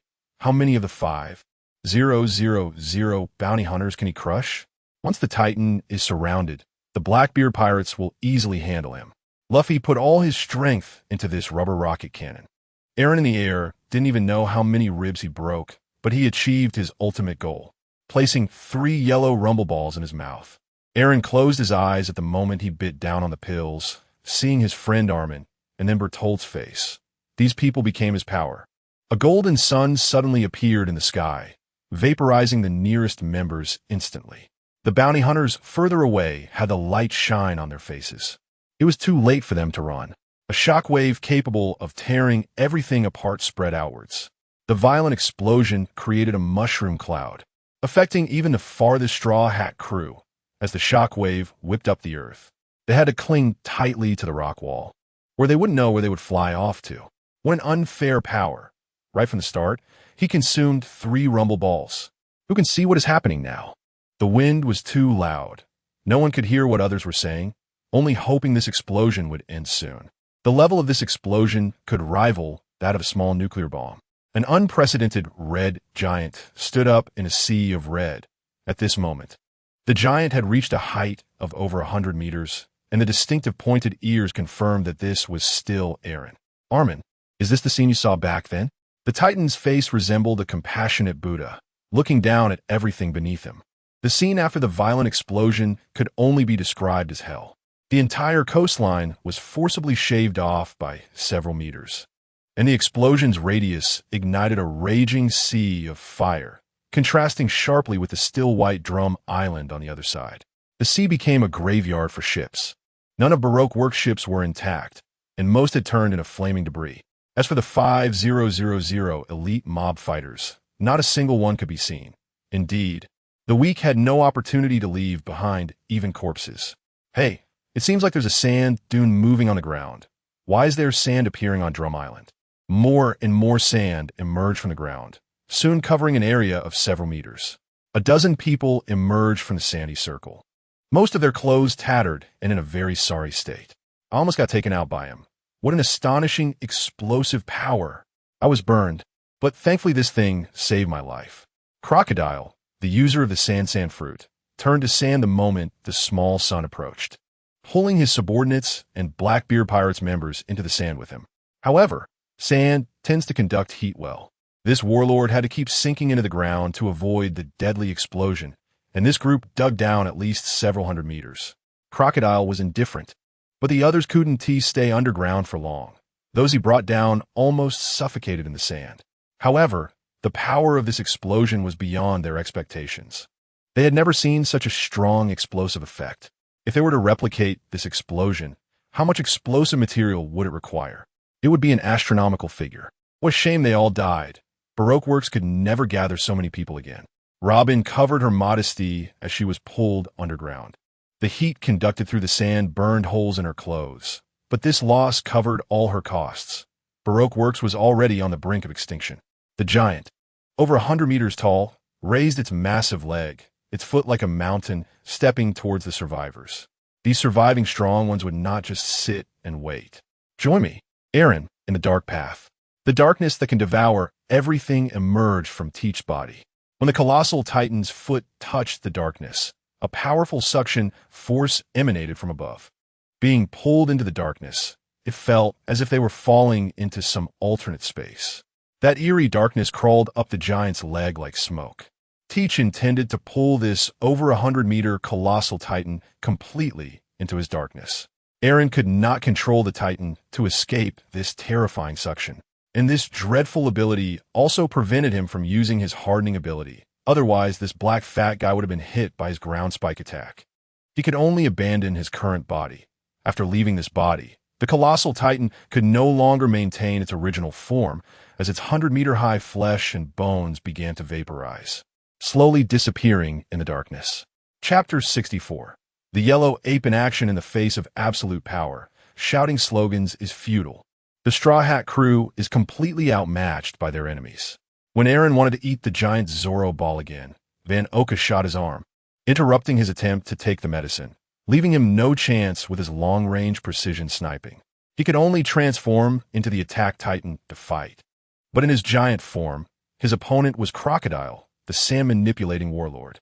As long as Crocodile elementalized his body, Eren's attacks mostly missed, and the weapons created by hardening had no effect on him, which was quite embarrassing given Eren's lack of haki.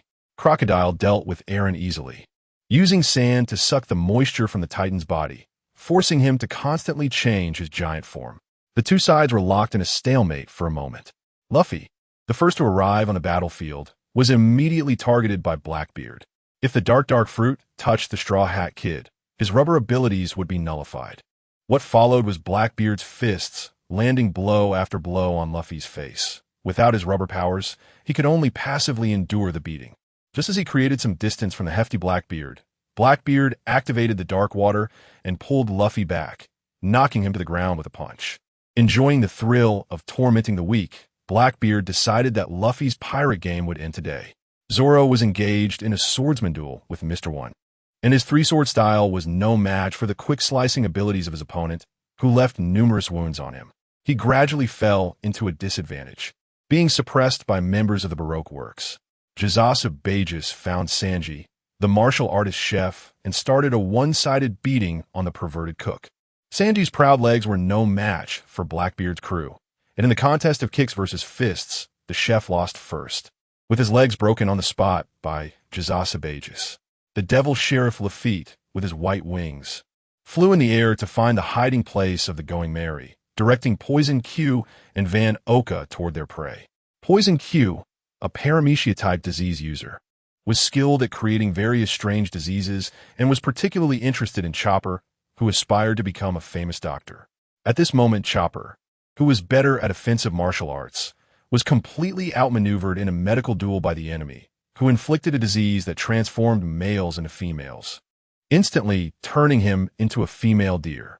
Once transformed, his soft punches merely massaged Poison Q, and after being hit by a weakening disease, the female deer lost combat ability and collapsed in the snowy ground. Van Oka dealt with Usopp with a single shot, instantly taking down this half-hearted sniper. Nami and Princess Vivi, who had no fighting power, could only obediently follow Van Oka's orders under the threat of his gun, heading toward the main battlefield. When Crocodile saw Princess Vivi, he used a move called Desert Sunflower, draining the moisture from the ground the Titan was stepping on, forming a large quicksand that trapped the giant. Even though Eren constantly switched his Titan forms, he could never escape the quicksand area, as its size kept increasing, and the attack Titan couldn't fly, leading to a continuously shrinking living space. Using his golden hook weapon, Crocodile pulled Princess Vivi in front of him and said with a smile, "You managed to hide in my studio for 2 years. Princess Vivi, I underestimated you. I will send you and your father to meet in the underworld soon. Today, you can go first." Crocodile pinched Princess Vivi's neck, lifting the princess of the Alabasta Kingdom into the air. He could have easily drained the moisture from her body, which would have been the simplest and quickest method. However, he enjoyed the feeling of slowly suffocating his prey. The struggling Princess Vivi, in pain, found it increasingly difficult to breathe, and her consciousness began to fade. In her last moments of life, she thought of the deceased Ikelim, of her father Cobra who raised her, and how she might never see Bell or Gaka again. Tears of regret welled in her eyes as she stopped struggling, ready to greet death. "Crocodile, you are committing a crime. How can you kill a princess of a nation? The warlords are truly terrifying." A lewd voice and a laser beam arrived simultaneously. The laser attack accurately interrupted Crocodile's grip on Princess Vivi, preventing this poor princess from suffocating. After being saved, she lay on the ground, gasping for air, nearly having her throat crushed. Dressed in a yellow checkered shirt and cloaked in justice, Crocodile only glanced at the newcomer and knew he was someone he couldn't afford to provoke. "Borsellino, I am a warlord. Do you really dare to act against me, even as a Marine Admiral?" The lewd-looking Marine Admiral, with his hands in his pockets, justified his actions. Alabasta is a member country of the world government, and Nefertari Vivi is the only heir of this country. You can't treat her like this, Crocodile. With a lightspeed kick, photons gathered around his calf, entwined with hockey, and he arrived at the side of the warlord at light speed, sweeping a kick into Crocodile's abdomen, sending the arrogant warlord flying. The direction of the kick was quite coincidental, landing right in front of Blackbeard. The dark fruit couldn't elementalize, and Crocodile, flying through the air like a cannonball, collided with Blackbeard, sending both of them flying. Unintentionally helping Straw Hat Luffy escape from Blackbeard's fists, Borsalino stood there and scratched his head, feigning innocence. Nami crouched down, pretending the Marine Admiral couldn't see her, and walked over to Princess Vivi, pulling her up as the two women prepared to leave this place of trouble. Borsalino ignored them, raising his palm to aim at Zoro, charging his laser. I remember you're a pirate too. The laser shot toward Zoro's back, but by coincidence, Zoro dodged, and the Admiral's attack pierced through Mr. One's body, severely injuring this quick-slicing fruit user and taking away his combat capability. Oops, sorry, I missed. Several supersonic bullets passed through Borsalino's body, causing 0 damage to the Marine Admiral. The sniper had exposed his position, and it was no one else's fault. As a laser destroyed Van Oka's sniper rifle, a golden laser pierced through the man's chest, rendering him combat ineffective as well. Jésus sans signe danger tried to turn and flee, but before he could take a few steps, he was hit by 2 lasers, blood spraying from his chest as he collapsed in the snow. What terrifying monsters! Borsalino was indeed in action today. Regardless of whether you were a warlord or Whitebeard's rebellious son, he was the only one left standing on the shore. Chapter 65. Seizing the fruit, the strength of the Marine Admirals is not something this group of people can mess with. After experiencing it firsthand, the two groups that were fighting desperately just moments ago became obedient. The pirates were all handcuffed and taken back. As for why Her Highness the Princess was mixed up with pirates, let your father explain it to the world government. After issuing his orders, Kizaru was surrounded by a group of justice-clad Marines. Those who still had combat power, like Luffy's group, were fighting against the Marine grunts, while the Admiral merely watched the spectacle without intervening. Just as Luffy and the others were exchanging blows with the Marines, a towering flame surged towards the Marines, instantly disrupting the battlefield. What a terrifying flame, so swift. The figure of the Marine Admiral moved so fast that it left an afterimage, moving at a speed that the naked eye couldn't capture. In Kizaru's line of sight, everything seemed to slow down, and he instantly transported his subordinates, over 100 Marines, back onto the warship, just before they were engulfed in flames. Ace, why are you here? Luffy recognized his savior at a glance. Wasn't this his sworn brother? If it weren't for the familiar hat and his freckled face, after so many years, Luffy wouldn't have recognized him. I saw what happened on the screen.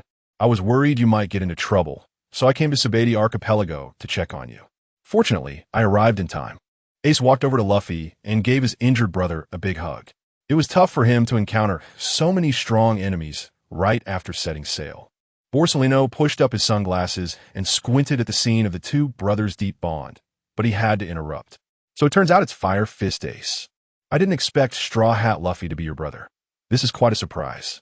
I'll have to keep you both here today. Laze. Fire Fist. The flames and lasers collided fiercely, and for a moment, Admiral Kizaru actually found himself at a disadvantage. The flames pushed back the singular laser. Could it be because Kizaru was standing to the left, affecting Borsalino?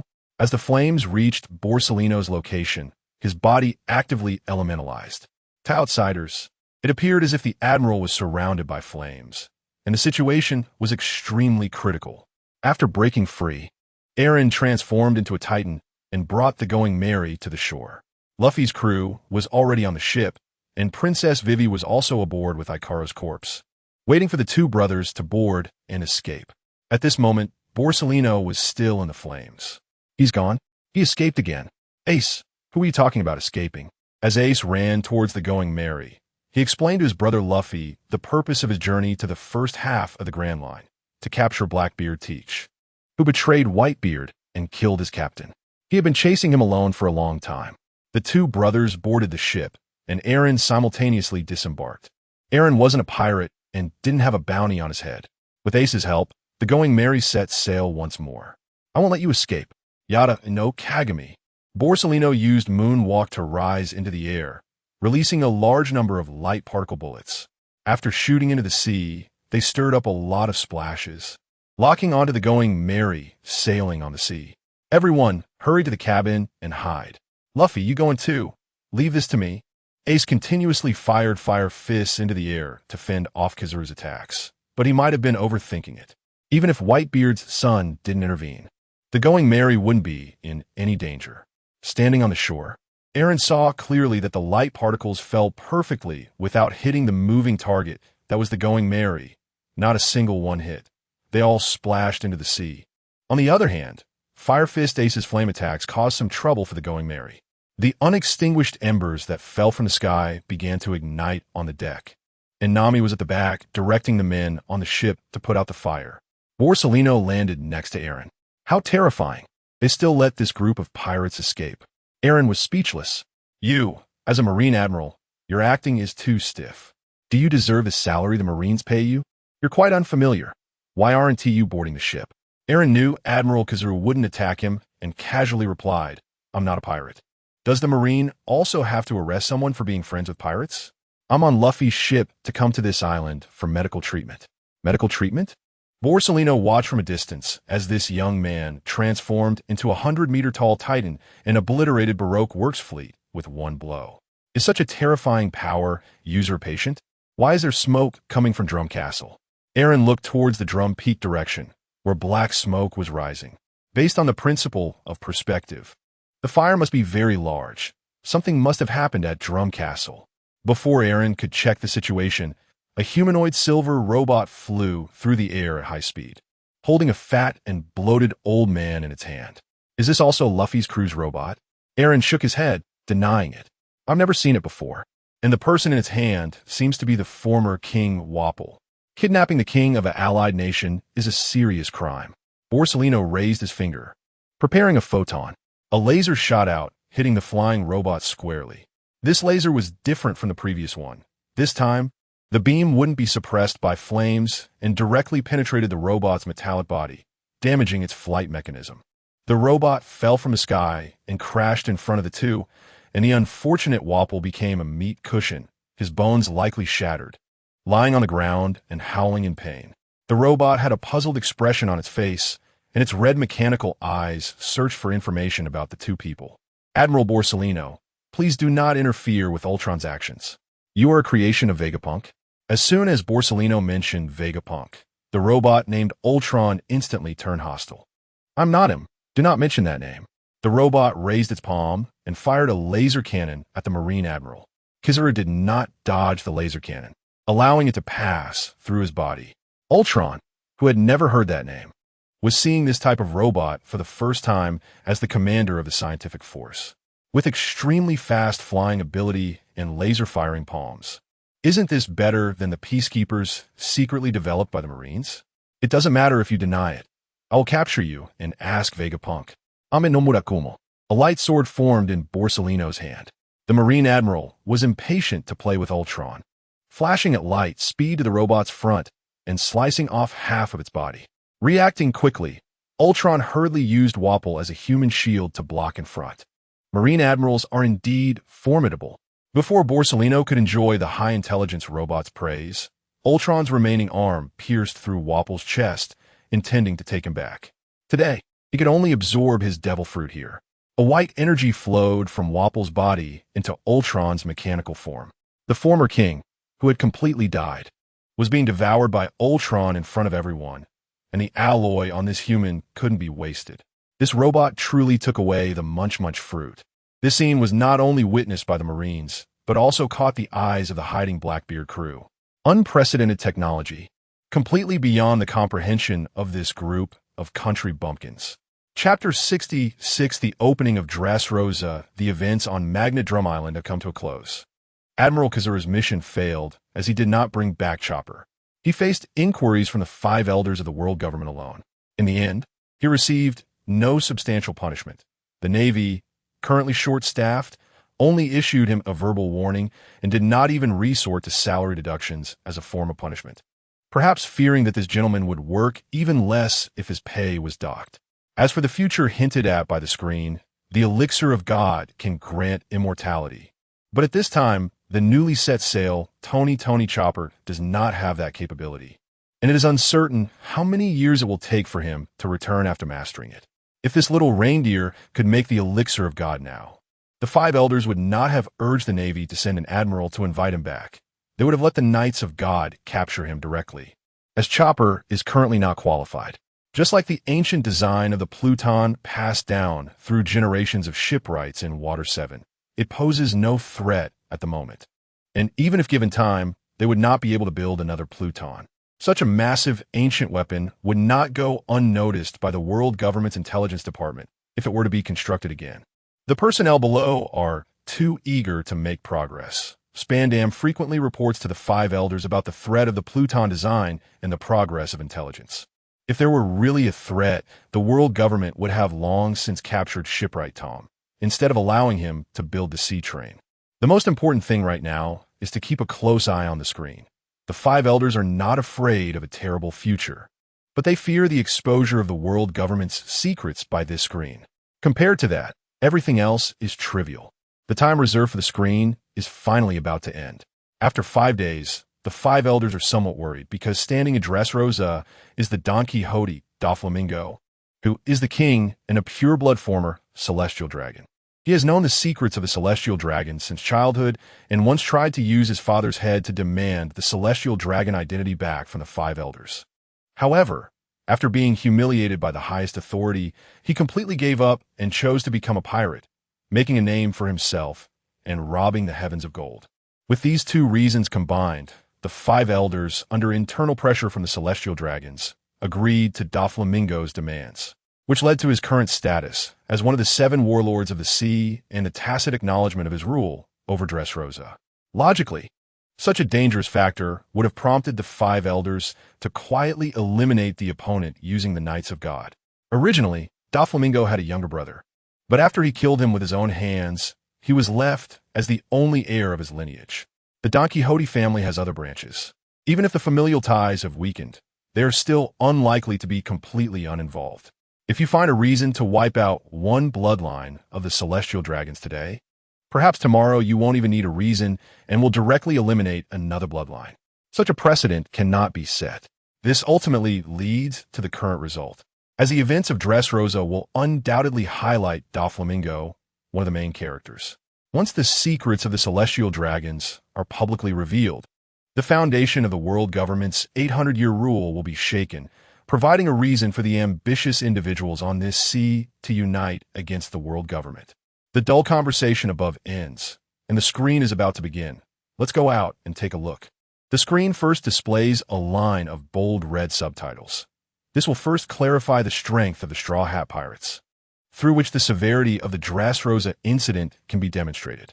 The moment the screen halts all chat rooms, the latest footage finally appears, and the Dressrosa incident officially begins. A pirate ship with a bow resembling a small sun is adorned with the Straw Hat Pirates flag. The screen had previously hinted at this being the new ship of the Straw Hat Pirates, and now there is an additional note below the ship. The ship is named Thousand Sunny, meaning to cross the cruel seas with the ease and joy of the sun. In the upper left corner of the video, the year of the sea circle calendar is 1525, letting the viewers know that this is an event that occurs 5 years later. Such a specific time has not appeared before, but most people are not pleased about it.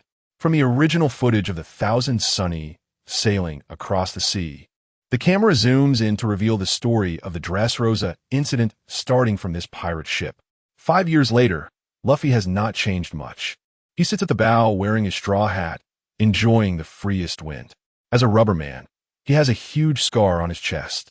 What could have happened to him in these 5 years? A white annotation box appears below the character. Captain of the Straw Hat Pirates, Monkey D. Luffy, user of the Paramecia rubber fruit, with a bounty of 400 million berries. Luffy, Sanji made food. Let's eat together. A cuter little reindeer, Chopper, who everyone is familiar with, calls out to Luffy to eat, showing no special changes compared to 5 years ago. Character annotation. Doctor of the Straw Hat Pirates, Tony Chopper. User of the Zoan human fruit, human form, with a bounty of 50 berries. Sanji is cooking so slowly. I'm starving. Luffy complains, pointing at his sandals.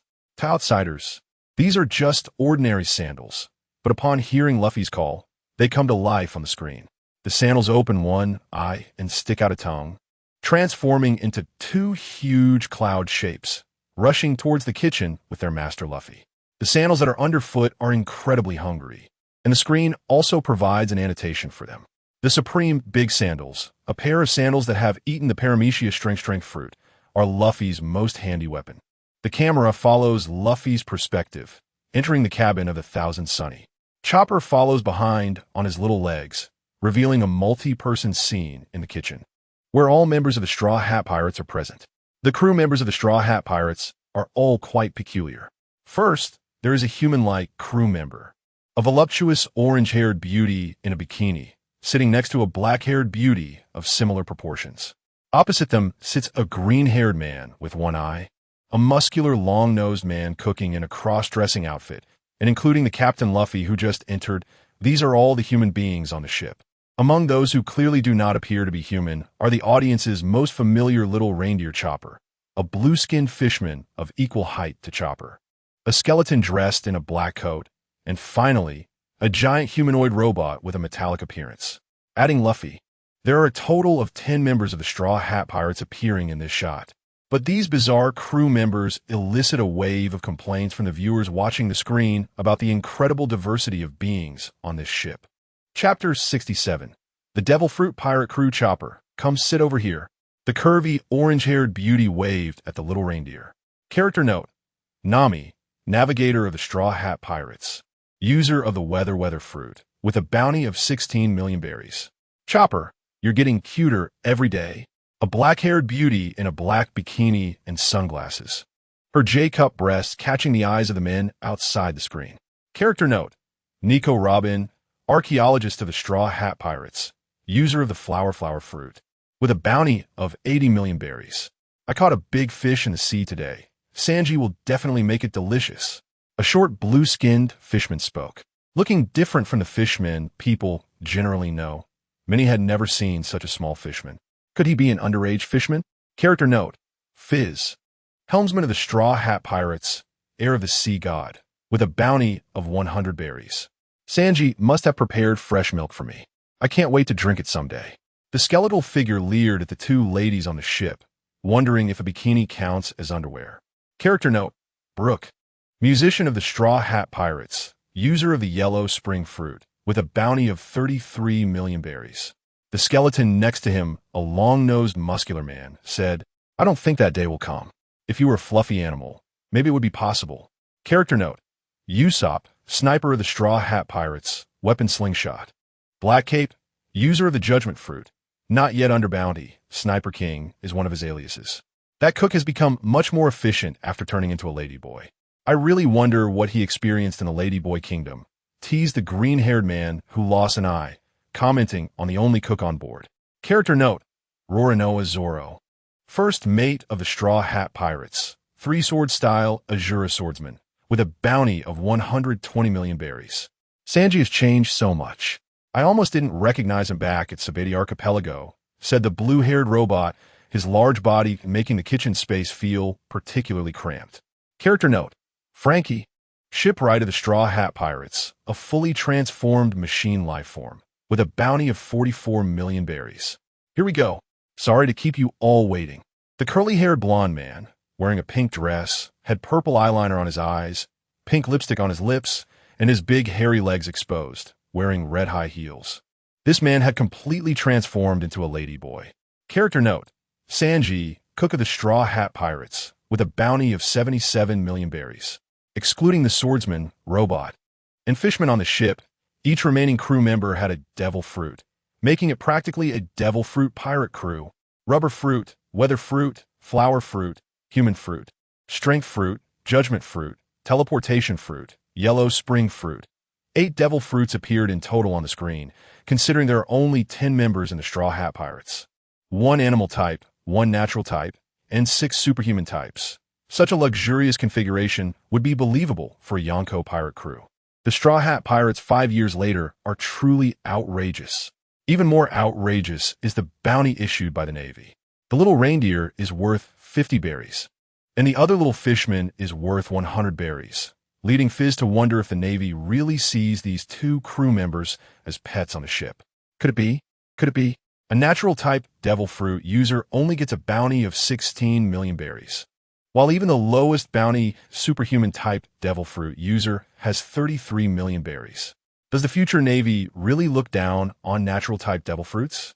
The current 3 admirals are all natural-type devil fruit users. Is the future natural-type devil fruit so undervalued?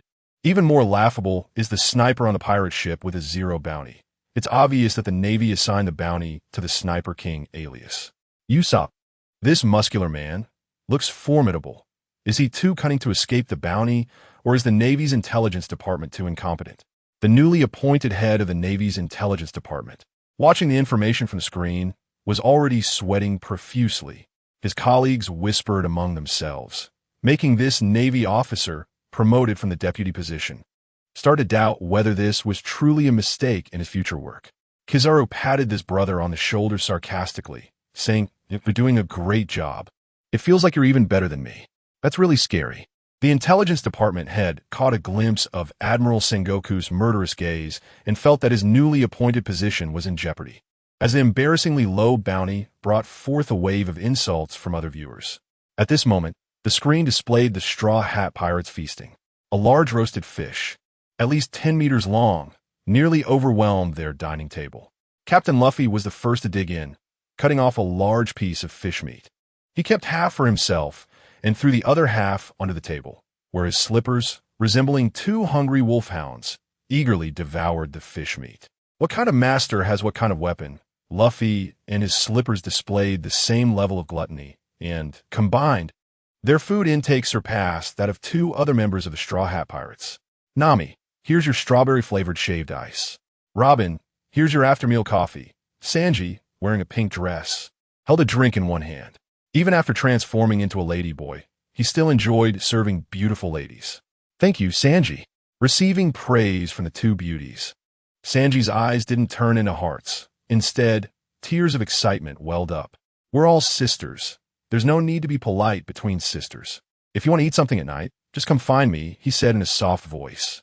His tone, when speaking to the male members of the ship, was not as gentle. I don't want to sleep with you stinky men. Even if Nami and Robin won't let me sleep on the floor, Frankie, I want my own independent bedroom for my beautiful little dresses. I'll help you expand your room when we get to the next island. For now, just endure staying in the male dormitory. No way. The male dorm is disgusting. My cooking nose is almost ruined from the smell, sweat, fishy, foot odor. Just thinking about it makes me nauseous. I can't stay in a boys' dorm for even a day. Inside the ladyboy Sanji's heart resides a little princess. Chapter 68. Believing it to be true after escaping from Drum Island. The Straw Hat crew had mixed reactions upon seeing the content on the screen. 5 years into the future, they had new companions, and everyone had changed to some extent.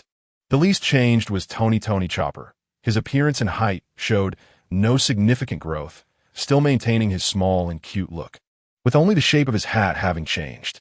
Chopper could never just change the memento left to him by Dr. Hiralik. He squinted his eyes to observe carefully. The future hat was still the one gifted by his adoptive father, just with an extra hat on top, revealing the unique white cross mark of the memento hat. Perhaps the future version of himself wanted to protect this hat, so he wore another one on top. Chopper took off his pink hat and caressed it, reminiscing about Hiralik's voice and smile, tears welling up in his eyes. Wow, so these antlers aren't just for decoration. When Luffy first saw Chopper without his hat, he noticed a bald head with 2 antlers growing on top. He grabbed the antlers with both hands, playfully wanting to ride on Chopper's head. On the going merry. Only Luffy was in the mood to play with Chopper, while the other crew members were deep in thought about their futures. Princess Vivi was still immersed in the sorrow of Alabasta. Luffy, carefree as always, didn't concern himself with the future 5 years later. But those who knew him in Windmill Village were overflowing with worry and concern for the ugly scar on his chest. Callie Dayton, ignited with anger, cursed. What kind of vice admiral is that old man Garp? How could he let Luffy get so badly hurt in the future? This kid really makes one's heart ache. Why can't he just stay in Windmill Village safely instead of going out to fight? The scar on Luffy's chest was no small injury. His entire chest was covered with terrifying scars. After all, this kid is a rubber man. Who could have hurt him so badly? However, Garp, who was at Navy headquarters, didn't he pay it much mind. Scars on a man prove that his grandson has grown stronger. As long as he is not dead, keep training him hard. His teaching methods were as brutal as Kaido's, even throwing young Luffy off a cliff. Only a grandfather could do such a thing. Future me is so beautiful. I'm such a big beauty, he thought. And I'm a natural type user of the cloud fruit, which sounds perfect for me. And my bounty is still so low, simply perfect. Muscle men are so handsome. I've trained so hard in these 5 years. This is what masculinity looks like. The future Navy probably only has a bounty for my alias. What does the Sniper King have to do with me? Nami happily hugged Usopp, who was insulting her. The two good friends were suffering from the same several afflictions. One was a disease that would kill them upon landing on an island, and the other was a disease that would kill them if their bounty increased. However, in the future 5 years, their bounty still being so low reassured them to continue living on. Kaya from Syrup Village looked at the future, muscular image of Usopp and felt happy, but also pain for him.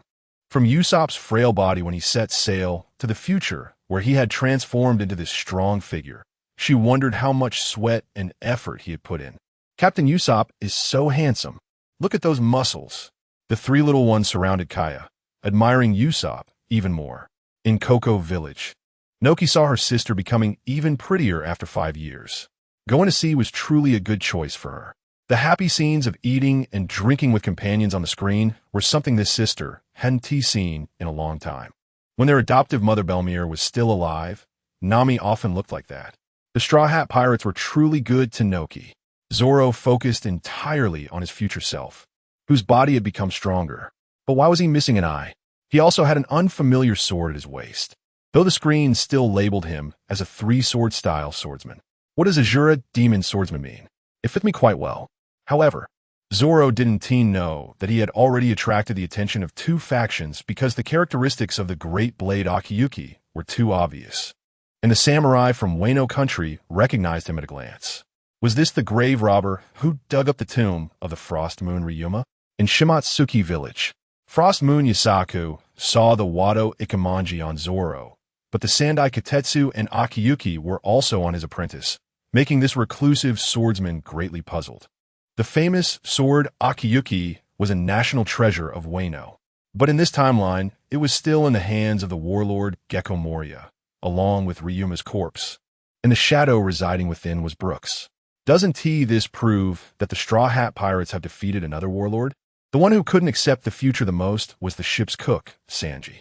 When he saw that Nami had become even more beautiful and had grown several cup sizes, and the other lady on the ship matched Nami's appearance and figure, he realized she seemed to be a former member of Baroque Works, someone he had seen on Little Garden. But when he saw the person dressed as a drag queen, he almost vomited. He had 2 psychological traumas in his life, one from his original family, and the other being drag queens. The future version of him had become a flamboyant drag queen and called Nami and Robin his sisters.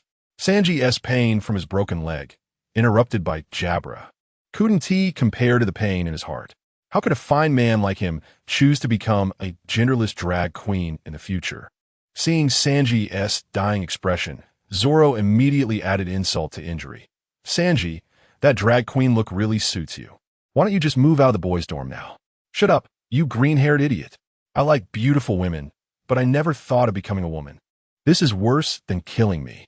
Sanji had a dejected expression. Originally, he wanted to cook for everyone despite being sick, but now he felt like giving up. The thought of becoming a drag queen in the future made him even consider the idea of leaving the ship. The chefs and diners at the East Blue floating restaurant watched the screen together, and future Sanji's drag queen appearance sparked a round of laughter, except for Redleg Zeph. The regular diners still remembered this lecherous cook. Sanji really invested a lot in this sea adventure. Haha, Sanji, you have your day now. I have a new idea. Let us do some decoration, using Sanji's drag queen image. It will definitely attract more customers.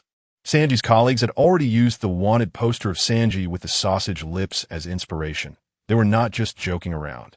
The only one in Germa Kingdom who cared about Sanji was his sister Reiju. She couldn't accept his future drag queen appearance. He had been so kind as a child, especially loving to take care of others, but after years apart, had he twisted into a drag queen? A drag queen? Truly a failure.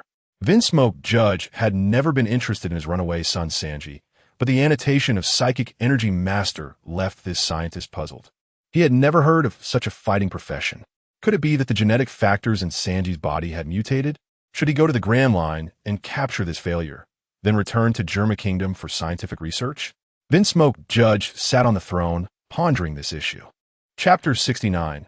The King of Humans, the Navy, the Four Emperors, and the world government are all quite concerned about how the Straw Hat Pirates managed to acquire so many devil fruits.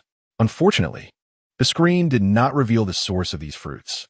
If the origins of these devil fruits were disclosed, it would lead to a bloody storm. After the usual eating and drinking came to an end, the tableware was cleaned up by the chef Sanji. Finally, the Straw Hat crew on the screen got to the main topic. The woman named Nico Robin took out a piece of paper from her J-cup breasts. This is the historical text that Zoro helped me transcribe on the Dark Island. I have already deciphered the content on it. Since everyone was busy during the adventure at Fishman Island, today, with the crew gathered together, I will briefly explain the contents of this historical text. In the image, Luffy was still holding a large barrel drinking a beverage, while the other crew members displayed serious expressions. The various forces outside the screen erupted in chaos. This archaeologist from the Straw Hat Pirates could actually interpret the historical text, and those with intent began to recall the title child of the devil. No wonder she was wanted by the world government at such a young age. Most pirates do not know what the historical text is, but some of the Four Emperors pirate crews, which built their power bases, are familiar with it. Big Mom has 2 pieces, and Kaido's Wano country also has 2 pieces.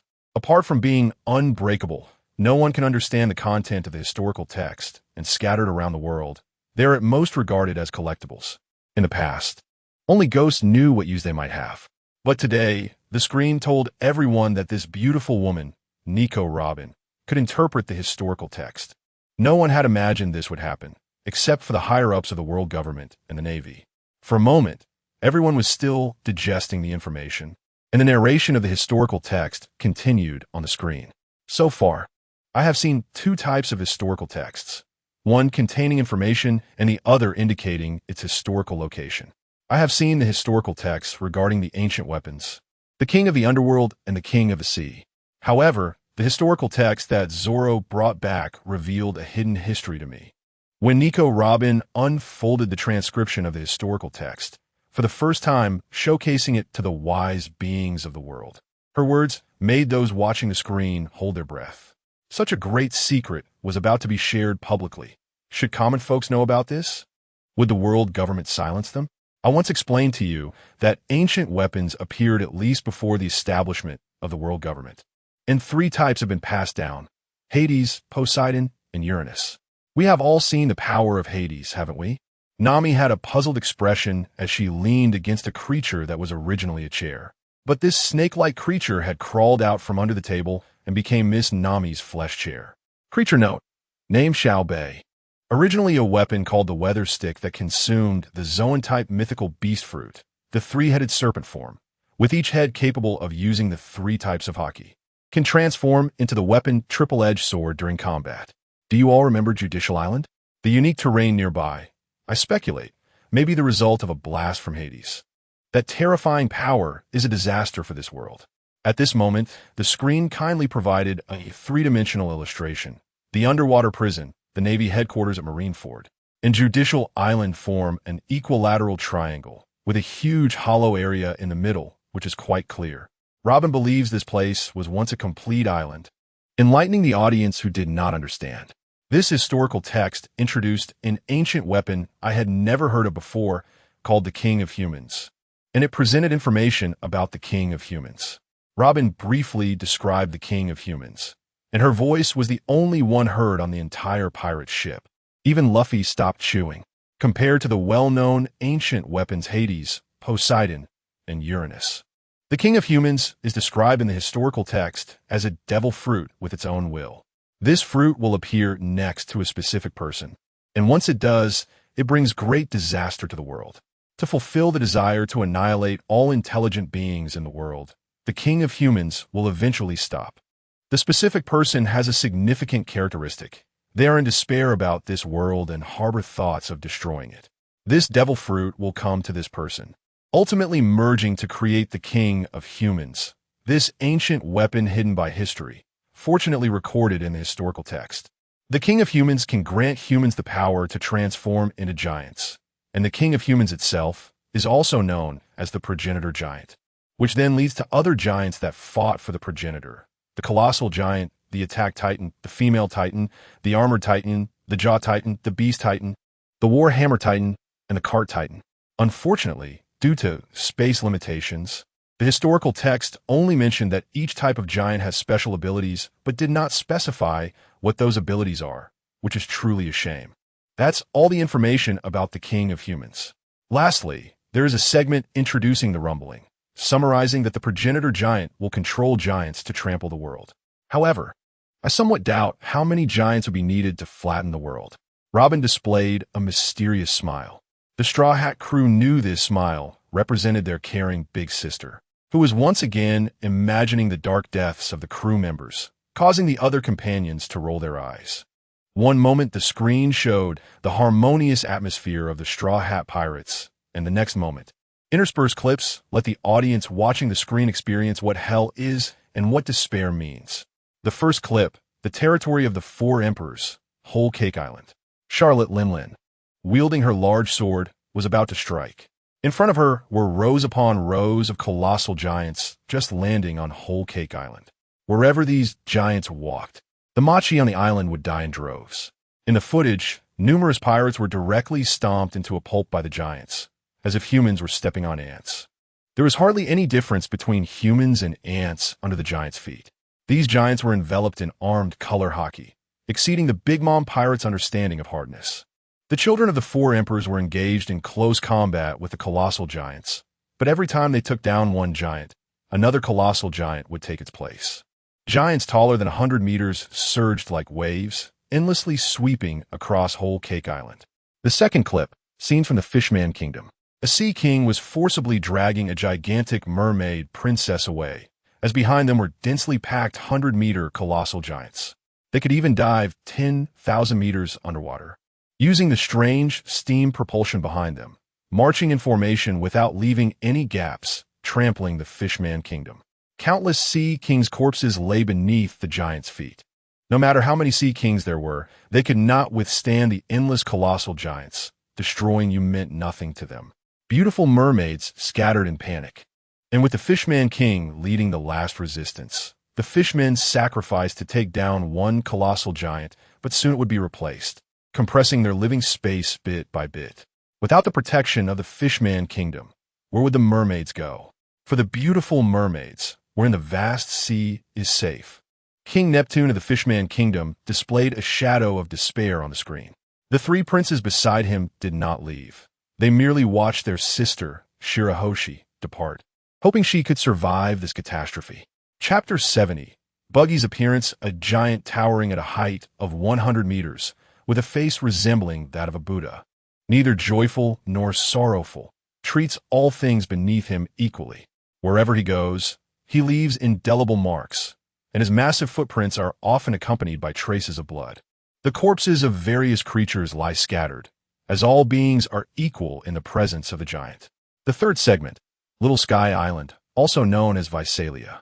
Even the sky is not spared, as a large group of monstrous creatures with giant-like features flies through the air, clutching meteorologists in their mouths, searching for hidden intelligent beings. There is no place that is safe. As the giant begins to feast on humans, Little Sky Island is on the verge of collapse. The pain and despair etched on the faces of the old men being chewed by the giant compose the final image of the island. The fourth segment, somewhere on the Red Earth continent. A group of humans stands on the cliff of the Red Earth continent as the giant's enormous head emerges from above, emitting steam. In comparison, an average human standing at 2 meters tall is smaller than the giant's eye. This close proximity to such a colossal creature allows the viewers outside the screen to feel the despair of the humans in the segment more keenly. A distinctive celestial dragon wearing an oxygen mask is being carried by a tall slave, fleeing in the opposite direction of the giant. Even the self-proclaimed god is filled with fear and despair in front of the giant, just like any other creature. The camera pulls back. explaining why the giants landed on the Red Earth continent. The enormous giants cooperate and stack upon each other beside the rock wall, with the earlier arriving giants paving the way for the later ones. Even this nearly 90-degree slope cannot stop their advance. The segment concludes with a narration, reminding humanity of the fear once dominated by giants and the humiliation of being trapped on the Red Earth continent. After the 4 video segments flash back, the scene cuts back to the kitchen of the Straw Hat Pirates, where everyone is still joking and laughing. This stark contrast makes the audience realize that this group of pirates is unaware of the challenges ahead, which explains the opening warning about the impending brutal battle. Those capable have become pirates, who would want to destroy the world. The king of the world won't appear in our time, Usopp confidently asserts, as he has never believed he would be so unlucky. Just take it as a story to listen to. These ancient artifacts are too distant for us. Robin agrees with her partner, carefully folding the historical text and tucking it back in her J-cup. Nami gently strokes the head of the dragon beside her and reminds the captain, Luffy, don't you have something to say to everyone?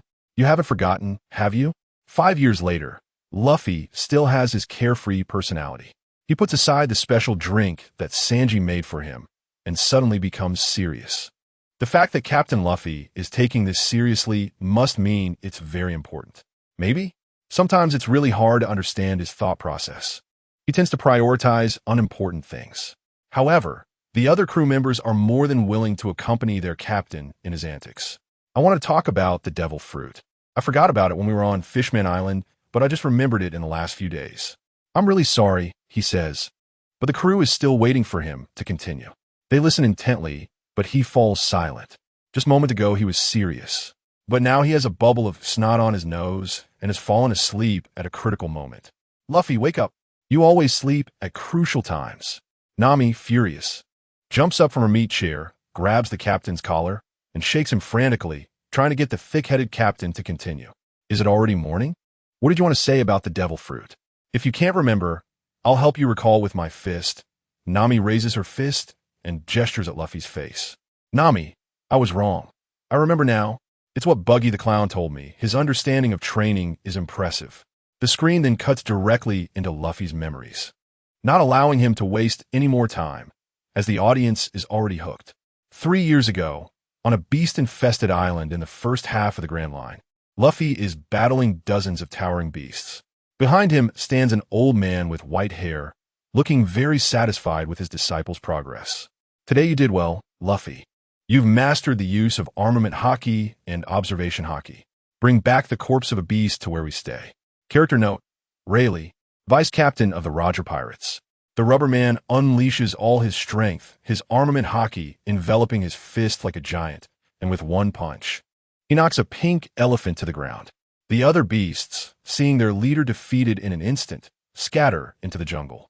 Luffy does not chase after them. Instead, he carries his prey back to follow Rayleigh. Their home consists of 2 simple tents, with one side providing some shelter from the wind and rain, which is its only advantage. Luffy starts a fire, and Rayleigh uses his sword to cut the day's ingredients into fist-sized pieces. He then skewers them with branches and roasts them by the fire, which is their daily meal. Sometimes they eat fruits from the island, but if luck is not on their side, they may get poisoned. There are no doctors on the island, and the only way to survive poisoning is to endure it. When Luffy first arrived, he suffered greatly, but by now, he has learned not to eat any unfamiliar fruits. While waiting for the beast meat to roast, Rayleigh, who had been sitting by the fire with his eyes closed, suddenly opens them and looks up at the sky. At some point, a magnificent ancient city floats above their heads. Wow, a flying city.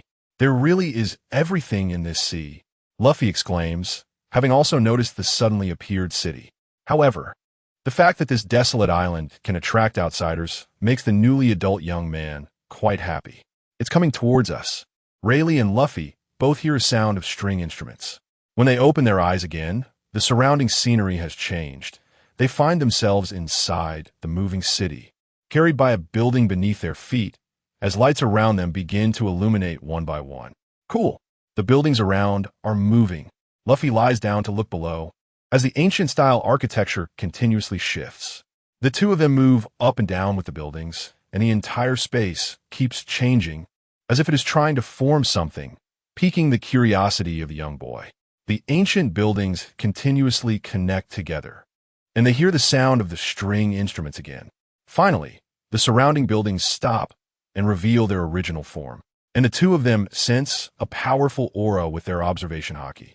Rayleigh, it's been a long time, says a man nearly 4 meters tall, with a particularly noticeable red nose and clown makeup, sitting on the highest throne, looking down at the two guests. Rayleigh stares in disbelief at the man sitting high above. Is that you, Buggy? Chapter 71. Remnants of the old era on Donghai Feiwa Island. All the members of the Joker pirate crew gathered together, with Buggy surrounded by his crew. This group of people had never had a good impression of the Straw Hat Pirates, and seeing so many capable individuals appear after 5 years made them extremely envious. Then there was the appearance of the massive city in the sky, and Rayleigh and Luffy were sucked into it in an instant. When they saw the future Buggy appear, the miscellaneous crew members erupted in enthusiastic cheers. Captain Buggy's entrance is so cool. A city floating and constantly changing in the sky. Is this also the work of a devil fruit user? The future base of the Joker pirate crew is actually in the sky. The Navy can't touch us. Amidst the praises from his companions, Buggy's eyes were fixed on his future self in the screen. That wild and unrestrained aura was something he had never possessed. He knew his own limitations, but he wanted so badly to become like the one in the screen. The more vivid clown makeup fascinated him, and with such a lively atmosphere, the weak Buggy understood the path of leadership, allowing those who initially followed him to enjoy themselves today. Let us have a feast, everyone, to celebrate our future. The remnants of the Joker pirates took out the food and drinks they had scavenged over the past few days. While everyone was busy, the sexy Albita sat next to Buggy and spoke in a softer tone. Captain, I wonder if you have time tonight to come to my room for a drink. Buggy thought to himself that this was a pleasant surprise. The content on the screen continued, and the reappearance of Buggy attracted the sensitive nerves of the Navy. Rayleigh, my transformation is quite significant. You wouldn't fail to recognize me, would you? Rayleigh, usually a smiling and handsome old man, now showed a face full of vigilance when facing a familiar person on the ship. The aura emanating from you is completely different from the Buggy I know. It's as if a monster has taken over Buggy's body. As soon as he finished speaking, Rayleigh drew his sword and instantly vanished from beside Luffy, his sword light slashing towards Buggy, wanting to test who this person before him was. Of all people to impersonate, how could he choose to impersonate Buggy? Facing someone he once sailed with, Buggy's exaggerated smile remained unchanged as he simply said to the woman in the kimono beside him, Mingnu, you don't need to intervene. Understood. Buggy actively welcomed Rayleigh's incoming sword, opting not to use any weapons, instead meeting the attack with his own body. The clash of sword and fist began as a contest of hockey, then evolved into a collision of conquerors' hockey. The two powerful presences gathered together, creating a violent expansion around them, forming a storm centered on the two. Luffy, who was behind, grabbed onto a piece of the building, nearly blown away by the force. The woman in the kimono, Mingnu, played the peep in her hands, moving the building to shield herself.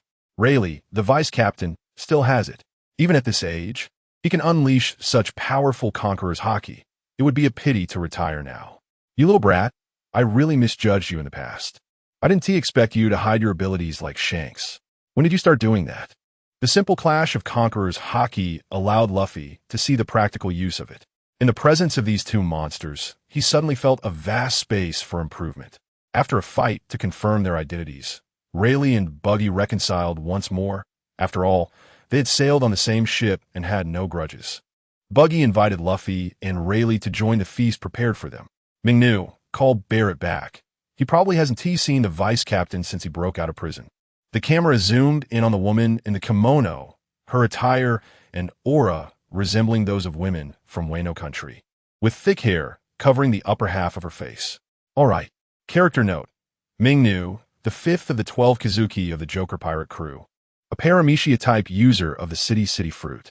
Mingnu gently plucked the strings of the people with one hand, producing the sound that Rayleigh and Luffy had heard earlier, drawing them into this place. A familiar figure to Rayleigh was drawn into the moving city, a muscular man with light golden hair. momentarily feeling the spatial changes with a somewhat dazed expression. Once his eyes regained clarity, he saw Buggy and immediately complained, "Captain Buggy, I was still in a fight. Why did Ming-Nu suddenly call me back?" Character note: Barrett, former member of the Pirate King's crew, currently the fourth of the 12 Kazuki of the Joker Pirate crew. A Paramecia-type user of the combined fruit. Did you not see me, you brat? So Rayleigh is here. I was wondering why I was suddenly called back. Barrett sat next to Rayleigh, grabbing a jug and drinking greedily. After just experiencing a battle, having a drink now felt wonderful. He didn't forget to toast to the former vice captain. I didn't expect we'd meet again one day. Rayleigh, you've aged quite a bit too. In his memory, Rayleigh, known as the Dark King, was a strong uncle with golden hair. Now, not only had his hair turned completely white, but his beard and eyebrows had also gone white. Considering the time, he must be almost 80 now. Time waits for no one. We haven't seen each other for over 20 years. How time flies. Since Roger started the Great Pirate Era, Barrett was captured and sent to the underwater prison not long after, and now over 20 years had passed.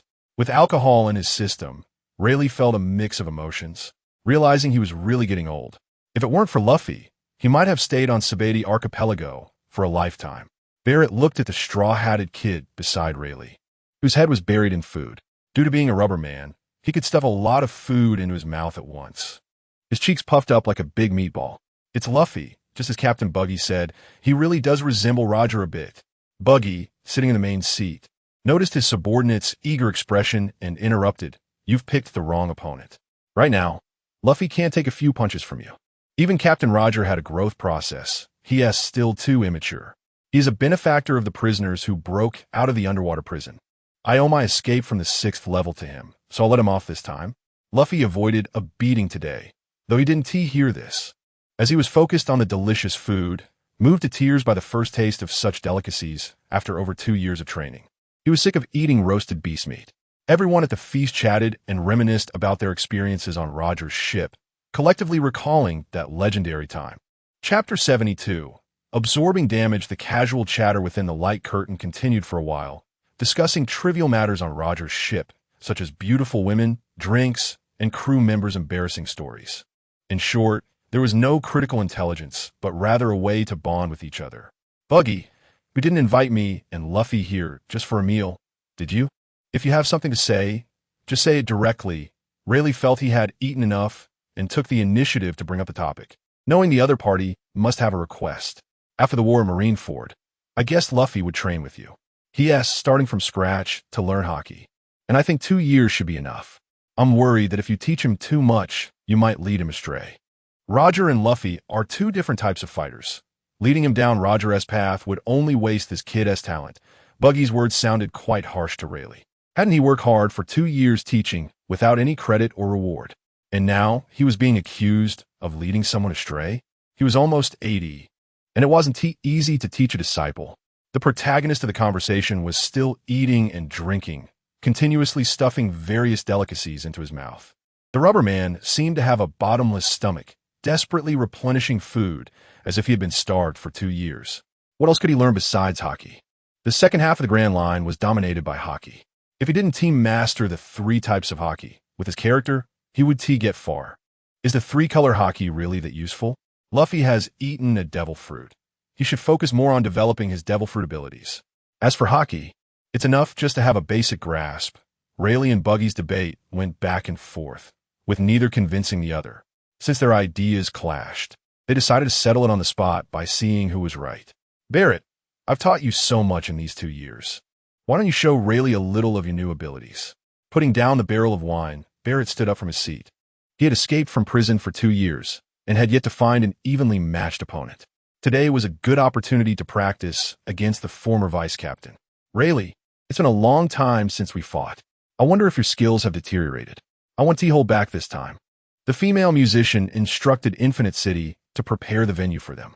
The woman in the kimono plucked the strings of her pipa, and the sound acted as a switch, causing the internal scene to shift and change. Normally, some unsupported structures would fall from above, but the entire space was solidified by the power of the devil fruit, allowing the officer named Miko to manipulate it at will.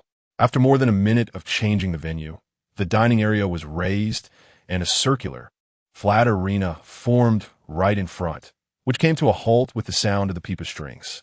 "I still have to fight you at my old age. I should have just stayed hidden," Rayleigh said. "Your mindset 1T work, Rayleigh. I 1T show any mercy this time." Barrett replied as both were sent to today's combat venue, ready to fight while the three spectators on stage anticipated a thrilling performance. "Rayleigh, let me show you my newly developed devil fruit ability." Although Barrett claimed to use his devil fruit abilities, he didn't T-assemble anything onto himself and charged at Rayleigh for close combat. The latter drew his sword, enveloped in armament hockey, and clashed against Barrett's incoming fists. The battle lasted for over a dozen exchanges, with the three types of hockey, armament, observation, and conqueror, constantly in use. Luffy paused his eating, intrigued, as he had never seen Rayleigh unleash his true strength before and was captivated by the duel of the two strong fighters. The clown Buggy stood beside Luffy, observing the powerful combatants while asking the short man next to him, "After watching for so long, did you notice anything off?"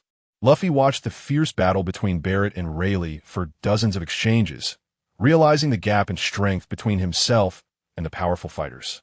However, when it came to specifics, he shook his head, his eyes sparkling with anticipation as he looked at Buggy, hoping for a satisfactory answer.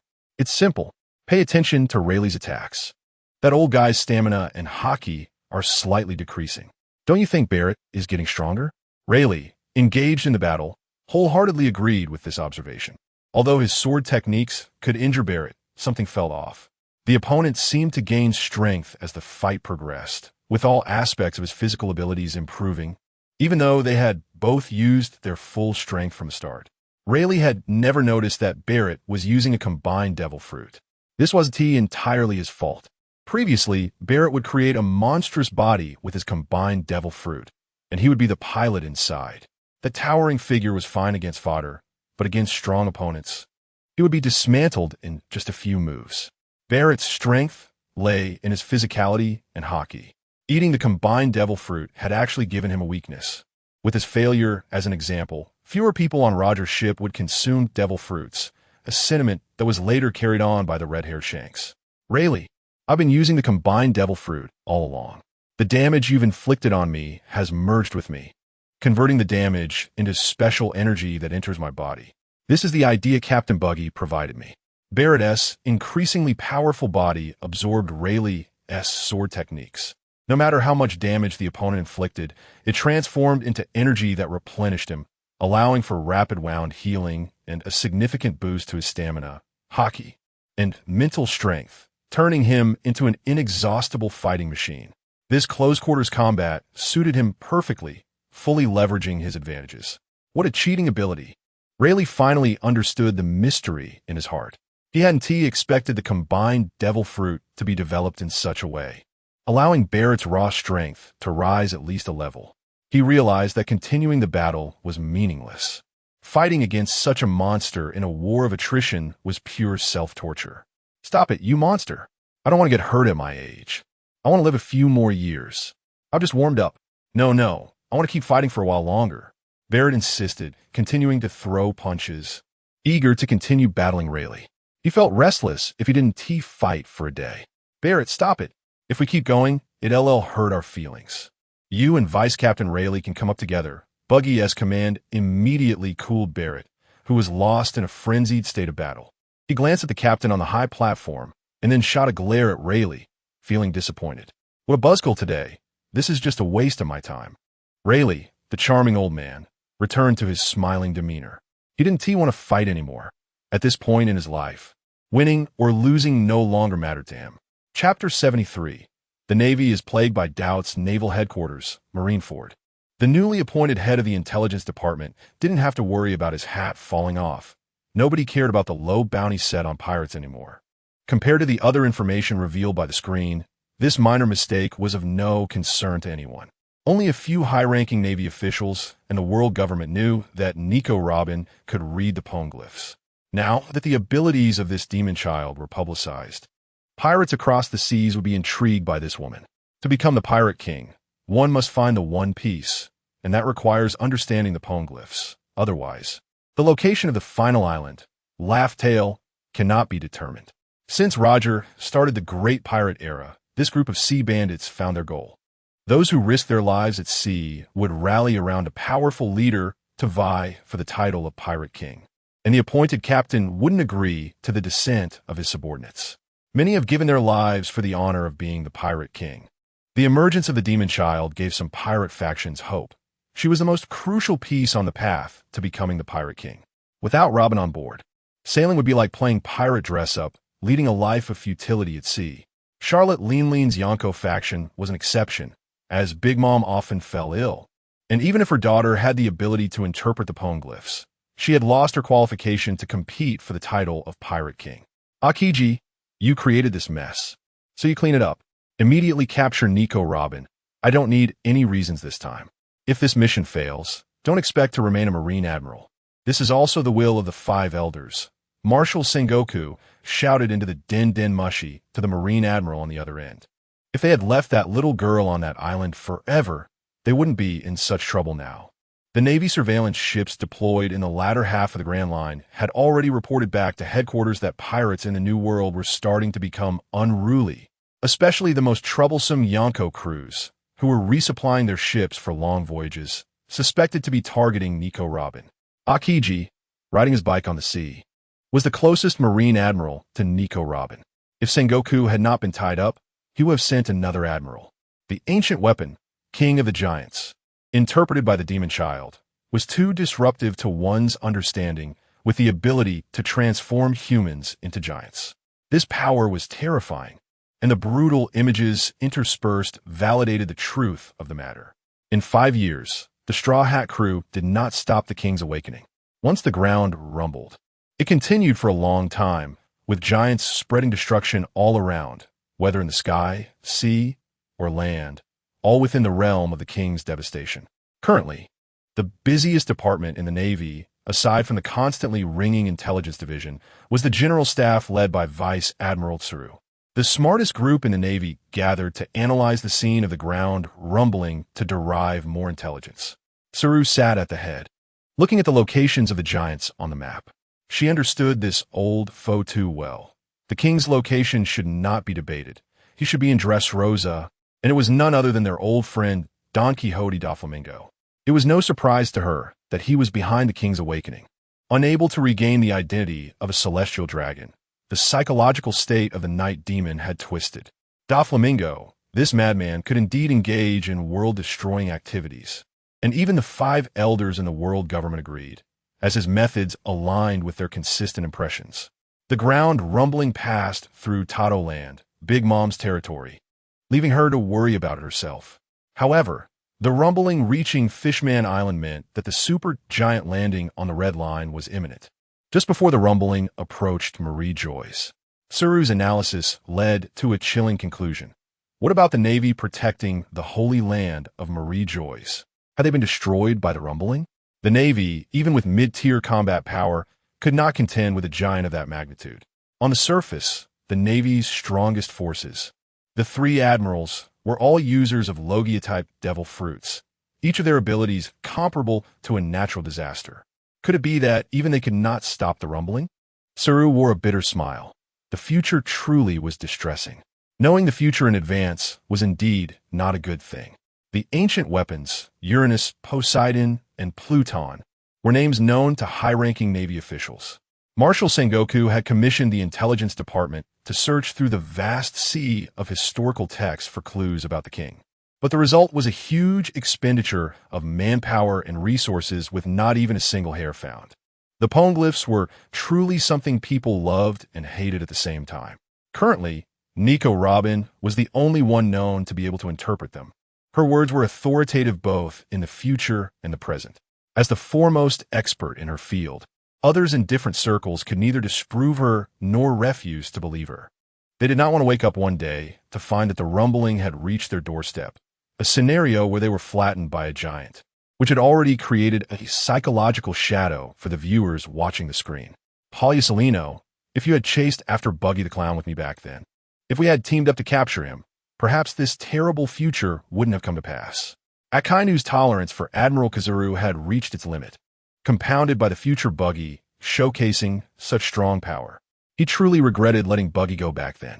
The intelligence division of the Navy analyzed that a massive floating city, like Infinity City, if it had the same effect as the float fruit, would mean that if the lower-tier Womanshi did not fall, Infinity City would remain floating in the air forever. For the Navy, a high-low matchup was simply a disaster. The annotations marked below the characters on the screen were a great help to the Navy. They no longer had to confirm identities or guess the abilities of devil fruits. Everything was laid out clearly, saving the intelligence department from pointless speculation. The Paramecia-type City fruit and the combined Paramecia-type fruit exhibited unique abilities, showcasing a level of fruit power application never seen in the Navy before, opening their eyes to the possibilities of how devil fruits could be utilized. In the Navy, especially among the two old-timers familiar with Barrett, Sengoku and Garp had fought against him. Over 20 years ago, they remembered how he used the reason fruit. The two still recalled how it formed into a large, clumsy object that Garp shattered with a few punches. Barrett had completely wasted his strength using his devil fruit abilities in battle, but now, after being trained by Buggy the Clown, the combined fruit had undergone a qualitative change. A fruit that could continuously absorb damage and convert it into its own energy was almost akin to an animal-type devil fruit. Its terrifying regenerative ability was tailor-made for Barrett. Indeed, they had underestimated Buggy the Clown. His understanding of devil fruits might have surpassed their imagination. The Marineford War and the underwater prison break event had not revealed more on the screen.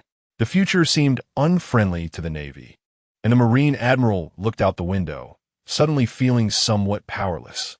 Could he really lead the Navy well in the future? Chapter 74, Kneeling Luffy. Do you understand your rubber fruit? I have never agreed with the notion that the devil fruit is something despised by the sea. The devil fruit is the most fundamental power in this world. Instead of properly studying the devil fruit, some people take a crooked path and rely on hockey to win. I wonder who led them astray. The preaching of the clown Buggy in the light screen makes the audience reflect on their own issues, especially those who are not strong in their devil fruit abilities but insist on honing their hockey. Have they really gone down the wrong path? Katakuri on Cake Island is even more confused. After so many years of training in armament hockey and observation hockey, has it all been a waste of time? The light screen shows Rayleigh first defending his captain. This has nothing to do with Roger. When I was sailing the seas as Roger's first mate, the three types of hockey were already mainstream. 4 strong fighters. The devil fruit is just an auxiliary means of combat. When Luffy saw the fight between Rayleigh and Barrett, he noticed a stark contrast between those with and without devil fruit powers. The latter grew stronger as the fight went on, while the former weakened. However, it could also be due to Rayleigh's age. Rayleigh told me that in the second half of the Grand Line, one must learn hockey, as the powerful enemies to face in the future are all hockey masters. As a rubber man, I have rarely developed my devil fruit abilities in the past 2 years. This boy wearing a straw hat, through battles with gigantic beasts over the past 2 years, has developed a form of Gear 4 that infuses his body with armament hockey while retaining his rubber characteristics. As for the techniques, most were borrowed from Gear 2nd and Gear 3rd. Rather than calling it Gear 4th, it might be more accurate to call it Gear 3. 5. He didn't have more time to develop his devil fruit abilities. Luffy spent all his time training hockey, neglecting his own rubber fruit. The qualitative changes seen in Gear 2nd and Gear 3rd did not manifest in Gear 4th. It was my own laziness. During the Marineford War, I was so impressed by hockey that I admired its power and forgot about my own strength. All this time, I have relied on the devil fruit. Luffy recalled that sad past, tears welling in his eyes. He lowered the brim of his hat to hide his disgrace from others. Crying in front of outsiders is a sign of weakness, a weakness that cost him his most important family. Please teach me. I want to become stronger. I want to become stronger to protect the people I care about. Please, Buggy. This young man knelt before Clown Buggy, his head thudding against the stone slab. He had knelt for his companions before, and this time, Luffy wanted to become stronger, also to protect his friends. He did not care about the saying that a man's knees are golden. He knocked his head against the stone slab again. He didn't use armament hockey to protect his head, purely using his body to hit the hard slab, creating a dent. Luffy wanted to become stronger, to be like Barrett, to be like Rayleigh. I came here specifically to find you. Let me and Rayleigh teach you for a few years. Your talent lies in developing your devil fruit abilities. Focusing too much on hockey training is a waste of time, Buggy said as he helped Luffy up. Seeing Luffy's head bleeding and his teeth gritted in determination, Buggy thought that if he didn't stop this fool, he might crack his skull. Take care of your injuries today. Tomorrow, I'll have Nami take you into Infinite City. You and Rayleigh should rest well. Afterward, Clown Buggy returned to his main seat, and Nami played the pipa again. After a sound of the strings, Rayleigh and Luffy returned to the temporary camp on Beast Island. Both of them looked a bit dazed. If not for the Infinite City floating above them and the food and drink in their stomachs, they might have thought that the previous encounter was a dream. The change in Clown Buggy left a deep impression on both of them. Luffy, with his forehead injured, sat beside Rayleigh, who was routinely bandaging his wound. He did not regret his decision to kneel earlier. He believed that kneeling for someone he cared about was a sign of manhood. I have no objection to learning skills from Buggy, but I must remind you, I can't quite understand Buggy's transformation. In short, don't get too deeply involved with him. You received his kindness today, but you will have to pay a greater price in the future. Luffy, be mentally prepared. Rayleigh's bandaging technique was quite skilled. After all, an old man had taken care of Luffy for 2 years. With familiarity comes experience, and many forgotten skills were picked up again. Throughout, Luffy kept his eyes closed, absorbing Rayleigh's words.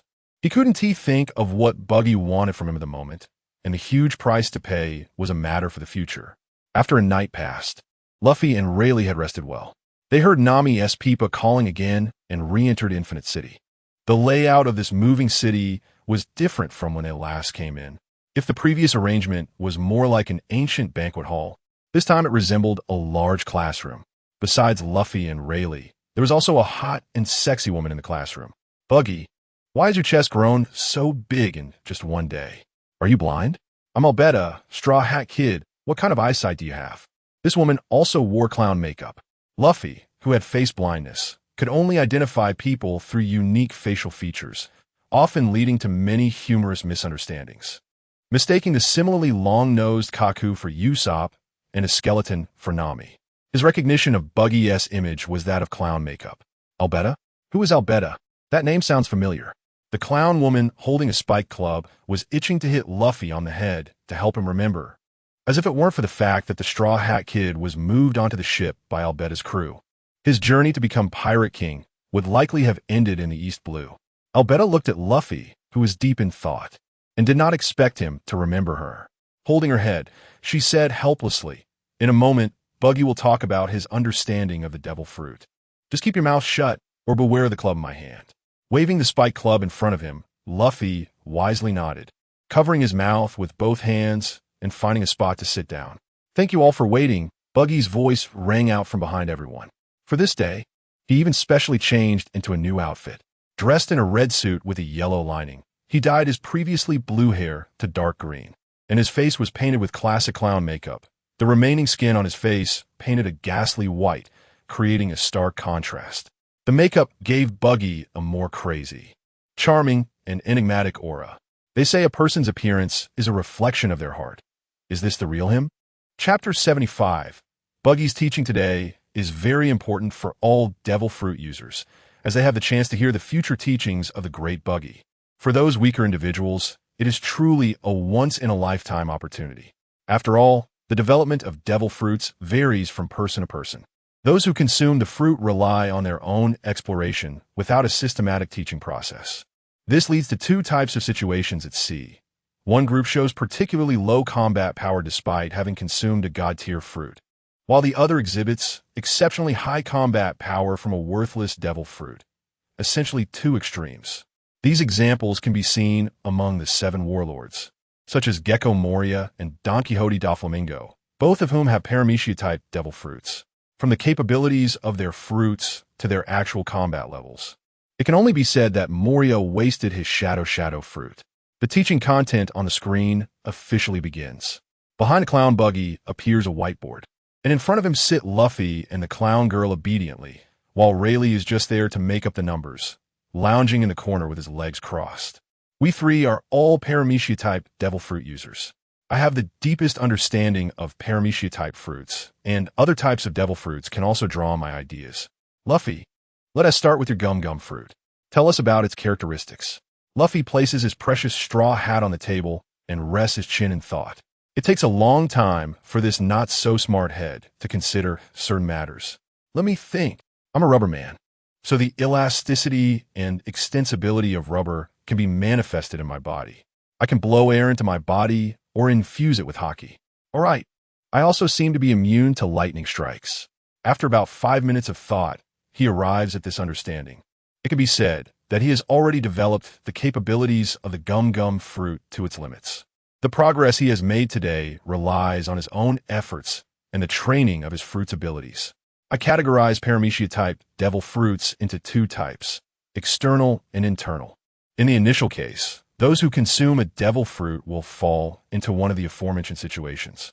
As for Luffy, your gum fruit, it belongs to the internal type, just like my initial ability to only split my own body. In Buggy's subsequent explanation, he provides several examples of devil fruit users. Mr. 3 from Baroque Works, a user of the wax fruit, can only create wax outside his body, making it an external type.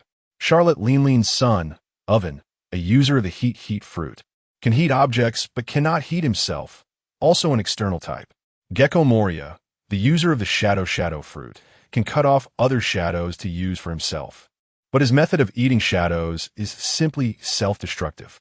Not only can his body not hold so many shadows, but if he is defeated, the shadows can escape, making a waste of this devil fruit, also an external type.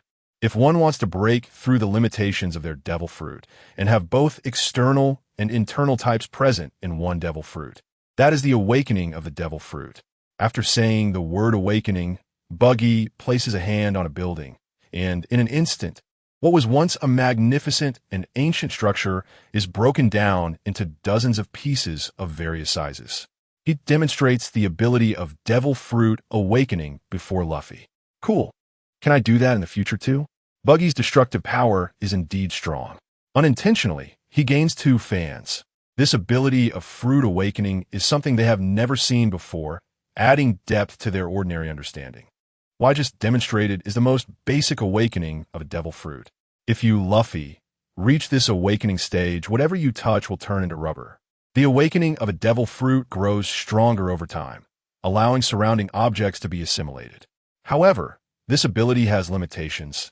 It cannot affect objects covered in haki, which is why Rayleigh encouraged you to train in haki. The paths taken by predecessors and successors have veered off.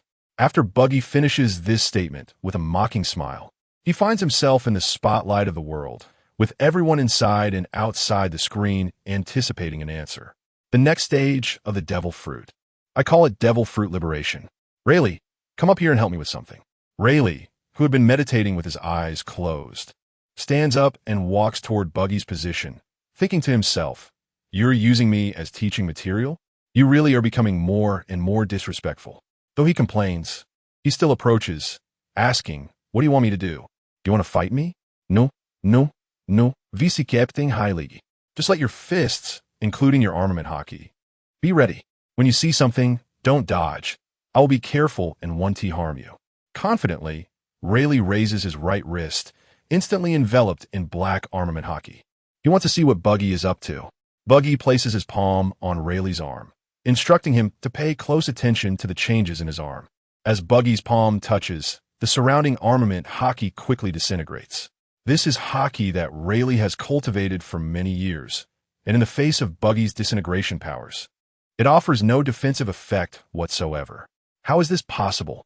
Rayleigh looks seriously at the changes in his arm, shocked that the haki which gave him a sense of security is being disintegrated by the power of the devil fruit. Even if he continuously gathers armament haki on his right arm, it cannot resist Buggy's devil fruit. His flesh and blood are exposed beneath the power of the devil fruit. And if Buggy had malicious intent, he would lose that arm. Does the devil fruit actually have an effect on haki? Then why should I even learn haki? Luffy feels a bit overwhelmed by this result, wondering if his 2 years of hard training have been a waste of time. This is the power of the second level of devil fruit development. As a user of the chop fruit, anything I touch will disintegrate. This power of the devil fruit cannot even be blocked by haki. Straw Hat Kid, if it were your devil fruit, anything you touch would turn into rubber, turning those proficient in haki into non-threatening rubber people. Luffy's eyes shine with golden light. This ability has a natural allure for him. Why play with hockey when he can play with rubber? He can even give this technique a flashy name. Indeed, the path of cultivating hockey is a misguided one. The second stage of Devil Fruit Awakening, in the process of further refinement, allows the Devil Fruit power to be compressed, eliminating the need for physical contact, enabling long-distance disintegration. Similarly, Luffy's rubber powers can allow him to turn an enemy into a rubber person from a distance. All right, Vice Captain, you can go back to your seat. We don't need your help anymore. It seems that this era is not friendly to me, this old man. Rayleigh leaves the sight of the crowd, hunching over with a sense of desolation. At nearly 80 years old, his body has aged, and Buggy's unintentional act has drained the last of his vitality. As he walks away, he mutters to himself, "I've pursued hockey my whole life. Did I take the wrong path? Did I take the wrong path?" Chapter 76. A taste of the shallow Area 13 of the Subordinate archipelago. In a tavern, pirates were being served drinks. If some clueless fellows tried to leave without paying, they would face the iron fist of the black-haired female owner. This lady, named Shaki, ran this hotel, which was essentially an information station. As long as the pirates were willing to spend money, she would provide corresponding intelligence. Her establishment was never short of customers. Pirate crews landed on this archipelago to coat their ships and dive into the depths of 10,000 meters. After bypassing the Red Line and entering the second half of the Grand Line, stronger pirate crews did not stay long. Ever since a light curtain appeared above the Subordinate archipelago, the time pirates spent here had greatly increased. They were all drawn in by the events happening on the light curtain, making pirate-related business much easier. Incidents of murder and arson occurred more frequently on the island, and the Navy maintained basic order in this lawless area. The world government preferred these pirates to coat their ships quickly and then dive into the New World, a journey with a 50 mortality rate. This method of reducing the number of pirates was tacitly understood by all. "Shaki, bring me another barrel of wine. The stuff on that light curtain is so interesting. Honestly, I really want to join the Buggy pirates. You trash can't even beat me. So how could such a strong pirate crew want you? Not even as an elite soldier in the Buggy pirates?" The scenes in the Infinite City were truly mesmerizing. It seemed capable of housing tens of thousands of people living together. Tavern guests exchanged words, firmly believing the information on the light curtain, filled with yearning for the Buggy pirates, thinking that with such a powerful captain, life would be easier in the future. The drinks arrived, but it was previously stated that payment was required up front. This tavern did not extend credit. "Ms." Shaki placed 2 large barrels of drinks in front of the guests and raised her hand, signaling for payment, handing over the belly from his pockets to the lady boss. One patron couldn't help but ask, "I remember there's a coding master who often comes to your place. Why haven't I seen him today?" This person was just short of shouting Rayleigh's name. Who knows where that guy's hiding now? He still owes me a lot for drinks. I hope I don't catch him. The tavern owner's words left this customer quite dissatisfied. While watching the light curtain, he continued to drink alone from a barrel, embodying the drunken and aimless life that most pirates led. After collecting the money, the tavern owner walked into the wine cellar, where an elderly gentleman with white hair was hiding, sighing at the future content on the light curtain. "Rayleigh, you better not go out these days. Your current image and identity have been exposed by the light curtain. Many people here in the Subordinate archipelago have seen you, so don't cause me trouble. I don't want to move out so soon." Shaki leaned against a barrel of wine. She wanted to light a cigarette to relieve her anxiety. But thinking it was the wine cellar, she abandoned this dangerous idea. "I've truly lived too long. Having seen so much, this Buggy must be doing it on purpose. Isn't this just a psychological game?" Rayleigh, hiding in the wine cellar, could see the content on the light curtain through a small window, but it was better not to look. Seeing it only made him more troubled. The hero's twilight mentality portrayed in the future had some influence on his current mindset. His 2 income streams were cut off by the light curtain. First, he could no longer earn money by coating pirate ships. Second, selling himself into slavery was also impossible. Cutting off someone's financial source is akin to killing their parents. Rayleigh's hard days were still ahead. Originally, he was in a semi-retirement state. The world government knew he was in the Subordinate archipelago and had turned a blind eye to his existence for over 20 years since he hadn't caused any trouble. Now he could only hide in Shaki's tavern. Without cigarettes, Shaki couldn't help but retort to her man. So what if he did it on purpose? Isn't it your fault for misjudging him back then?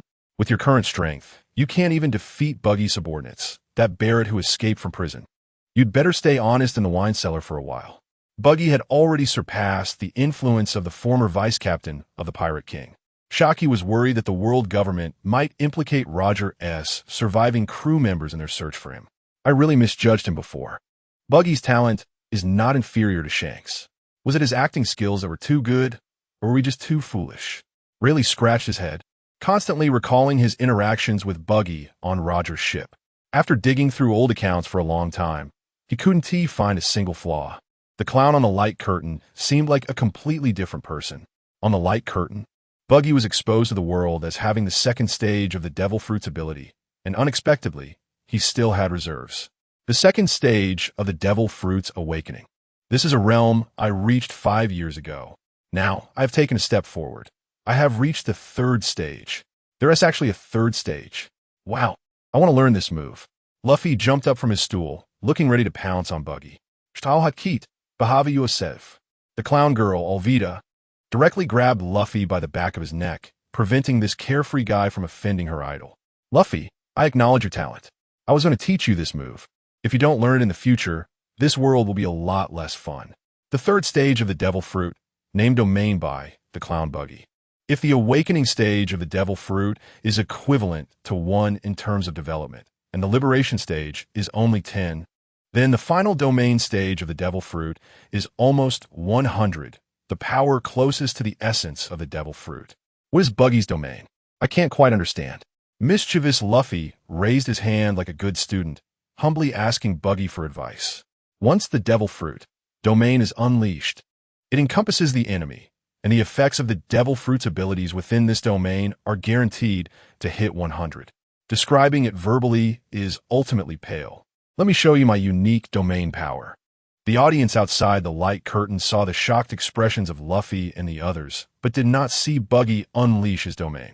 Luffy's memories from 3 years ago abruptly ended here, and the perspective was pulled back to the year 1525 of the Sea Circle calendar. The audience, eagerly anticipating this scene, was nearly driven to bloodshed out of anger, not expecting the light curtain to pull such a stunt, skipping over the crucial part. Was it deliberate? Katakuri, who was on Cake Island, was so furious that he crushed the wine glass in his hand. What exactly is the third stage of the Devil Fruit? What about the domain? Awakening, liberation, and domain became the key buzzwords in the pirate world for the day. Chapter 77. The Nika issue at Mary Geos. The 5 elders, the highest authorities of the world government, have recently been gathering for meetings, all due to the emergence of the light curtain. However, despite sending people to search for so long, they have not found the person behind the light curtain. This sudden appearance brings uncertainty to the seas.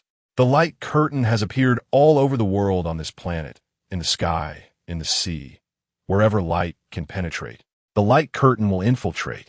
It cannot be destroyed, and they have to divert their attention daily to watch the future displayed on the light curtain, fearing that something inappropriate might appear. Several times, the 5 elders have considered awakening Lord M, the supreme being, to help the celestial dragons solve this major issue. This light curtain has somewhat helped us by not revealing the Nika fruit. Satan's saint, Saturn, with his white curly hair and a bushy white beard on the lower half of his face, wearing a flat hat and a scar on his left cheek, received the latest news today. The rubber fruit does not exist in this world. Could it be that the light curtain has also been deceived by us? Peter Saint, Jupiter, with blonde hair, has doubts about the authenticity of the future shown in the light curtain. Perhaps it is possible that in the year 1525 of the Sea Circle, Garp's grandson had not yet awakened the fruit. That annotation should reflect the current state. Nasushu Saint, Venus, the only bald-headed elder among the 5 elders, is trying to find excuses for the light curtain. There is still an unexpected gain. The ancient weapon, the human king, actually exists. The historical text cannot lie. We need to bring Nico Robin back. We need more information. Mars Saint, Mars, feels both disgusted and eager about the indestructible historical texts. He wants to understand the specific content on this stone. 4 ancient weapons have already appeared: the King of Heaven, the King of Hell, the King of the Sea, and the Human King. It may be possible to obtain more weapon information by interpreting more historical texts. These are things that could overturn the world and must be controlled by the world government. Mercury's saint, Mercury, wants to trouble someone and asks for Doflamingo to visit Mary Geos. He wants an explanation regarding the human king. The conflicts among the celestial dragons are our internal matters. Has the human king's devil fruit been consumed by someone? The five elders have lowered their vigilance regarding the Nika fruit. Garp's grandson looks rather dim-witted. Even if this fruit awakens, it has nothing to do with Joy Boy. As long as he continues to play with rubber and doesn't create any sun god, it falls within the tolerance range of the world government. In the 800 years of the world government's rule, many people have consumed the Nika fruit, yet not one could become Joy Boy. The five elders believe this time will be no different. This self-aware fruit will remain a rubber fruit for life. Fuzz, who is on Ghost Island, feels deceived. This thing called the rubber fruit has caused him to lose his reputation and be forced to join the Beast Pirates. Now that the light curtain has not revealed any information about the Nika fruit, could it be that the world government has tricked him? Shanks, who is still in the latter half of the Grand Line, finds the content displayed by the light curtain far beyond his understanding. Barrett, this arrogant guy, actually recognizes the clown Buggy as the captain. Is Luffy's rubber fruit really an animal-type Nika fruit? He specifically returned to the EC to personally intercept the devil fruit being transported by Fuzz. And the information appearing on the light curtain makes Shanks doubt whether he has robbed the wrong thing. Could it be a false message from the celestial dragons? With many doubts, these people only want to find answers from the light curtain, while the scene on the Thousand Sunny continues. The devil fruit can develop so many forms. The clown Buggy must have researched for many years. Chopper sighs, and Nami directs the topic towards Luffy, asking where he got his Ricky fruit that turns his slippers into weapons. Luffy, sometimes I really can't understand what you were thinking. In Luffy's subsequent explanation, everyone learns that the Ricky fruit was given to him by the clown Buggy, allowing a pair of slippers to combine with a superhuman-type devil fruit, a creation of a snake-loving uncle. What amazing technology! I originally only knew that inanimate objects could fuse with animal-type devil fruits, but it turns out that superhuman-type devil fruits can as well. Frankie, crossing his mechanical legs, feels he's gained new knowledge today, even though Sanji, who has already become a human-animal hybrid from head to toe, still cannot change his habit of having a smoke after meals. Perhaps it's an ancient lost technique. My human-animal boxing gloves fused with a superhuman-type teleportation fruit. After being photographed in the human-animal kingdom, the hybrid Sanji joined a Qigong sect that has been passed down for 1,000 years. The human-animal boxing gloves are the sect's treasure, and as the last heir of the sect, Sanji took them with him. The muscle-bound Usopp, who opens both doors, agrees with the hybrid Sanji's opinion. My weapon, the slingshot Black Pocket, was endowed with a superhuman-type judgment fruit, which I found in an ancient ruin. There are some murals on it that I can't understand. I hope to take Robin to have a look one day, hoping to interpret some sealed history. The chat among the Straw Hat crew reveals a doubt to those outside the light curtain. These items endowed with superhuman-type devil fruits are actually related to lost ancient technology. The clown pirate crew can reproduce ancient technology. The cadre who plays with snakes that Luffy mentioned should be Buggy's research cadre. We still don't know how much ancient technology this pirate crew has mastered. Awakening a devil fruit is relatively easy, but the subsequent liberation of the devil fruit and the devil fruit domain are two stages that are generally difficult for ordinary people to achieve. I have not seen such content in the historical texts, and archaeologist Nico Robbins' words further deepen the crew's understanding of Buggy. If I'm not exaggerating, the clown Buggy should be the first person in 800 years to develop a devil fruit, having reached a realm never attained by predecessors. Robin's evaluation of the clown Buggy is quite high. From her perspective as an archaeologist, a person like him appearing on the seas signifies that the entire ocean is about to enter a chaotic era. Who knows how many geniuses will appear like a flood in the Grand Line. The admiration for the clown Buggy by the children of the devil can be felt by the viewers watching the light curtain. However, this once in 800 years genius is neither a marine nor a world government person, making it difficult for most ordinary islanders to bear. No wonder he can single-handedly drag the world into a dark age. A super talented individual has emerged among the pirates, and the clown Buggy has earned a new title, the genius of devil fruits. He is marked as extremely dangerous on the Marine Wanted poster, and capable individuals are searching for him in the East Sea. Chapter 78. The sea goddess treasure. The Straw Hat Pirates were sailing on the sea, and at night they began their sleeping journey for the day. Nami cuddled a snake named Xiaobei while sleeping, and Robin turned on the desk lamp to read for a while. This was a book she had obtained from Fishman Island, filled with legends of the sea that she had never encountered before. Little Fishman Fizz didn't go to the male dormitory to sleep this time. Instead, he was soaking in the giant fish tank of the Thousand Sunny, where Luffy had once put in a shark. The underwater space was enough for him to swim around all night. The little reindeer Chopper pushed the door out of the medical room. He was ready to return to the male dormitory to sleep. For his body that was less than a meter tall, it was impossible for him to fall off the bed no matter how he rolled around. Sanji wore a pink lady's nightgown. He still had to make do in the male dormitory for a few nights. He covered his entire bed with soundproof blankets to block out the snoring of the stinky men, and stuffed clean paper in his nostrils so he could sleep peacefully. Luffy and Usopp were in bunk beds, with Usopp originally on top, but due to his weight from 5 years of training, he had to switch with the captain. Luffy was also restless while sleeping. He used to roll off the bed, but this time he was caught by Usopp's body, and the two men fell asleep like that. Musician Brook, the skeleton, had completely lost the need for sleep after 5 years of training. He stood on the deck, playing a lullaby for his companions, hoping they would have sweet dreams that night. Frankie had transformed from a cyborg into a pure robot. He didn't need sleep to recharge, so sleeping was a waste of time for him. He quietly inspected the ship, checking for issues ahead of time. Zoro had become a qualified night owl. He had turned the lookout tower into a personal training room, lifting weights while using observation hockey to cover the entire ship. He took on the responsibility of being the absolute security after the crew went to sleep. The light screen had been playing from morning till now, and some ordinary viewers began to feel overwhelmed. Seeing there was nothing special, they, like the Straw Hat Pirates, prepared to rest. The sight of pirates sleeping wasn't particularly interesting.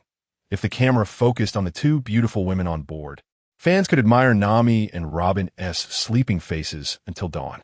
As the night passed, the Straw Hat crew gradually woke up and began their breakfast journey for the day. The Navy, who had stayed up all night, picked up their pens again to record the information revealed by the crew. Little Fizz was ready to eat in the morning. Robin kindly provided him with a wake-up service, and the short fishman with blue skin and white spots jumped out of the giant fish tank, accidentally splashing some water on the beautiful woman. Fizz shook his body to get rid of the water and dragged his wet body into the dining room. He knew it was impolite, and Robin, standing nearby, blushed, completely defenseless against such an adorable creature. She liked little Fizz even more than she liked Chopper. "Fizz, why haven't you brought out your trident recently?" "Oh, I put that weapon in the mouth of the Sea King. When I want to use it, I just summon the big shark. It's quite convenient." A cute fishman and a busted beauty walked towards the dining room, and the cross-dressing Sanji had already prepared breakfast for them. This morning, Sanji wore a black dress again, paired with white stockings on his hairy legs and pink high heels, with heavy makeup on his face. When he saw Robin approaching, he proactively offered his service. "Robin's sister, what would you like to eat this morning? The same as usual, or should I change it up for you?" "Still coffee with a sandwich. I'm used to it. Make me a sashimi plate. I remember there's still some fish in the fridge." Sanji was more than willing to meet Robin and Fizz's requests while showcasing his culinary skills. His cooking level had greatly improved in the kingdom of cross-dressers, not only able to satisfy his companion's hunger, but also capable of using special recipes learned from the masters of cross-dressing to create more delicious dishes. The crew entered the dining room one after another, and upon seeing Fizz eating sashimi, they were amazed. It was the first time they saw him eat fish, but it was always surprising. In this world, whether mermaids or fishmen, they didn't eat fish meat. They usually lived on seaweed or shellfish, and occasionally ate some human food. For them, fish from the sea could be considered their kind. I've explained it before. I was raised by humans, and I inherited the authority of the sea god. So don't find it strange that I eat fish. I never regarded them as my kind. The creatures living in the mermaid kingdom are the same for me. Fizz and T like the feeling of being watched while eating. He held a plate full of sashimi and sat beside Robin, letting her body block him. Under the archaeologist's protection, he could eat in peace. He loved sashimi, and the sauce Sanji prepared made it even more delicious. We're all monsters on this ship, so why should we mind Fizz being a monster? Sanji served a sashimi sandwich to Luffy, who had just walked in, declaring, "I'm hungry." He didn't care what kind of monster his companions were. As long as they were interesting enough, he would invite them on board. Robin sipped her bitter coffee without milk or sugar, occasionally glancing at Fizz eating sashimi and then at Luffy, who was devouring his food. The chemistry between these two creatures seemed to trigger some sort of reaction, working together harmoniously in the mermaid kingdom. Thank goodness Luffy is the captain. Otherwise, if Fizz had dropped me off at Subordinates Archipelago, he would have to turn around and swim back to guard the lighthouse. Isn't fate truly wonderful? Nami entered with a small snake wrapped around her waist, a close companion she got during their adventures in the Mermaid Kingdom. Without Fizz, there would be no Shao Bei. Sometimes Luffy's intuition was quite accurate. His strange thought processes always brought them good luck. Fizz even helped us open the sea god's treasure vault. If we hadn't been in a hurry in the Mermaid Kingdom, I would have emptied it out. Nami's eyes had already been replaced by the golden symbols of berries. It's the first time I've seen what is called a mountain of gold and silver. The sea god's treasure vault would take us a year to empty, and if each of us took a large bag of treasure, it would roughly be worth 10 billion berries, enough for us to spend for a long time. Frankie entered the dining room, and the entire cabin felt smaller. His mechanical body resembled a mini transformer, standing at over 5 meters tall. Zoro squinted his eyes, having had a tough night watch, but he still insisted on coming for breakfast. Hearing his companions discuss the sea god's treasure vault, he couldn't help but interject, "It's all the cook's fault. I completely missed a healing knife that can't harm living beings." Is there really a sea god's treasure vault in the Mermaid Kingdom? This is the first time I've heard of it. Even Neptune, the king of Fishman Island, looks confused. The princes beside him kept asking him about the sea god's treasure, but as the king of the Dragon Palace Kingdom, he had never heard of the legend of the sea god's treasure vault. Chapter 79. The underworld. Blade. The audience watching the screen was still absorbing information about the sea god's treasure, while in the year 1525 of the Sea Circle calendar, the Straw Hat crew continued to drop bombshells. Zoro's sword, called the Heavenly Tooth, was something he could barely control. If he relaxed his grip even slightly, it would slip from his hand. Losing a legendary sword was only a matter of time. You dead freak. Isn't at all, because of your stupid principle of not using violence against women? You should consider who the opponent is. That's the newly appointed Marine Admiral. Zoro drew his sword while Sanji raised his leg, and these two guys were ready to fight at the slightest disagreement. The other crew members didn't step in to stop them. This kind of internal fighting was something everyone had become accustomed to. After finishing their meals, the two officers on the ship started brawling. Fizz licked his plate clean after eating sashimi and praised his partner. Sanji's cooking is delicious, and he is attentive. He found the Heavenly Tooth in a corner, and Robin also contributed to interpreting the mural. Without you, this sword would never have come into existence. Robin liked the ugly, cute creature Fizz, and after receiving his praise, she became very happy.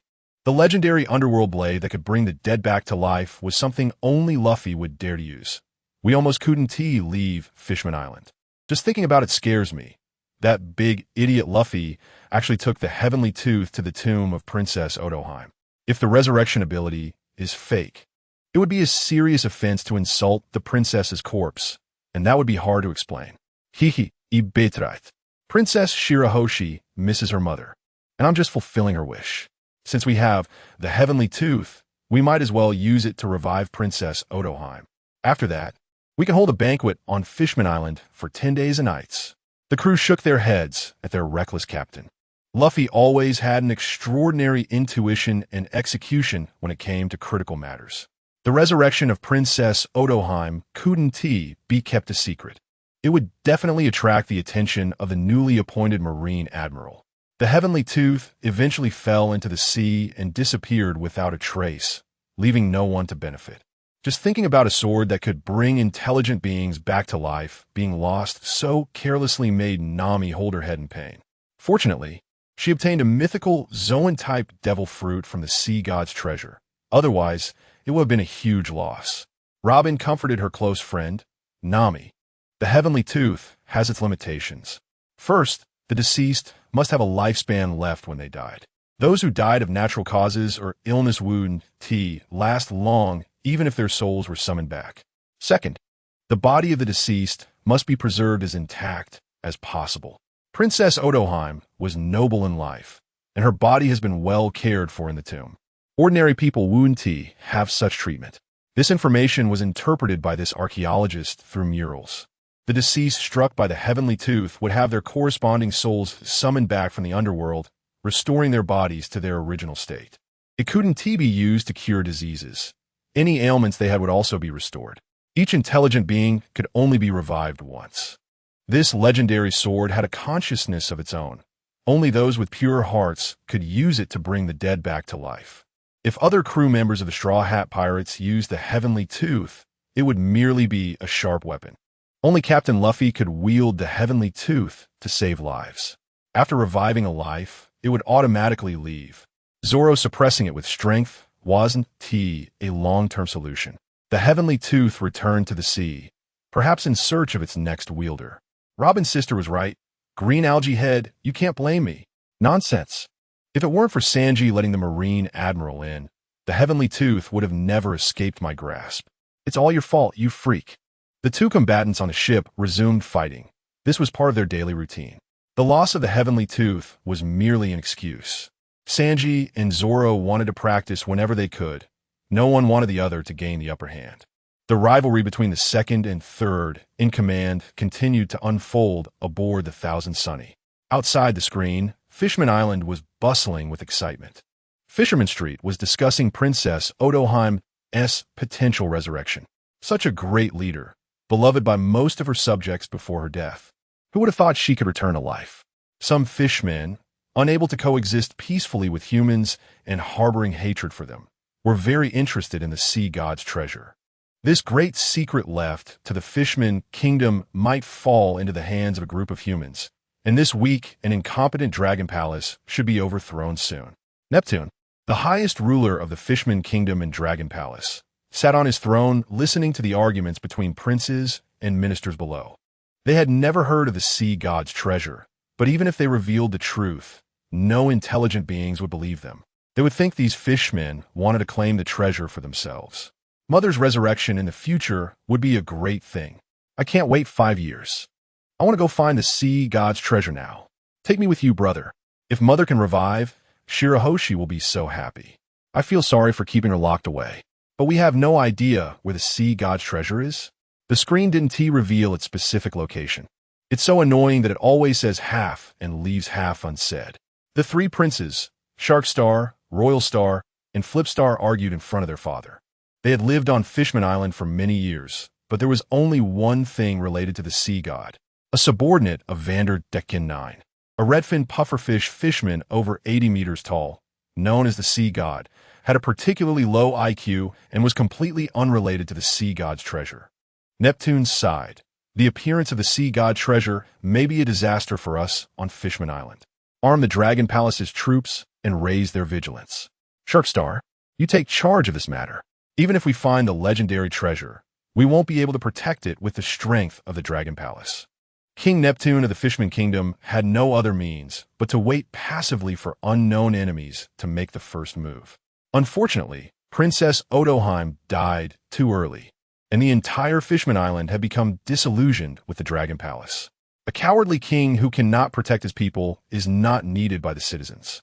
Fizz's words on the screen poured cold water on Fishman Island.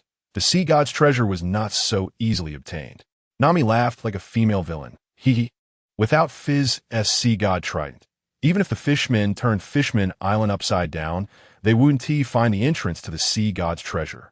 The treasures inside are still ours. One day, I will empty that treasure trove. The navigator's greedy expression left Fizz speechless. Indeed, Robin was better. When we find the One Piece, maybe I'll return for a visit. I have no feelings for Fishman Island, and I'm even less interested in being the sea god. I prefer to stay in the lighthouse. Robin, who knew the inside story, gently caressed Fizz's blue head and comforted him. Fizz, don't be sad. Even if fishmen and humans don't accept you, we will always be your companions. You're no longer alone. I can never forgive the fishmen. They killed my closest ones. I can never forgive. A fishman hates the fishman race. Truly, there's no end to the wonders of the world. Chapter 80. Admiral Akin, the information about the Dark Blade, the sea goddess treasure. And the sea goddess trident has been recorded. And most people speculate that the rich burial goods accompanying Nami after her death might be related to the Little Merman Fizz. A treasure worth nearly 10 trillion berries is enough to excite pirates. With the exposure of the light curtain, Fishman Island has sparked a treasure-hunting frenzy, and the capture of mermaid slaves is proceeding simultaneously. The two activities together do not hinder the pirates from making money. The next morning, this shocking news broke out, making all the viewers watching the light curtain very excited. They were even more eager to see what would happen next. As pirates sail across the sea, don't the Navy care? In recent years, with the news cut off, why do I feel like there are more naval admirals? Zoro was deeply impressed by that sword-wielding female admiral. He had never seen such a sword style before, and her sword skills were quite powerful. He really didn't know where the Navy found such help. Sanji was training in the kingdom of Okama. Nami was learning meteorological knowledge on Sky Island. Luffy was training with Buggy the Clown and Rayleigh, and most of the crew had been working hard to train over the past 5 years.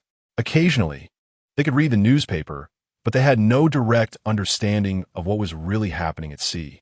Robin's experience with the Little Merman Fizz was quite different. The first 3 years were fine. She basically didn't move from her place. However, in the last 2 years, she had been chased by the Navy, and the future Navy seemed as crazy as rabid dogs. Luffy, I have some bad news. 3 years ago, I was with the Revolutionary Army. On one day at the end of the 3rd year, the Navy dispatched 4 Admirals-level combatants, all of whom were Logia-type Devil Fruit users. The Revolutionary Army's headquarters, Balyadaigo on White Soil Island, was destroyed by the Navy. The experiences of the past 2 years traveling with the Straw Hat crew made the son of the devil soften her heart. Faced with such one-sided slaughter, Nico Robin could do nothing but flee desperately. She was even chased by a blue-haired admiral. For naval admirals, why has this never been reported in the newspaper? The expansion of the naval admirals is a huge deal. The destruction of the Revolutionary Army's headquarters also went unreported, which was indeed strange. Such a victory should not be hidden. Robin's face darkened at this cruel memory. She didn't want to recall more. Many of those who protected her at close range had lost their lives. If it hadn't been for my physical condition allowing me to float on the sea, Fizz wouldn't have had the chance to save me. And perhaps you wouldn't see me now. Big chest, big buoyancy. Luffy, upon hearing this news, had no reaction. He knew his father was the leader of the Revolutionary Army, but the two had seldom met since childhood. The villagers of Windmill Town raised him, and occasionally his grandfather Garp would return to the East Sea, only to be subjected to his training punches. Fatherly love was something he was not familiar with. I'm not very interested in the Revolutionary Army. Doesn't the Navy only have 3 admirals? Luffy picked his nose and pondered. This question was a bit beyond his understanding. He had only seen Kizaru, Akiji, and Akainu during the Marineford War, and those 3 were troublesome enough. In the battle with the Navy, the Revolutionary Army's cadres referred to these 4 individuals as admirals: Admiral White Horse, Admiral Blue Snake, Admiral Green Bull, and Admiral Kizaru. Each one of them was a calamity when they made a move. Robin's words drew the crew's attention. They had never heard of the names of the first 3 admirals, and with the female admiral from Fishman Island pursuing the Straw Hat crew, they had already encountered 5 naval admirals. The Navy wouldn't easily grant the title of admiral to those of low strength. After the Marineford War, the Navy had indeed undergone a radical reform, which was not a good thing for us pirates. Usopp had some bad memories regarding naval admirals. Just thinking about encountering more admirals in their future journey made him feel like he was suffering from the disease of dying as soon as he landed on an island. The weather really changes quickly. Just now it was clear skies, and now there's a large cloud above the thousand sunny, with lightning flashing and rain brewing, and the calm sea is stirred up by a storm. I'm a Logia-type cloud fruit user. This little cloud won't trouble me. Disperse. The cloud above was influenced by Nami's devil fruit, either directly dispersed or split apart. She could create clouds, so she could also destroy them. After 5 years of studying meteorology, this was not difficult for her. A small amount of rain still fell on the deck of the Thousand Sunny. But due to Nami's abilities, the Straw Hat crew avoided a storm at sea. The ability to control clouds was indeed convenient for a navigator. Someone is coming aboard. Everyone be careful. The swordsman Zoro, who had originally been resting with his eyes closed, sensed the presence of a stranger on the Sunny with his observation hockey and opened one-eye to search for the target. The rainwater that had been dripping on the deck began to gather together actively. First, human limbs emerged one by one, and soon a figure of a human less than 2 meters tall appeared before the Straw Hat crew. The rainwater ultimately coalesced into a nearly 2-meter-tall man clad in the Justice of the Navy, with a blue shirt underneath, and his bare chest was tattooed with 2 snakes on either side. His thick blue hair was particularly eye-catching. Straw Hat Luffy, do you still recognize me in this form? You're akin. Luffy immediately recognized the name without needing time to think. The other crew members, however, didn't quite understand and questioned in unison. How did you recognize him? Isn't it obvious? The only akin I met in the EC had such heavy dark circles under his eyes. He is easy to recognize, and he hasn't changed much. Easy to recognize? What the hell? Besides the dark circles, everything else has changed. Sanji couldn't control his fist and left a big bump on Luffy's rubber head. He hadn't recognized Akin at all. He had completely forgotten about this guy until he mentioned it. As expected of Luffy, I told you we would meet again on the Grand Line when we said goodbye at the sea restaurant. After so many years, we finally meet again. At this moment, Akin was wearing the Navy's Justice cloak, proving that he had changed from a pirate to a naval identity. However, seeing that he had no intention of attacking, perhaps he could still be considered a friend? Sanji, who hadn't transformed into a woman, owed him a meal. Robin's face turned even paler upon seeing the newcomer. It was filled with hatred and anger. Should I call you Mr. Akin, or should I call you Admiral Blue Snake? The Akin with heavy dark circles looked even gloomier after his identity was exposed. Miss Robin, you should be grateful for joining the Straw Hat Pirates. Otherwise, you would end up buried in my rainwater, just like the leader of the Revolutionary Army, Crow. You should be thankful that I was the admiral who attacked White Soil Island. Character note, Naval Admiral Blue Snake, Akin, Logia type, rain fruit user. Chapter 81. Advice: an unknown admiral, who was aware that this matter would benefit everyone, especially the Navy, had to analyze the content of the light curtain word by word. The most displeased were the pirates. Luffy, retracting his grin, seriously asked this old acquaintance, Akin, did you harm Robin at the Revolutionary Army headquarters?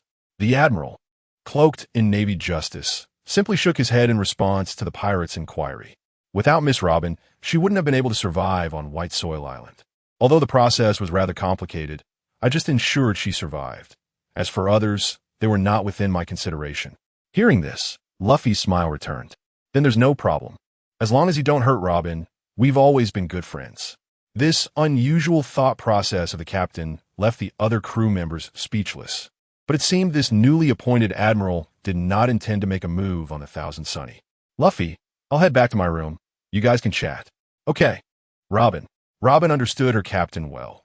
As long as this person did not touch his bottom line or harm his friends and allies, he wouldn't care about other matters.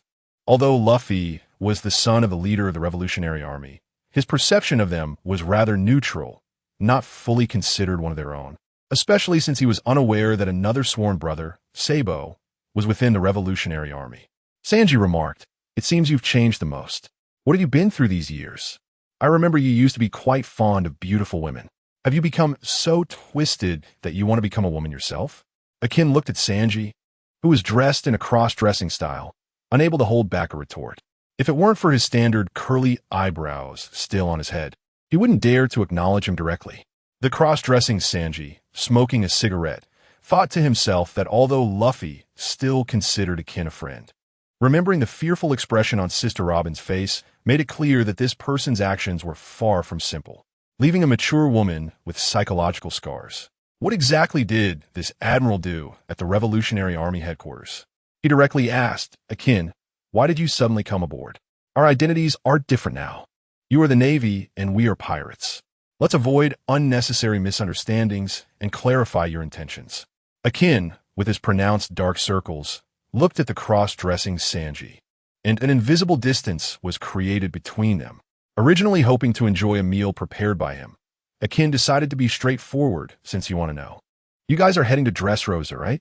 I hope that once you arrive at that island, you buy what you need and leave immediately without lingering.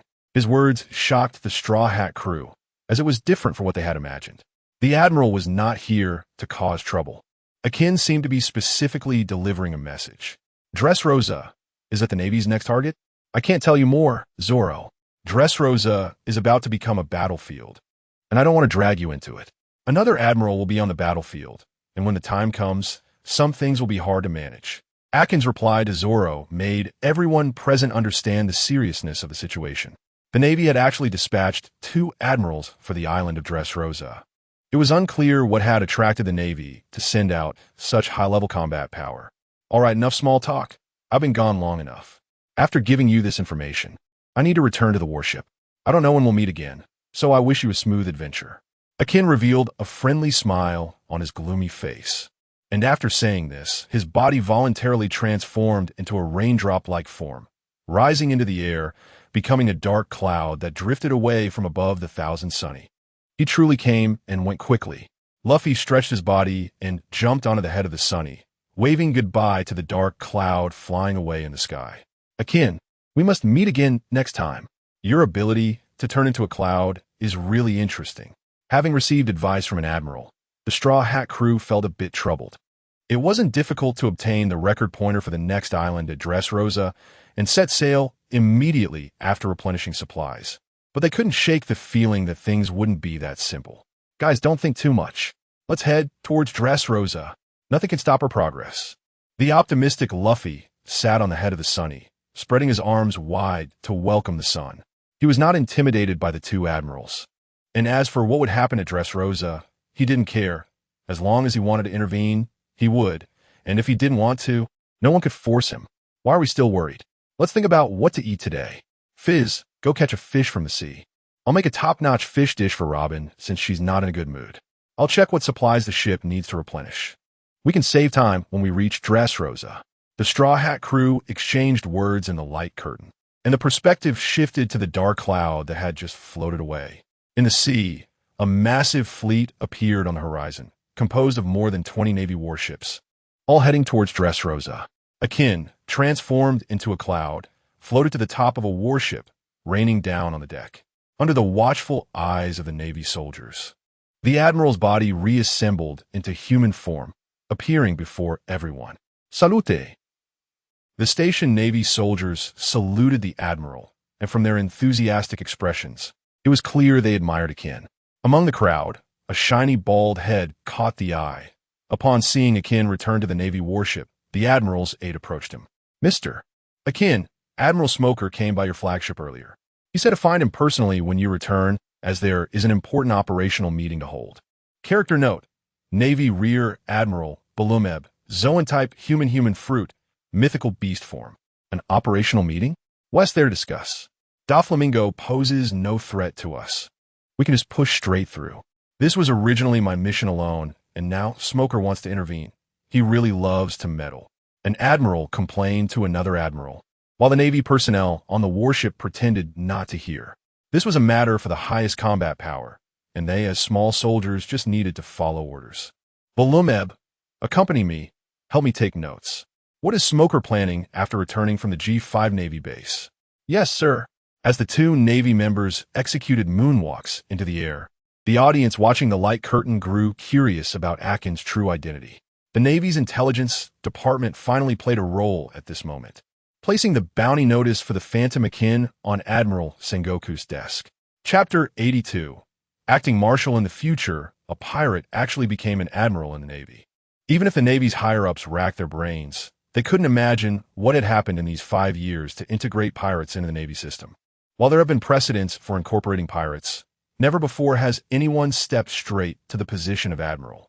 According to the verbal descriptions from the Straw Hat crew, the number of admirals has already exceeded 5, indicating a rapid expansion of the Navy's ranks.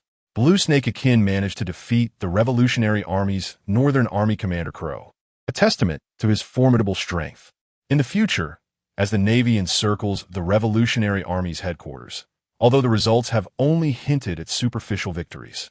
It is enough to boost the morale of the entire Navy.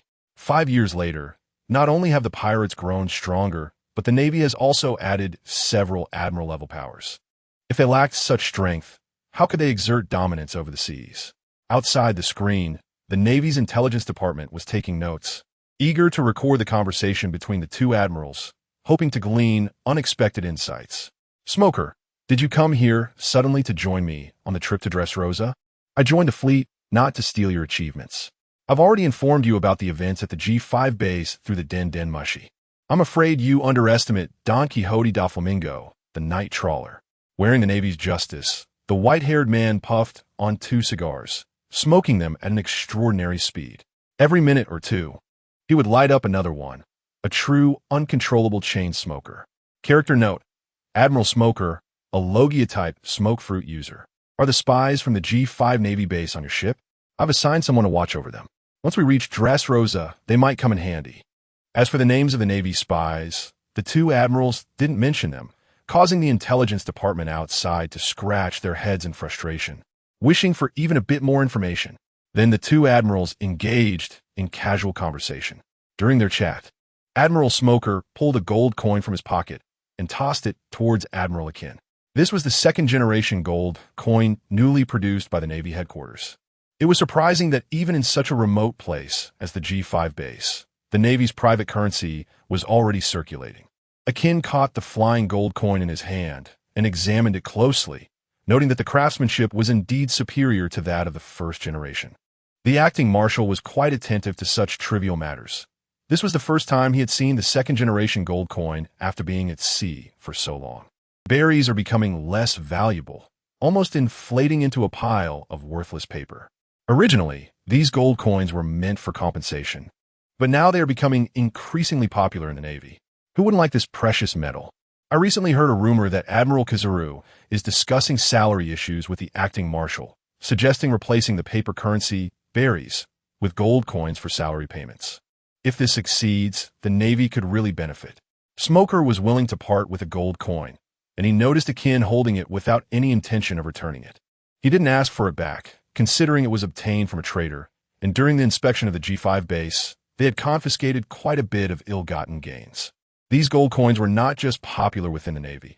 A small portion had already circulated into the hands of pirates, leading to a supply shortage. Recently, there had been more incidents of attacking Navy ships, as pirates sought to acquire these gold coins, which were far more valuable than berries. In their subsequent conversation, Admiral Smoker began to discuss the amusing aspects of the Navy's gold coins, providing the intelligence department outside with a direct insight into what it would be like to serve the Navy in the future. The gold coins were personally developed and issued by the acting marshal, originally intended as compensation for Navy soldiers who died honorably in the Marineford War, ensuring that heroes would not bleed and cry in vain. The distribution of these coins was to better care for the orphans and widows of fallen soldiers. The Navy's High Command took this matter very seriously. To prevent the large sum of compensation from being embezzled, Admiral Akainu personally supervised the distribution, witnessing each payment being handed directly to the families of the deceased soldiers. The world government's reluctance to provide more funds was originally a temporary measure, but the acting marshal severely underestimated the enthusiasm within the Navy for these special gold coins. Because when using gold coins in everyday transactions, it was discovered that merchants preferred to accept payments in gold coins rather than berries of the same value. Originally meant for compensation, the acting marshal expanded the use of gold coins for quarterly bonuses. In the future, the Navy would recognize only gold coins from top to bottom, this precious metal earning the title of Marshal Gold Coin. From the casual chat between the two, one could glimpse a part of the future Navy's treatment, which would completely overshadow the current conditions. The overall salary of the Navy was raised by 100, and admiral salaries tripled. Not only did admirals enjoy vacations throughout the year, but even the lowest-ranking seamen had a week off each year, while admirals enjoyed a month off. Additionally, several types of bonuses were introduced, as long as attendance was guaranteed. Gold coins would be plentiful. Even Admiral Kizaru, known for slacking off, had become particularly diligent. Indeed, as long as there was money, there was combat capability, leading to an explosion of enthusiasm for battle within the future Navy. After the acting admiral took office, he made sure that all the back pay owed to the Navy was settled within 2 years, even providing interest, which amounted to an increase of over 20. In the future, simply being a soldier would allow one to earn a salary sufficient to support a family. With salary increases and improved treatment, the promotion system became more transparent and standardized. The misconduct of Navy commanders receiving pay without service was heavily targeted by the newly appointed acting marshal, who helped eliminate numerous corrupt elements within the Navy, promoting the previously suppressed soldiers to their rightful positions. If it weren't for the acting marshal's help in transforming the Navy's mindset, perhaps we would never have become colleagues. Smoker handed a cigar to Akin. After receiving the cigar, Akin placed it in his mouth, and his aide, Balumeb, helped him light it. He took a deep puff, savoring the flavor of the cigar. To establish the broadest united front, to unite all forces that can be united. Looking back, this phrase still held significant power. The acting marshal had united the entire Navy. Without this great person's recruitment, I, a former pirate, would not have joined the Navy. Akin was somewhat unique. While Ace had a father figure deficiency, he had always lacked a leader in his heart. Faced with a leader of considerable personal charm, the acting marshal's invitation was irresistible, giving him a solid backbone in his confusion. Former Fleet Admiral Sengoku died in the Marineford War, and Akainu and Akiji were incompatible. If it weren't for Artoria reversing the situation in the war, the Navy would have been left with nothing that day. She was thus elected as acting marshal, and many thought it was only a transitional solution, but she unexpectedly excelled, slapping the world government in the face with its poor judgment. Recalling this amusing incident, Smoker, a middle-aged man, broke into a joyful smile. Could such things really bring happiness? Other Navy personnel on the ship, witnessing the unrestrained laughter of the admirals, couldn't help but join in, realizing that in the future, the world government would surely become the subject of great ridicule. Chapter 83 complains the death of Fleet Admiral Sengoku. This was like a bolt from the blue, striking all the Navy officials. During a battle known as the Marineford War, even the Fleet Admiral perished gloriously. One can imagine how brutal that battle was. The world government couldn't even afford to pay the post-war compensation. How many elite Navy personnel were sacrificed in the Marineford War? 10,000? 50,000? Or even 100,000? No wonder the Navy 5 years later would allow a former pirate to join. Even if the strength of the notorious Akainu was acknowledged, this completely contradicted the current Navy justice. They couldn't even adapt to the warlords of the sea. Yet allowing a pirate with a criminal record to join the Navy was worse than killing those people. At Marine Headquarters Marineford, some soldiers were dining in the Navy cafeteria, as usual, watching the shocking news on the screen. They were so stunned that they forgot to eat. All their gazes turned to a blonde girl, Artoria, who was stacking plates in front of her, standing at less than 6 meters tall. She seemed to have an endless appetite, continuously shoving food into her mouth. Is this food lover the future acting fleet admiral? For a moment, everyone found it hard to accept. Artoria had just joined the Navy not long ago, and although she was given the title of a candidate for admiral, her contributions to the Navy were severely lacking, and it would take time to accumulate those. According to seniority, even though Fleet Admiral Sengoku had fallen in the Marineford War, the 3 admirals after him would be the rightful heirs to the position of Fleet Admiral. How could this blonde girl possibly compete with Admiral Akainu, Admiral Kazu, or Admiral Akiji in terms of qualifications? Gyun, if you're not going to eat that plate of meat in front of you, then don't waste it. Let me eat it. Artoria wasn't blind. Although she saw the future on the screen, she showed no reaction and remained the same pretty girl who could eat. I'm not that hungry. If you want to eat, go ahead. Then I won't be polite.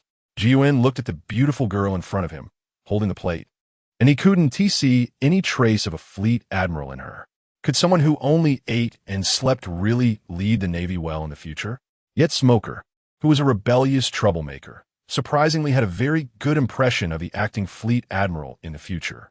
The Navy admiral, named Akane, was even more in awe when mentioning Artoria's name. Did this acting fleet admiral really have such great charm to impress 2 future admirals?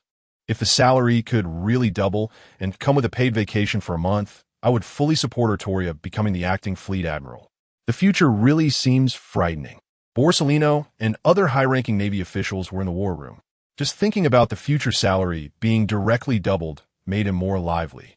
If Fleet Admiral Sengoku could give him a bit more salary, this Admiral Kazuru could slack off a little less.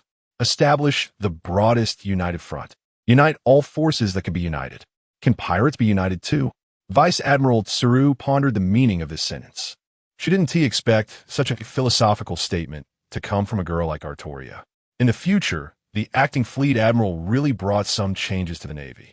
Allowing a former pirate to join the Navy was one thing, but promoting him to the rank of admiral was something I would never agree to in the future. Kuzan and Sakazuki had completely opposite views, just like their justice philosophies, both heading towards distant places, forever parallel lines that would never intersect. Kapu faced such a pessimistic future with a smile still on his face. Since Sengoku had fallen, I probably died in the Marineford War too. What kind of opponents do we have to face to make the Navy pay such a high price? Throughout, Fleet Admiral Sengoku had not spoken. His brows were nearly knitted together.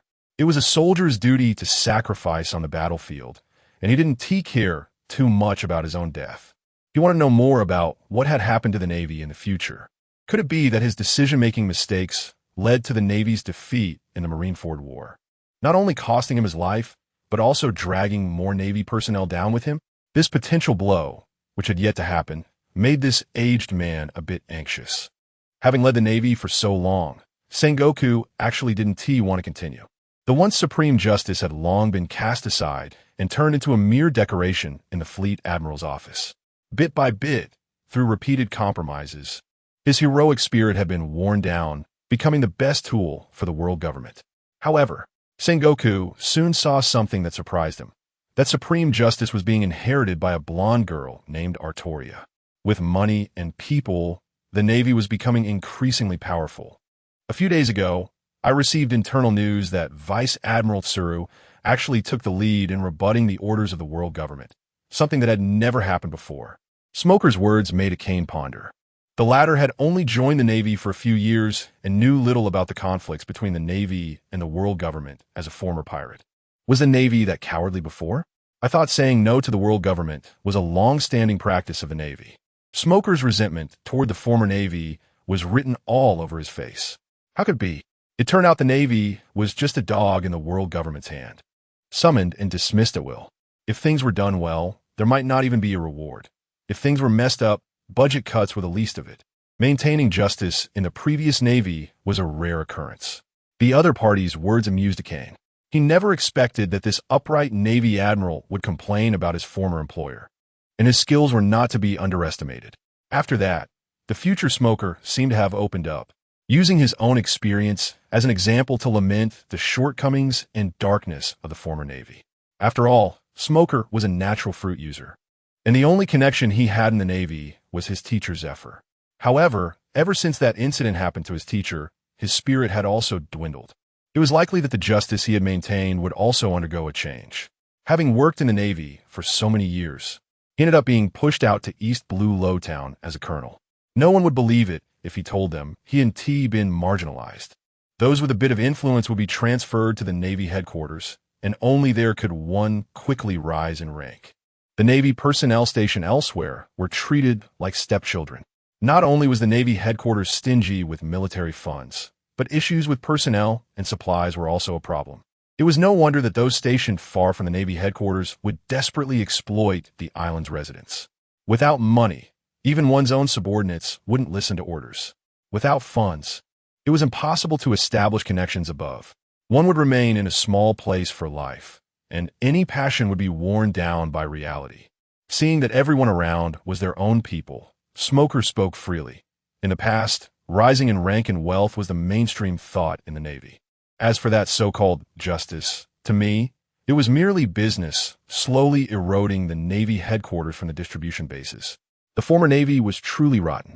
Chapter 84. The Justice of Sovereignty. Future Admiral Smoker expresses his outrageous views, leaving the Navy outside the light screen in shock. Goodness, can he really say that? Dasky notices the strange looks the surrounding Navy members are giving Smoker and worries about her superior. Colonel Smoker, let's quickly leave with the Navy orders. The current Smoker is not an admiral, and what he says in the future could unintentionally offend many people, leading to unnecessary trouble. Let's go. Some of the things he said in the future are his true feelings now. He has never thought of justice as a business until the future pointed it out, leading to an instant realization. His words and strength have greatly improved, and this beautiful future makes Smoker very happy. However, before he can enjoy it for long, Admiral Sakazuki's aide calls out to him, "Smoker, Admiral Akainu wants to discuss the matter of justice with you. You'll need to stay here and not leave on the warship just yet." Dusky, Smoker sigh. It seems that knowing the future in advance isn't always a good thing. The content about the future Navy is even more explosive. Ajin, you want to meet the Straw Hat Pirates, right? We haven't seen them for 5 years. Their appearance on Fishman Island was a big surprise for our Navy. The information about the Sea Goddess treasure hasn't even appeared in our Navy S data. And the revival of Princess Odoheim will likely spread across the seas soon. Originally, the idea of being able to resurrect was only half believed by those watching the light screen. But the fact that 2 future Navy admirals confirmed it is astonishing. The existence of the Grim Reaper's natural teeth is indeed real. The Straw Hat crew, just like 5 years ago, has the same style of action. I have already reported their information to the Navy headquarters, and they have been labeled as an adventure group. Such individuals do not pose a threat to our Navy for now. The concept of an adventure group was presented to the world for the first time from Admiral Ajin's words. An adventure group, as the name suggests, is focused on adventure, referring to pirate crews that do not commit crimes. Under the Navy's reform, such groups do not fall under the Navy's targets, allowing the Navy to focus more on more dangerous objectives at sea. With the latest ideology of acting Marshal Artoria, a broad united front is established, uniting all forces that can be united, including some pirates who Haven T committed crimes. It's important to distinguish between primary and secondary contradictions and not push potential allies directly into the hands of enemies. The concept of an adventure group proposed by the acting marshal really saves the Navy a lot of trouble. The Navy can actually issue bounties or search missions to pirates, and some daring individuals can indeed accomplish them, enhancing our control over the seas. However, for the stubbornly evil pirates, the direct implementation of collective punishment against their relatives is something only Admiral Sakazuki could think of. Admiral Ajin and Admiral Smoker recall Akainu's iron-fisted style, making both feel uncomfortable, as they both see the other as somewhat extreme. Admiral Akainu has become even more hated. Collective punishment refers to a system where those related to a criminal are punished as well, a cruel penal measure that Sakazuki has greatly promoted in the future. A scene of Sakazuki arguing with the acting marshal is shown. "Acting Marshal, I have submitted the report for so many days. Why haven't you issued your instructions?" The food in the Navy prison is still being wasted. 5 years later, Admiral Akainu bears more scars on his face, and his 3-meter stature makes the less than 1. 6-meter tall Artoria appear even more youthful. "Sakazuki, it's useless for you to pound the table here. Your collective punishment system has exceeded my tolerance. Killing the direct relatives of pirates is one thing, but you want to escalate it to 3 clans. You want me to approve a report that would lead to the deaths of over 3,000 people? Do you want the Navy headquarters to become a slaughterhouse?" Artoria rarely shows anger. These are lives at stake, and with just a stroke of her pen, over 3,000 lives could be lost. The 3 clans refer to the paternal, maternal, and spousal families. In Admiral Akainu's view, if a pirate commits a crime at sea, the method of exterminating their 3 clans should be adopted to deter future offenders. Over the years, the Navy has indeed killed countless people. The waters near the Navy's execution grounds have maintained a blood-red color that has never faded. I've gathered a whole table of reports against you, Akainu. Get out. If you continue with such extremism, I will revoke your position and have you start over as a soldier.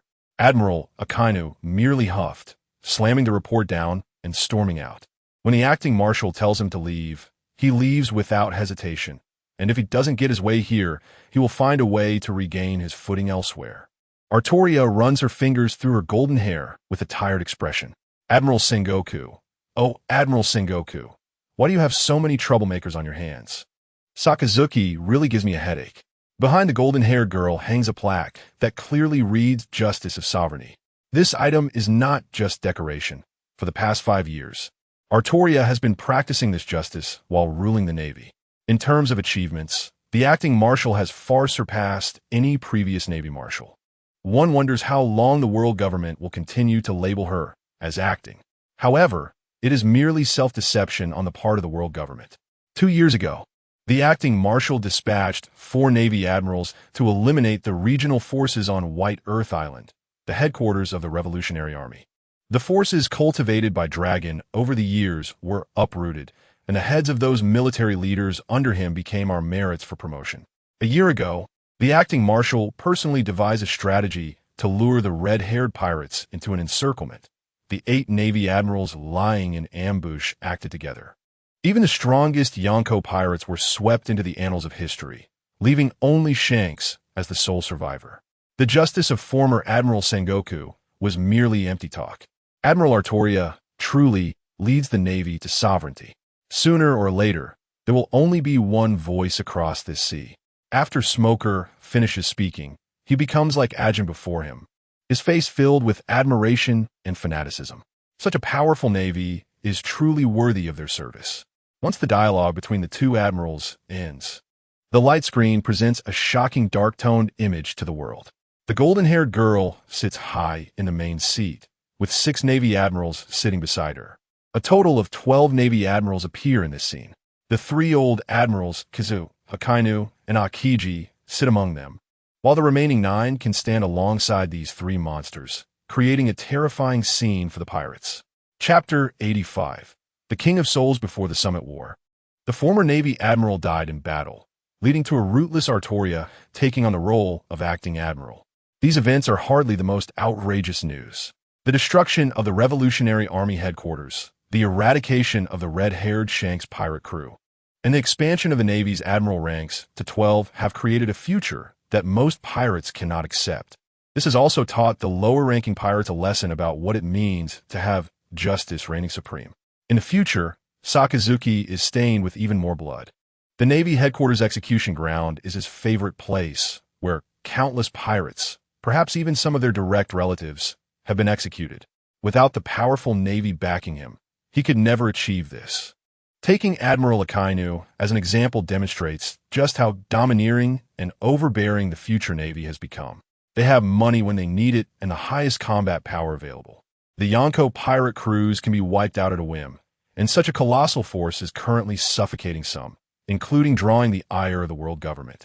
The 5 elders originally thought that controlling the Navy's military spending would allow them to keep this violent organization in check. But they never expected such complications to arise in the future. Where did Artoria get so much gold? In 5 years, Akainu, Kizuru, and Akiji will still be admirals. Excluding Smoker, a staunch Navy member, where did the other admirals come from? Were they all recruited by the future Navy admiral? With such a powerful composition in 5 years, the Navy will indeed have the strength to challenge the world government and say no to their direct superiors. The admiral-level powers appearing on screen are mostly just dark silhouettes. But even in these details, some anomalies can be detected. Observant residents of Fishman Island notice that one of the admirals seems to have gills on his face. Among the 12 future Navy admirals, one of them is actually a fishman, and judging by his physique, he doesn't resemble Jinbei. When did our fishman race produce such a strong man? With the addition of Fitz, who joined the Straw Hat crew, and this future fishman admiral, our Fishman Island finally has hope. This group of fishmen and mermaids can recognize him, and naturally, other intelligent beings can too. It is surprising that the future acting admiral can even accept a fishman, truly embodying her principles to the fullest. King Neptune of the Fishman Kingdom has issued another order to search for this future Fishman Admiral on Fishman Island based on the outline seen on the screen. He can stand shoulder to shoulder with the 3 veteran admirals in terms of strength, and building a good relationship in advance will be beneficial for the Dragon Palace.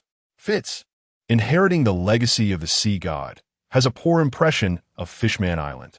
So he can only rely on this future Fishman Admiral to help protect the Dragon Palace and Fishman Island from disasters. Neptune is quite familiar with placing his hopes on outsiders. First, they were sheltered by the Whitebeard pirates, then marked by the Big Mom pirates.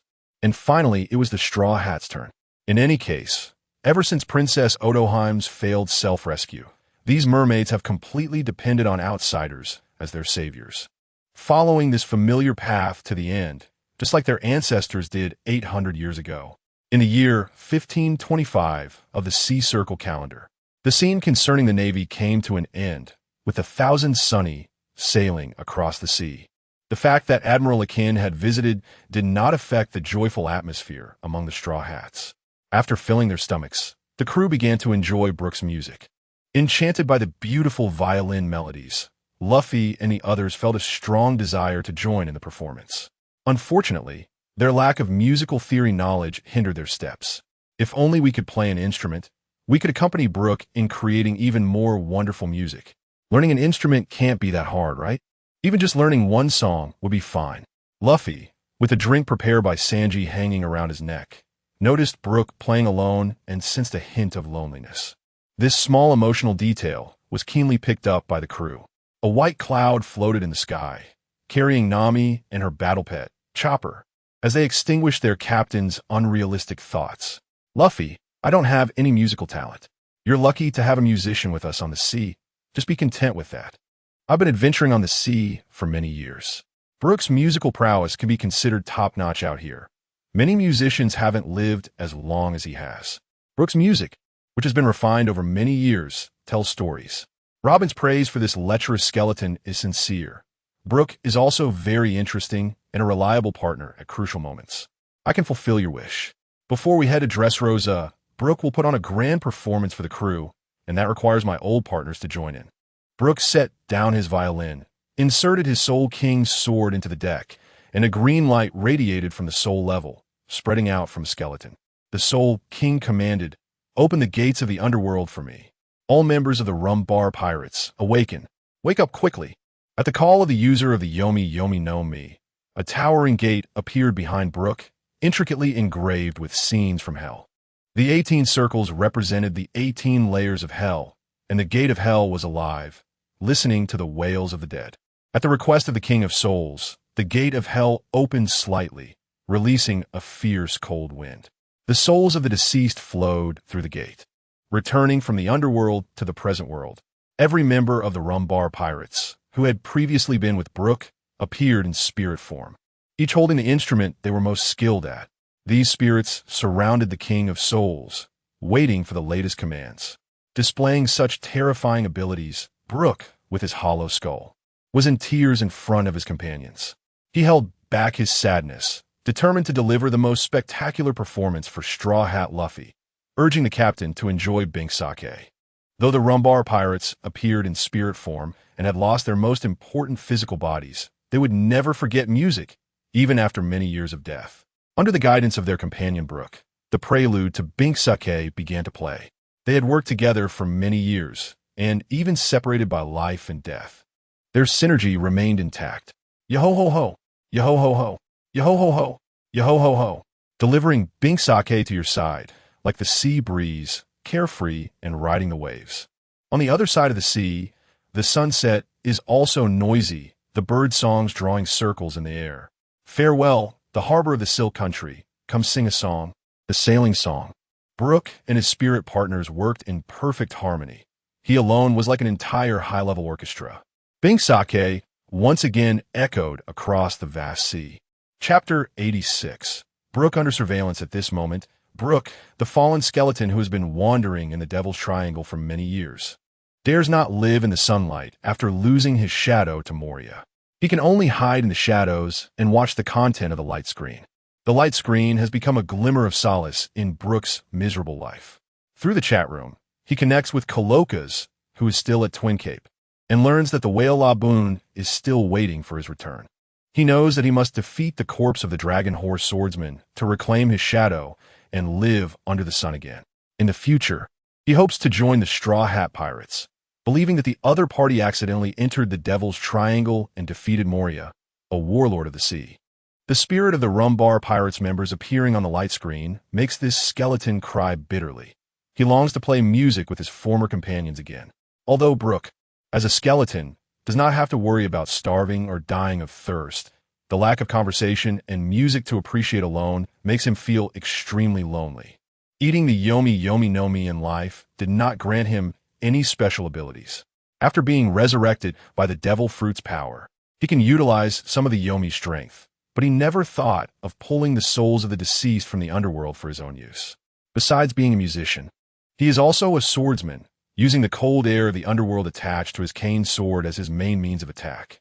5 years later, I can manipulate the underworld, which doesn't mean I can't do it now, Brook thought as he stabbed his cane sword into the deck of the ghost ship.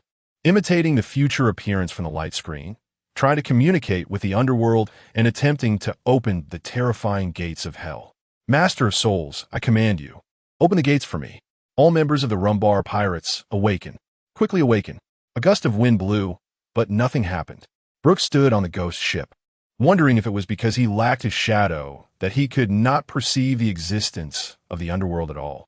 After trying hundreds of times on the ghost ship, the already dilapidated deck could no longer support the weight of a skeleton and collapsed with a loud bang, causing Brook to fall into the cabin.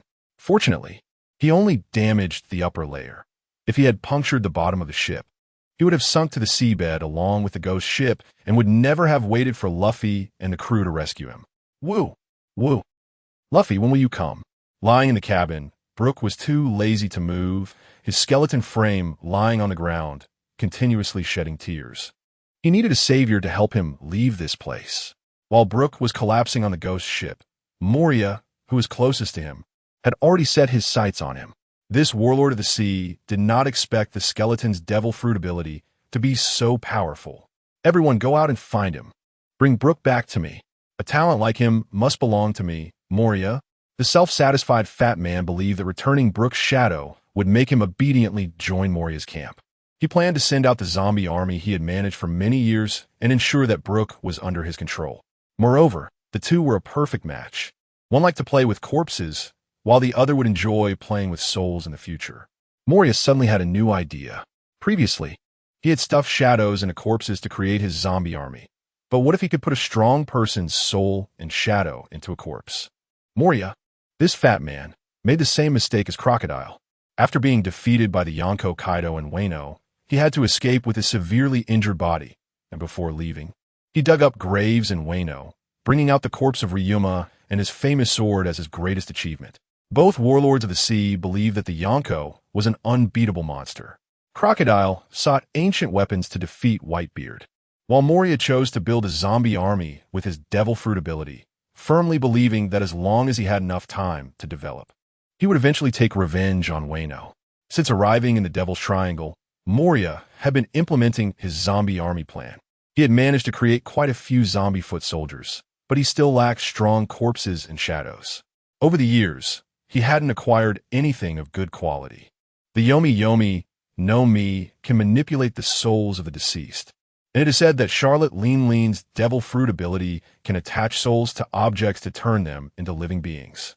These are two completely opposite powers. Is it really wise for us to provoke such a person? Dressed in a gothic style, Perona expressed her concerns to her captain. She was afraid that someone as powerful as Brook would be difficult for their crew to handle. Even if the Yonko were interested in him, they would take some time to reach the Devil's Triangle. As long as they could utilize Brook's devil fruit ability to summon a few strong souls from the underworld, they would have the strength to protect themselves. After Hogback spoke, he looked at Ryuma's corpse, fantasizing in his heart. If he could summon the soul of the swordsman who once slayed dragons from the depths of the underworld and merge it with his own body, this ancient monster that had died for hundreds of years would surely exhibit incredible power. He also thought of his goddess, Sindori. Although the goddess's body had been placed into someone else's shadow, she remained incomplete. Hogback wanted to find Sindori's soul in the underworld and merge it with the goddess's body, which was currently the most feasible method of resurrection. Absalom, with his lion face, took the initiative to share the burden with his captain. I am a user of the transparent fruit. I can accompany the zombie army to check it out. If I find that skeleton, I can quietly approach him and prevent Brook from escaping. He also had his own thoughts. If he could obtain some beautiful souls and have Hogback combine them with beautiful corpses, this lecherous Absalom wouldn't mind having a harem full of beauties. Perona watched her two colleagues fantasizing about a bright future, and her face was filled with speechlessness. Sure enough, not a single adult is good. They only think about matters between men and women all day long. There was still a trace of soul remaining within Ryuma's corpse. The shadow of someone else residing within him was not as good as having his original soul. It would be a good thing if he could be revived. A warrior's soul wanted to know what had happened in Wano. What kind of soul should I prepare for Ors? I absolutely cannot let his original soul return. Moria understood that Ors' soul was that of a reckless man who had frozen to death in the ice country simply because he wasn't wearing clothes, which was a waste of that giant body. In short, Moria's faction had already regarded Brook as a sure thing. Such a good subordinate could not be shared with other pirates. Chapter 87 Prelude, 12 Navy Admirals, the complete annihilation of the Revolutionary Army. The withdrawal of the red-haired Shanks from the historical stage, the treasure of the sea god related to the Fishman Kingdom, and the briefly mentioned Marineford War. All these events stirred the hearts of many.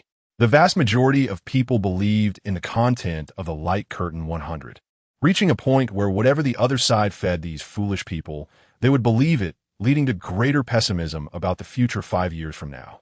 These individuals not only became loyal followers of the Light Curtain, but also changed their previous ways, adopting a mindset of enjoying the present, which was something the people behind the Light Curtain had not anticipated. Some weak individuals simply laid flat, while only the strong would take proactive action, hoping to seize a glimmer of opportunity in a certain future. Originally the most straw hat crew, after the Navy demonstrated its terrifying strength in the future, suddenly felt that these pirates struggling at sea were, at times, truly pitiful. When a Navy suppressed with absolute force, even the Yonko pirate crews could not withstand it. Small pirate crews drifting at sea could be wiped out in an instant. Addressing the issue of pirates go to sea from the source.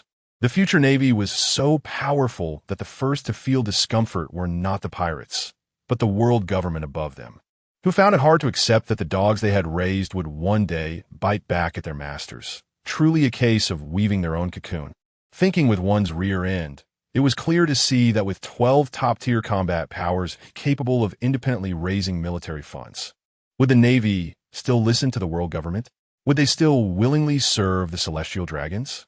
The future death of Fleet Admiral Sengoku was no longer a concern for the Five Elders. These top decision-makers called him over to want to use the current world government to pressure the Navy, as they could not allow this master-biting attitude to grow and must extinguish it at the source. Regarding the issue of Artoria, as the future acting fleet admiral, she was especially protected. The world government wanted this blonde girl to take a position in other organizations, but it was collectively opposed by the Navy. Fleet Admiral Sengoku was the first to disagree. Even if the former Fleet Admiral Steelbone Kong tried to persuade him, the current Fleet Admiral did not relent. Aside from Artoria, both Akainu and Smoker were also under close scrutiny. These two were deemed problematic in their thinking and were forcibly detained at Navy headquarters by Fleet Admiral Sengoku. Without his orders, they were not allowed to leave Marineford.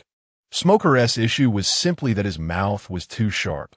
He mocked his Navy colleagues too harshly in the future, disregarding others' sense of justice. Fleet Admiral Sengoku kept him at Navy headquarters to protect this future admiral. However, Akainu's problem was particularly severe. No one expected him to become even more extreme 5 years later, to the point where it was physically uncomfortable. It was unknown how much blood he would have on his hands in the future, and those who disliked his style behind his back nicknamed him the Red Dog Butcher. As long as I'm here, I firmly oppose your joint punishment system. You are really too extreme. Kazan originally thought Akainu was somewhat extreme. To combat pirates and complete missions, he could directly sacrifice innocents. Akainu had done this many times, but unexpectedly, 5 years later, he became even more relentless, with a scope of impact that exceeded that of a Navy admiral's sense of justice. Regarding Admiral Akiji's words, Akainu didn't want to pay him much mind. After all, they had different paths and would not work together. Saying more would be a waste of breath. I never thought of a joint punishment system before. This is a way to intimidate pirates from a source. To deal with those damned pirates, such cruel means must be used. How terrifying. Well, see you tomorrow, Kizaru said. Timing himself, staying an extra second at Navy headquarters was a desecration of his work ethic. Fleet Admiral Sengoku was called to the Holy Land for inquiries, and no one cared about him. Kizaru's figure transformed into countless light points, disappearing through the window into the war room. As for where he was going, many speculated he was probably going to the Subordinate archipelago for leisure. Could there be a Navy admiral's lover there?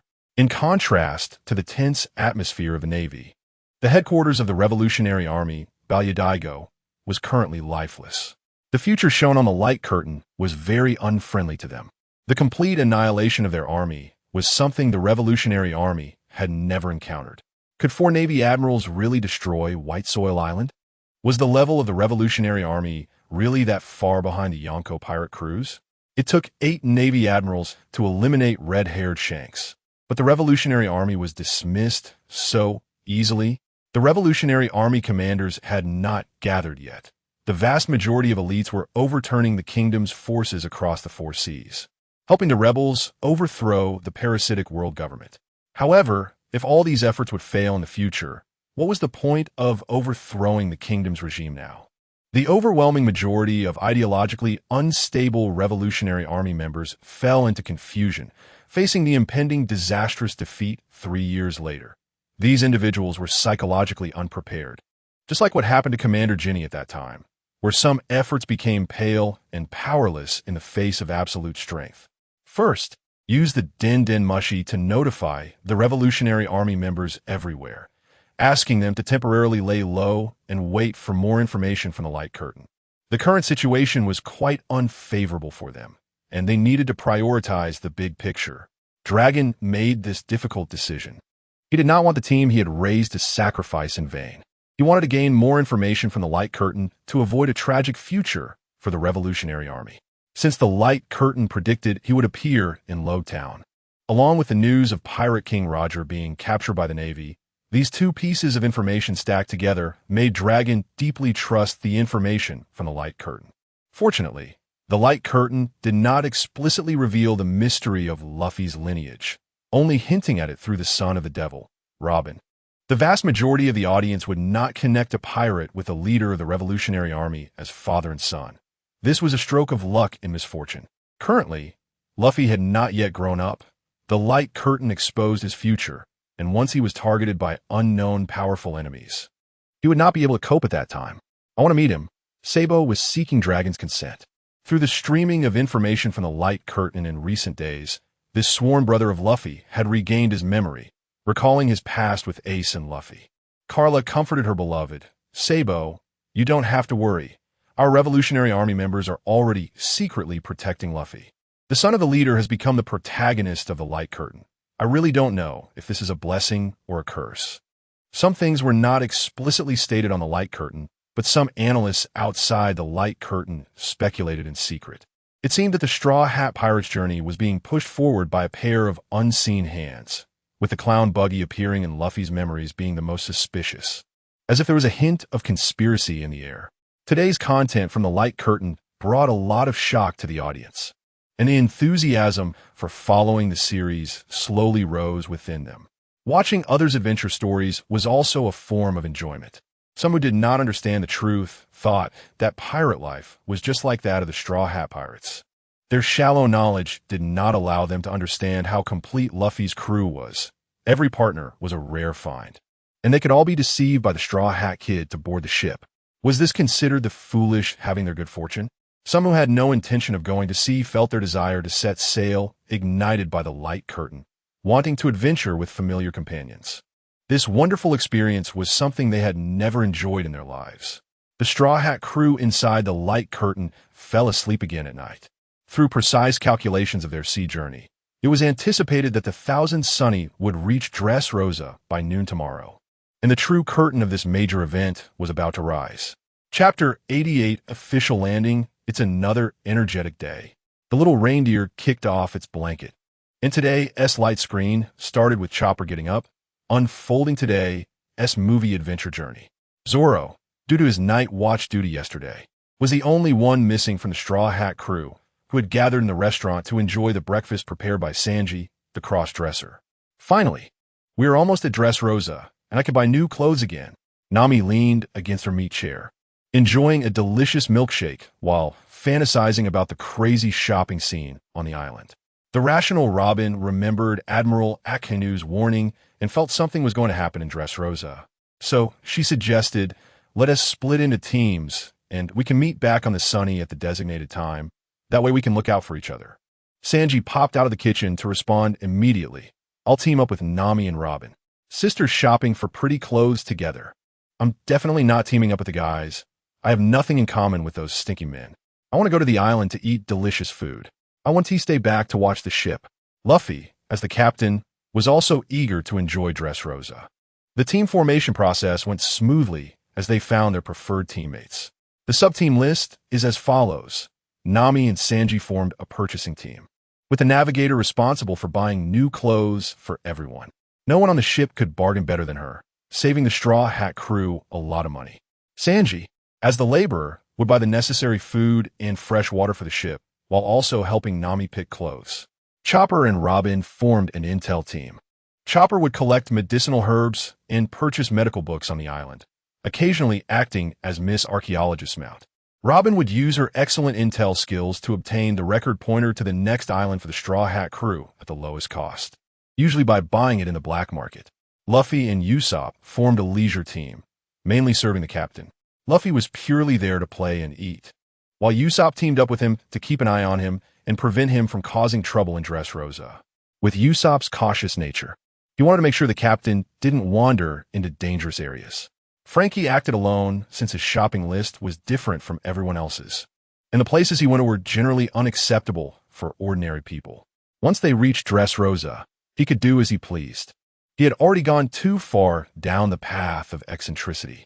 Zoro, who also wanted to enjoy the island, was quickly rejected by everyone. This directionally challenged person couldn't be left alone.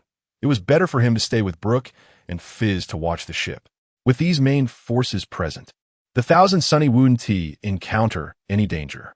Fizz didn't like crowds, and during the time the Sunny was docked, he could swim freely in the ocean, enjoying the freedom of being a fisherman.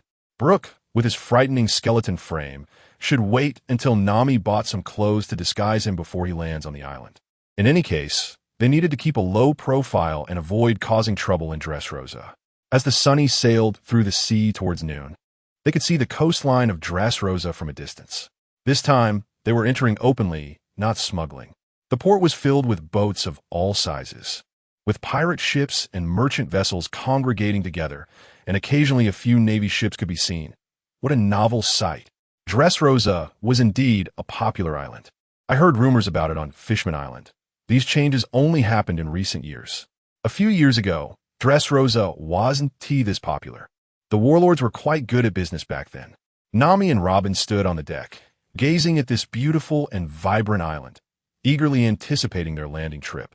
The Thousand Sunny entered the port of Dressrosa, where the port staff enthusiastically began directing traffic, ensuring that the arriving guests didn't block the shipping lanes.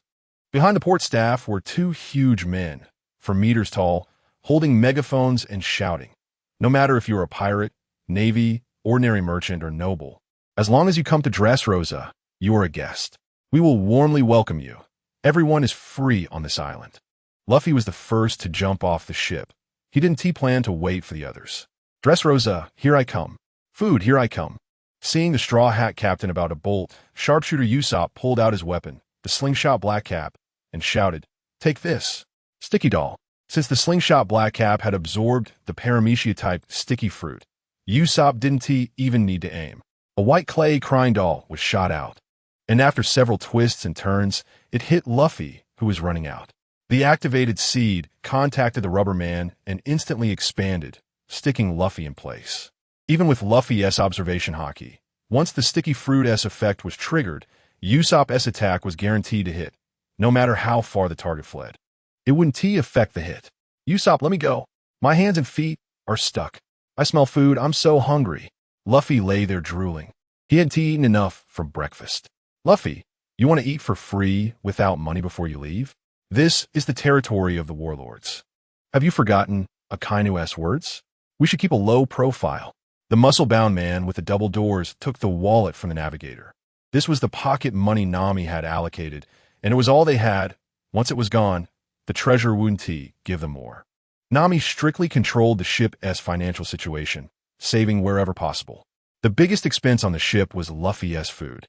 Ever since he got a pair of slippers that could eat as much as the captain, the treasure from the sea goddess treasury was visibly depleting. Usopp jumped off the ship to help Luffy out of his predicament, and this little team officially began their journey in Dressrosa, while the other two teams couldn't fall behind. "Chopper, is it really okay for me to ride on you?" Robin asked, sitting on the four-legged reindeer. It wasn't her first time using such an animal for transportation, but most of the time, she had only ridden Chopper while escaping. "It's fine, Robin. I can carry you. Others would think I'm a reindeer mount. This way, it saves your energy, making it easier for us to gather intel. Only partners can ride me. Outsiders can't," Chopper thought, as he was an animal-type devil fruit user, and running on four legs was his specialty. Sanji had painted himself with a smoky makeup look paired with a Lolita dress, giving off a dark vibe. Standing together with the beautiful Nami, calling each other sisters, the sense of incongruity was somewhat reduced. After the first three teams left, Frankie flew low out of the sunny by himself. As for where he was going to replenish his energy, it was indeed somewhat inappropriate for children. Chapter 89. The little guide leaving the port of Dressrosa felt like entering another world, a bustling scene reminiscent of the Chambord archipelago, with countless brilliant lights forming this vibrant environment. As Luffy entered the city, he looked around, his eyes filled with curiosity. Everything he saw was so novel. The main thoroughfare was packed with people, a stunning sight made up of toys and humans, stretching endlessly with at least tens of thousands of people visible at once. Street vendors called out as they sold their wares, while luxurious shops lined both sides of the street, each with a beautiful receptionist standing outside, trying to attract the attention of tourists and lure them into their stores. Luffy had underestimated Dressrosa. Such a lively island was perhaps a bit too free. Usopp was truly taken aback today. He couldn't believe that there were women walking around without clothes, openly displaying their bodies, and some slave owners were leading their ragged slaves. Public displays of affection between men and women were common, and there were even people playing poker in the street. It was freedom taken too far. The ones engaging in performance art were a minority. Observing the attire of other pedestrians, it was clear that most were tourists experiencing life in Dressrosa. Luffy inhaled deeply, savoring the smell of food in the air.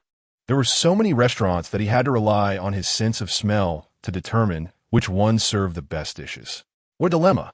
"I want to eat at every place." This statement startled Usopp, who quickly clung to him. In such a wealthy place, the cost of living was likely high, and with the little pocket money Nami had given them, they should save it. "Excuse me, gentlemen, is it your first time in Dressrosa? I could be your guide for just a small fee." A girl's voice caught Luffy and Usopp's attention. They turned to see a beautiful girl with silver hair and red eyes, wearing a white princess dress and standing barefoot on the cold floor.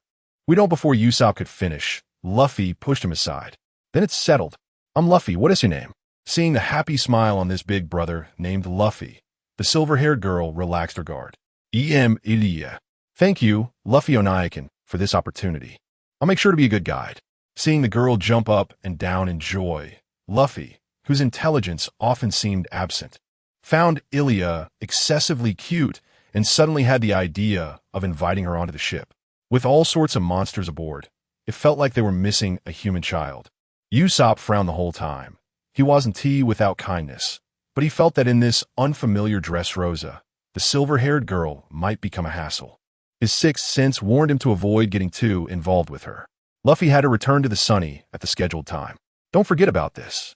If we're late, be careful of Nami's fists." I know. "Ilya, let us go explore. I'm really looking forward to it." Luffy didn't pay any attention to Usopp's concerns. The free-spirited Captain wouldn't let even Nami stop his pace. This little guide was not only beautiful, but also had a lovely voice. Calling him Onaikin made his heart melt. Ilya spoke eloquently about the changes in Dressrosa over the past few years. A few years ago, Dressrosa was only famous for its bullfighting arena, but the outside world only knew about the young women and their sexy, hot dances. Each lady was passionate, forbidding their male partners from straying. Otherwise, they could lose their lives, which formed the initial impression of outsiders. The Don Quixote family vigorously developed the entertainment industry, building more casinos and arenas, promoting freedom and beauty as their selling points, attracting a large number of tourists in a short time, and making Dressrosa even more prosperous. In just a few years, it became one of the most popular tourist islands on the Grand Line. As for the toys that provided free services on the streets, they were once bad people who brought destruction to Dressrosa, transformed into harmless toys by the powers of devil fruits, thus posing no threat to the tourism business on the island. The ruler's explanation was firmly believed by the islanders. Don't feel sorry for these broken toys. They were all bad people. Now serving us is their atonement. So, you two big brothers, please don't cause trouble in Dressrosa, or you might become toys too. Ilya's words made both of them break into a cold sweat. Luffy was worried about exposing his pirate identity, while Usopp imagined the scenario of becoming a toy, endlessly enslaved and unable to rest. It was a dark thought. The word pirate was almost written on their faces, but Ilya only intended to scare them a bit. After the prank, she asked, Luffy and Aiken, are you hungry? Hearing the sound of Luffy's stomach growling behind her, Ilya had just the place in mind to introduce her two guests. Sanji's breakfast was too little. Ilya, I'm about to starve. I want a big meal today. With a foodie in the group, Usopp felt hungry too. Then let us find a cheap place to eat. We're a bit tight on funds and can't afford anything too expensive. Don't worry, big brothers. The place I'll take you is definitely cheap. When I didn't have money for food, I used to go there to eat for free. I'll take you there right now.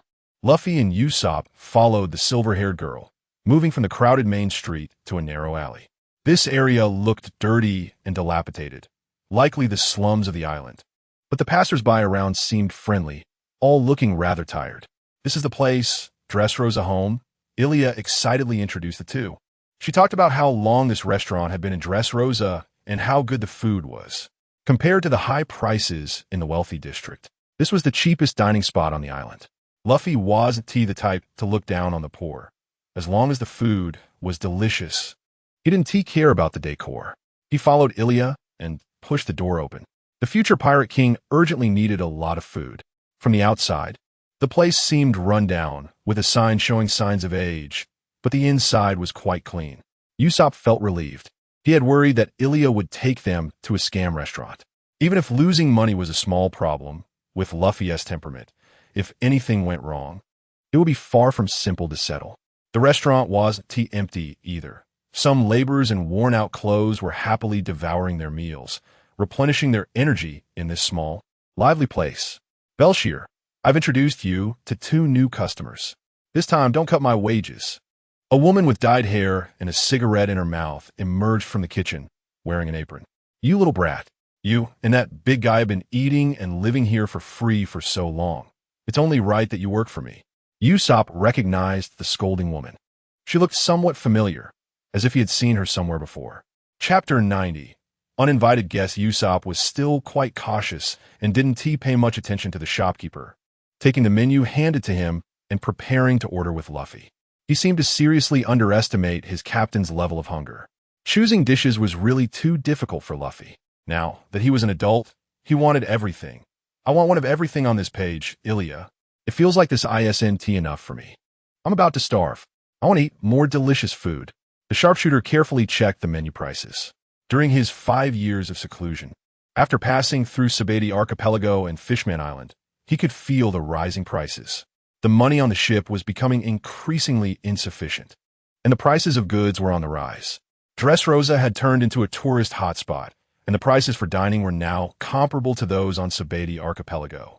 Even this small shop in the slums had prices that were 50% higher compared to the restaurants he had encountered before. He thought he must tell Nami about this when he returned. The allowance she set was no longer in line with reality, and it was time to raise some money. After this reflection, Usopp knew that their allowances were limited, so he didn't agree with Luffy's idea of ordering everything. He decided to order more staples and fewer side dishes, and just make do for this meal.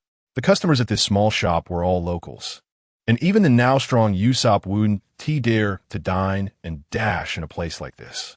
It was a small business, and he didn't want to cause trouble for others. After paying for the meal at the counter, Usopp sat down across from the captain, and the two waited for their food to be served. During the wait, he chatted with Ilya, who was hovering around the table. there were some things only she, as a local, would know. Is Dressrosa usually this lively? Usopp asked. The number of ships docked at the port is even more than I saw at Subordinate Archipelago. The silver-haired girl moved a stool over to sit beside Luffy. You two brothers arrived just in time. Tomorrow night is the music festival hosted by Dressrosa. The king has invited many world-famous figures, so it's really lively these days. The streets are packed with people, and most inns are already fully booked. According to the promotional material, it seems like there are over 100,000 tourists attending the concert. Dressrosa was originally known for its music, dance, and beautiful, passionate women, gradually gaining fame on the Grand Line. It was already impressive to leave a name in these seas. This concert had been in preparation for over 3 years, simultaneously promoting to attract tourists and actively developing the island internally. To empty the tourists' wallets, the king of Dressrosa and his officials spared no effort.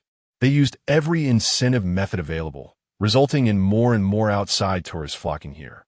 With a steady influx of tourists, most ordinary islanders had jobs that provided for their basic needs. Those without a business mind worked physically demanding jobs and could barely make a living. Overall, the standard of living was steadily improving, and they were content to live this way. Their chat was interrupted when the food was served. Since you two are introduced by Ilya, we've prepared extra for you. I wonder if you two can finish all this. When Luffy saw the food arrive, he didn't care about anything else and directly started shoveling food into his mouth without chewing. This tastes really good. Thanks for being our guide, Ilya. Hey, Luffy. Slow down. No one is competing with you. Ha ha. Ilya, our captain is like this. No one can compete with him when it comes to eating. Usopp grabbed a rice ball and stuffed it into his mouth. The breakfast he had was already digested, and seeing Luffy eat so heartily made him feel even hungrier. Forgetting his manners in front of the silver-haired girl, he started eating like Luffy, wolfing down food. The way you two eat reminds me of my big black uncle who protects me. I envy you guys for having such good appetites, Ilya said, swinging her feet on the chair, watching these two new friends, feeling like they were different from other pirates. Maybe Luffy and Usopp are good people. The Straw Hat Pirates were enjoying their meal when suddenly, the door of the small shop was kicked open violently. The wooden restaurant door shattered with a loud bang, attracting the attention of those dining inside. For sure, when are you going to pay your rent? I've lost patience with you. 3 small-time thugs dressed in Don Quixote family uniforms broke the tranquility of the shop. Others saw this scene, but didn't step in to stop them.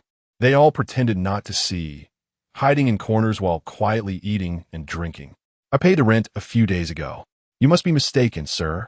Brochure came out of the kitchen with a smile, still keeping her composure despite the rudeness of the intruders. The rules have changed, and the rent has increased. The money you paid a few days ago isn't enough. I notified you to gather the money quickly, and it's been days without any movement. Does that filthy whore think she can ignore the words of the Don Quixote family? The thug collecting the debts had a filthy mouth and kicked Brochure hard in the soft belly, wanting the pain to remind this poor woman that some things couldn't be delayed.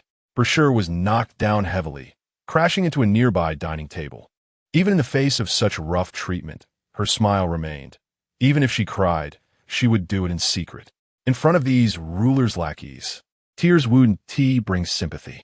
Luffy gulped down the food in his mouth and pulled the plate out, having satisfied his hunger a bit. Seeing the bullying of the weak in front of him, his rubber fists were itching to act. Noticing the captain's eager expression, Usopp knew that these guys were in for a bad day. However, fighting in the restaurant would only drag the shop's people into trouble. He grabbed Luffy's clenched fist, saying, "Let us wait until we go outside to teach them a lesson. This fragile restaurant can't handle your chaos. After these 3 leave, I'll go with you." Okay. Luffy frowned, suppressing the anger in his heart. He had already regarded Ilya as a friend, and with his straightforward personality, anyone who dared to harm a friend would be punched, no matter who they were. If they dared to lay a hand on Brochure, Luffy's stubbornness won't spare the Don Quixote family's lackeys. When it's time to act, he will. Just as the 3 thugs were about to use violence against Brochure, a male voice came from outside the door. "You lot, who let you in here?" The 3 thugs instinctively shivered at the sound of the voice, their previously arrogant demeanor shrinking back in an instant. The leader, a long-faced man, stammered in reply, "Aaron." We were just here to collect the monthly rent. Then you can leave. Don't disturb my mood today." The three thugs felt as if they had received a pardon and scurried away from the sight of everyone. A disheveled young man was followed by a golden-haired little girl as they calmly walked into the small shop under everyone's gaze. Chapter 91 Encounter Belshir. "Are you okay?" The young man with black hair stood beside the woman, reaching out his hand to help her up. "Aaron didn't expect your reputation to be so effective. You usually keep a low profile." Belshir was pulled up by the person who came to her rescue. That kick had hurt, but it didn't affect her business. She looked at the familiar customer again, never imagining that the young man in front of her would be so capable, scaring those few lackeys. Could it be that Aaron is a cadre of Don Quixote? The clever woman buried her speculation in her heart, a smile reappearing on her face. "Is this your daughter?" "Adon. She's such a pretty little girl. What would you like to eat today?" "It's on me." The blonde little girl shot a cold glance at the overly familiar woman, saying indifferently, "I'm not his daughter." "You got it wrong." This little girl, who looked to be under 5, wasn't shy at all despite being held by Aaron's hand. She had a small but strong presence, another precocious child. "She's the child of my business partner. She sneaked out this time, and I still need to take her back later. I'll run away sooner or later. You adults can't control me." The little girl was quite rude, directly calling Aaron by his name, pouting a bit in a childlike manner, looking down on others. This strange pair picked a clean table, and the young man, named Aaron, began to order. The blonde girl was kept beside him, unable to escape the adult's strength, and had to sit obediently. This time, Belshir served the food very quickly. The new customer's orders hadn't even taken 15 minutes before the woman brought over 2 plates. "Aaron, your taste hasn't changed. Serving a customer like you saves time." The blonde little girl looked disdainfully at the fork in her hand, feeling a bit of a cleanliness obsession and thinking the cutlery wasn't clean enough. Coming from a noble background, she had her own exclusive utensils and had never used anyone else's. "Is the food of the poor this delicious? If you let me go, I can treat you to many lavish meals." Aaron ignored her and continued eating. He had been to this restaurant many times, and the taste was already familiar to him. He was somewhat nostalgic and didn't like trying new things, frequently visiting Belshir's restaurant over the years. Seeing Aaron enjoying his meal, the blonde little girl felt a bit sulky. She had never looked down on a place where only poor people came. 2 uninvited figures sat down at their table. One of them, a guy in a straw hat, started eating the food on the table without the owner's permission, which was extremely rude. "Aaron didn't expect to see you in Dressrosa. It's been many years." "Oh, I'm choking. Water." The straw hat guy kept pounding his neck, having swallowed too much food at once, his face turning red as he teetered on the edge of choking. "Lu Fei, here's the water." A silver-haired girl hurriedly appeared from behind and handed him a water jug. But she was still a bit late. The muscular man with a long nose next to him suddenly punched the back of the straw hat guy to physically resolve the issue. "Saved. I thought I was going to choke to death." The blonde little girl rolled her eyes at this bizarre pair. "Did these two really know Aaron? I saw you two when I came in. If it weren't for this little kid, I would have sat right next to you. Aaron, you still look the same. Your expression is unchanged, just like 5 years ago. Don't use a child to describe me." Unfortunately, no one paid attention to her as the adults continued their conversation. Old friends catching up. Lu Fei sat down at this table for 2 reasons. 1, to mooch off the meal, and 2, to be curious about his old friend's experiences. "Aaron, has your illness been cured on Drum Island?"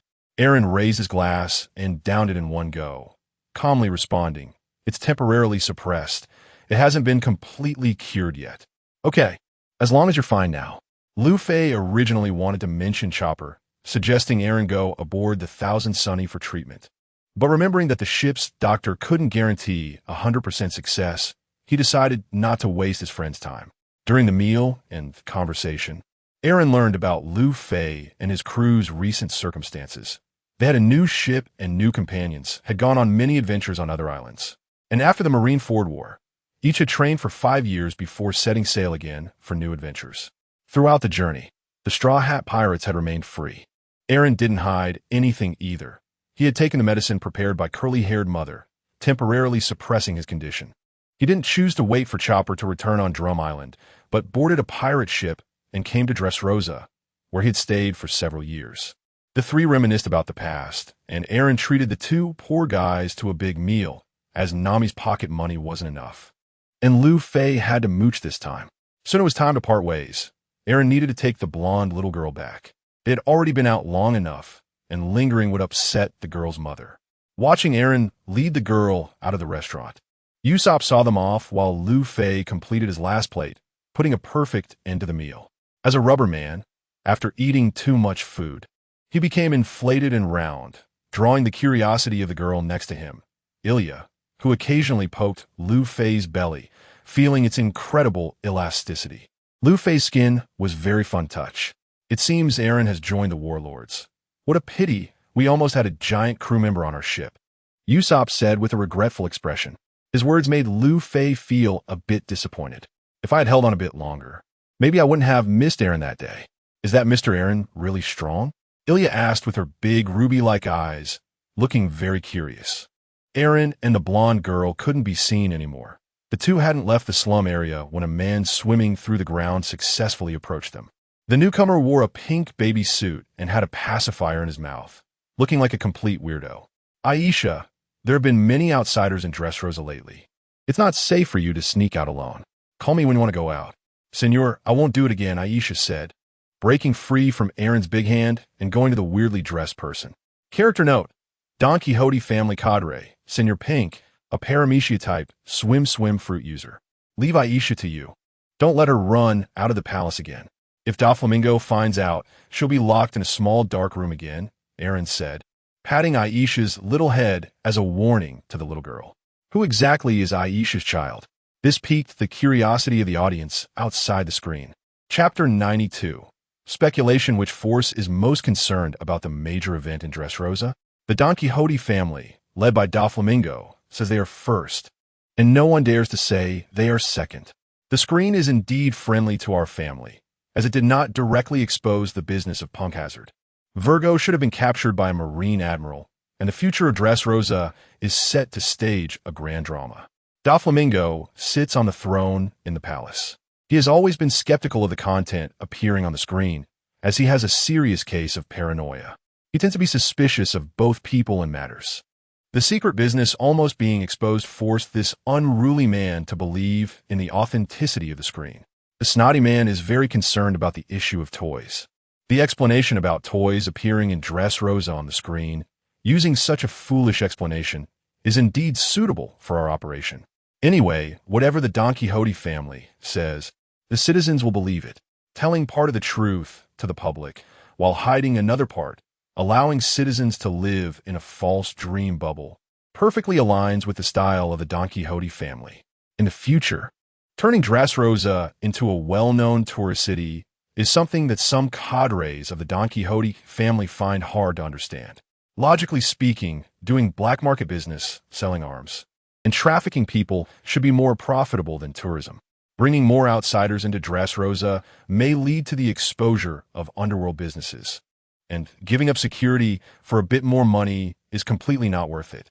Developing artificial devil fruits and child gionization is all to maintain a good cooperative relationship with the four emperors. We hope that at critical moments, the pirates can play a key role. After giving so many benefits, it cannot all be in vain, right? This person named Alan, will he also be a cadre of the family in the future?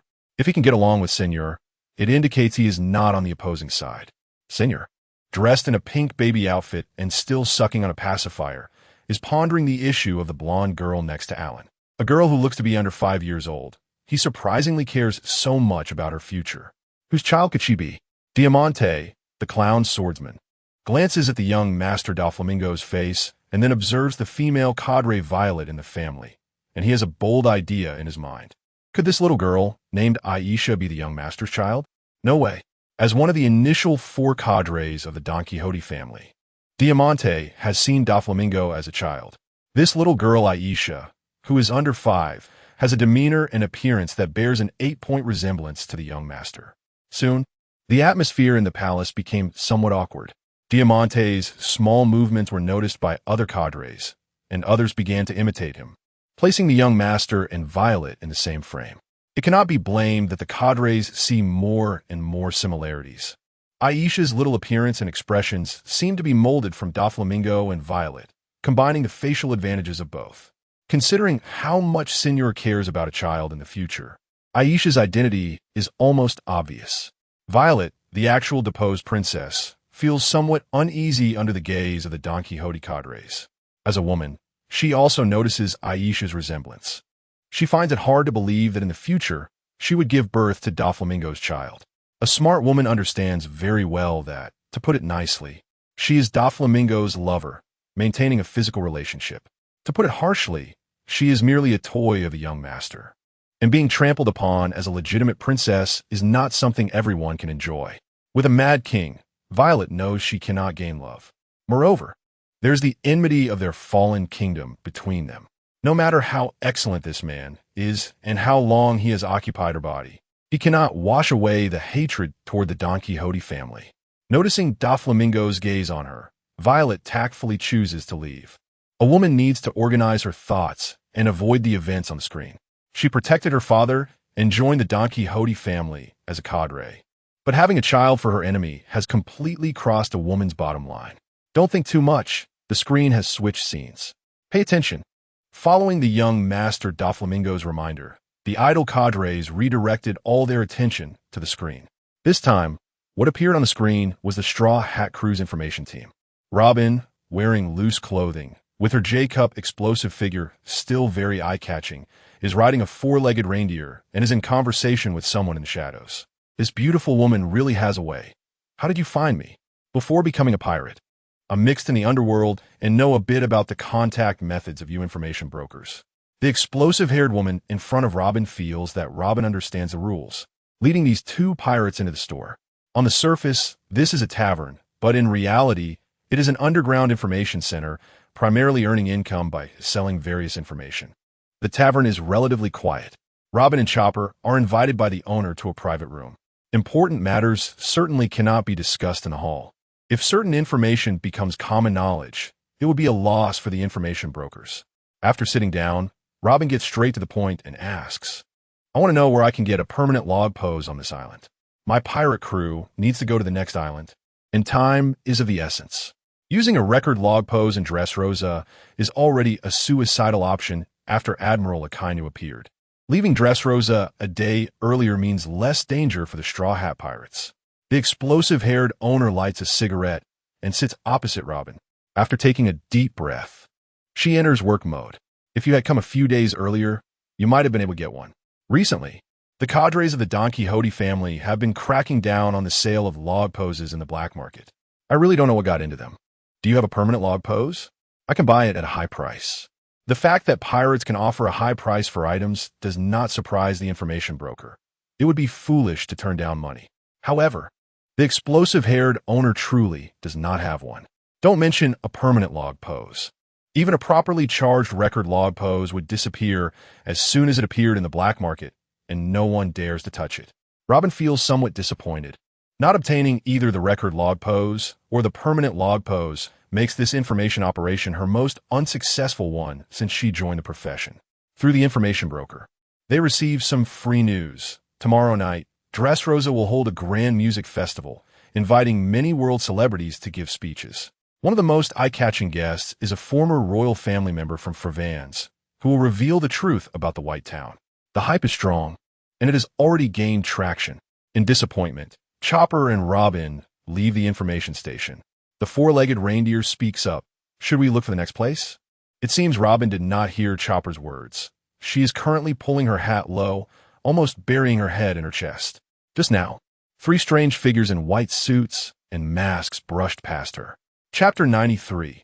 CP0's intelligence. The intelligence from CP0 can make a pirate show a look of terror. The audience watching the screen knows that this group of strange people dressed in white suits are definitely not to be trifled with. Robin leaned down and whispered to Chopper, Chopper, let's get out of here quickly. The four-legged reindeer did not ask why, but carried the beautiful woman on its back and blended into the crowd in an instant. Anyone who could scare Robin was certainly not a good person, and the other party must have some strength to be wary of. Two members of the Straw Hat Crew disappeared into the crowd, and the screen zoomed in on the three people in white suits. The shortest among them noticed Chopper. The reindeer. Their identities were top secret. Anyone who knew what they were doing was a target to be eliminated. Unexpectedly, there was an unexpected gain in Dressrosa. The devil's child actually appeared on this island. Should they capture her? The woman removed her facial mask, revealing a short-haired, stunning beauty. Her curvaceous figure made her another rare, black-haired enchantress. Character annotation. World Government's Top Intelligence Agency, CP0. Ada. Zoan-type insect fruit. Parasite form. Ada's intelligence abilities are really impressive. I didn't even notice that woman just now. There is still much I can learn from you. The man in the white suit had a distinctive feature. His nose was a rectangular protrusion, and he looked somewhat goofy, clearly the lowest ranking among the three. Character annotation. World Government's Top Intelligence Agency, CP0. Cuckoo. Zoan-type ox fruit. Giraffe form. The remaining member had a white dove named Hadley perched on his shoulder, dressed in a suit like its owner. The devil's child is not within the scope of our current operation. Capturing her rashly could disrupt our mission here.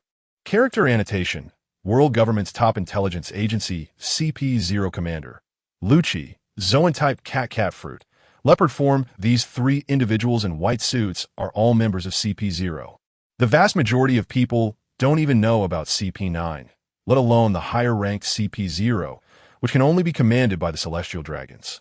The viewers watching the screen were eager to know the purpose of their landing in Dressrosa. A newspaper bird hovered in front of the three, seemingly wanting to ask if they wanted to buy a newspaper. Wherever there was a chance to sell newspapers, Morgan's newspaper birds would be everywhere. Ada took a banknote out of her pocket and stuffed it into the seagull's wallet. Just as she was about to take the newspaper from the seagull's pocket, the clever little creature dodged and did not hand over the latest newspaper, its small eyes still fixated on the pocket with the money. Seeing this, Kaku couldn't help but curse, "Damn bird, the price of a newspaper has gone up again." Just earlier, Ada had paid 1,000 berries. The price of a newspaper really changes every day. I remember it used to cost only 50 berries at its cheapest, and now it has increased 20-fold. This newspaper king is truly insatiable. After paying another 1,000 berries, Ada finally retrieved the latest newspaper from the seagull's pocket. However, she had no intention of letting this little creature off easily. "Since you took 2,000 berries from me, help me do a job." From the woman's fair hand, a wriggling, spherical parasitic larva, under the magnifying lens of the screen, instantly burrowed into the body of the newspaper bird. It traveled through the bloodstream into the bird's brain, replacing the original command center with a parasite, turning the seagull, which originally obeyed Morgan's, into Ada's personal slave.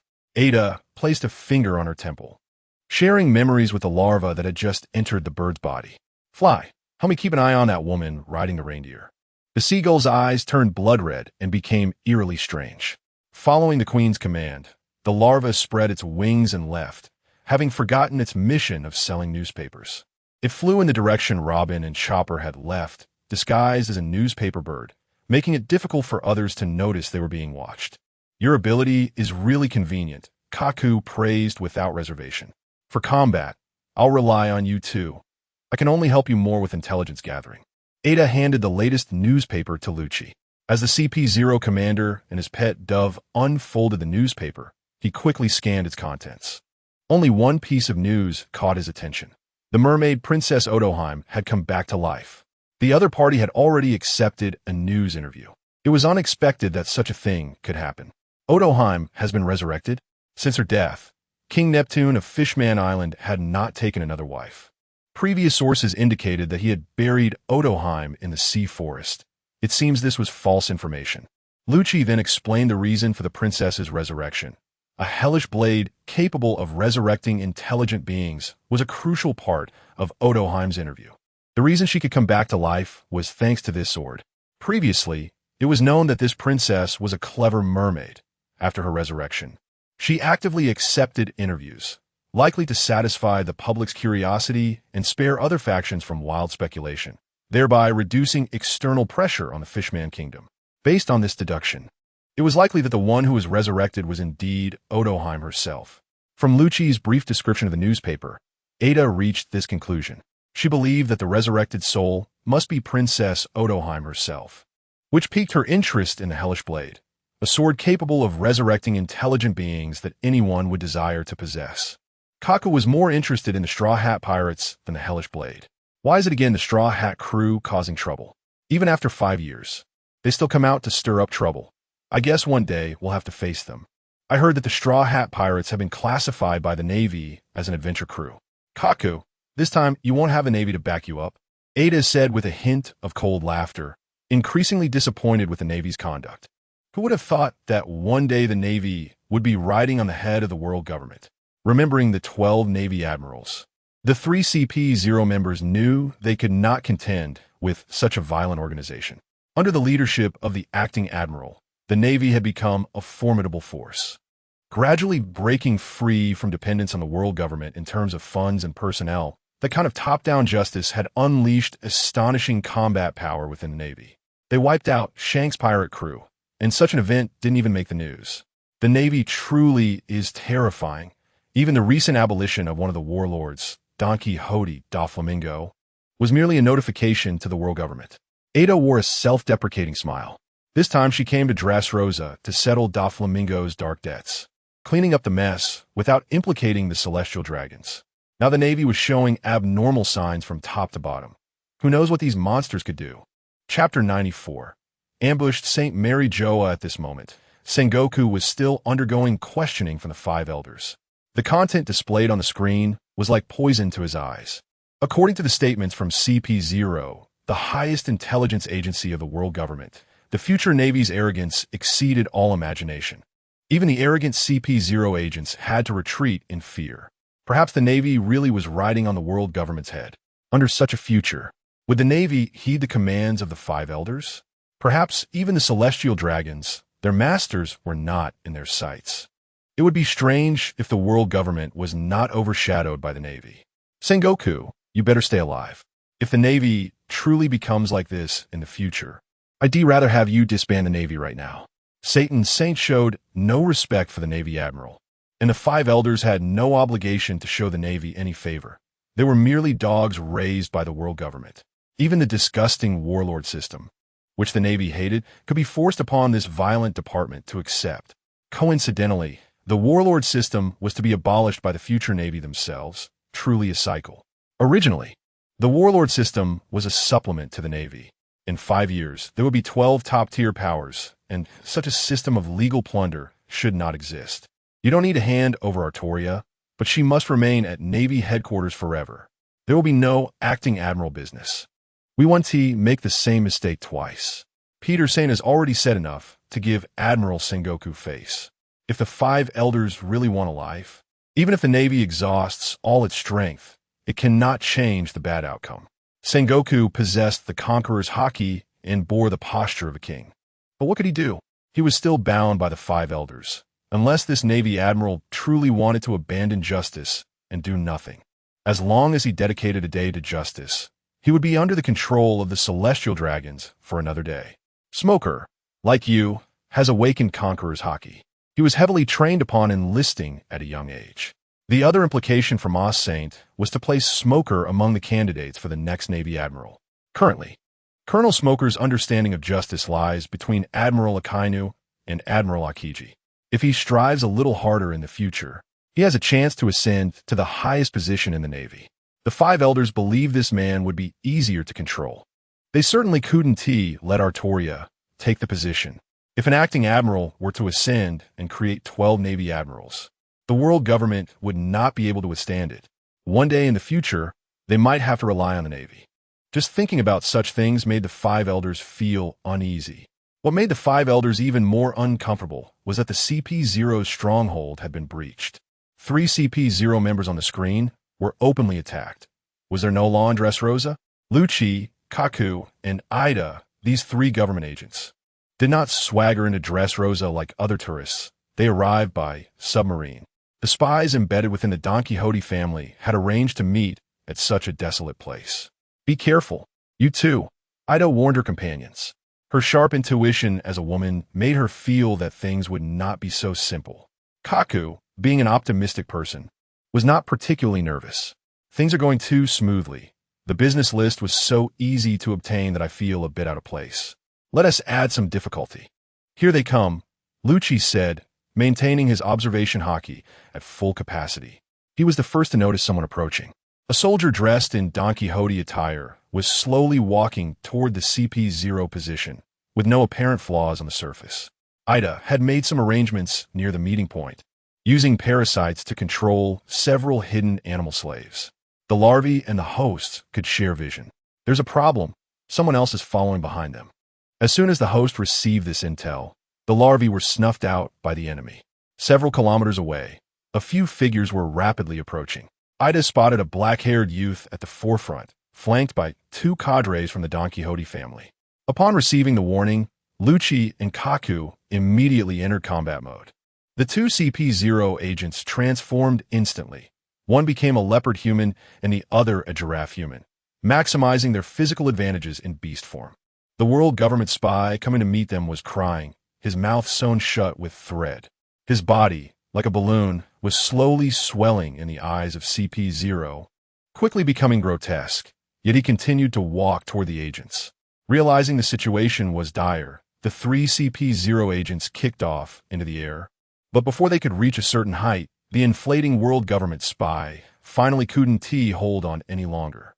Boom! An incredibly violent explosion left a mushroom cloud at the scene.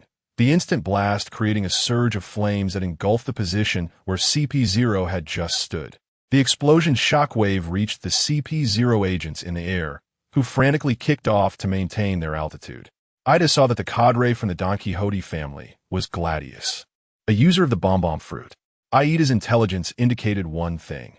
Don Quixote.The, a warlord, actually dared to attack CP0. This former celestial dragon had enough guts. Sending an admiral from the Navy to deal with him would not be unjust. A man with a blue explosion hairstyle emerged from the smoke of the explosion. CP0 was indeed troublesome. The Don Quixote family had business that required this lady's presence, and asked the two gentlemen to make way. Character note: Don Quixote family cadre, Gladius. A Paramecia-type bonbon fruit user. Wrap them up quickly. We can't miss tomorrow night's music festival, said a plump man in a tight red outfit from the Don Quixote family. His unkempt blonde hair and messy beard wouldn't win any female admiration. Character note: Don Quixote family cadre, Mahabais, a Paramecia-type ton fruit user. With the appearance of Doflamingo as cadre, Ida shared detailed intelligence about the two men with Lucci and Kaku, preparing her fellow agents for battle. Why is Doflamingo targeting Senior Ida? This makes no sense. Kaku voiced his confusion. Could it be that this warlord has taken a liking to Aida's devil fruit ability? Let us each take one and resolve them as quickly as possible. After that, let Ida interrogate them using her fruit ability. If CP0 makes a move, they must pay the price. Originally exceptionally calm, Lucci, upon hearing that the enemy was causing trouble for Ida, felt an uncontrollable surge of anger within him. This woman beside him was something important to him, something he had sworn to protect. Ida instinctively hid behind the leopard human, glancing at the battlefield below. The black-haired youth who had just been discovered finally appeared beside the cadres of the Don Quixote family. The audience watching the screen saw the female CP0 with a hesitant expression, realizing she did not know the identity of the black-haired youth. The newcomer was the man who had encountered Luffy in the restaurant. He was suspected to be a cadre of the Don Quixote family, Alan. Ida, since we last parted ways in Frevans, has your memory been tampered with? When Alan mentioned Frevans, combined with the familiarity of his face, a wave of unfamiliar memories surged in Aida's mind, causing intense pain that tore at her neural pathways, making it impossible for the female CP0 to maintain her moonwalk state. Lucci noticed the unusual behavior of his companion and swiftly wrapped his arms around the woman. His leopard eyes were filled with killing intent as he thought. What did he do to Ida? The battle between CP0 and the cadres of the Don Quixote family was about to unfold in this desolate place. Chapter 95. Unveiling the Truth in Water 7. Have you seen Lucci and Kaku? No, it disappeared just now. It seems they really are agents of the world government. After 5 years of interaction, these shipwrights never expected to one day work alongside agents of the world government. This is certainly not a good thing. Rather, they should feel fortunate that if they accidentally discover their secrets during these 5 years, they would definitely be eliminated by these agents. The iceberg sent someone to inquire about the whereabouts of the two, but unfortunately, they returned empty-handed. The two did not come to the dock to work today, and there were no signs of them in the staff dormitory. They hid after their identities were exposed on hologram.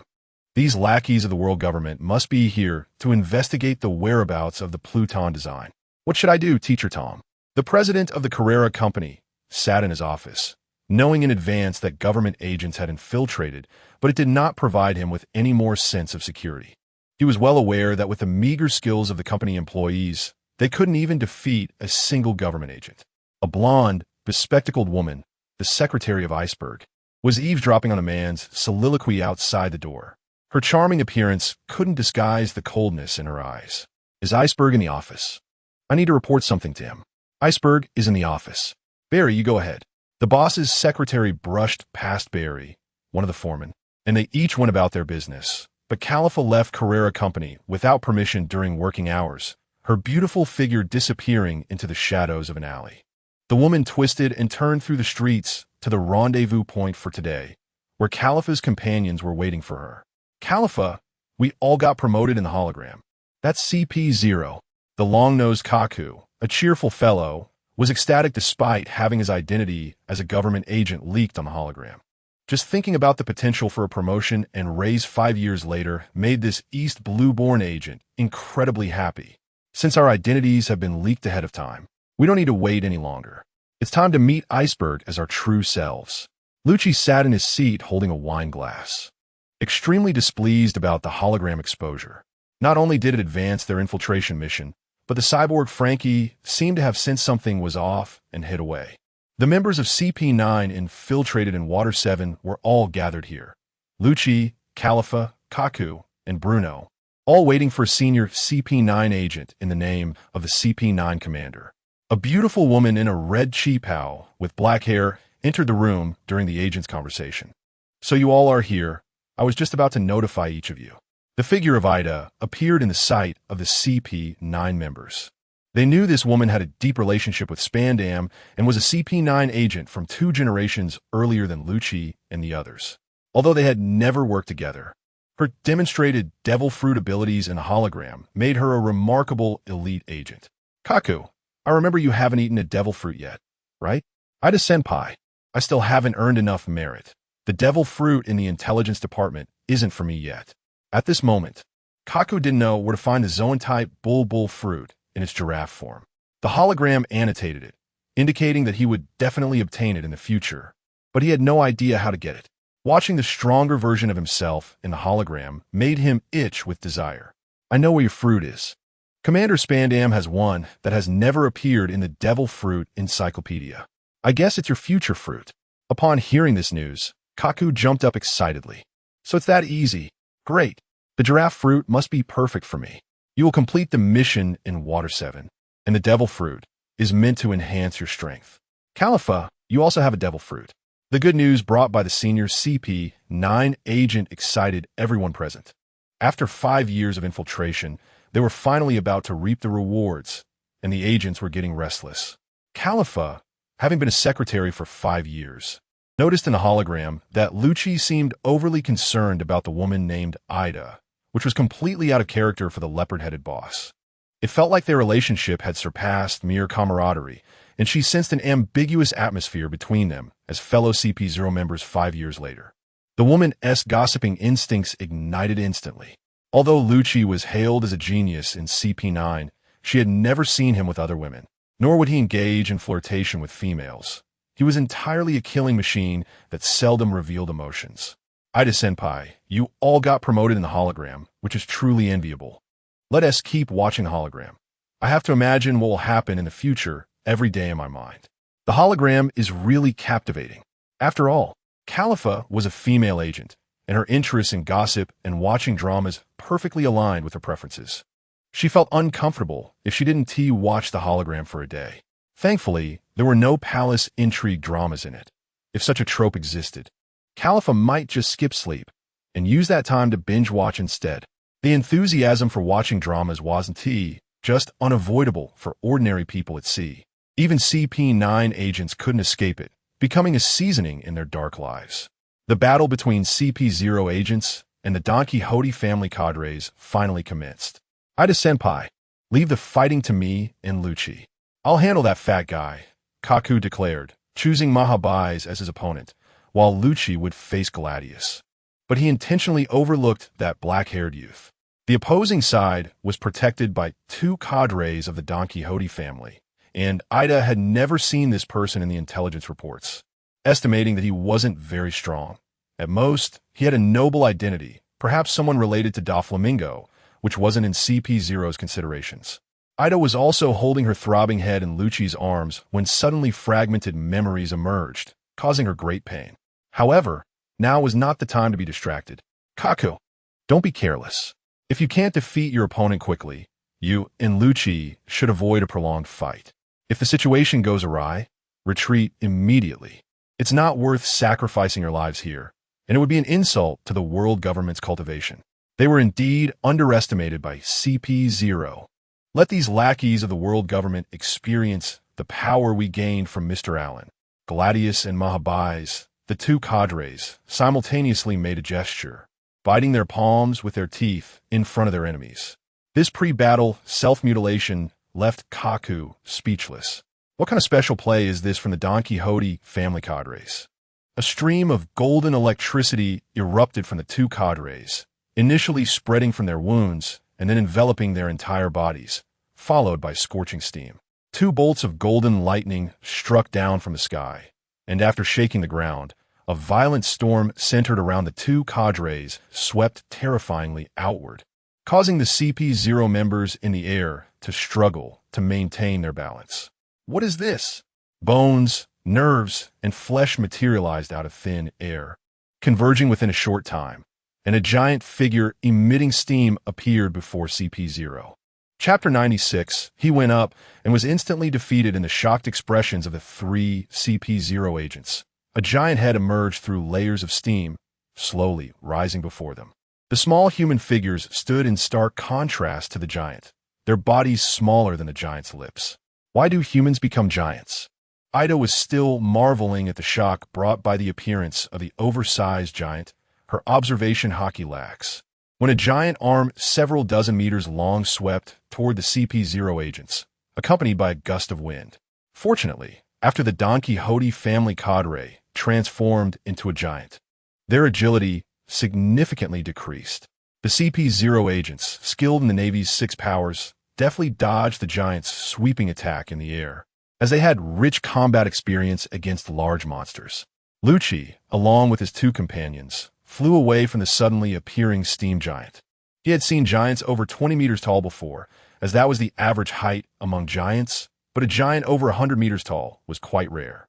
As the white steam in the ambush site dissipated, another cadre of the Don Quixote family transformed into a beast-human giant draped in a furry hat, appearing more like a golden-haired gorilla, standing at roughly 20 meters tall, significantly shorter than the oversized giant.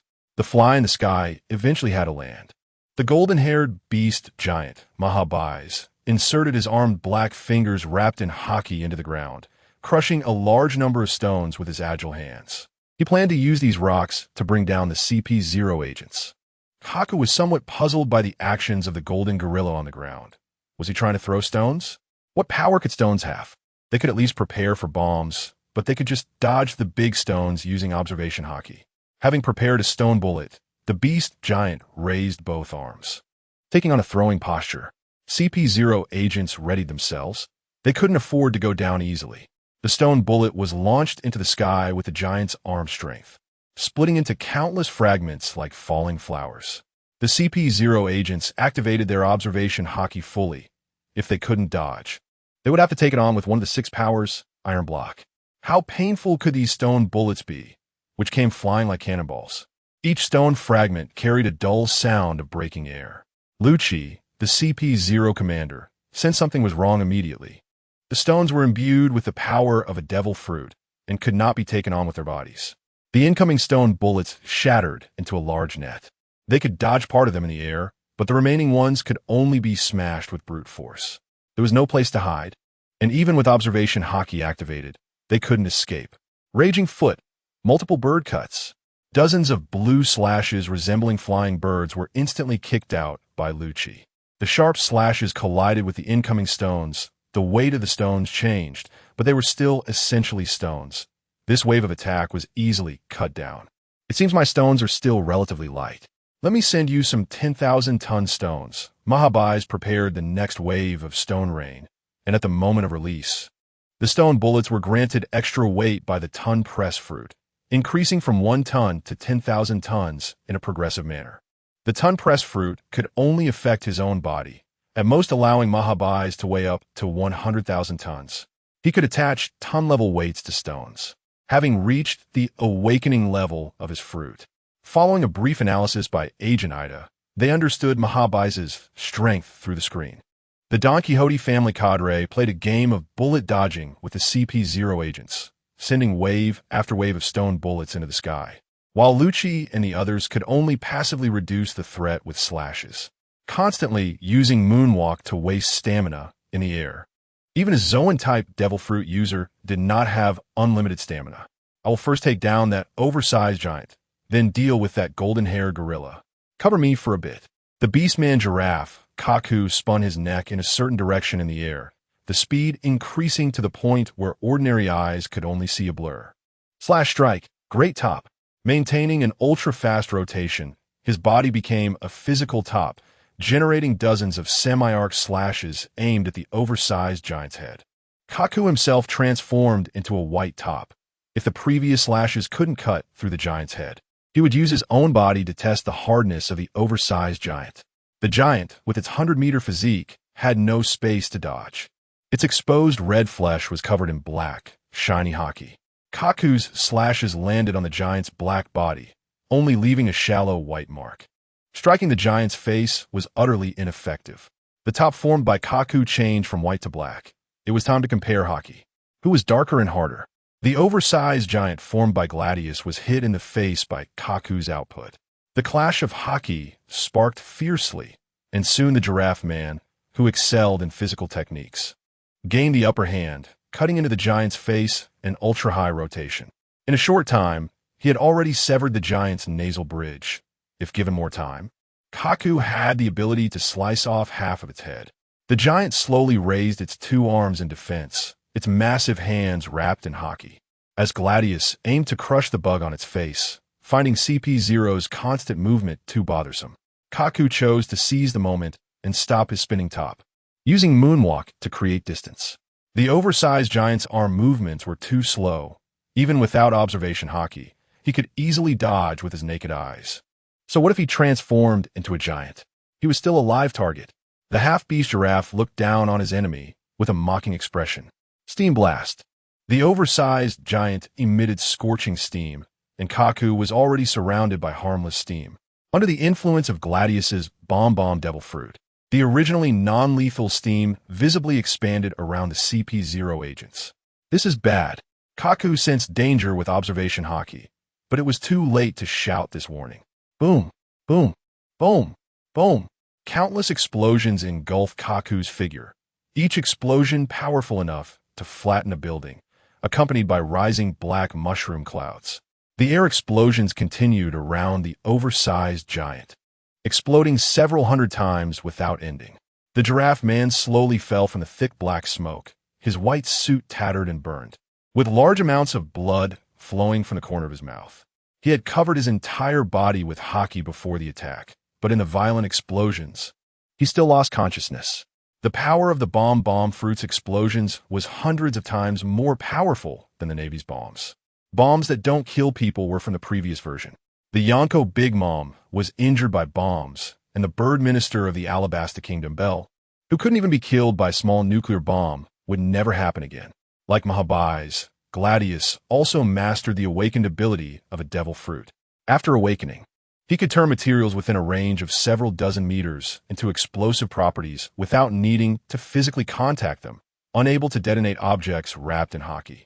Kaku went up, and then he was instantly defeated. Chapter 97. Reverse. The awakening of the devil fruit if it weren't for the exposure of the light screen. The awakening of the devil fruit would only circulate within a small circle of monsters. Those with abilities capable of reaching the awakening of the devil fruit in this sea would at least be at T2 level. Advancing to the ranks of T1 powerhouses is just a matter of time. Two high-ranking officials from the Don Quixote family can simultaneously awaken their devil fruits, and neither Gladius nor Mahabais are even the main officials. With such levels shown by second-tier officials, the strength of Doflamingo's four main subordinates 5 years later is unimaginable. Dressrosa is not only home to the forces loyal to Doflamingo, but also has a hidden faction of restorationists and shadows, with the little people and a group of swordsmen as the main force.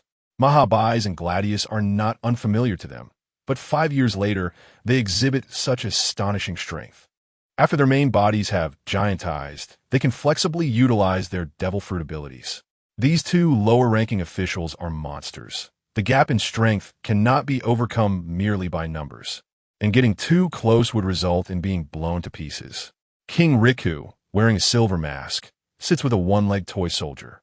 The content on the light screen gives him a sense of powerlessness, and his princess may possibly have a daughter with Doflamingo in the future, which is undoubtedly a thunderbolt from a clear sky for this old father. Some people in the Restoration faction, led by the one-legged toy soldier, facing absolute strength, begin to have second thoughts in their hearts. How many sacrifices would it take to defeat Doflamingo? It is possible that the entire resistance army could be wiped out before even getting close to the usurper.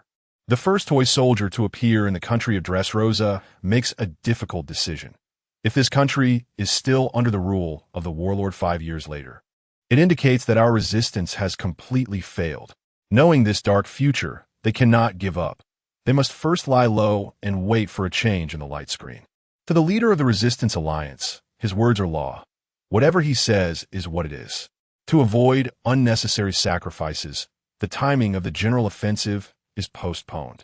The CP0 members on the light screen continue to engage the Don Quixote family officials, and the viewers hope to see both sides reveal more of their cards.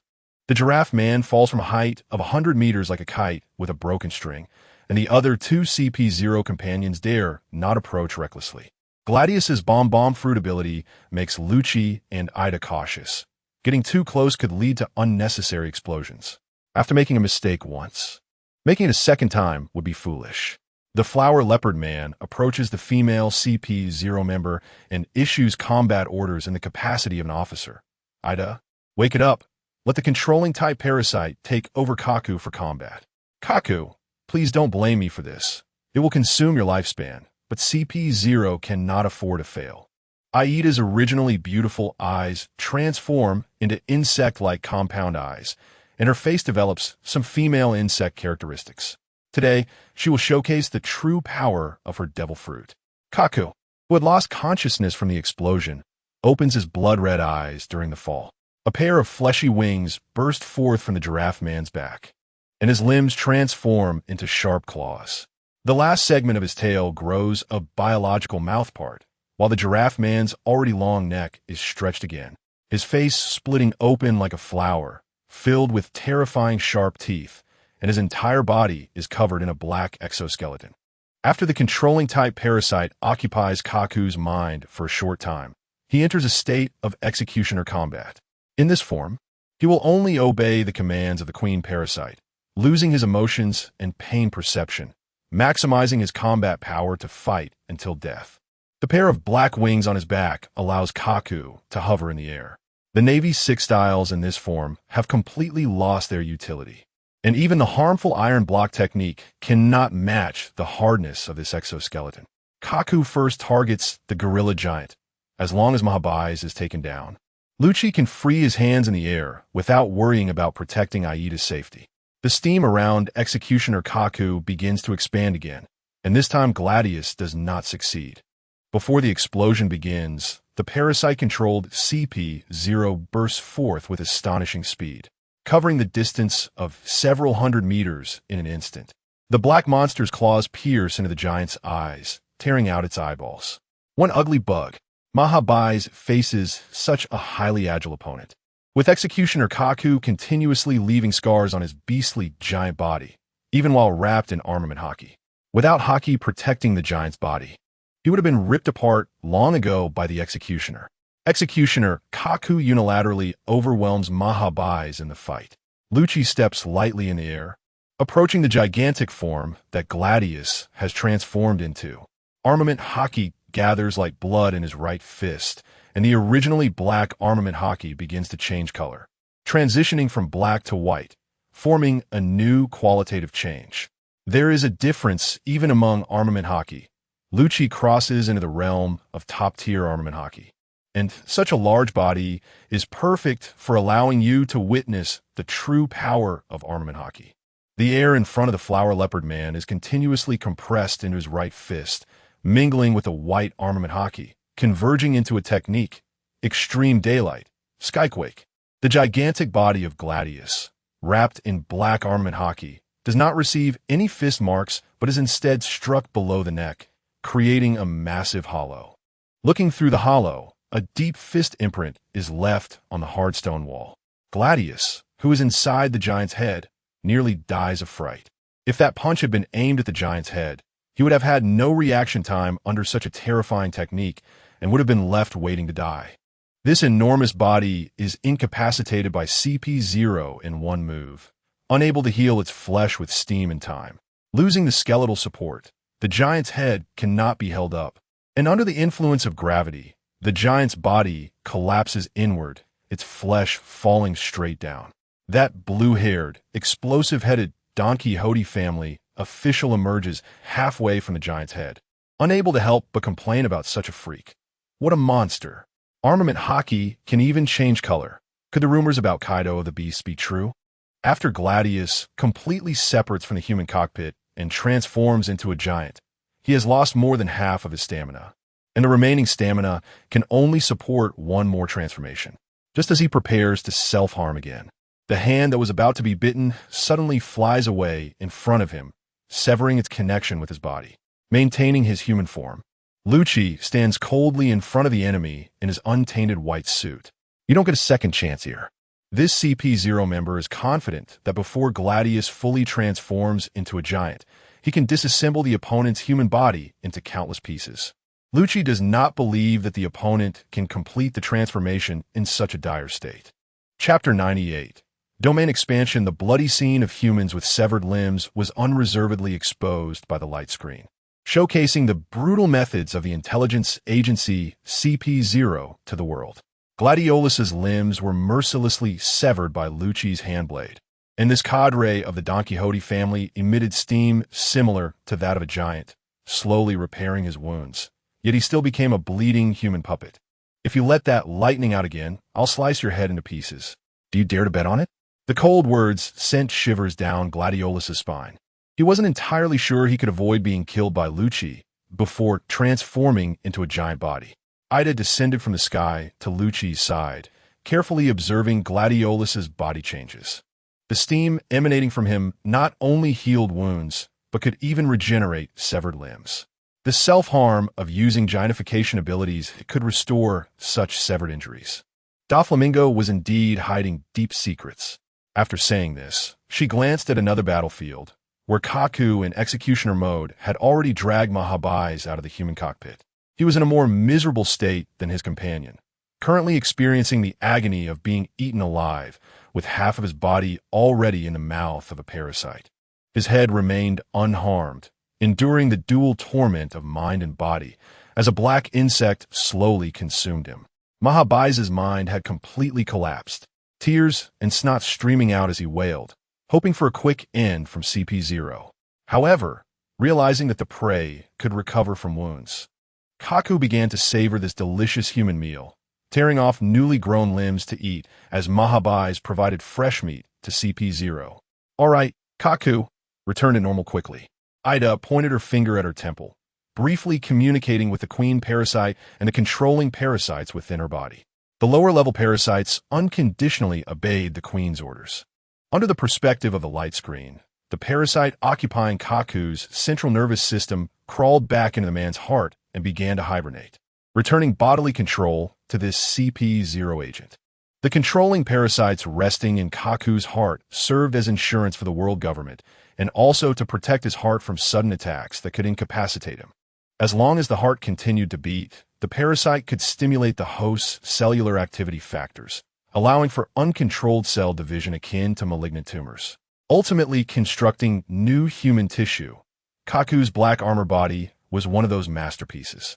The blood-red hue in Kaku's eyes faded, human emotions returned, and the newly grown flesh, no longer controlled by the parasites, automatically detached from him, allowing this CP0 agent to awaken in a human state. Noticing something disgusting in his stomach, Kaku ignored the terrified mob eyes, holding his throat as he gagged, eventually vomiting several undigested human fingers along with saliva and stomach acid onto the ground. Ugh, I really can't get used to eating human flesh. Ugh. Kaku had experienced such intense vomiting before, but each time it left him nauseous for several days, unable to eat. After breaking through human genetic limitations in executioner mode and massively splitting cells, Kaku needed to replenish his flesh and blood nutrients. In eating mode, even his stomach organs became specialized, quickly breaking down and absorbing the food consumed, continuously supplying nutrients throughout his body. The reason Mahabai's missing limbs weren't fully expelled by Kaku was due to this additional energy supply, allowing for a slight replenishment of the lifespan drained in executioner mode. Grabbing the nape of Mahabai's, Kaku dragged him in front of his companion, pairing him with Gladiolus. The latter dared not giantify in front of Lucci, and he took the opportunity to express his gratitude to his companion. "Thank you for saving Ida-senpai. I was careless again." This intelligence agent from the East Blue inherited the characteristic of being forgetful, quickly dismissing unimportant matters, such as just now he was actively eating a fellow human. Yet upon turning his head, it felt as if nothing had happened, with no psychological burden at all. Feeling nauseous for 2 or 3 days was just a minor inconvenience. Gladiolus endured the pain from his severed limbs, seeing that his family member Mabai's had also been defeated by CP0, who had fainted without any prospects. He could still smell the scent of urine in the air, feeling embarrassed for the Don Quixote family. "I've dealt with CP0 agents before. You 3 are really not human. Is the gap between CP0s this large?" Gladiolus was caught off guard by his past experiences, realizing that the CP0 he had previously encountered was like a different species altogether. The praise from the enemy didn't overly please the 3 agents. If it weren't for their significant training results over the past 5 years, they would likely have stumbled during the Dressrosa mission. Ida was preparing to interrogate these 2 cadres with parasites, wanting to know why they were capturing her. Moreover, she felt she had seen that black-haired youth somewhere before. Fragments of memory began to piece together in her mind, making her feel as if her head was about to split open, sensing that the queen parasite within her was suppressing her memories. A defeated foe incessantly babbled, unable to control his mouth as he transformed armed color hockey into a different color, rumored to be a technique developed by Kaido of the Beast Pirates. If that lord knew you were stealing his moves, this world government skin of yours wouldn't withstand his wrath. You really talk too much. I hope you can still maintain your current state when the bugs enter your mouth, Lucci replied without directly answering, delivering another hand blade strike that severed Gladiolus's newly grown arm. Gladiolus's provocation slightly angered him. The secret of armed color hockey's extreme daylight was better known to fewer people. As it pertained to CP0's undercover missions, where did that black-haired youth go? The 3 CP0 members noticed a missing presence on the battlefield. The 2 Don Quixote family cadres had giantified, but had not appeared since. Did he escape alone with his tail between his legs? Lucci maximized his observation hockey, scanning the surrounding battlefield and detecting the presence of a being approximately 2 kilometers away. In his line of sight, the figure was manipulating gestures with 10 fingers, as if performing some incantation, which puzzled Lucci. What is he doing? The light screen zoomed in on Aaron, who, upon opening his eyes again, would present the best gift to CP0, and the agents had no power to refuse. Domain expansion, earthquake compassion level.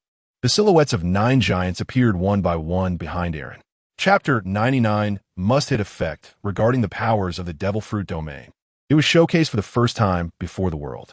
In one moment, CP0 was the victor, and in the next, 3 elite agents became lambs to the slaughter. An irresistible darkness pulled nearby objects into a different space, and the scenes within the domain constantly changed, with various giant figures appearing. The black-haired youth was lifted by the approaching founding titan behind him, while 8 giants of different shapes knelt on either side. The colossal titan the attack titan, the female titan, the armored titan, the jaw titan, the beast titan, the war hammer titan, and the cart titan. What is this place? Kaku's words were not yet finished when his body began to distort beside his companions. There was no steam, no golden lightning. Just a perfectly normal human transforming into a long-necked, aberrant giant. Kaku's giant form still retained features of his original appearance. The desire to prey on humans overcame CP0's rationality. After roaring at his two companions, he swung his awkward giant body and lunged towards his idol. Ada? No. Kaku. No. Faced with this sudden transformation, Ada found it hard to accept for a moment. Soon, her sorrowful gaze was replaced by determination.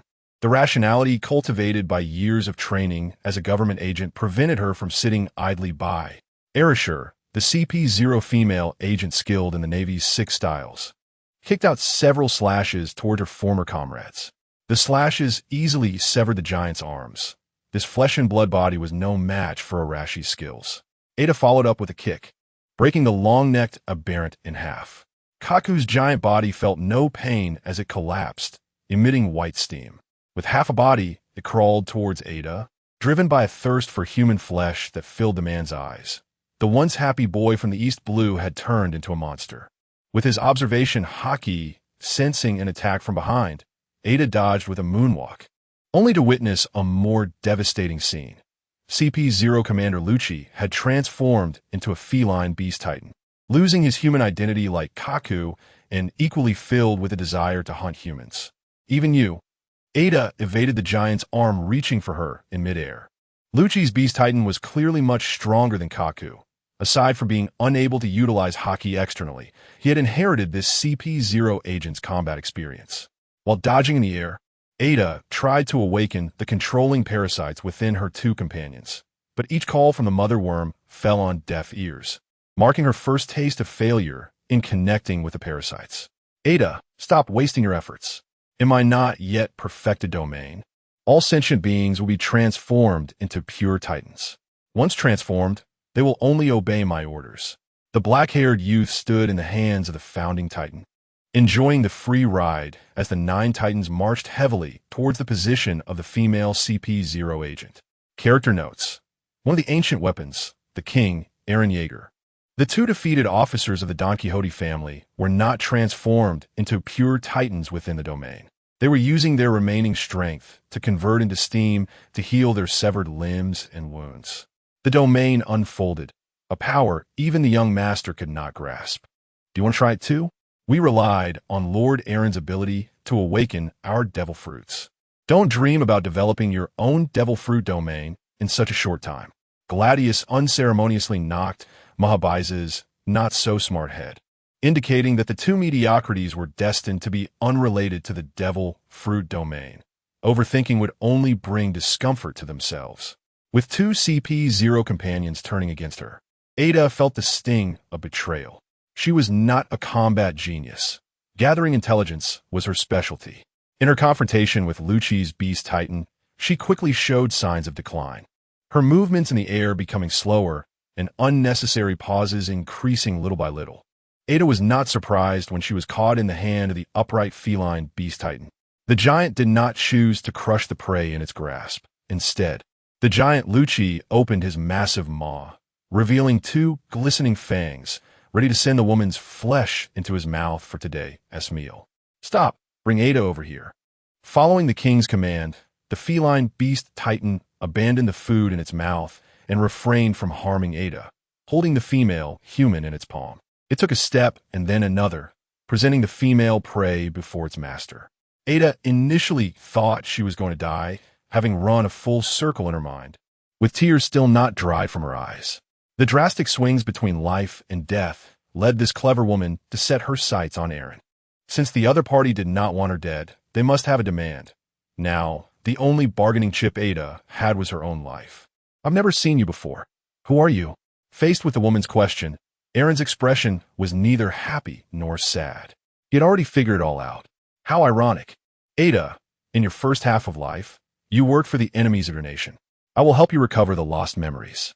As Ada, the female CP0, looked around with a puzzled expression, white hardening material suddenly formed around her, encasing her in crystal.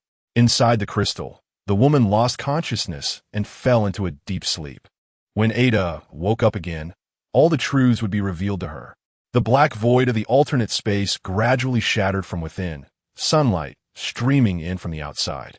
The immature domain finally could not hold up. Minutes later, it released everyone back into the real world. Lucci and Kaku's giant forms lost their energy supply within the domain. The two giant bodies vaporized on the spot, emitting a large amount of white steam in a short time. The CP0 agent's human forms emerged from within, all having lost consciousness and lying motionless on the ground. Mabai's, with all his limbs restored, walked up to Kaku and kicked his chest hard a few times, saying defiantly, "Get up and fight me. Turn into that black monster for me to see. You were so tough just now."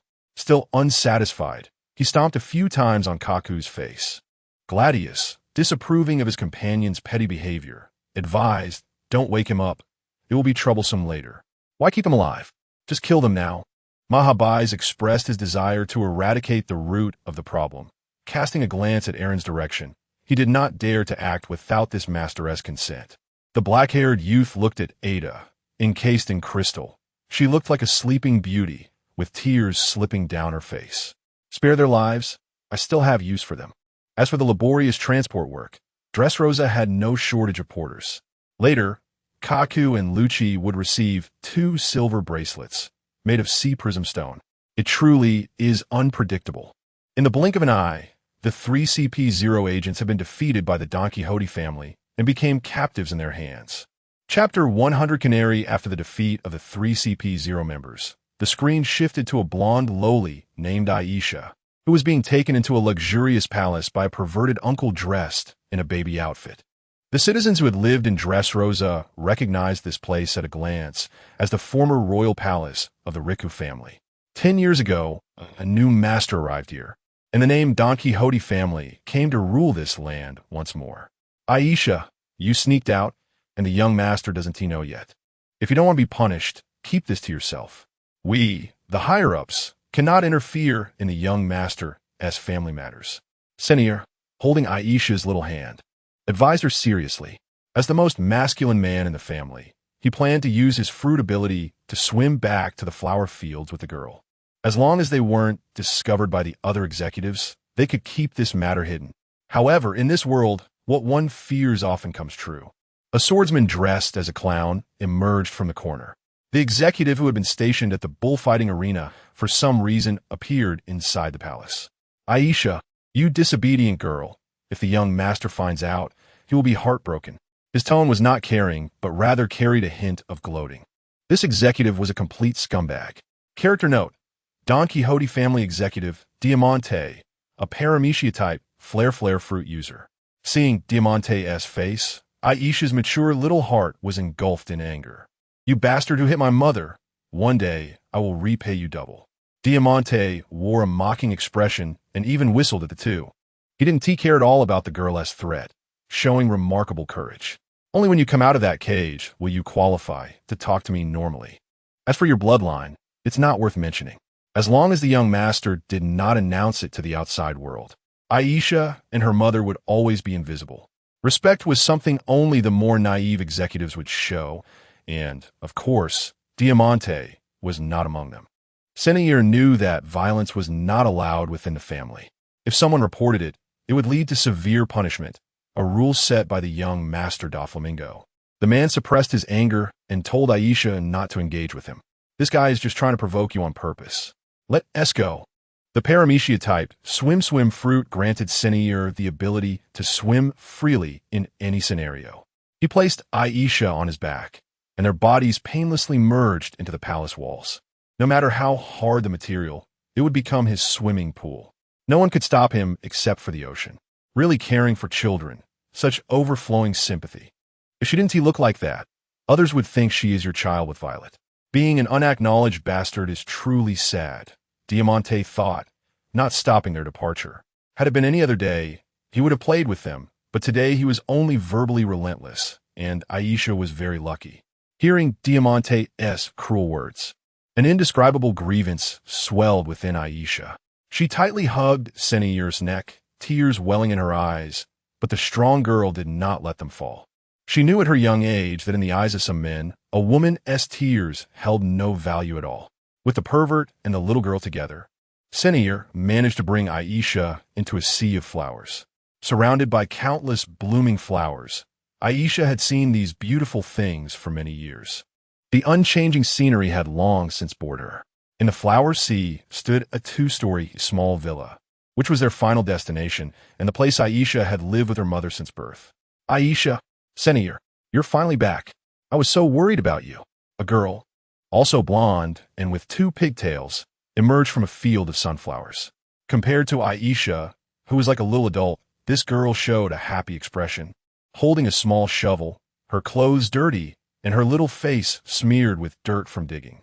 The perverted uncle gently placed Aisha on the ground and then pulled out a clean towel from his pocket, kneeling before the other girl to wipe the dirt off her face. Anna, I've told you so many times you can't help with these dirty tasks. Whenever I have time, I'll help you take care of the flower fields. Look how dirty you are. Anna, the girl, was Aisha's twin sister. The 2 children had completely opposite personalities. If Senior hadn't watched them grow up, no one would believe they were sisters. Anna, what is Mother doing? Mother is making pastries inside. She said as soon as you come back, you'll want to eat these. She has been busy since this morning. Hearing her sister's words warmed Aisha's heart. Thinking about how her sneaking out might cause unnecessary trouble for her mother, the little adult felt a wave of guilt. She longed for the free world outside and did not want to be a canary trapped in a cage for life like her mother and sister. Senior and Anna began playing a childish horse riding game again, a game Aisha had lost interest in 2 years ago. She pushed open the outer door of the villa, preparing to face her mother's tears alone. As Aisha entered, a beautiful figure hugged her tightly. Her mother never scolded her for sneaking out. She only worried about her and feared losing her. She was a gentle mother, a sadly deposed princess. It's good that you're back. As long as you're fine, there's no need to explain anything to me. Aisha looked at her mother's haggard face, her nose feeling a bit sore. She could not resist her mother's tender assault and promised, "I'll one sneak out again. The outside world isn't as beautiful as I imagined." This beautiful wife beamed a gentle smile, the truest smile she showed only to her 2 daughters. She directly changed the subject to something unimportant. "I've made your favorite cake. If you come back any later, it will cool down. Hurry and sit at the table to eat." Character note: former Riku royal princess, now Don Quixote family executive, Violet, a paramecia-type stare fruit user. While Aisha enjoyed her mother's delicious pastries, a voice she disliked came from outside the door. "Violet, I need your fruit ability. Come out." This male voice belonged to Aaron Yeager, the one who had made Aisha